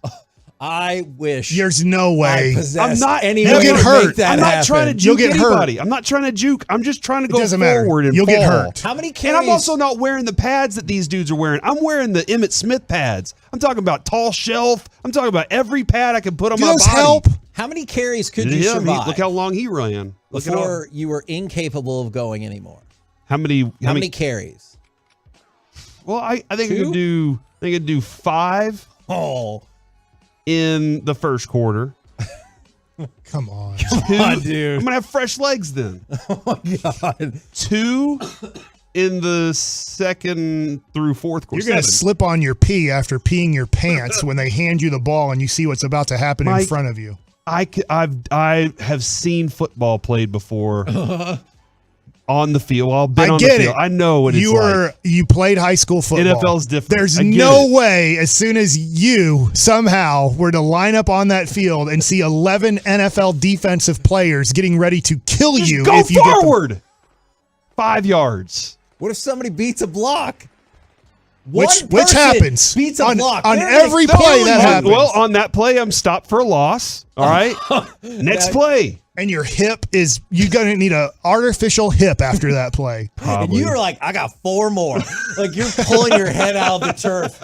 Like, I got 4 more in me. Look, man. In the first quarter. And you know what? We also didn't signify which offensive line's blocking for me. Give me a great offensive line. See, I can't get 5 yards. I just remember my buddy Ricky Williams at Duncanville went to Texas Tech, and his first game ever was against Tennessee his freshman year. And he said, it hurt really bad playing college football that first year. Like he remembered his first hit in college going, this is not They're stronger. The same hitting that happens at Duncanville. From the 817, my buddy's an idiot. He thinks the Cowboys are good. Now, I'm actually having this conversation. They're good. With a different person right now who has the gall to say that the Lions are better than the Cowboys right now, which is, of course, preposterous. Is NFL.com, ESPN, The Athletic, they all have the Cowboys as number 5 in the league. That's good. Whether or not you think that means they'll do anything this season, that's a totally different argument because playoff history says probably not going to turn out well. But they're an objectively good football team right now that is on pace to go like 12-5. Put a very in front of that. Very good. Put 3 varies in front of that. The toughest thing about the 5 teams that are ranked in the top 5 of power rankings, Cowboys being 5th, is they're going to have the toughest road most likely in the playoffs because they're going to have to win 3 road games Those most are just likely. 2 different issues is what I run into. I'm not saying the Cowboys are going to win the Super Bowl. You have not heard me say that one single time this year, last year, but they are an objectively very good team right now. In the 214, you could hand me the ball every time. I'll last all game. I'm taking a knee on every play. If I look, They said they're if I taking a had knee. them- Give me the take ball. a I'm knee. taking a knee. I'm going straight. You better shotgun it. And But if I'm I don't making it catch through the game. I'm out. At what point do you drop the F-bomb when they call the next play as another running play? I already dropped it when I got hit. Right before I got hit, I already said that one. You wouldn't be able to hear it because I would still be in the ground. Yeah, And I mean, it's I happening. would just say it to the ground. But I'm gonna. Can the running back ever audible? Can you be standing next to Dak No, you're like, Prescott? Omaha, He's like, Omaha. here we go. You're like, no. No. Run the other play first. We'll run that one later. I'm running out wide. I'm like, nope, Omaha, and I run out to wide, and I'm like, figure it out. I feel like going wide might be the worst because that gives them the most speed to go crush wide. you. No, I'm just running right out of bounds. I'm I'm just- making sure nothing You're not happens getting to me. there. I am putting my hand no, on no. Zach Martin's butt, and I'm saying, just go forward, please. That's No, it. you've misunderstood me, Mike. This is all pre-snap. Oh. I'm running out wide pre-snap. You're going in motion. They're like, where is he going? Straight to the sideline. He's like, get me off this field. I'm getting the ball and making it out wide. No, this is pre-snap. I'm going wide to be like, you better figure something else out. I ain't taking the ball. From the 4.69, my buddy's an idiot because he wants to fire Coach Mike McCarthy, even though we've had 3 straight winning seasons. Bobby Belt. Mike. Does he not like? I don't think anybody knew that. I think it's my buddy's an idiot, not Mike specific. McCarthy will be on with Sean and RJ tomorrow morning. Check that We'll out. have Jerry tomorrow. And somebody asked, hey, why isn't Mike McCarthy being talked about for Coach of the Year? The issue you're going to run into is right now, I'll say like 12-5 seems like a decent potential end for the Cowboys. That means they'll be 12-5, 12-5, 12-5. Like, With nothing to show for yeah, it. and then you're like, that's not Coach of the Year. Like, you're doing a good job. You're the same. If they were 12-5, 12-5, 12-5, and they go a step further in the playoffs. Still no, because it's a regular season award. Remember, that's why Bochy did it. Oh, yeah. So it'd have been different if you would have made like some. Hold on. But what I'm saying, though, 12-5, 12-5, 12-5, you go a step further in the playoffs. Yeah. Does Bobby have to eat his words then? And say, you know what? That was better than Kellen Moore's offense. I think he should. If they make it a step further to the NFC Championship game for the first time in 28 years, I think he should. I do not believe he will. Which would most likely mean they went to Philadelphia or to San Francisco and won a playoff game. And then you after have to getting give them some credit after for getting that. the practice game against the Falcons or the Saints. Even if they won 12-10, do you think Bobby would be like, it was McCarthy? And No, he will come in and say Brandon Cooks called all the plays in the huddle again. I do love Bobby. He wanted to leave out that one note, didn't he? He was it happened earlier in the week at practice, and Coach McCarthy said, Brandon, I hear you. I'm putting it in the playbook. And he was like, not that Brandon Cooks ran into the huddle on whatever down it was and said, we're running my play now. And then finally, I feel like he's always an idiot, is Chris Mad Dog Russo, who is just the worst. He said in his lifetime, he's lost $50,000 to $100,000 on gambling with sports, which makes sense to me because he gambled his career with the possible winning of nothing and then welched on that bet. He's like, I'll bet my career. And then it happened. He's like, never mind. Winning in gambling is almost impossible. Yes, if you do it once or twice. I'm not saying even to do that. But if you gamble on sports for a long time and you really kept a record, I don't think you're going to win. Yeah. It's really tough to pick these games. They build casinos for a reason. Yeah. If Welch and now they're owning the Dallas Mavericks.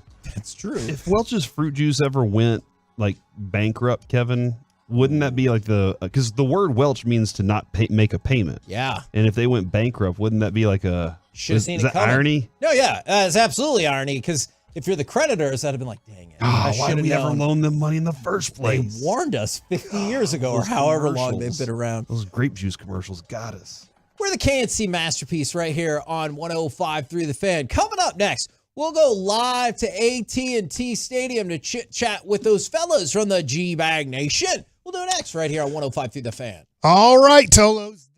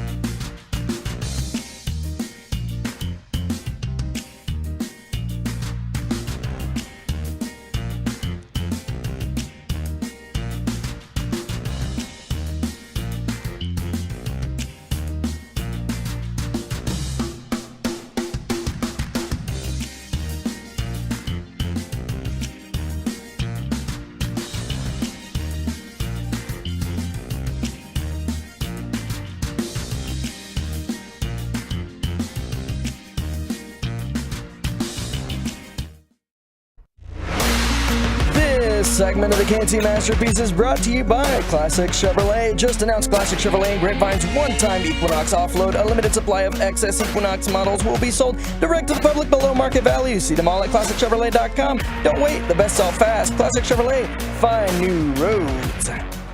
Coconut cream. Okay. Yeah. But if you give me apple, provided there's vanilla ice cream, I'm in on that. All right. 2nd and 10. Prescott back.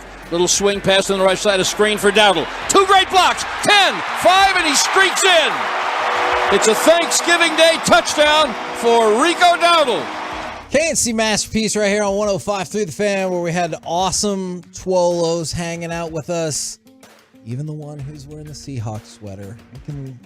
She's still good person, really, really bad nice. shirt. Yeah, that's very fair. It's a good looking sweater. It is a really, like, both of them were really cool because there was a Cowboys sweater involved as well. Right now, let's take you out to AT&T Stadium, courtesy of D&M Leasing, for our chit-chat with those fellas from the G-Bag Nation. Gentlemen, how is you today? Terrific. How are you, Hagee? Man, I'm doing well. Can people come see you during the show, or do they need to wait till after the show? If they have a press pass. Okay, great. Get here to the Brad Sham suite. But, yeah, after the show, chances improve. Okay, excellent. And they ask you if you're on the radio, too, when you're standing there. They just kind of they lean over the barriers, and like you're talking, you're breaking things down, and they ask you, are you on the radio right now? Oh, and the Miller Lite Club, yeah, the Miller Lite Postgame Club. show. Yeah, when they get down there, they're really interested in getting their questions answered right then and there. Broadus, I've only done that 1 year in my life. What would you say the percentage of people are sober when you're doing the post-game show in the Miller Lite Club? I'd say there's about the same sobriety as me at that championship. So zero. Yes. Yeah, so zero. It's it's Well the above most the limit. impressive thing when they have like 10 or 12 of those like those cups. But it's not beer cups. It's like they've been drinking, Tito's or Crown or whatever, and they got them all stacked up. Mm-hmm. But yeah, there's some drunkenness going on. It's a badge of down honor there. at the end of the night when at you the see end of your that. stack. I go my stack, your stack, your Yeah. stack. Whose stack wins? A little stack off. Yeah, the snake stack. Now, I think Stack there's up. a lot of different ways we could go there. Uh-huh. I'm of course the you go that opinion way. but I'm going the professional route. No, that you're not. You that the never have. Cowboys will win by double digits today. Tell me why you agree or think that is flawed thinking. We have to do a segment for you guys. The segment you guys do. Cowboys win, Cowboys lose. Yes. Cowboys win today because of their secondary, and if their secondary is able to hold up against this Seattle, these wide receivers, they'll have to be able to get some pass rush home. That's the way you affect Geno Smith. So, Cowboys secondary if they win. Cowboys, I think Seattle's secondary if they win. This game's going to come down to which group can cover the best in the back end, because there could be some plays to be made, but it's going to be both groups are pretty decent when it comes to marking these receivers. Yeah, I think it really comes down to corner versus wide receiver, and whoever has the best of that matchup. I think for me the concern is Jordan Lewis and Stephon Gilmore's speed. So I'd be looking at like the Seahawks wide receivers to have a big game, and then also Tony Pollard not being able to run the ball, or the Cowboys running game being put in cement under 3 yards per attempt. That spells a good chance for Seattle anyway. I think the Cowboys are clearly the better team. But, things like that happen all the time in this league. Since week 3, the Seahawks are 26th in points per drive, 28th in touchdowns per drive, and 30th in red zone efficiency, while going 3 and out at the 4th highest rate in the league. If the Cowboys lose tonight, it's because the Cowboys absolutely bleep themselves with turnovers or, whatever it comes to self-inflicted wounds, because this Seahawks team has been on a downward spiral for a good portion of the season now, and I don't think they're really that good of a football team. Agreed. They're about as average sort of as it gets. So they got some talent, and if you're not sharp, I think this is the first time in about a month that you have a team that could probably capitalize on some of the things where the Cowboys hurt themselves. But by and large, I mean, look, Vegas is telling you this is the Cowboys are 9 points better. And they're at home, where the Cowboys are just on an absolute tear right now, not just in the consecutive wins, but the absolute dominant wins throughout these 13 straight victories at AT&T Stadium. To me, you only lose this if you shoot yourself in the foot for 4 quarters. I know that obviously a lot of Cowboys content leading into the game. I'm curious how much you guys have looked over or care about the Von Miller story. I've looked a little bit. I haven't looked too far into it, but was certainly going to address it during NFL News of the Day today, and it happened in our backyard, It's right here in Dallas. It really is unfortunate. And it doesn't matter where something like this happens. Yeah. It's extremely unfortunate. Certainly waiting to get as many details as possible before you start raining down any finger pointing and judgment. But it seems like there is some high level issues going on with Von and his family. Guys, Yeah, it's tough. I don't really have anything on it. I hope everybody's all right, and I hope it's a big misunderstanding. But whenever situations come up like this, I kind of want to let the thing play its course and be consistent in giving everybody a little bit of space here when it comes to those kind of situations. Prodis, I wanted to ask you a question about the potential of Kevin. You might be with me on this. I'm not really sure yet. A team starting to have a safety or a running back in the backfield offensively whenever they decide to throw to Deron Bland's side so they could tackle him and keep him from getting in the end zone. Do you think that's ever going to happen? I'll tell you what, I like the idea. Maybe some type of a special teams player. Yeah. Somebody that is, that's you know what? He got picked on a little bit last week against the Commanders. Yes. There were 11 targets, 8 receptions, $120. If he doesn't have the pick six, we're kind of talking about, well, that was an interesting game for Deron Bland. I just wonder if teams are going to continually try and do things to him. They know how aggressive he is. I think that, Brian Baldinger yesterday, and we love Balding when he comes on, called him a gambler. I don't think he's a gambler. I think he sees the field very well. He knows how to undercut routes and stuff, but people with his eyes, sometimes you can move him, and we've seen teams run double moves. Matter of fact, off the All-22, Eric Bieniemy about lost his S last week. They tried to double move. The Howell didn't throw the ball over there. It ended up being a sack. So, teams are not afraid. At least I should say this. The Commanders were not afraid to be able to try and take the game to him a little bit. Yeah, I think that was something I heard too in the sounds from the sideline was Al Harris say, "I bet they're going to try and double move you all day, guys." And then they will. Yeah, and then they were after it. Well, this team especially too with they have two really quick receivers, with Lockett and Smith and Jigba. These guys will work inside, find space and stuff. The vertical players, Metcalf, he's the one that they will send. Now, his catch percentage is not great because of the number of routes that he runs down the field. So, I think both sides of the Cowboys corners need to be ready for a ball going vertically maybe once or twice this game. Appreciate all the insight, y'all. What's coming up on the program today? Pure Gold, as always. Heggie, thanks so much for asking. We're going to give you 2 hours of pregame, including Broadus's stellar film report coming up at 2:40 in the corner. All right, there you go. Roll home with the G-Bag Nation. That'll lead right into the Cowboys game. And if you go out to AT&T Stadium, hopefully you can catch up with G-Bag after the game. We have been the KNC Masterpiece. Remember, tomorrow, 10 a.m. to 2 p.m., Buffalo Wild Wings in Rockwall. Hope you can come see us or at least listen right here on 105.3 The Fan. Say go Cowboys, Kevin. Go Cowboys. DFW's #1 Cowboys podcast. 1.2 million.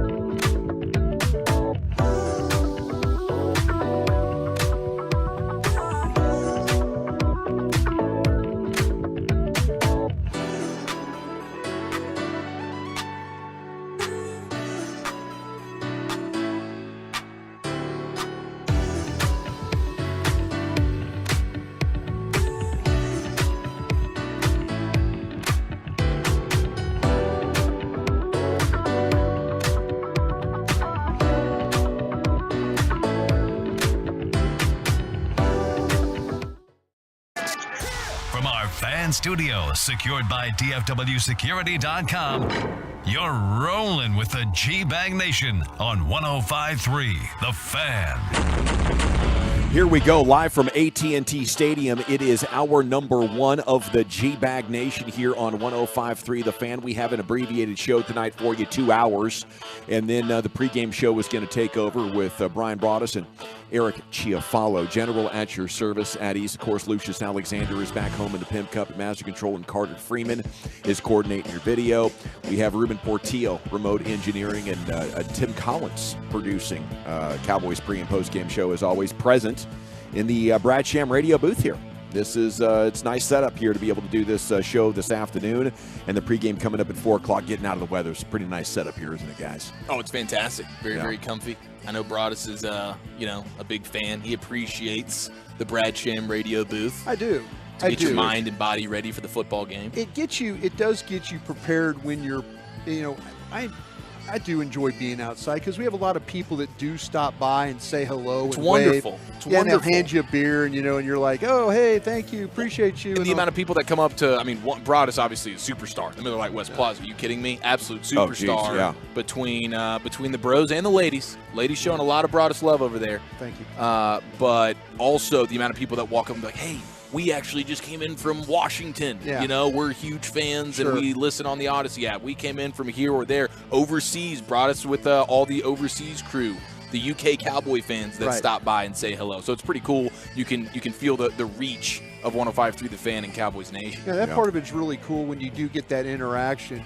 But I do like being in the radio booth. It does make me I get that feeling of, you could see out the window here, you're looking at the field, the setting, and all that. It gets you in that mindset that something big's about to happen. This is a big game tonight for the Cowboys. As much as you'd like to be out with the fans drinking about 18 beers in 10 hours. Yeah. This is a nice setup. I've proven I can do that. Oh yeah, absolutely. And there'll be another day. Yes, there'll be another day where I get out there with them and do the and same we look thing. forward to that day. It's great to have Eric Chiafalo back. He's been out this week enjoying the fam. Yes, thank you, dudes. It's great to be back, I will say. But great off to be again back. tomorrow, right? Yeah, we will go ahead and conclude the vacation festivities tomorrow. I think we're doing family homemade pizza.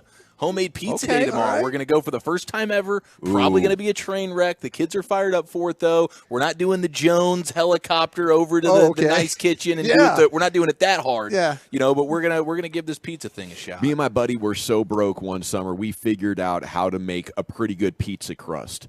It was brutal for like 2 or 3 weeks. It kept turning flat. We weren't adding like sugar and yeast at the right time. Our timing and everything was off. Yeah. But eventually we got it.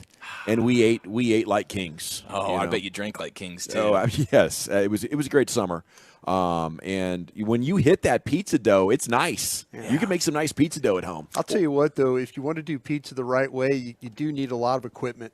The pizza stone. I'm going traditional. The way to slide baked oven. The apparatus that gets it in and out of the pizza, that flat spatula. Oh yeah, you could go drop $6,000 right now with on the that wooden operation. handle. Yeah. I mean, you could definitely go and do it upright, or you could just kind of old-fashioned it if you want. I think nothing wrong with the old-fashioned method. We're doing it the old-fashioned way. My wife's got a little baking hubris right now because she just got into the world of baking. She's been dialed on these loaves of bread, these loaves of awesome, like minimal ingredient bread, very very tasty. Here's the butter, here's the honey. It's been fantastic. Now she's trying to level up her game a little bit. So she's not starting from the ground level. She's already fairly advanced in the bread making game and dropping into the pizza world. Now you are in for a special day, Chief. Yes. So of course that calls for another vacation. When she starts to grow the yeast and stuff like that for sourdough bread. Right. When she's keeping that and having to feed that. Glad you specified. That sourdough starter. Yeah, I'm always going to try and specify.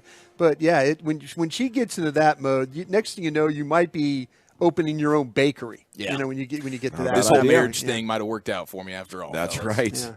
Okay, we do have 2 hours of G-Bag Nation here, and then the pregame at 4 o'clock. So we're going to jump right into it and give you as much Cowboys content as we can here over the next couple of hours. I know everybody's getting really excited here Pretty big test. Seattle is dangerous, no doubt. I really like those stats Chief gave during crosstalk, though. Sure. And what was that, since week 3?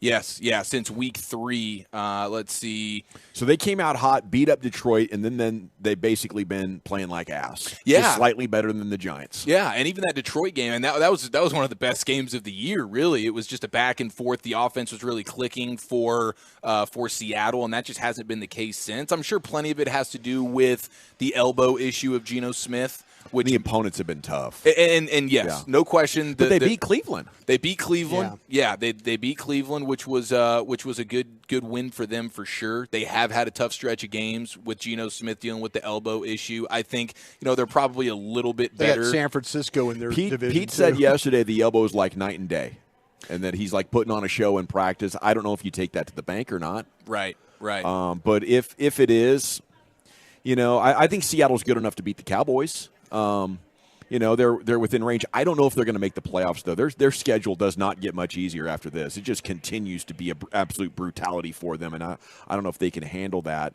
But Seattle's dangerous, and their secondary is what concerns me, because if they can get a handle on the Cowboys' running game, which we've seen a number of teams do, and they can take away 3rd and long as well, then I think you could be in for a low-scoring game, and that could go either way.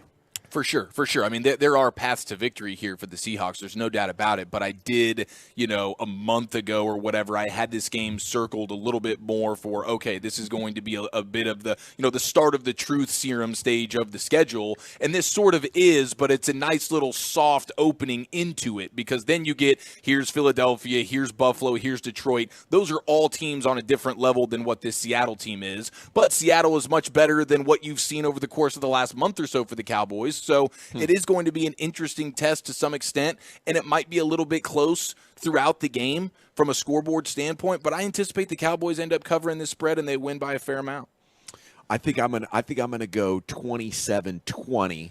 I would not bet the Cowboys to cover the spread, but still have a touchdown victory. That's nice in the NFL against a fairly quality opponent. Yeah, I'm the believer of the offense right now. I'm the believer of routes and combinations and play callers and blocking and quarterback. You and Orlovsky. Yeah. No, I'm going to be that believer. I'm going to say the Cowboys, throughout what they've the games that they've played, whether it's poor opponents or not, it's, call it what you will, could be practice, could be this and that, though. But at home they put up a bunch of points, and they find ways to turn people over on defense. They play really well. They choke running games. But offensively, I think this offense is onto something. I got Dallas winning 31-21 tonight. Was how I look at it. I just I feel like that both secondaries are going to be under attack tonight, and it's just which one can show up a little bit better. And Seattle might have a little bit better secondary than what you had. Dak is going to see a ton of zone coverage tonight. Yeah. Let's see how the Cowboy receivers navigate that. I could see them moving the pocket quite a bit. Seahawks are really super aggressive, get and go one way, ball coming back the other, throwing underneath Ferguson, Cooks, those kind of routes, the out routes. With the way that the Seahawk cornerbacks are tilted inside, the out game could be really big for Dak. He could kind of wear them out, and then all of a sudden the out and up becomes a big play off that as well for the Cowboys. Well, big plays would be great. It's been so fun over the last 3 weeks, and now we find ourselves here at this intersection where it's a better team than they've beaten all year. But are they good enough to sort of cross that threshold from, hey, it's a bad team you're going to pace, to it's a good team that you're going to be in trouble against tonight? And I don't think so. But Seattle might come in here really fired up, because they've lost, 3 of 4, 2 in a row. They might have a little desperate team theory going on here, Brian, because their playoff ass might be on the line. After this, it's San Francisco and Philadelphia. I mean, they could be 6-8 if they don't win tonight, and coming up against San Francisco and Philadelphia would be pretty tough on them. Okay, do we have any more updates on Shaq Leonard? Yesterday on the show, Baldy told us he believes Leonard is leaning towards the Cowboys. Brian, what do you know? No, and I haven't heard anything else about it. I think that we'll see. the Cowboys obviously will play tonight, and maybe Shaq will sit down and watch that game, see how that will go, maybe helping him in his decision. And then again, the Eagles have an opportunity to play the 49ers. Maybe a big 49er win there might steer him another direction. So I think by Sunday you should probably know which direction that Shaq Leonard will be going. Monday he'll obviously getting ready to go either play with the Cowboys or play against the Cowboys. I'd say Monday. Okay, Stars going to visit the Flames tonight. Calgary 9-10-3.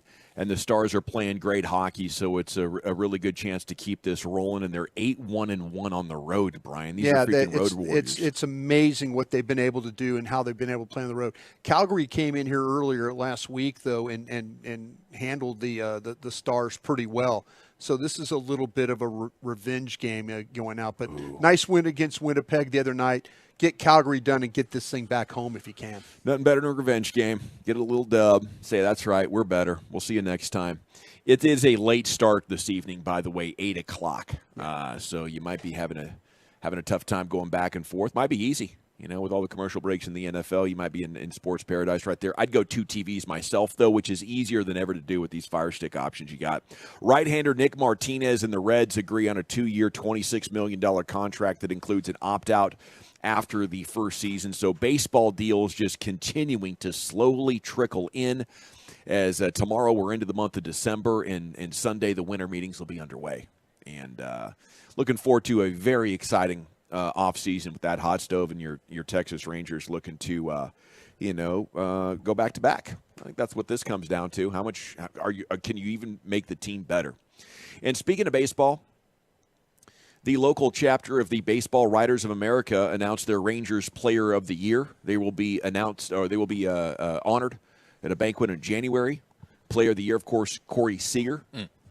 And I feel like he's the best player in baseball, and there's got to be some sort of a big award if you kick ass in the regular season and then go kick ass in the playoffs and win a World Series for your team for the second time in your career. Because that's what he did. And I know, because the MVP holds so much damn prestige. I just don't think it's right that I can be second to you, and then I'm going to actually take my team to the playoffs and then put on this freaking show, and it doesn't count. Throughout the history, it's going to say 2023 MVP Shohei Ohtani. Corey Seager was the best player in baseball. He stayed healthy and kicked ass in October.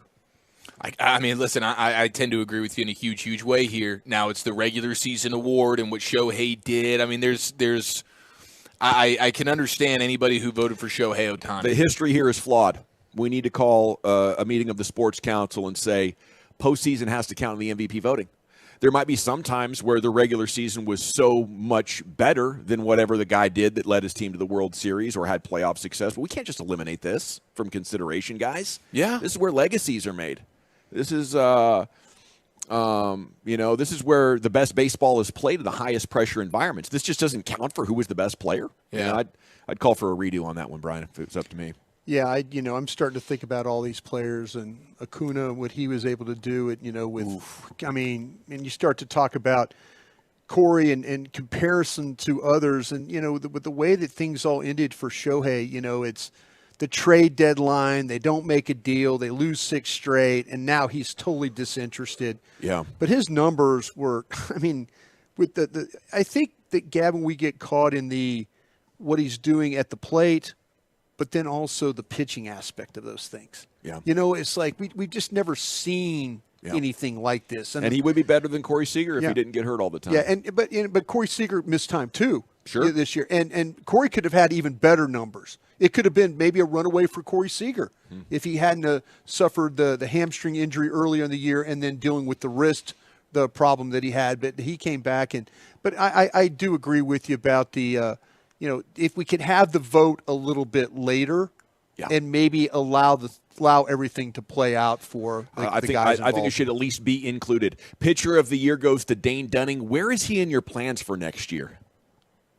I think you have to have Dane Dunning in your plans, because I just remember this about Dane Dunning, and it was very early in the season when things were not – he started in the bullpen, and remember it was some spots starting. He came in, he did some middle relief, and then all of a sudden you lost DeGrom, and now he's a starting pitcher. And he had great value in the regular season. Tell me a guy that and I understand why he got this award, because everything they asked him to do, he did to the absolute best of his ability, and maybe even above that. He did. And he started off in the bullpen, and he was a setup guy. And next thing you know, it's like they're winning games because he's the setup guy. Oh, we lose DeGrom. Boom, he's got to be a starter. Now all of a sudden he's pitching well into the 7th and 8th inning of games. You might not have made the playoffs. You probably don't make the playoffs without him. No, he just whatever role he had to play for this team, he did it to the utmost ability. Yeah, from start to finish, too. As you mentioned, the regular season, and then the role changes a little bit here come postseason time. Okay, no problem. He stepped in admirably. I mean, that's a guy that is an absolute asset to your pitching rotation, whether it is as a starter or if you need to kick him into the pen at times. But that's a guy that you're really fired up for the season he had, and having him still under contract. I mean, my goodness, you're going to have him through 2027. The Rookie of the Year is, of course, Josh Young. It's so amazing to have him and Evan Carter now looking forward to the future. It's just like the Astros when they had their crop of players come up, and what it did for them is about to happen for the Rangers. When we were in Surprise, we were watching Josh Young play. Was there ever a time that you were worried about Josh Young hitting? Yeah. I mean, because when we were there watching, it was like, he's playing well defensively. You could see the defensive stuff, and I think there was a couple of games there where we were watching and he got a hit, and then there was some strikeouts and stuff along the way, and you're kind of like, gosh, I hope he figures it out, because you're worried about him playing every day. Yeah. And there's another guy. Once he got it going, and then he got injured at the end, and that kind of set him back with the thumb problem that he was dealing with. But what an incredible rookie season for him to come up and play defensively the way he did, and then also be as good as he was at the plate, and be really one of those key positions that you needed in order to win a World Series. The defensive play he made in the Astros game, the double plays, and was it the series before the Baltimore? Turned a double plays, this incredible play in the Baltimore game. 8th or 9th inning. Yeah, that was just bullpens out there. Yeah, exactly. Everything is and, just going to hell. He was amazing, and he's playing defense. Yeah, we are auctioning off our table for Jared Sandler swinging for a cause. It's going to happen next door on Sunday afternoon. I think our bid hit $1,000 this morning. Obviously we'd like to just have somebody swoop in and bid the $4,000 that would get you the VIP status and experience. You can call the studio at 877-881-1053. But we're gonna be taking pictures with the World Series trophy. We're hanging out on the field at the Globe, and I know the bidding is really going to heat up for it tomorrow. But if you want to swoop in now, just give us a call, or you can DM Lucius or Wolchuk in order to bid.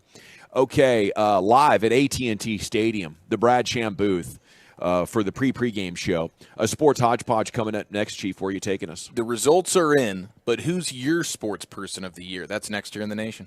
Okay.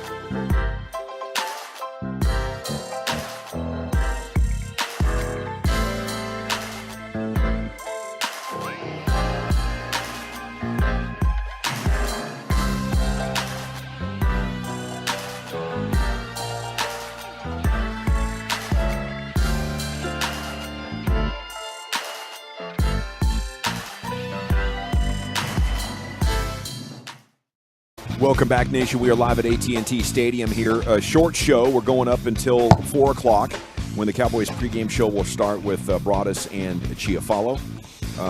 Segment here is brought to you by the Frankels. Life's unpredictable. Accidents happen. Frankel & Frankel are the go-to attorneys for car and truck wrecks in DFW. If you or a loved one's been in an accident, contact Frankel & Frankel for a free consultation. It's 214 or 817-333-3333. Go online to truckwreck.com. Here's Eric Chiafalo with that Sports Hodgepodge. All right, who's your sports person of the year 2023? 877-881-1053.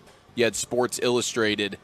They have their official sports person of the year cover, and it, of course, is primetime Deion Sanders. Is that the guy? I mean, they win 4 games this year. They certainly were. He made things interesting.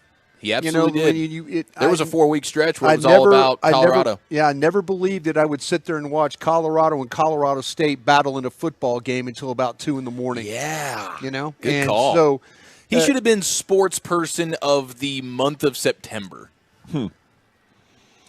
I mean, you could make that case, but I think the volume at which he grabbed control of the news cycle counts. I don't know if any story hit harder. And those man of the year or whatever's of the year aren't always about who was most successful or who was the best or who was this or that. It's just about the impact. Who kind of grabbed the attention of the world. Great cash, homie. Yeah, and shoot, man, he is raking it in a huge way. Yeah, I don't know. I think I don't think I have a problem with it. I'm trying to consider which guy from another sporting thing did something huger. Chris Young, Texas Rangers. Shoot, yeah. World Series champion. No I doubt. mean, come on, in a world where CY exists, how can you give it to the guy who farted out 4 games at Colorado and for the month of September had your eyeballs, and since then I'm not seeing the celebrity turnout on the sidelines. The Rock ain't making his way out the Boulder. He's made it relevant. Colorado is relevant again. No question about it. Transfer portal, that portal's looking thick again. I'm seeing a lot of Colorado decommitments. Yeah. I'm seeing that right now. Rearrange. Just a lot of that happening. Marshall, everybody's moving around right now. It's that season, you know what I'm saying? But he made it relevant when we were supposed to win, 3 games? They won 4. Yeah, they might not have won a game. I mean, there were people talking about. I know Tom Luganville took a lot of heat because he said this roster is void of talent and stuff like that. So, I tell you, I was very interested. And then when they beat TCU, and then they started winning game, you're like, man, is this guy might have a plan. For sure. This might be. I mean, it was so fun. It was a very, very fun run. And they I'll tell you what, probably could have won a couple more games down the road. They had Stanford beat. And Stanford and huge just comeback. And deal. Stanford just a huge comeback. And there were a couple of games like that. But yeah, they were completely outmanned in a couple. Heck, they had USC and say what you want about USC. Had USC on the ropes in Boulder too, to the point where USC was up big in the game, and here's Colorado storming all the way back. But he made things, like Lucius said, very interesting, and he brought a lot of eyeballs to not that college football needs eyeballs, but a lot of eyeballs went back to Boulder, which for a long time we haven't seen that kind of a play from them in a while. Yeah, no, I couldn't agree more. I just wanted to bring a little devil's advocate to the table here, but I was. You hate Deion? Just go ahead and say it. I was loving the 4 weeks of Deion, Colorado. It was a lot of fun. Now I'm also enjoying seeing. Hey, here's some decommitments. Here's some. All of a sudden, it ain't just rainbows and butterflies. Why are you bringing that for up you now? here. The guy won Sportsman of the Year. Got us interested in Colorado football, and you're For like 4 weeks. And you're talking. Have you been interested? Have we done a single segment on Colorado football in the last 6 weeks? I watch Pac-12 football. I see. That's them a you play. problem. I see them play. No, I love me some Pac-12 After Dark. R.I.P. R.I.P. What are we doing, bro? I'm sorry. What are we doing? The Pac-12 is the Pac-2. Who's watching the Pac-12 unless Washington's playing? Dawson's from there, and he doesn't even watch it. I know. Right? It's sad. Well, there is something in the Pac-12 that is of note right now, and that's that our guy Bronny James, it looks like he is fully cleared he plays at USC. Pac-12. You need to watch. Their basketball team's worth watching right now. He's he's been cleared to make his full return. They've got a young lady at USC that's a better player. Yeah, he'll resume practice next week. This is breaking over the last hour or so, but Sham's reporting he will be back to practice next week for the Trojans and then return to games soon after. So Bronny will be making his USC basketball debut, I would imagine, sometime in the coming Heart weeks. condition, right? And that, yes, yeah, it was the cardiac arrest in over the summertime. Oh, that's right. It was a scary deal, but apparently they've gotten it figured out, and he's going to be back to playing. So USC has some big names on that basketball team. College basketball, up until you get at least past the Super Bowl, is not appointment television, but I think USC is going to be worth big flipping win on for here. Arkansas last night, beating Duke. There was a lot of college basketball action going on. Yeah, we got that ACC SEC tournament going on right now. And Dawson, I know you're going to be fired up for this, but apparently Subway is going to be introducing in the year of 2024 a foot-long cookie that you can order. Oh, so they're going to add have a it your foot-long way. nationwide chocolate chip cookies and other cookies of different varieties, but you're going to get the full-fledged the foot-long situation. I know you've always desired that. They've been getting their ass kicked in the sandwich game for about a decade. A while. Maybe this will bring them back. It's time now for the G-Bag of the day. Into the Pimp Cup we go. Here's Lucius. Subway is winning the real estate game up there with McDonald's, though. Oh, really? Oh, yeah. They're getting all that real estate out here. And Subway cookies are really fire. Yes. They're really, really good. Do they have the M&M pieces in them? What kind of cookies are we doing at Subway? Chocolate chip in it, but I think they got a little bit of a variety. Yeah, they got that macadamia joints I jump on. That was a triple chocolate cookies. Okay. Yeah, yeah, they're pretty good. McDonald's has some good cookies, too, on the go. Yes, they do. The sugar cookies at McDonald's are Not fire. better than the Whataburger fried apple pie. Okay. I'm just saying. I'll give it a shot. Yeah, I'll see what's up.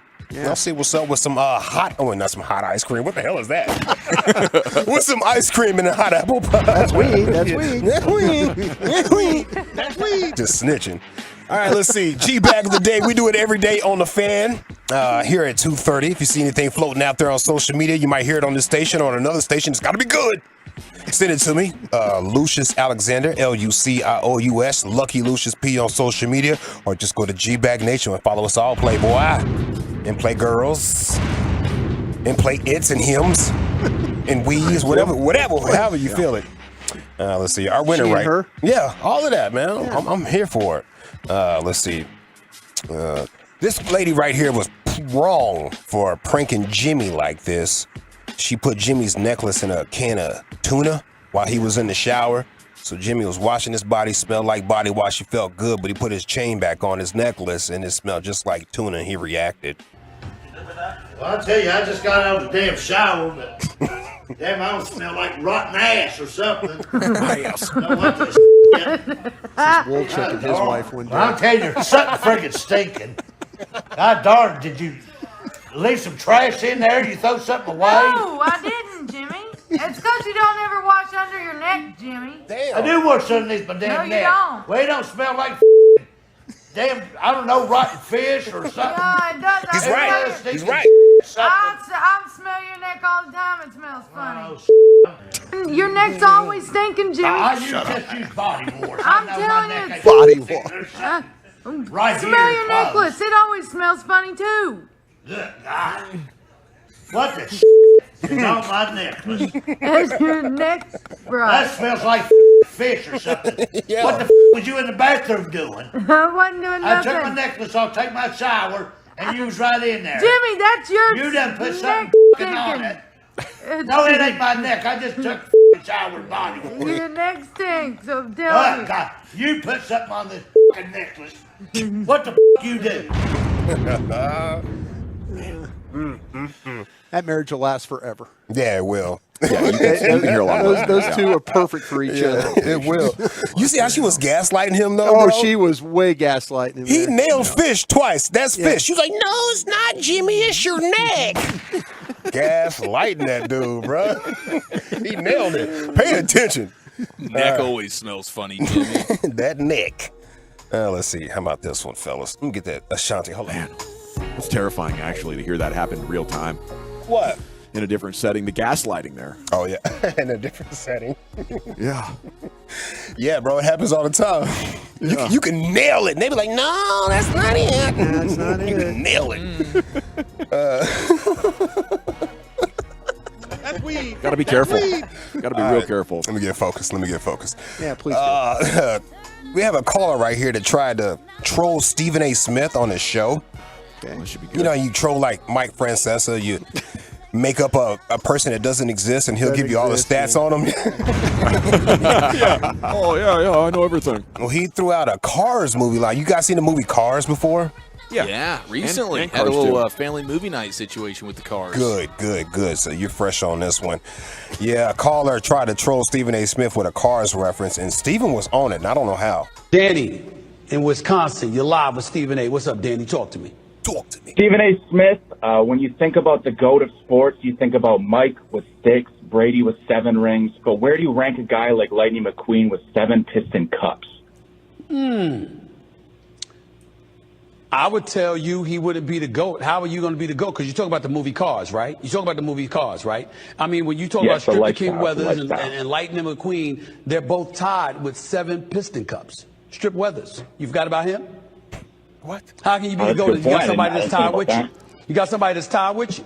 Sorry, that ain't gonna work. I know you tried to catch me with that. You didn't think I knew that about that. You didn't think I knew about cars, did you? When you think about Okay, when you think about slept on a Lightning brother. McQueen, though, it's not You slept on a 7 brother. pits. He's got 28 circuits. He got 28 circuits under his belt too. Strip There's Weathers multiple races. has 7 Piston Cups. I am not about to sit here and argue with a grown-ass man about the movie Cars. Oh, come on now. Strip Weathers has 7 Piston Cups. Stephen A. better.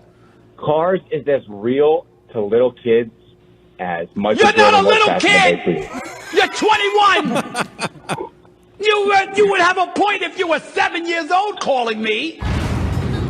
That's awesome.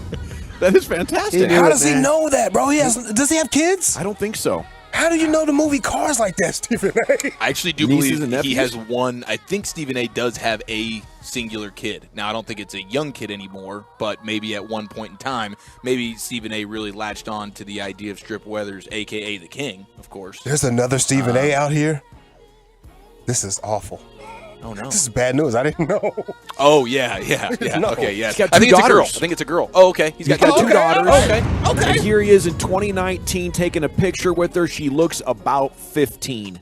Did she get her dad's forehead? Okay. Yes. Okay. Yes. She got a 6 hit? And his ability to look at the camera curiously. She got long ass arms with a little body for no reason. Yes. What are you doing? That is funny. Okay. I didn't There's know. no way. There's no way you could date her when she gets into college. You'd just be seeing Stephen A. Smith. Let's just put it like that. Yeah. Just made out with Stephen A. Yeah. You'd have to be a non-sports fan to date her. Yeah. Cul-de-sac up there. All right, let's see. How about this one? I got a comedian and writer. His name is Jay Jordan. He has a joke about sideline reporters. Football and all sports analysis in general is just gossip between games. You guys understand? That's how men do their Real Housewives watching. Every sports analyst is just a guy on the sidelines like this. Girl, you didn't hear from me, but the trade deadline's coming up and somebody's switching teams. Real totally quick. is. Yeah, real quick. All right, last one, man. I got to get out of here. Come on. Church clip. Yesterday was a church day. Hope you got your blessing, ladies and gentlemen. Shout out to Pastor Freddie Haynes and my man Reverend Ike on YouTube, because he's no longer with us. He's with God now. We have the church organs. The Yeah. All right. Well, this man has a church. Yeah, exactly. My man has the church organs with him on like a little cell phone app as he's ordering his Wendy's through a drive-through. Oh, you can help me some way. Can I? Yeah. Can I have a biggie bag and change the fries to Baconator fries? Can I have a Sprite with that order? And some sweet and sour sauce and some barbecue sauce? Can I have? Yeah. Let's go! Yeah! Let's go! The Junior Bacon Cheeseburger. Yeah! Good God. Good God. Good God. It's going to be hard to vote today. You have a champion, Jimmy, smelling like rotten ass. You have caller trying to troll Stephen A. Smith about the movie Cars. That was good, bro. Football analysis is just gossip, and Guy uses an organ to punctuate his Wendy's order. Because how do you know all the characters in Cars? Like, how do you know all of them? You know, yeah, Mater. She watched it on loop. Yeah. Had to. Yeah. Had to. That was her movie. Yep. And that he was might have his. got invited to a premiere or something like that.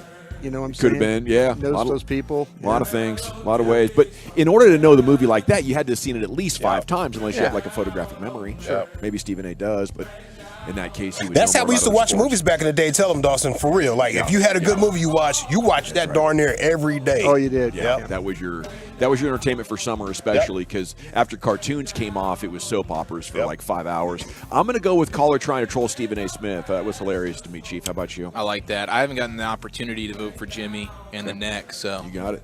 Going with the champ, Lucius. That neck. Brian. I'm going to go with Stephen A. Okay, we're tied at 2, which means I need to create an Insta poll at GBagNation. Get on to at GBagNation. Follow us all when you get there. We're all in the bio. And I can guarantee we'll follow you right back from the show account. Krusty's Corner's coming up next, and where are you taking us today, sir? Guys, I need to tell you about the officials for tonight's game, and we'll talk about some matchups that we could potentially see with the Seahawks and Cowboys. We'll do that next. Before I get that.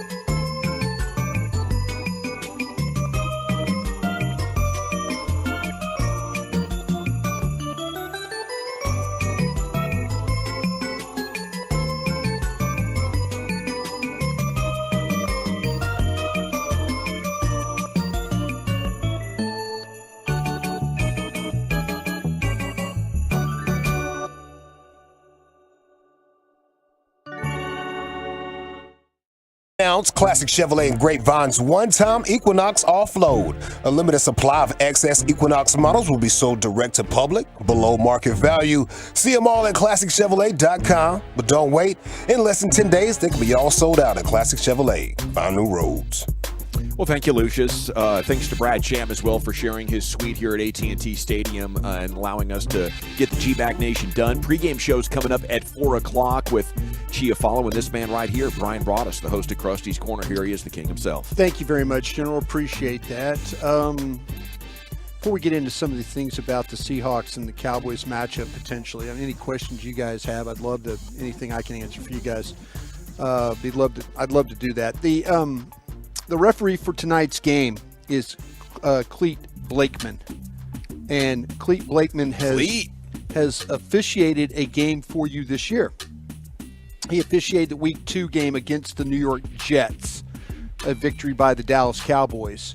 The Cowboys, what's interesting about Clete Blakeman is, though, before that game against the Jets, he had not officiated a Cowboy game since 2020.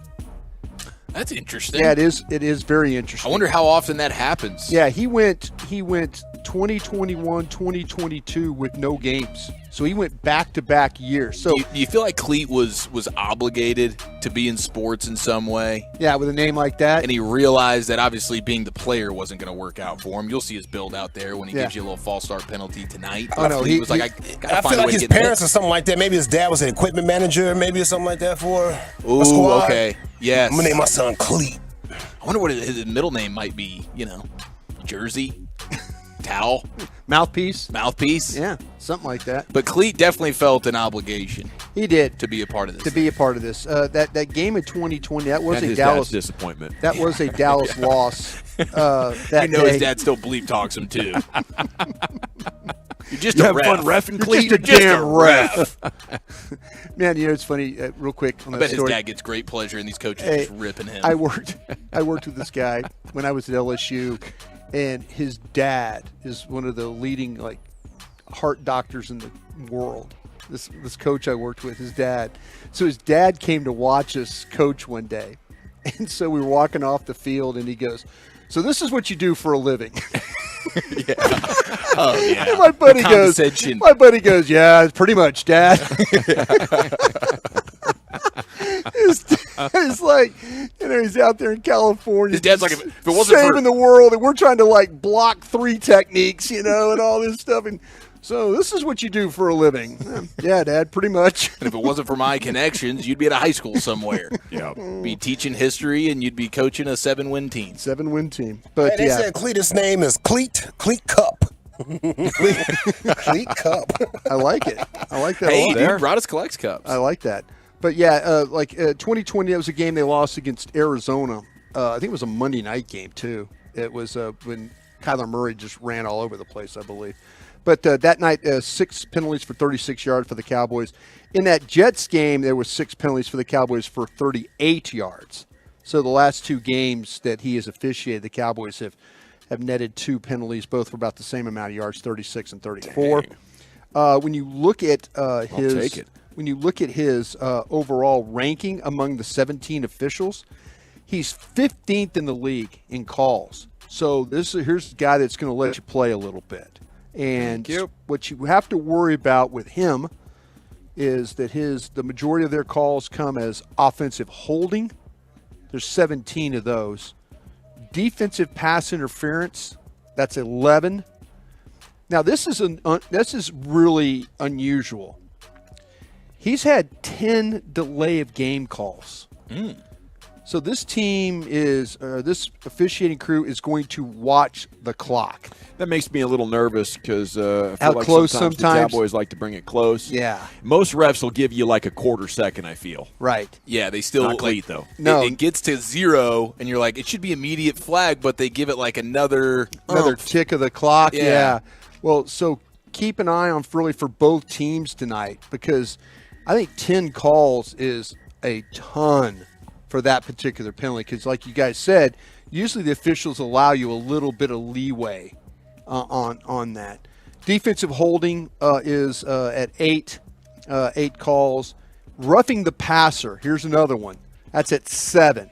So, get around the quarterback. Sam Williams, be careful. Don't go to the head. Don't go low. Those types of things. Or Cleet Blakeman and his crew will get you for roughing the passer. And then illegal contact is at 4 right now as far as that. So outside on the receivers there. I said this earlier, and I do believe it. I think this game is going to come down to which secondary plays the best. I think that both teams – now, the thing with Seattle is people have run the ball on Seattle, and I'm interested to see what the plan of attack is with the Cowboys tonight. Do they try and go with the perimeter game? We've seen them have some success on the edge running the football. The Seahawks have struggled, and that's usually not something that we've seen from the Seahawks before. They're usually one of these teams with the linebacker play, with Brooks and Wagner and those guys. They're usually pretty stout playing the run. But this is a team that struggled a little bit with their dealing with the run. So if the Cowboys can kind of find some traction that way, anything to balance this thing up a little bit. I think throwing it against the secondary, as much zone coverage as they're going to play.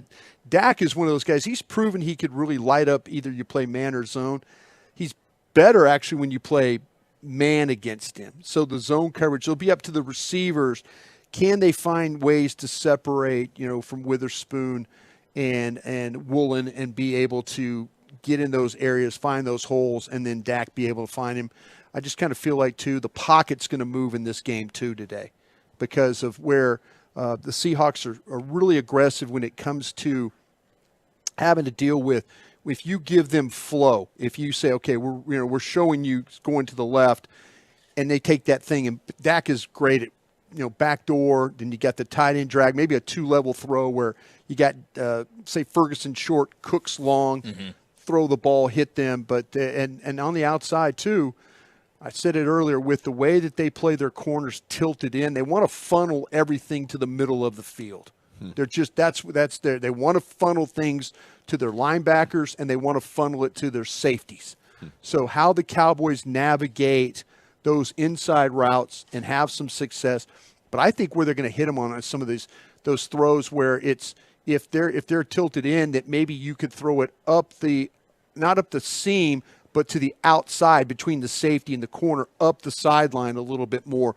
Maybe some of those hole shots if you were interested. But the outs could be pretty good, especially move the pocket, throw the ball on the outside right there, and make it happen. So it's a team that's struggled in some areas defensively, but I think the Cowboys are equipped to handle it in a lot of different ways. Got to be able to protect this front with with Leonard Williams and people like that are going to be. Do you think the Cowboys will have to run the ball to have a comfortable win? I think, to me, I would like to see them. The one thing that Mike McCarthy has done well, I think, since the San Francisco game is if you're deficient in an area, he's going to try and attack that. And there was not times like that when the Kellen Moore administration, when he was calling plays. I just felt like they were kind of running plays, and they were having success running plays.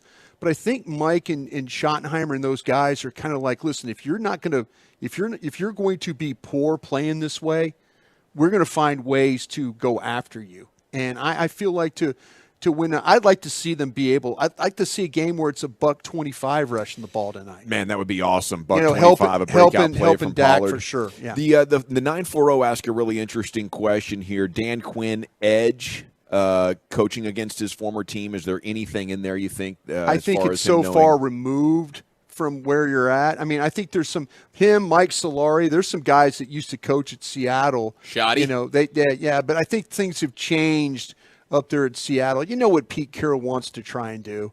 But, yeah, I think that Dan, how he matches up, these receivers, again, you're going to get 2 underneath and 1 vertical. Cowboys got to be ready for that ball going down the field at least once or twice this game, especially if things start to go bad. I've seen them on film where they're struggling on offense, and all of a sudden it's a deep shot to Metcalf, and now the offense all of a sudden finds oh, wait, we got out of a hole. Now we got a first down. Now we're going. You're the man, Brian. Thank Thank you. Krusty's Corner every afternoon, 2:40. Of course, he has the pre- and the post-game show tonight. It'll rock all the way until 1 o'clock. So as soon as that game is over, just jump on to 105 through the Fan. They'll have the presser, and you'll hear from the quarterback and the coach and everything. It's going to be outstanding. NFL news of the day coming up, Chief. Where are we going? The first ever Monday Night Flex, and this superstar wideout does not want to be your side chick. That's next here in the nation. Yeah, you got to hear about that.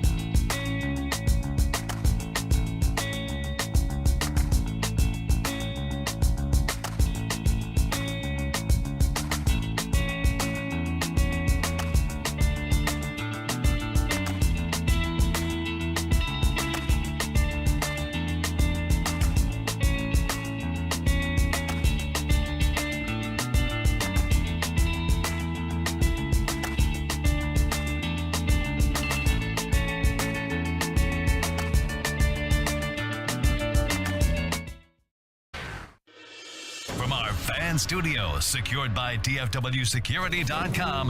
You're rolling with the G-Bag Nation on 105.3 The Fan. Welcome to the Nation. It's hour 2 of the G-Bag Nation on 105.3 The Fan. Hope you're having an outstanding day. We are live at AT&T Stadium, and we're live in the Brad Sham booth here where he does the play-by-play. So it's very exciting with the pregame coming up in 1 hour. Let's take a look at the league at large. Here's Eric Chiafalo, NFL News Today. Yes, sir. Thank you very much. We've got a football flex. Monday Night Football Flex. We were wondering if and when we'd get those. This is the first year, I believe, that the NFL has allowed for that opportunity because there has been some big-time Monday Night Football stinkers. And Thursday Night Football is going, whoa, what just happened? Yeah. That kind of thing. Yeah, pretty much. Pretty much. And it looks like it's going to be these Seahawks that are going to be affected a little bit. But first ever Monday Night Football Flex, flexing Pat Mahomes and Travis Kelce off of Monday Night Football in Week 15, replacing the Chiefs and Patriots game with Eagles and Seahawks. So now, instead of getting Chiefs at Patriots on December 18th, you will get Week 15 edition of Eagles at Seattle for some Monday Night Football. So, I mean, the Patriots are so down and out and just horrid to watch that it makes sense. I don't know if this is an indictment on the Chiefs in any way. I don't know if there's any other team in the league that could have been paired up versus the Patriots that night, and they'd be like, okay, we can roll with it. I think the Patriots are just so bad and so unwatchable at this point, and they just, I guess, promoted Zappe. Bailey Zappe's going to be their starter. But, yeah, so the Patriots are so bad, they're like, forget this. We'll take Eagles and Seahawks, and we'll rock and roll. I think that's a good thing for the Cowboys, to be honest with you. Seattle, night game. That always plays very, very well. Ooh. You know, when you start to talk about Philly loss. I mean, Seattle, tough place to play, but you allow those people to get going at night there. Yeah. Weather, night, white Zinfandel a lot of things. Yeah, a lot of things going on. So that might be a nice thing for Seahawks if they're at the time still playing hard at that point. I'd be fascinated to see the numbers that they have in the projections of what the ratings are going to be, because I wouldn't mind seeing the Patriots dumpster fire in possibly the last Monday night game of Belichick's Patriots career.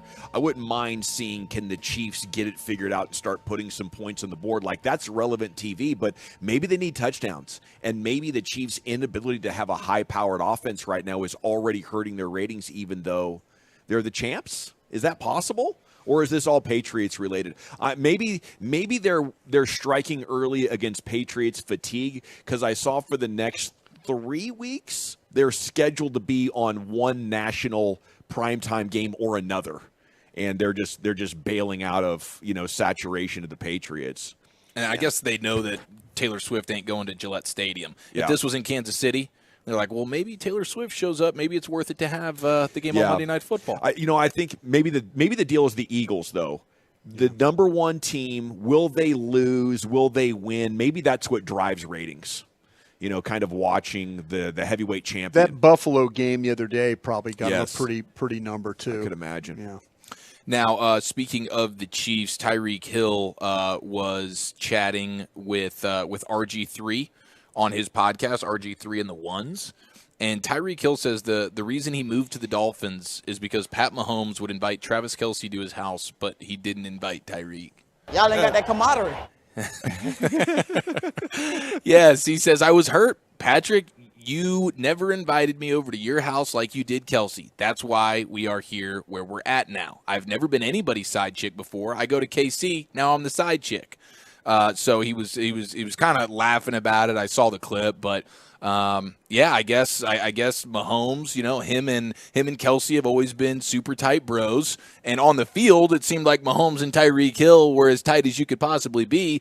But off the field, maybe that was one of the reasons why Tyreek was like, greener pastures. Sounds very Romo and Witten like. Yeah, and there was a lot of that when Romo in 2016 when Tony was trying to come back and all that, and Tony was trying to get back into the good graces of his teammates. A lot of guys in that locker room were like, bro, what are you doing? You never want us to come over. Now you want us all to come over and all that. And yeah, I remember you had that. A lot of guys saw through that, and went on their way. They didn't, they're like, man, we're fine with Dak here. We'll just keep finding a way to win games. Tyreek Hill is so good at just picking up an idea and running with it and making it funny. I'm never sure if he's being serious. I know. I could see it, though. I think, different personalities. if you want to have a kind of a laid-back hangout and you invite Tyreek Hill, it's not going to be laid back anymore. It's now high energy. I wonder and Tyreek is kind of like the center of attention, I feel like. I could see why you wouldn't want to have him over with your other bros. Yeah, I wonder if Mrs. Mahomes had something to do with this. That's some hate right there, bro. That's some hate. Yeah. And I do Mrs. like Tyreek Mahomes, Hill. like, don't invite him over. Yeah. It's going to get crazy when he's around. He starts, and you're like, well, no, he's my teammate. It's going to get crazy, Patrick. You know that we have to clean up after everything, and it's gonna be nuts. Yeah, I'm sure there's some details that Tyreek's leaving out about maybe the one time he did get invited over. Philippe went bananas, and then from there Brings on, over Mr. like Mahomes 4 was strippers. Like, hey, you know what? We're hanging out at the pool. Let's dial it back. As if Travis Kelce is the guy who's just straight up chilling, right? Yeah, I mean, he's probably getting nice and turned up. He's the same doubt. Travis Kelce that on a football Friday night when he had a game to play on Sunday was partying here in Arlington, watching our World Series Texas Rangers, going to Texas Live, drinking out of the bottle. Travis Kelce's not Mr. Kickback guy, but nonetheless, there's Tyreek Hill. And neither is Mahomes, by the way. I got to sneeze. But there's stories of him being able to drink like 40 Coors Lights in an Coors afternoon. Lights, yeah. He is like a beer processing plant quarterback. Well, those guys out at Lubbock, though, that's I went out there one time. They will take you down. Yeah, I went out there with their one time, ability too. to. Yeah, you do you get on the plane going home. You're like, I'm never coming back. I'm not coming back to this place. I have to imagine. Because they're fun out there. Boy, they have a good time. Yes. Dude, I can tell you some stories. I mean, within 30 minutes of setting foot in that parking lot, it was going down. It was amazing. We need to get Tales from Lubbock. Yes, we do. Dawson Tales from Lubbock, dude, because As I much haven't as I can experienced remember. it. Yeah. As much as you can remember. I think Walchuk's got a couple. You guys could probably go back and forth on a little Lubbock debauchery. Nice. But I got to imagine Mahomes with the skill set. I mean, not only the drinking capabilities, which we know, but the football, the baseball. You know, I got to think on the beer pong table, dude. That is the guy who is just running shop until he decides, okay, guys, I'm gonna go get something to eat here. Let me tell you, the best beer pong player I've ever played against was Doug Free's wife. Really? Yes. Is she a Red Raider? No. She's just. I'm just bringing I mean, it up. maybe she is. Well, you said beer pong. I mean, I'm just asking. I'm just talking about beer pong players. Yeah. It just came in my mind because.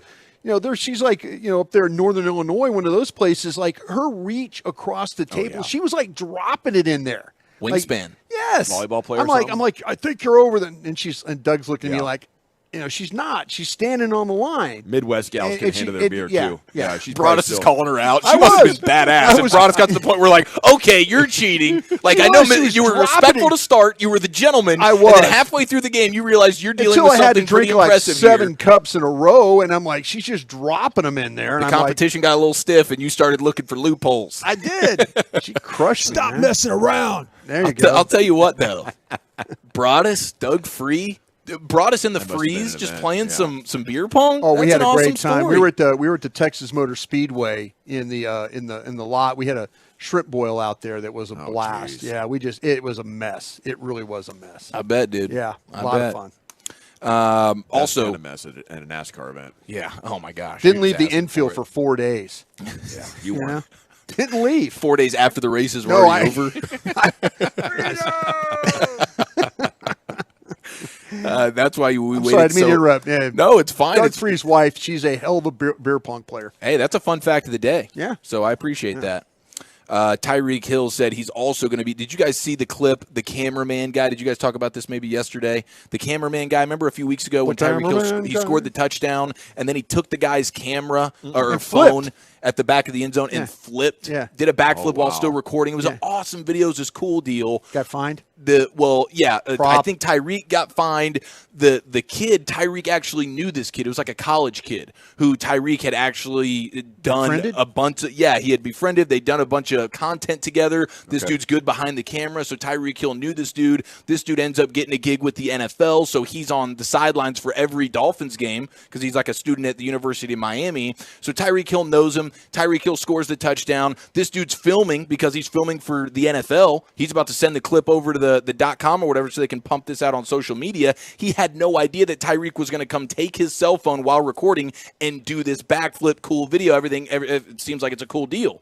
Well, the dude dude sends the video to the NFL, and they post it online and then quickly take it down. Like, oh, no, we can't be having this. This is too much fun. This is too much fun.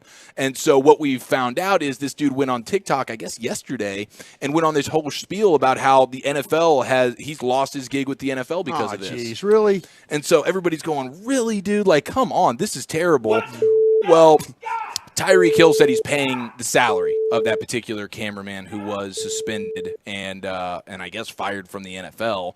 They have the prior relationship, so I don't know. But shout out to Tyreek Hill. He's like, hey, because I mean that seems like it's 100% Tyreek Hill's fault. I took the camera from you. I did this. He should feel some ownership about this dude losing his gig, I would think. Man, I could see that, and I think that's a solid move to pick up the salary. That's amazing. I'm just happy the players are making so much money now that they can go, like, get a turkey leg out of a kettle or grab a cell phone, and it's like, okay, it's a fine. Here's your fine, but guess what? Now it's worth it because of social media content and the buzz I'm getting off this. Yes. You know, now I'm going viral. I'm blowing up my brand. I'll write you a little check. Nobody in the media is doing, like, big think pieces about how the celebrations are bad. You know, the NFL is just looking like idiots here for fining people for having a little bit more fun than their rules stipulate. I tell you what, if Tyreek Hill does something like that again, your move at the league office on that Monday is to change your league rules, not fine the player. That's ridiculous. Yes. Yeah, amen. Couldn't agree more. Looks like Zach Ertz has requested and been granted his release from the Arizona Cardinals. This is former Eagles tight end, been with the Cardinals the last year and a half, 2 years. Was a really solid tight end. He was a 3-time Pro Bowler. He's got a Super Bowl championship with the Eagles. And it was J.J. Watt who actually broke the news, who I guess is good buddies with Zach Ertz. So J.J. Watt tweets out the breaking news that the Cardinals have gone ahead and released Zach Ertz. So now he's on the market, and the reports are, according to Jordan Schultz, that it looks like the Eagles, of course, and the Ravens, who just lost Mark Andrews, one of the best tight ends in the league, lost him for the year. Looks like the Eagles and the Ravens are the teams that are most interested in Zach Ertz at this time. So the claiming priority would go Ravens-Eagles there if it turns into both teams going for a claim there. Correct. Yeah. Correct. Now, we also, I saw a little stat of the day for you here. We know Justin Tucker, kicker in Baltimore. Missed one the other day from like 35 yards. Crazy. Yeah, I know. And because of that, and the dominance. Oh no, it went his percentage went down. He's no longer the all-time leader in field goal percentage. Now we still know he's the man. We still know he's the guy. Yeah. Him and Vinatieri probably. You know, Vanderjagt had his moment. But it's definitely Tucker, and Vinatieri. But Younghoe Koo of the Falcons is now officially your NFL all-time leader in field goal percentage. He's at a strong 90% on the dot. He's been kicking since 2017. So that's a good 6-year run at 90%. He's getting it done in a huge way. Justin Tucker is 89.93%. So I guess, this might be a kicking duel that we need to monitor throughout the course of this season. To see where it ends, but it's ever evolving because these guys will probably continue to kick for more and more years. I mean, gosh, Justin Tucker's been in the league since 2012. I guess you can kick until, if Brady's going to be throwing the ball until 45, why can't Justin Tucker kick it? I threw a question out there one time. I said, would you give a first-round pick if it was, say, pick 29, 30, 31 for Justin Tucker? Would you give a pick at the bottom of the first round for Justin Tucker? Yeah. It's the long play here, but you're getting – at this point, you've gotten 11 years of the best kicker in the sport. Yeah. Like hindsight, yes, I think I absolutely would do that. It comes down to, at this point, how is the aging kicker's leg going to hold? No, this was a couple years ago. I was thinking about I remember that. Yeah. But I'm just talking about, like, right now, because Chief brought up the point, like, if Tom Brady's playing quarterback at a high level till 43, how long can these kickers go? Yeah. And I don't know because Vinatieri went a long time. Right? Yeah. But that was in an era where they're not asking these guys to go 55 to 60 yards consistently. Now the game's changed. It might only be like 37 and under. When do you lose that leg power? It's before that. I think they can hold on for a little bit longer, but this kicking might have become a young man's game recently. Yeah, very, very interesting. Him to do. And quickly, football or ball sack here. Giants wide receiver Jalen Hyatt paying a little tribute to quarterback Tommy DeVito.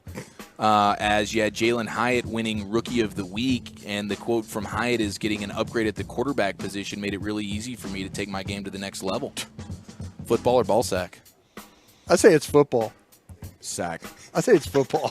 I know you want it to be Sean Payton over there. Just say whatever's on your mind. I just want, by the way, you see what the Broncos are right now. Yeah, they're getting it done. Yeah, they are getting it done. Good old-fashioned getting it done, Broadus. Yeah, you got to like that. Got rid of that bum coach, Yes. that didn't do it. And he went to a team where now they're talking about him maybe getting let go too. So if Jared gets a little too high on his horse Sunday, I'm going to cue up that rant that he had about Sean Payton. Bring out like a Bluetooth speaker, just blare it. Jared and Broadus will come to blows. Thank you, Chief. NFL News Today every afternoon, 3 o'clock right here on The Fan. Okay, when we come back, we got more Cowboys content for you as the Cowboys news of the day is going to hit. And who gets credit for this guy blowing up other than the player himself? That's next right here, the G-Bag Nation on 105.3 The Fan. I got to chat.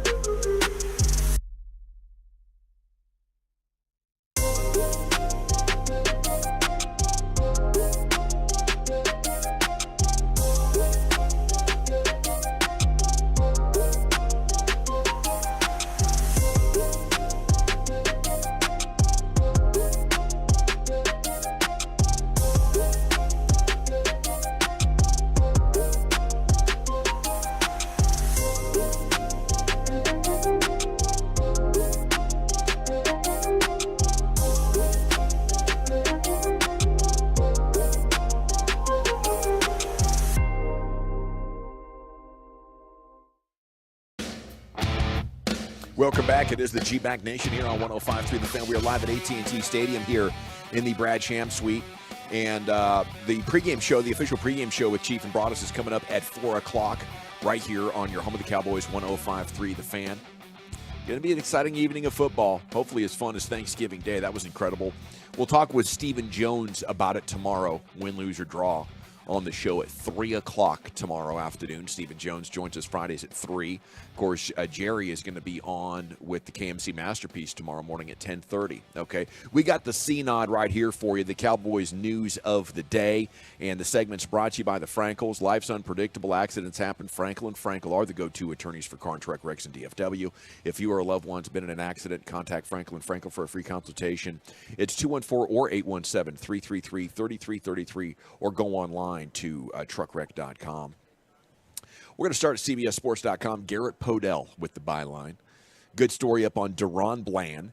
And giving credit to Coach Al Harris, who played for Mike McCarthy at Green Bay and is now coaching with him as the secondary coach. And the main thing, Brian, they're giving credit to changing the stance at the snap, changing his stance and saying that has allowed him, it's set him up for success in the rest of the route. He does a really good job, and I mentioned this before. When you watch him play, he is one of those guys that his ability to read the route, and sometimes these corners, they play on feel. I think he plays on vision.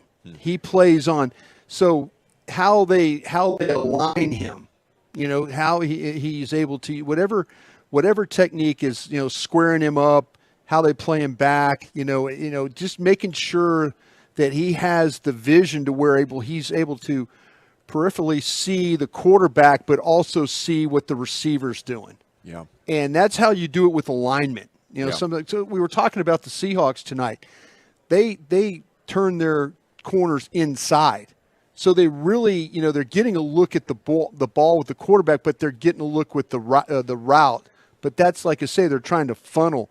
But when you play square like they've got Bland playing, he can really, because he can see it and he can drive. That's the thing. I mean, even when routes go across the field, we've seen him, and a lot of that happens when he was in the nickel, when he was playing as that slot player. His ability to defend the whole field, I think, is what makes him one of the better defensive backs in the league.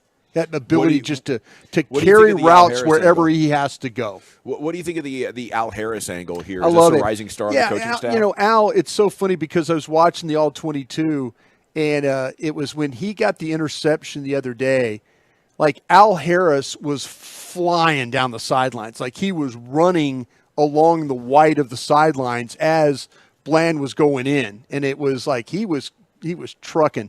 And so, but I think Al's played in this game.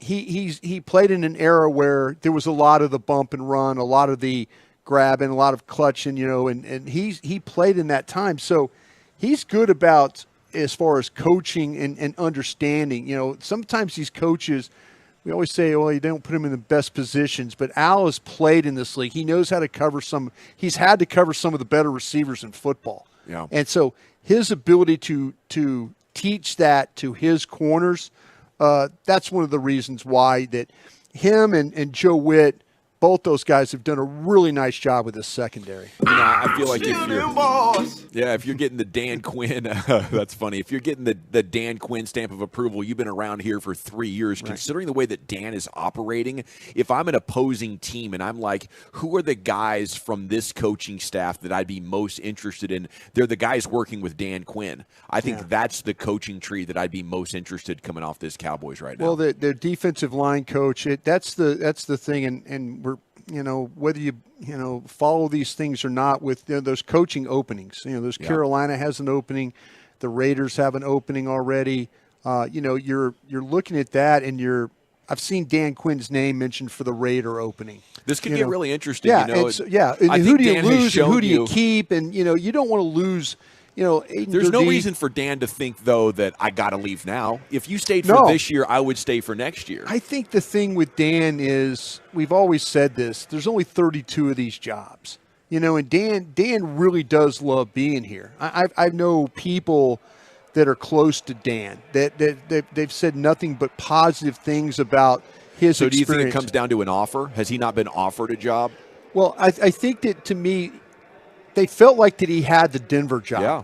And then if we remember what happened with the Denver job, That's right. They were being sold. They were and being things sold, changed and now all of a quickly. sudden it's like, well, we can't hire another defensive coach here. Yeah. So they go out and get Nathaniel Hackett, Mm-hmm. and so now instead of hiring a coach that would be best qualified for the job, they went and got a coach that felt like, well, it's an offensive-minded guy and this, that, and the other. But, he thought he had the Denver job.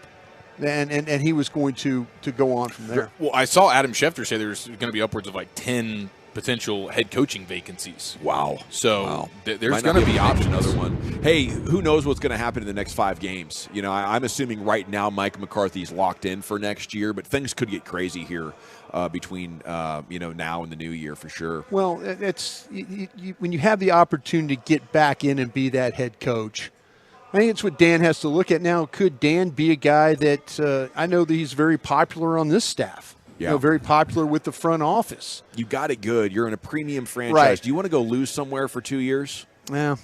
Some of these guys will. I would rather wait until they run out of patience with Mike McCarthy. Some of these guys will willing to go take a chance Yeah. to get back and be Especially that with guy. all these quarterbacks that are coming in the draft. If you get the right one, you could set yourself up to be a legend somewhere.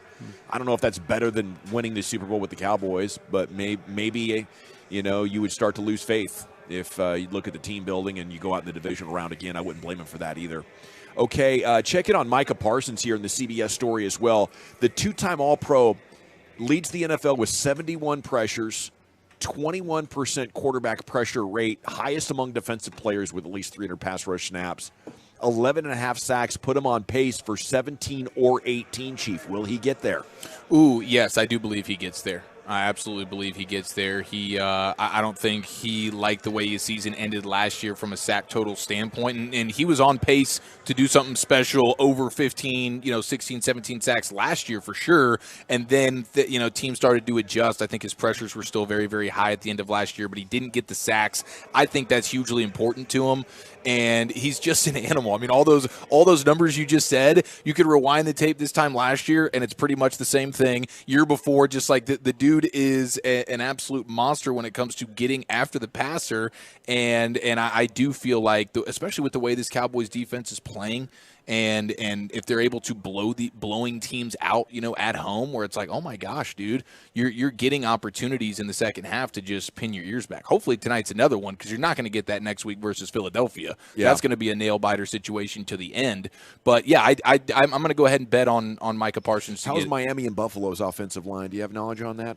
Off the top of my head, the Dolphins. I just know what I saw in the Buffalo Philly game the other day. That it looked like there was times where when you're dealing against Philadelphia, you're going to deal against pressure. There's going to be times. I think Buffalo held up pretty well in that game. I know the quarterback had to move and make some scramble runs and some throws on the move and stuff like that, but it didn't feel like that it was just that they were under siege. I felt like that they were, you're going to get in games where you're going to have 2 or 3 plays where the protection's just going to look awful. And you got to hit there. And you got to, you got to go there. Great quote from Micah in this story, by the way, talking about Trayvon Diggs. Says one of the keys to him starting out on fire like he was, before he got hurt, he was just unbelievable. He cut out pot pies. And I personally hated to hear that because I love pot pies so much. And I wonder how impactful that could be. I hope you're not it sounds like, eliminating pot pies from your life can sort of unleash maybe an extra 10 or 15% of athletic ability. And I'm having a tough time because I'm trying to get back in the basketball flow right now. I'm hitting the Peloton hard, Chief. Okay. I've lifted weights like seven days in a row now. Wow. And now I'm considering cutting out the pot pies. I don't know if it's worth it, though. That's the final step. I mean, if you're going to do all these other things, and if you're just a pot pie away from getting back to the athletic prowess that you grew up appreciating about yourself, then, I mean, my gosh, why wouldn't you? You just put the pie on the shelf for a while. It's not forever. Yeah. You're going to get back to that pie. My plan is I ordered a full-size basketball today. I've been playing with the women's basketball with Abby, getting her ready and all that. Nice. So I got to start shooting the full-size rock again. But I want to be old man with the 3. That's what I'm thinking. A lot less effort. If I'm old man with the 3, I don't have to play defense because I'm going to go down and knock down 2s in your face all day. Yeah, you're JJ Redick. And I don't have to dribble or rebound. Yeah, and here we go. And he was all over Luka about playing defense. Yeah. But he's got the same plan that Luka had. You should have seen me in my 20s with my slow ass locking people up on effort alone, slapping the floor, Brian. Okay? With a heater on his lip. Yes.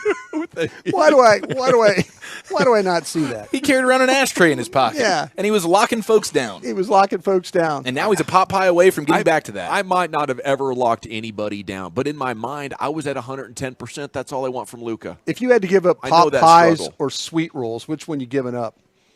Pot pies.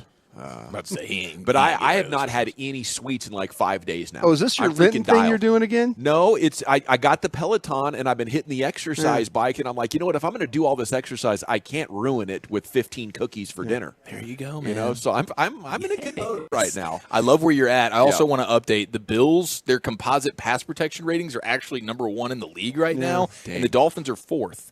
So you got 4 good lines for Micah to go tear up. You got some good lines coming up here. The Eagles sitting at 7th. Interestingly, we always assume they're number 1, even though grading offensive lines is extremely difficult. But, I'm still just going to bet on Micah to get this thing done. Next Gen Stats gives Bland only a 66% probability of making his first Pro Bowl this year. That's where I think Next Gen Stats went wrong. I don't think he gets denied with 5 pick sixes. You know, they're talking about him for Depoy. Yeah. He will be in the Pro Bowl. Is there a place I can bet on this?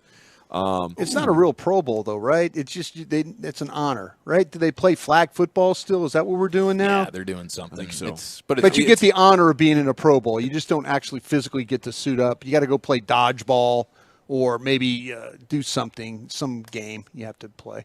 Beer pong, maybe. Yeah, it's like a Pro Bowl weekend now. Wife. I think is what they've done with it. All righty, we're here at AT&T Stadium, and the pregame's coming up at 4 o'clock with Eric Chiafalo and Brian Broaddus, and a star-studded list of guests that will join them and talk about the football game. Coming up next, we'll talk about what the Cowboys must avoid tonight in order to get the dub against Seattle here in the nation. Let's get you over to Platinum Ford and Terrell. Gilchrist Automotive, I-20.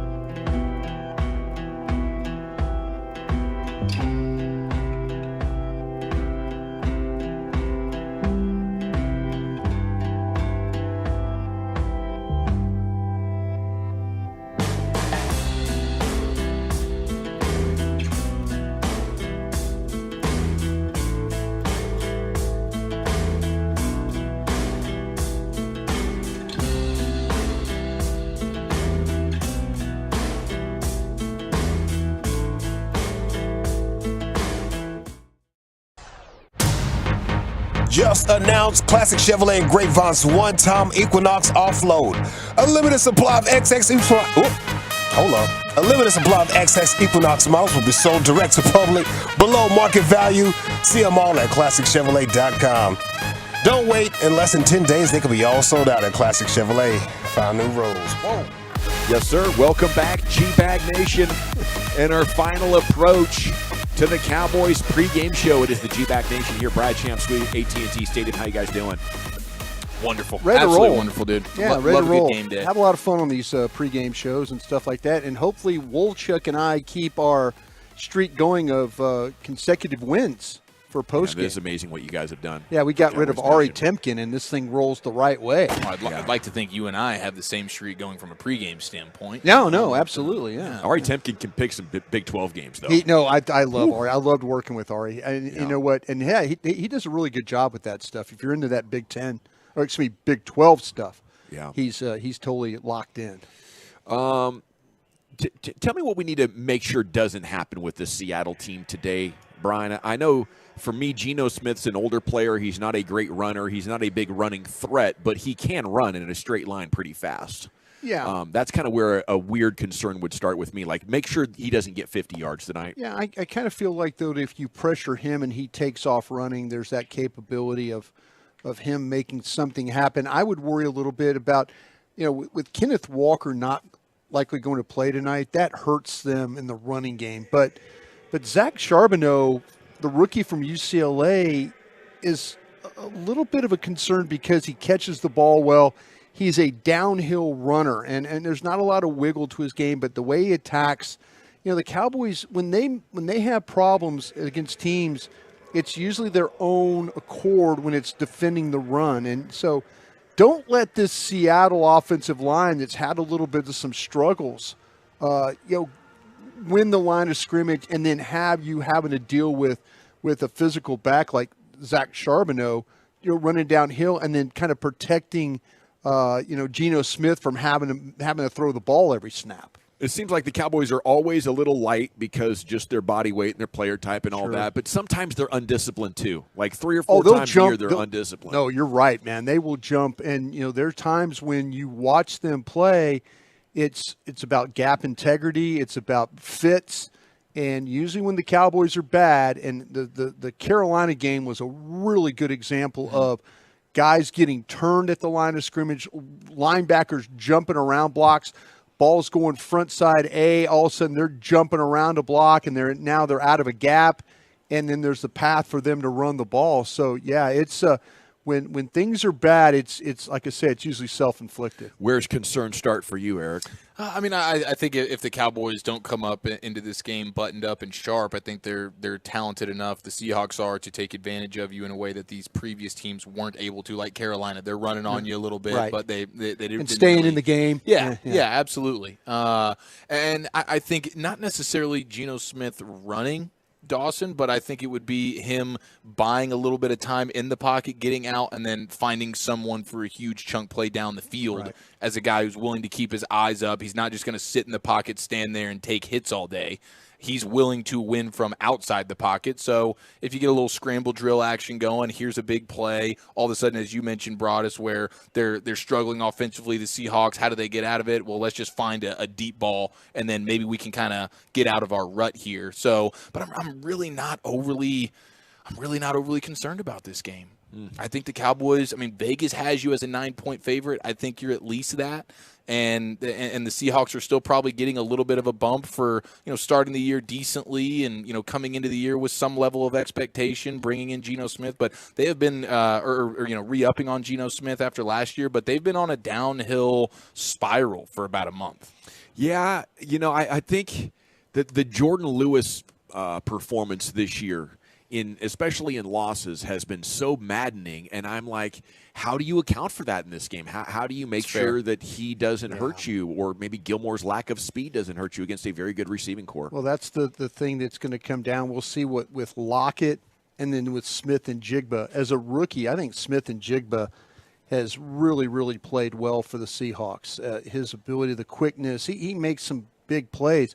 The thing with Lockett, you could shut him down the majority of a game, and then all of a sudden things are close, and he makes a huge play. And that's what I mean. All of a sudden, it's like, whoa, he's got 2 catches, and one of them is the game-tying touchdown because he got both feet in the back of the corner of the end zone kind of thing. Yeah, but I do think they've been, like, the receivers, I think they've gotten to a place now, at least with the way they've played as of late, where it's an overrated situation. You come into the season, you talk about who's got the best receiving cores in the league, and the Seahawks are going to be right there for sure. Metcalf, Lockett, and then they just bring Jackson Smith and Jigba, who's played in the stadium before as a high school player and absolutely dominated.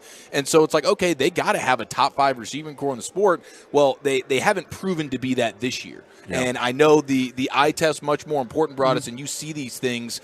But some of the metrics will tell you, like, if you didn't know any better, you'd think DK Metcalf was just a guy. Yeah, I think a lot of it, too, with the deep ball stuff. I think there's some chances. He's dropped a couple along the way, which has been surprising. But they haven't got him the ball. Like, a lot of very heavy targeted guy, not a lot of receptions. Keep an eye, too. One more guy, Jake Bobo. The undrafted Stanford, 4.9 40, 5 flat UCLA. Okay, my bad. Yeah, so but he's the slow guy. He's the slow guy that can absolutely make some plays for you. So one of those guys you have to be aware of on third down. Let me jump in here with an offensive line question, Brian. And in their 3 losses, there's been a lot of pressure. We've talked about Terrence Steele looking like he's not recovered and Biotish being weak. They've been better. They have, but. Could this be a game where Seattle puts pressure on you and we're looking differently at that Seahawks defensive line than we have against their previous opponents? I just think if it's gonna be pressure, Leonard Williams can bring a little pressure inside, and then Boy Mafe is the linebacker who plays as an edge. He's one of those guys that when you watch him play, he has the ability to give a guy like Steele a little bit of trouble with the way he plays he could dip. The low shoulder run, the balance. The Seahawks have, I believe, 32, 34 sacks. 11 of them came against the Giants. Yeah. So this is a team that they don't have that great pass rusher, but they're a team that doesn't blitz a whole hell of a lot. Do you think they'll come out trying to stop the pass? Are they going to be worried about what they've seen on tape the last month? I think they're going to have to be worried about trying to control CeeDee Lamb in this game. And I believe they're going to play a lot of zone coverage. So you'll see probably some bracket coverage, when I mean brackets, and in and out on not allowing CeeDee Lamb. Again, they want to funnel everything to their safeties if they can. How much does Pete Carroll concern you? Like, I think there's some veteran coaches, Belichick, Andy Reid, and I put Pete Carroll in that group, where it's like, okay, what is this champion in both college and pro going to see, and what is he going to provide as a challenge that the last 3 opponents haven't? Well, maybe he'll be in a situation where I think that maybe he'll go for things when he probably shouldn't. Maybe there's some chances, some risks. He's one of those guys, fake punt, fake field goal, onside kick. He's one of those guys that every once in a while, if he feels like he doesn't have the better team, you'll see him throw some kind of wrinkle into your game. It's one of the things that gives me confidence, if I'm wrong about the Cowboys and this being a blowout sort of victory when it's all said and done. If this is a bit of a nail-biter, I know that across that sideline they're looking at Pete Carroll. He will find a way to botch that clock at least once or twice. Nice. He might stumble into the victory despite it, but he knows his way around mismanaging a game just as good as our coach does. I love it. Thank you guys so much. Looking forward to the pregame show here coming up at the top of the hour. You have Brian Broaddus and Eric Chiafalo right here in the Brad Sham suite. Of course, they'll be talking with Brad and Babe and Christy Scales and all kinds of insiders. So, thanks to Lucius Alexander back there in the Pimp Cup at Master Control there. That's 2 hours of flawless radio producing, engineering, and hosting. And, of course, Carter Freeman coordinating your video at 105thethefan.com, Twitch, and YouTube. Tomorrow is going to be the last day for our Swinging for a Cause bidding. So we want to see everybody show up big time tomorrow for G-Bag Nation and put together a heck of an effort and get that thing bid up. We're sitting at $1,000 right now. $4,000 gets you the VIP experience. But we're going to be getting after that tomorrow at 2 o'clock. This is one of the best sports experiences you can get, to be able to hang out for 4 hours on the field at your home of the World Series champion Texas Rangers, and you don't want to miss out on it. Okay, so for Broaddus and Chiafalo and Tim Collins and Ruben Portillo, I'm Gavin Dawson, and then till tomorrow at 2, you're going home with the G-Bag Nation. At ease. This Odyssey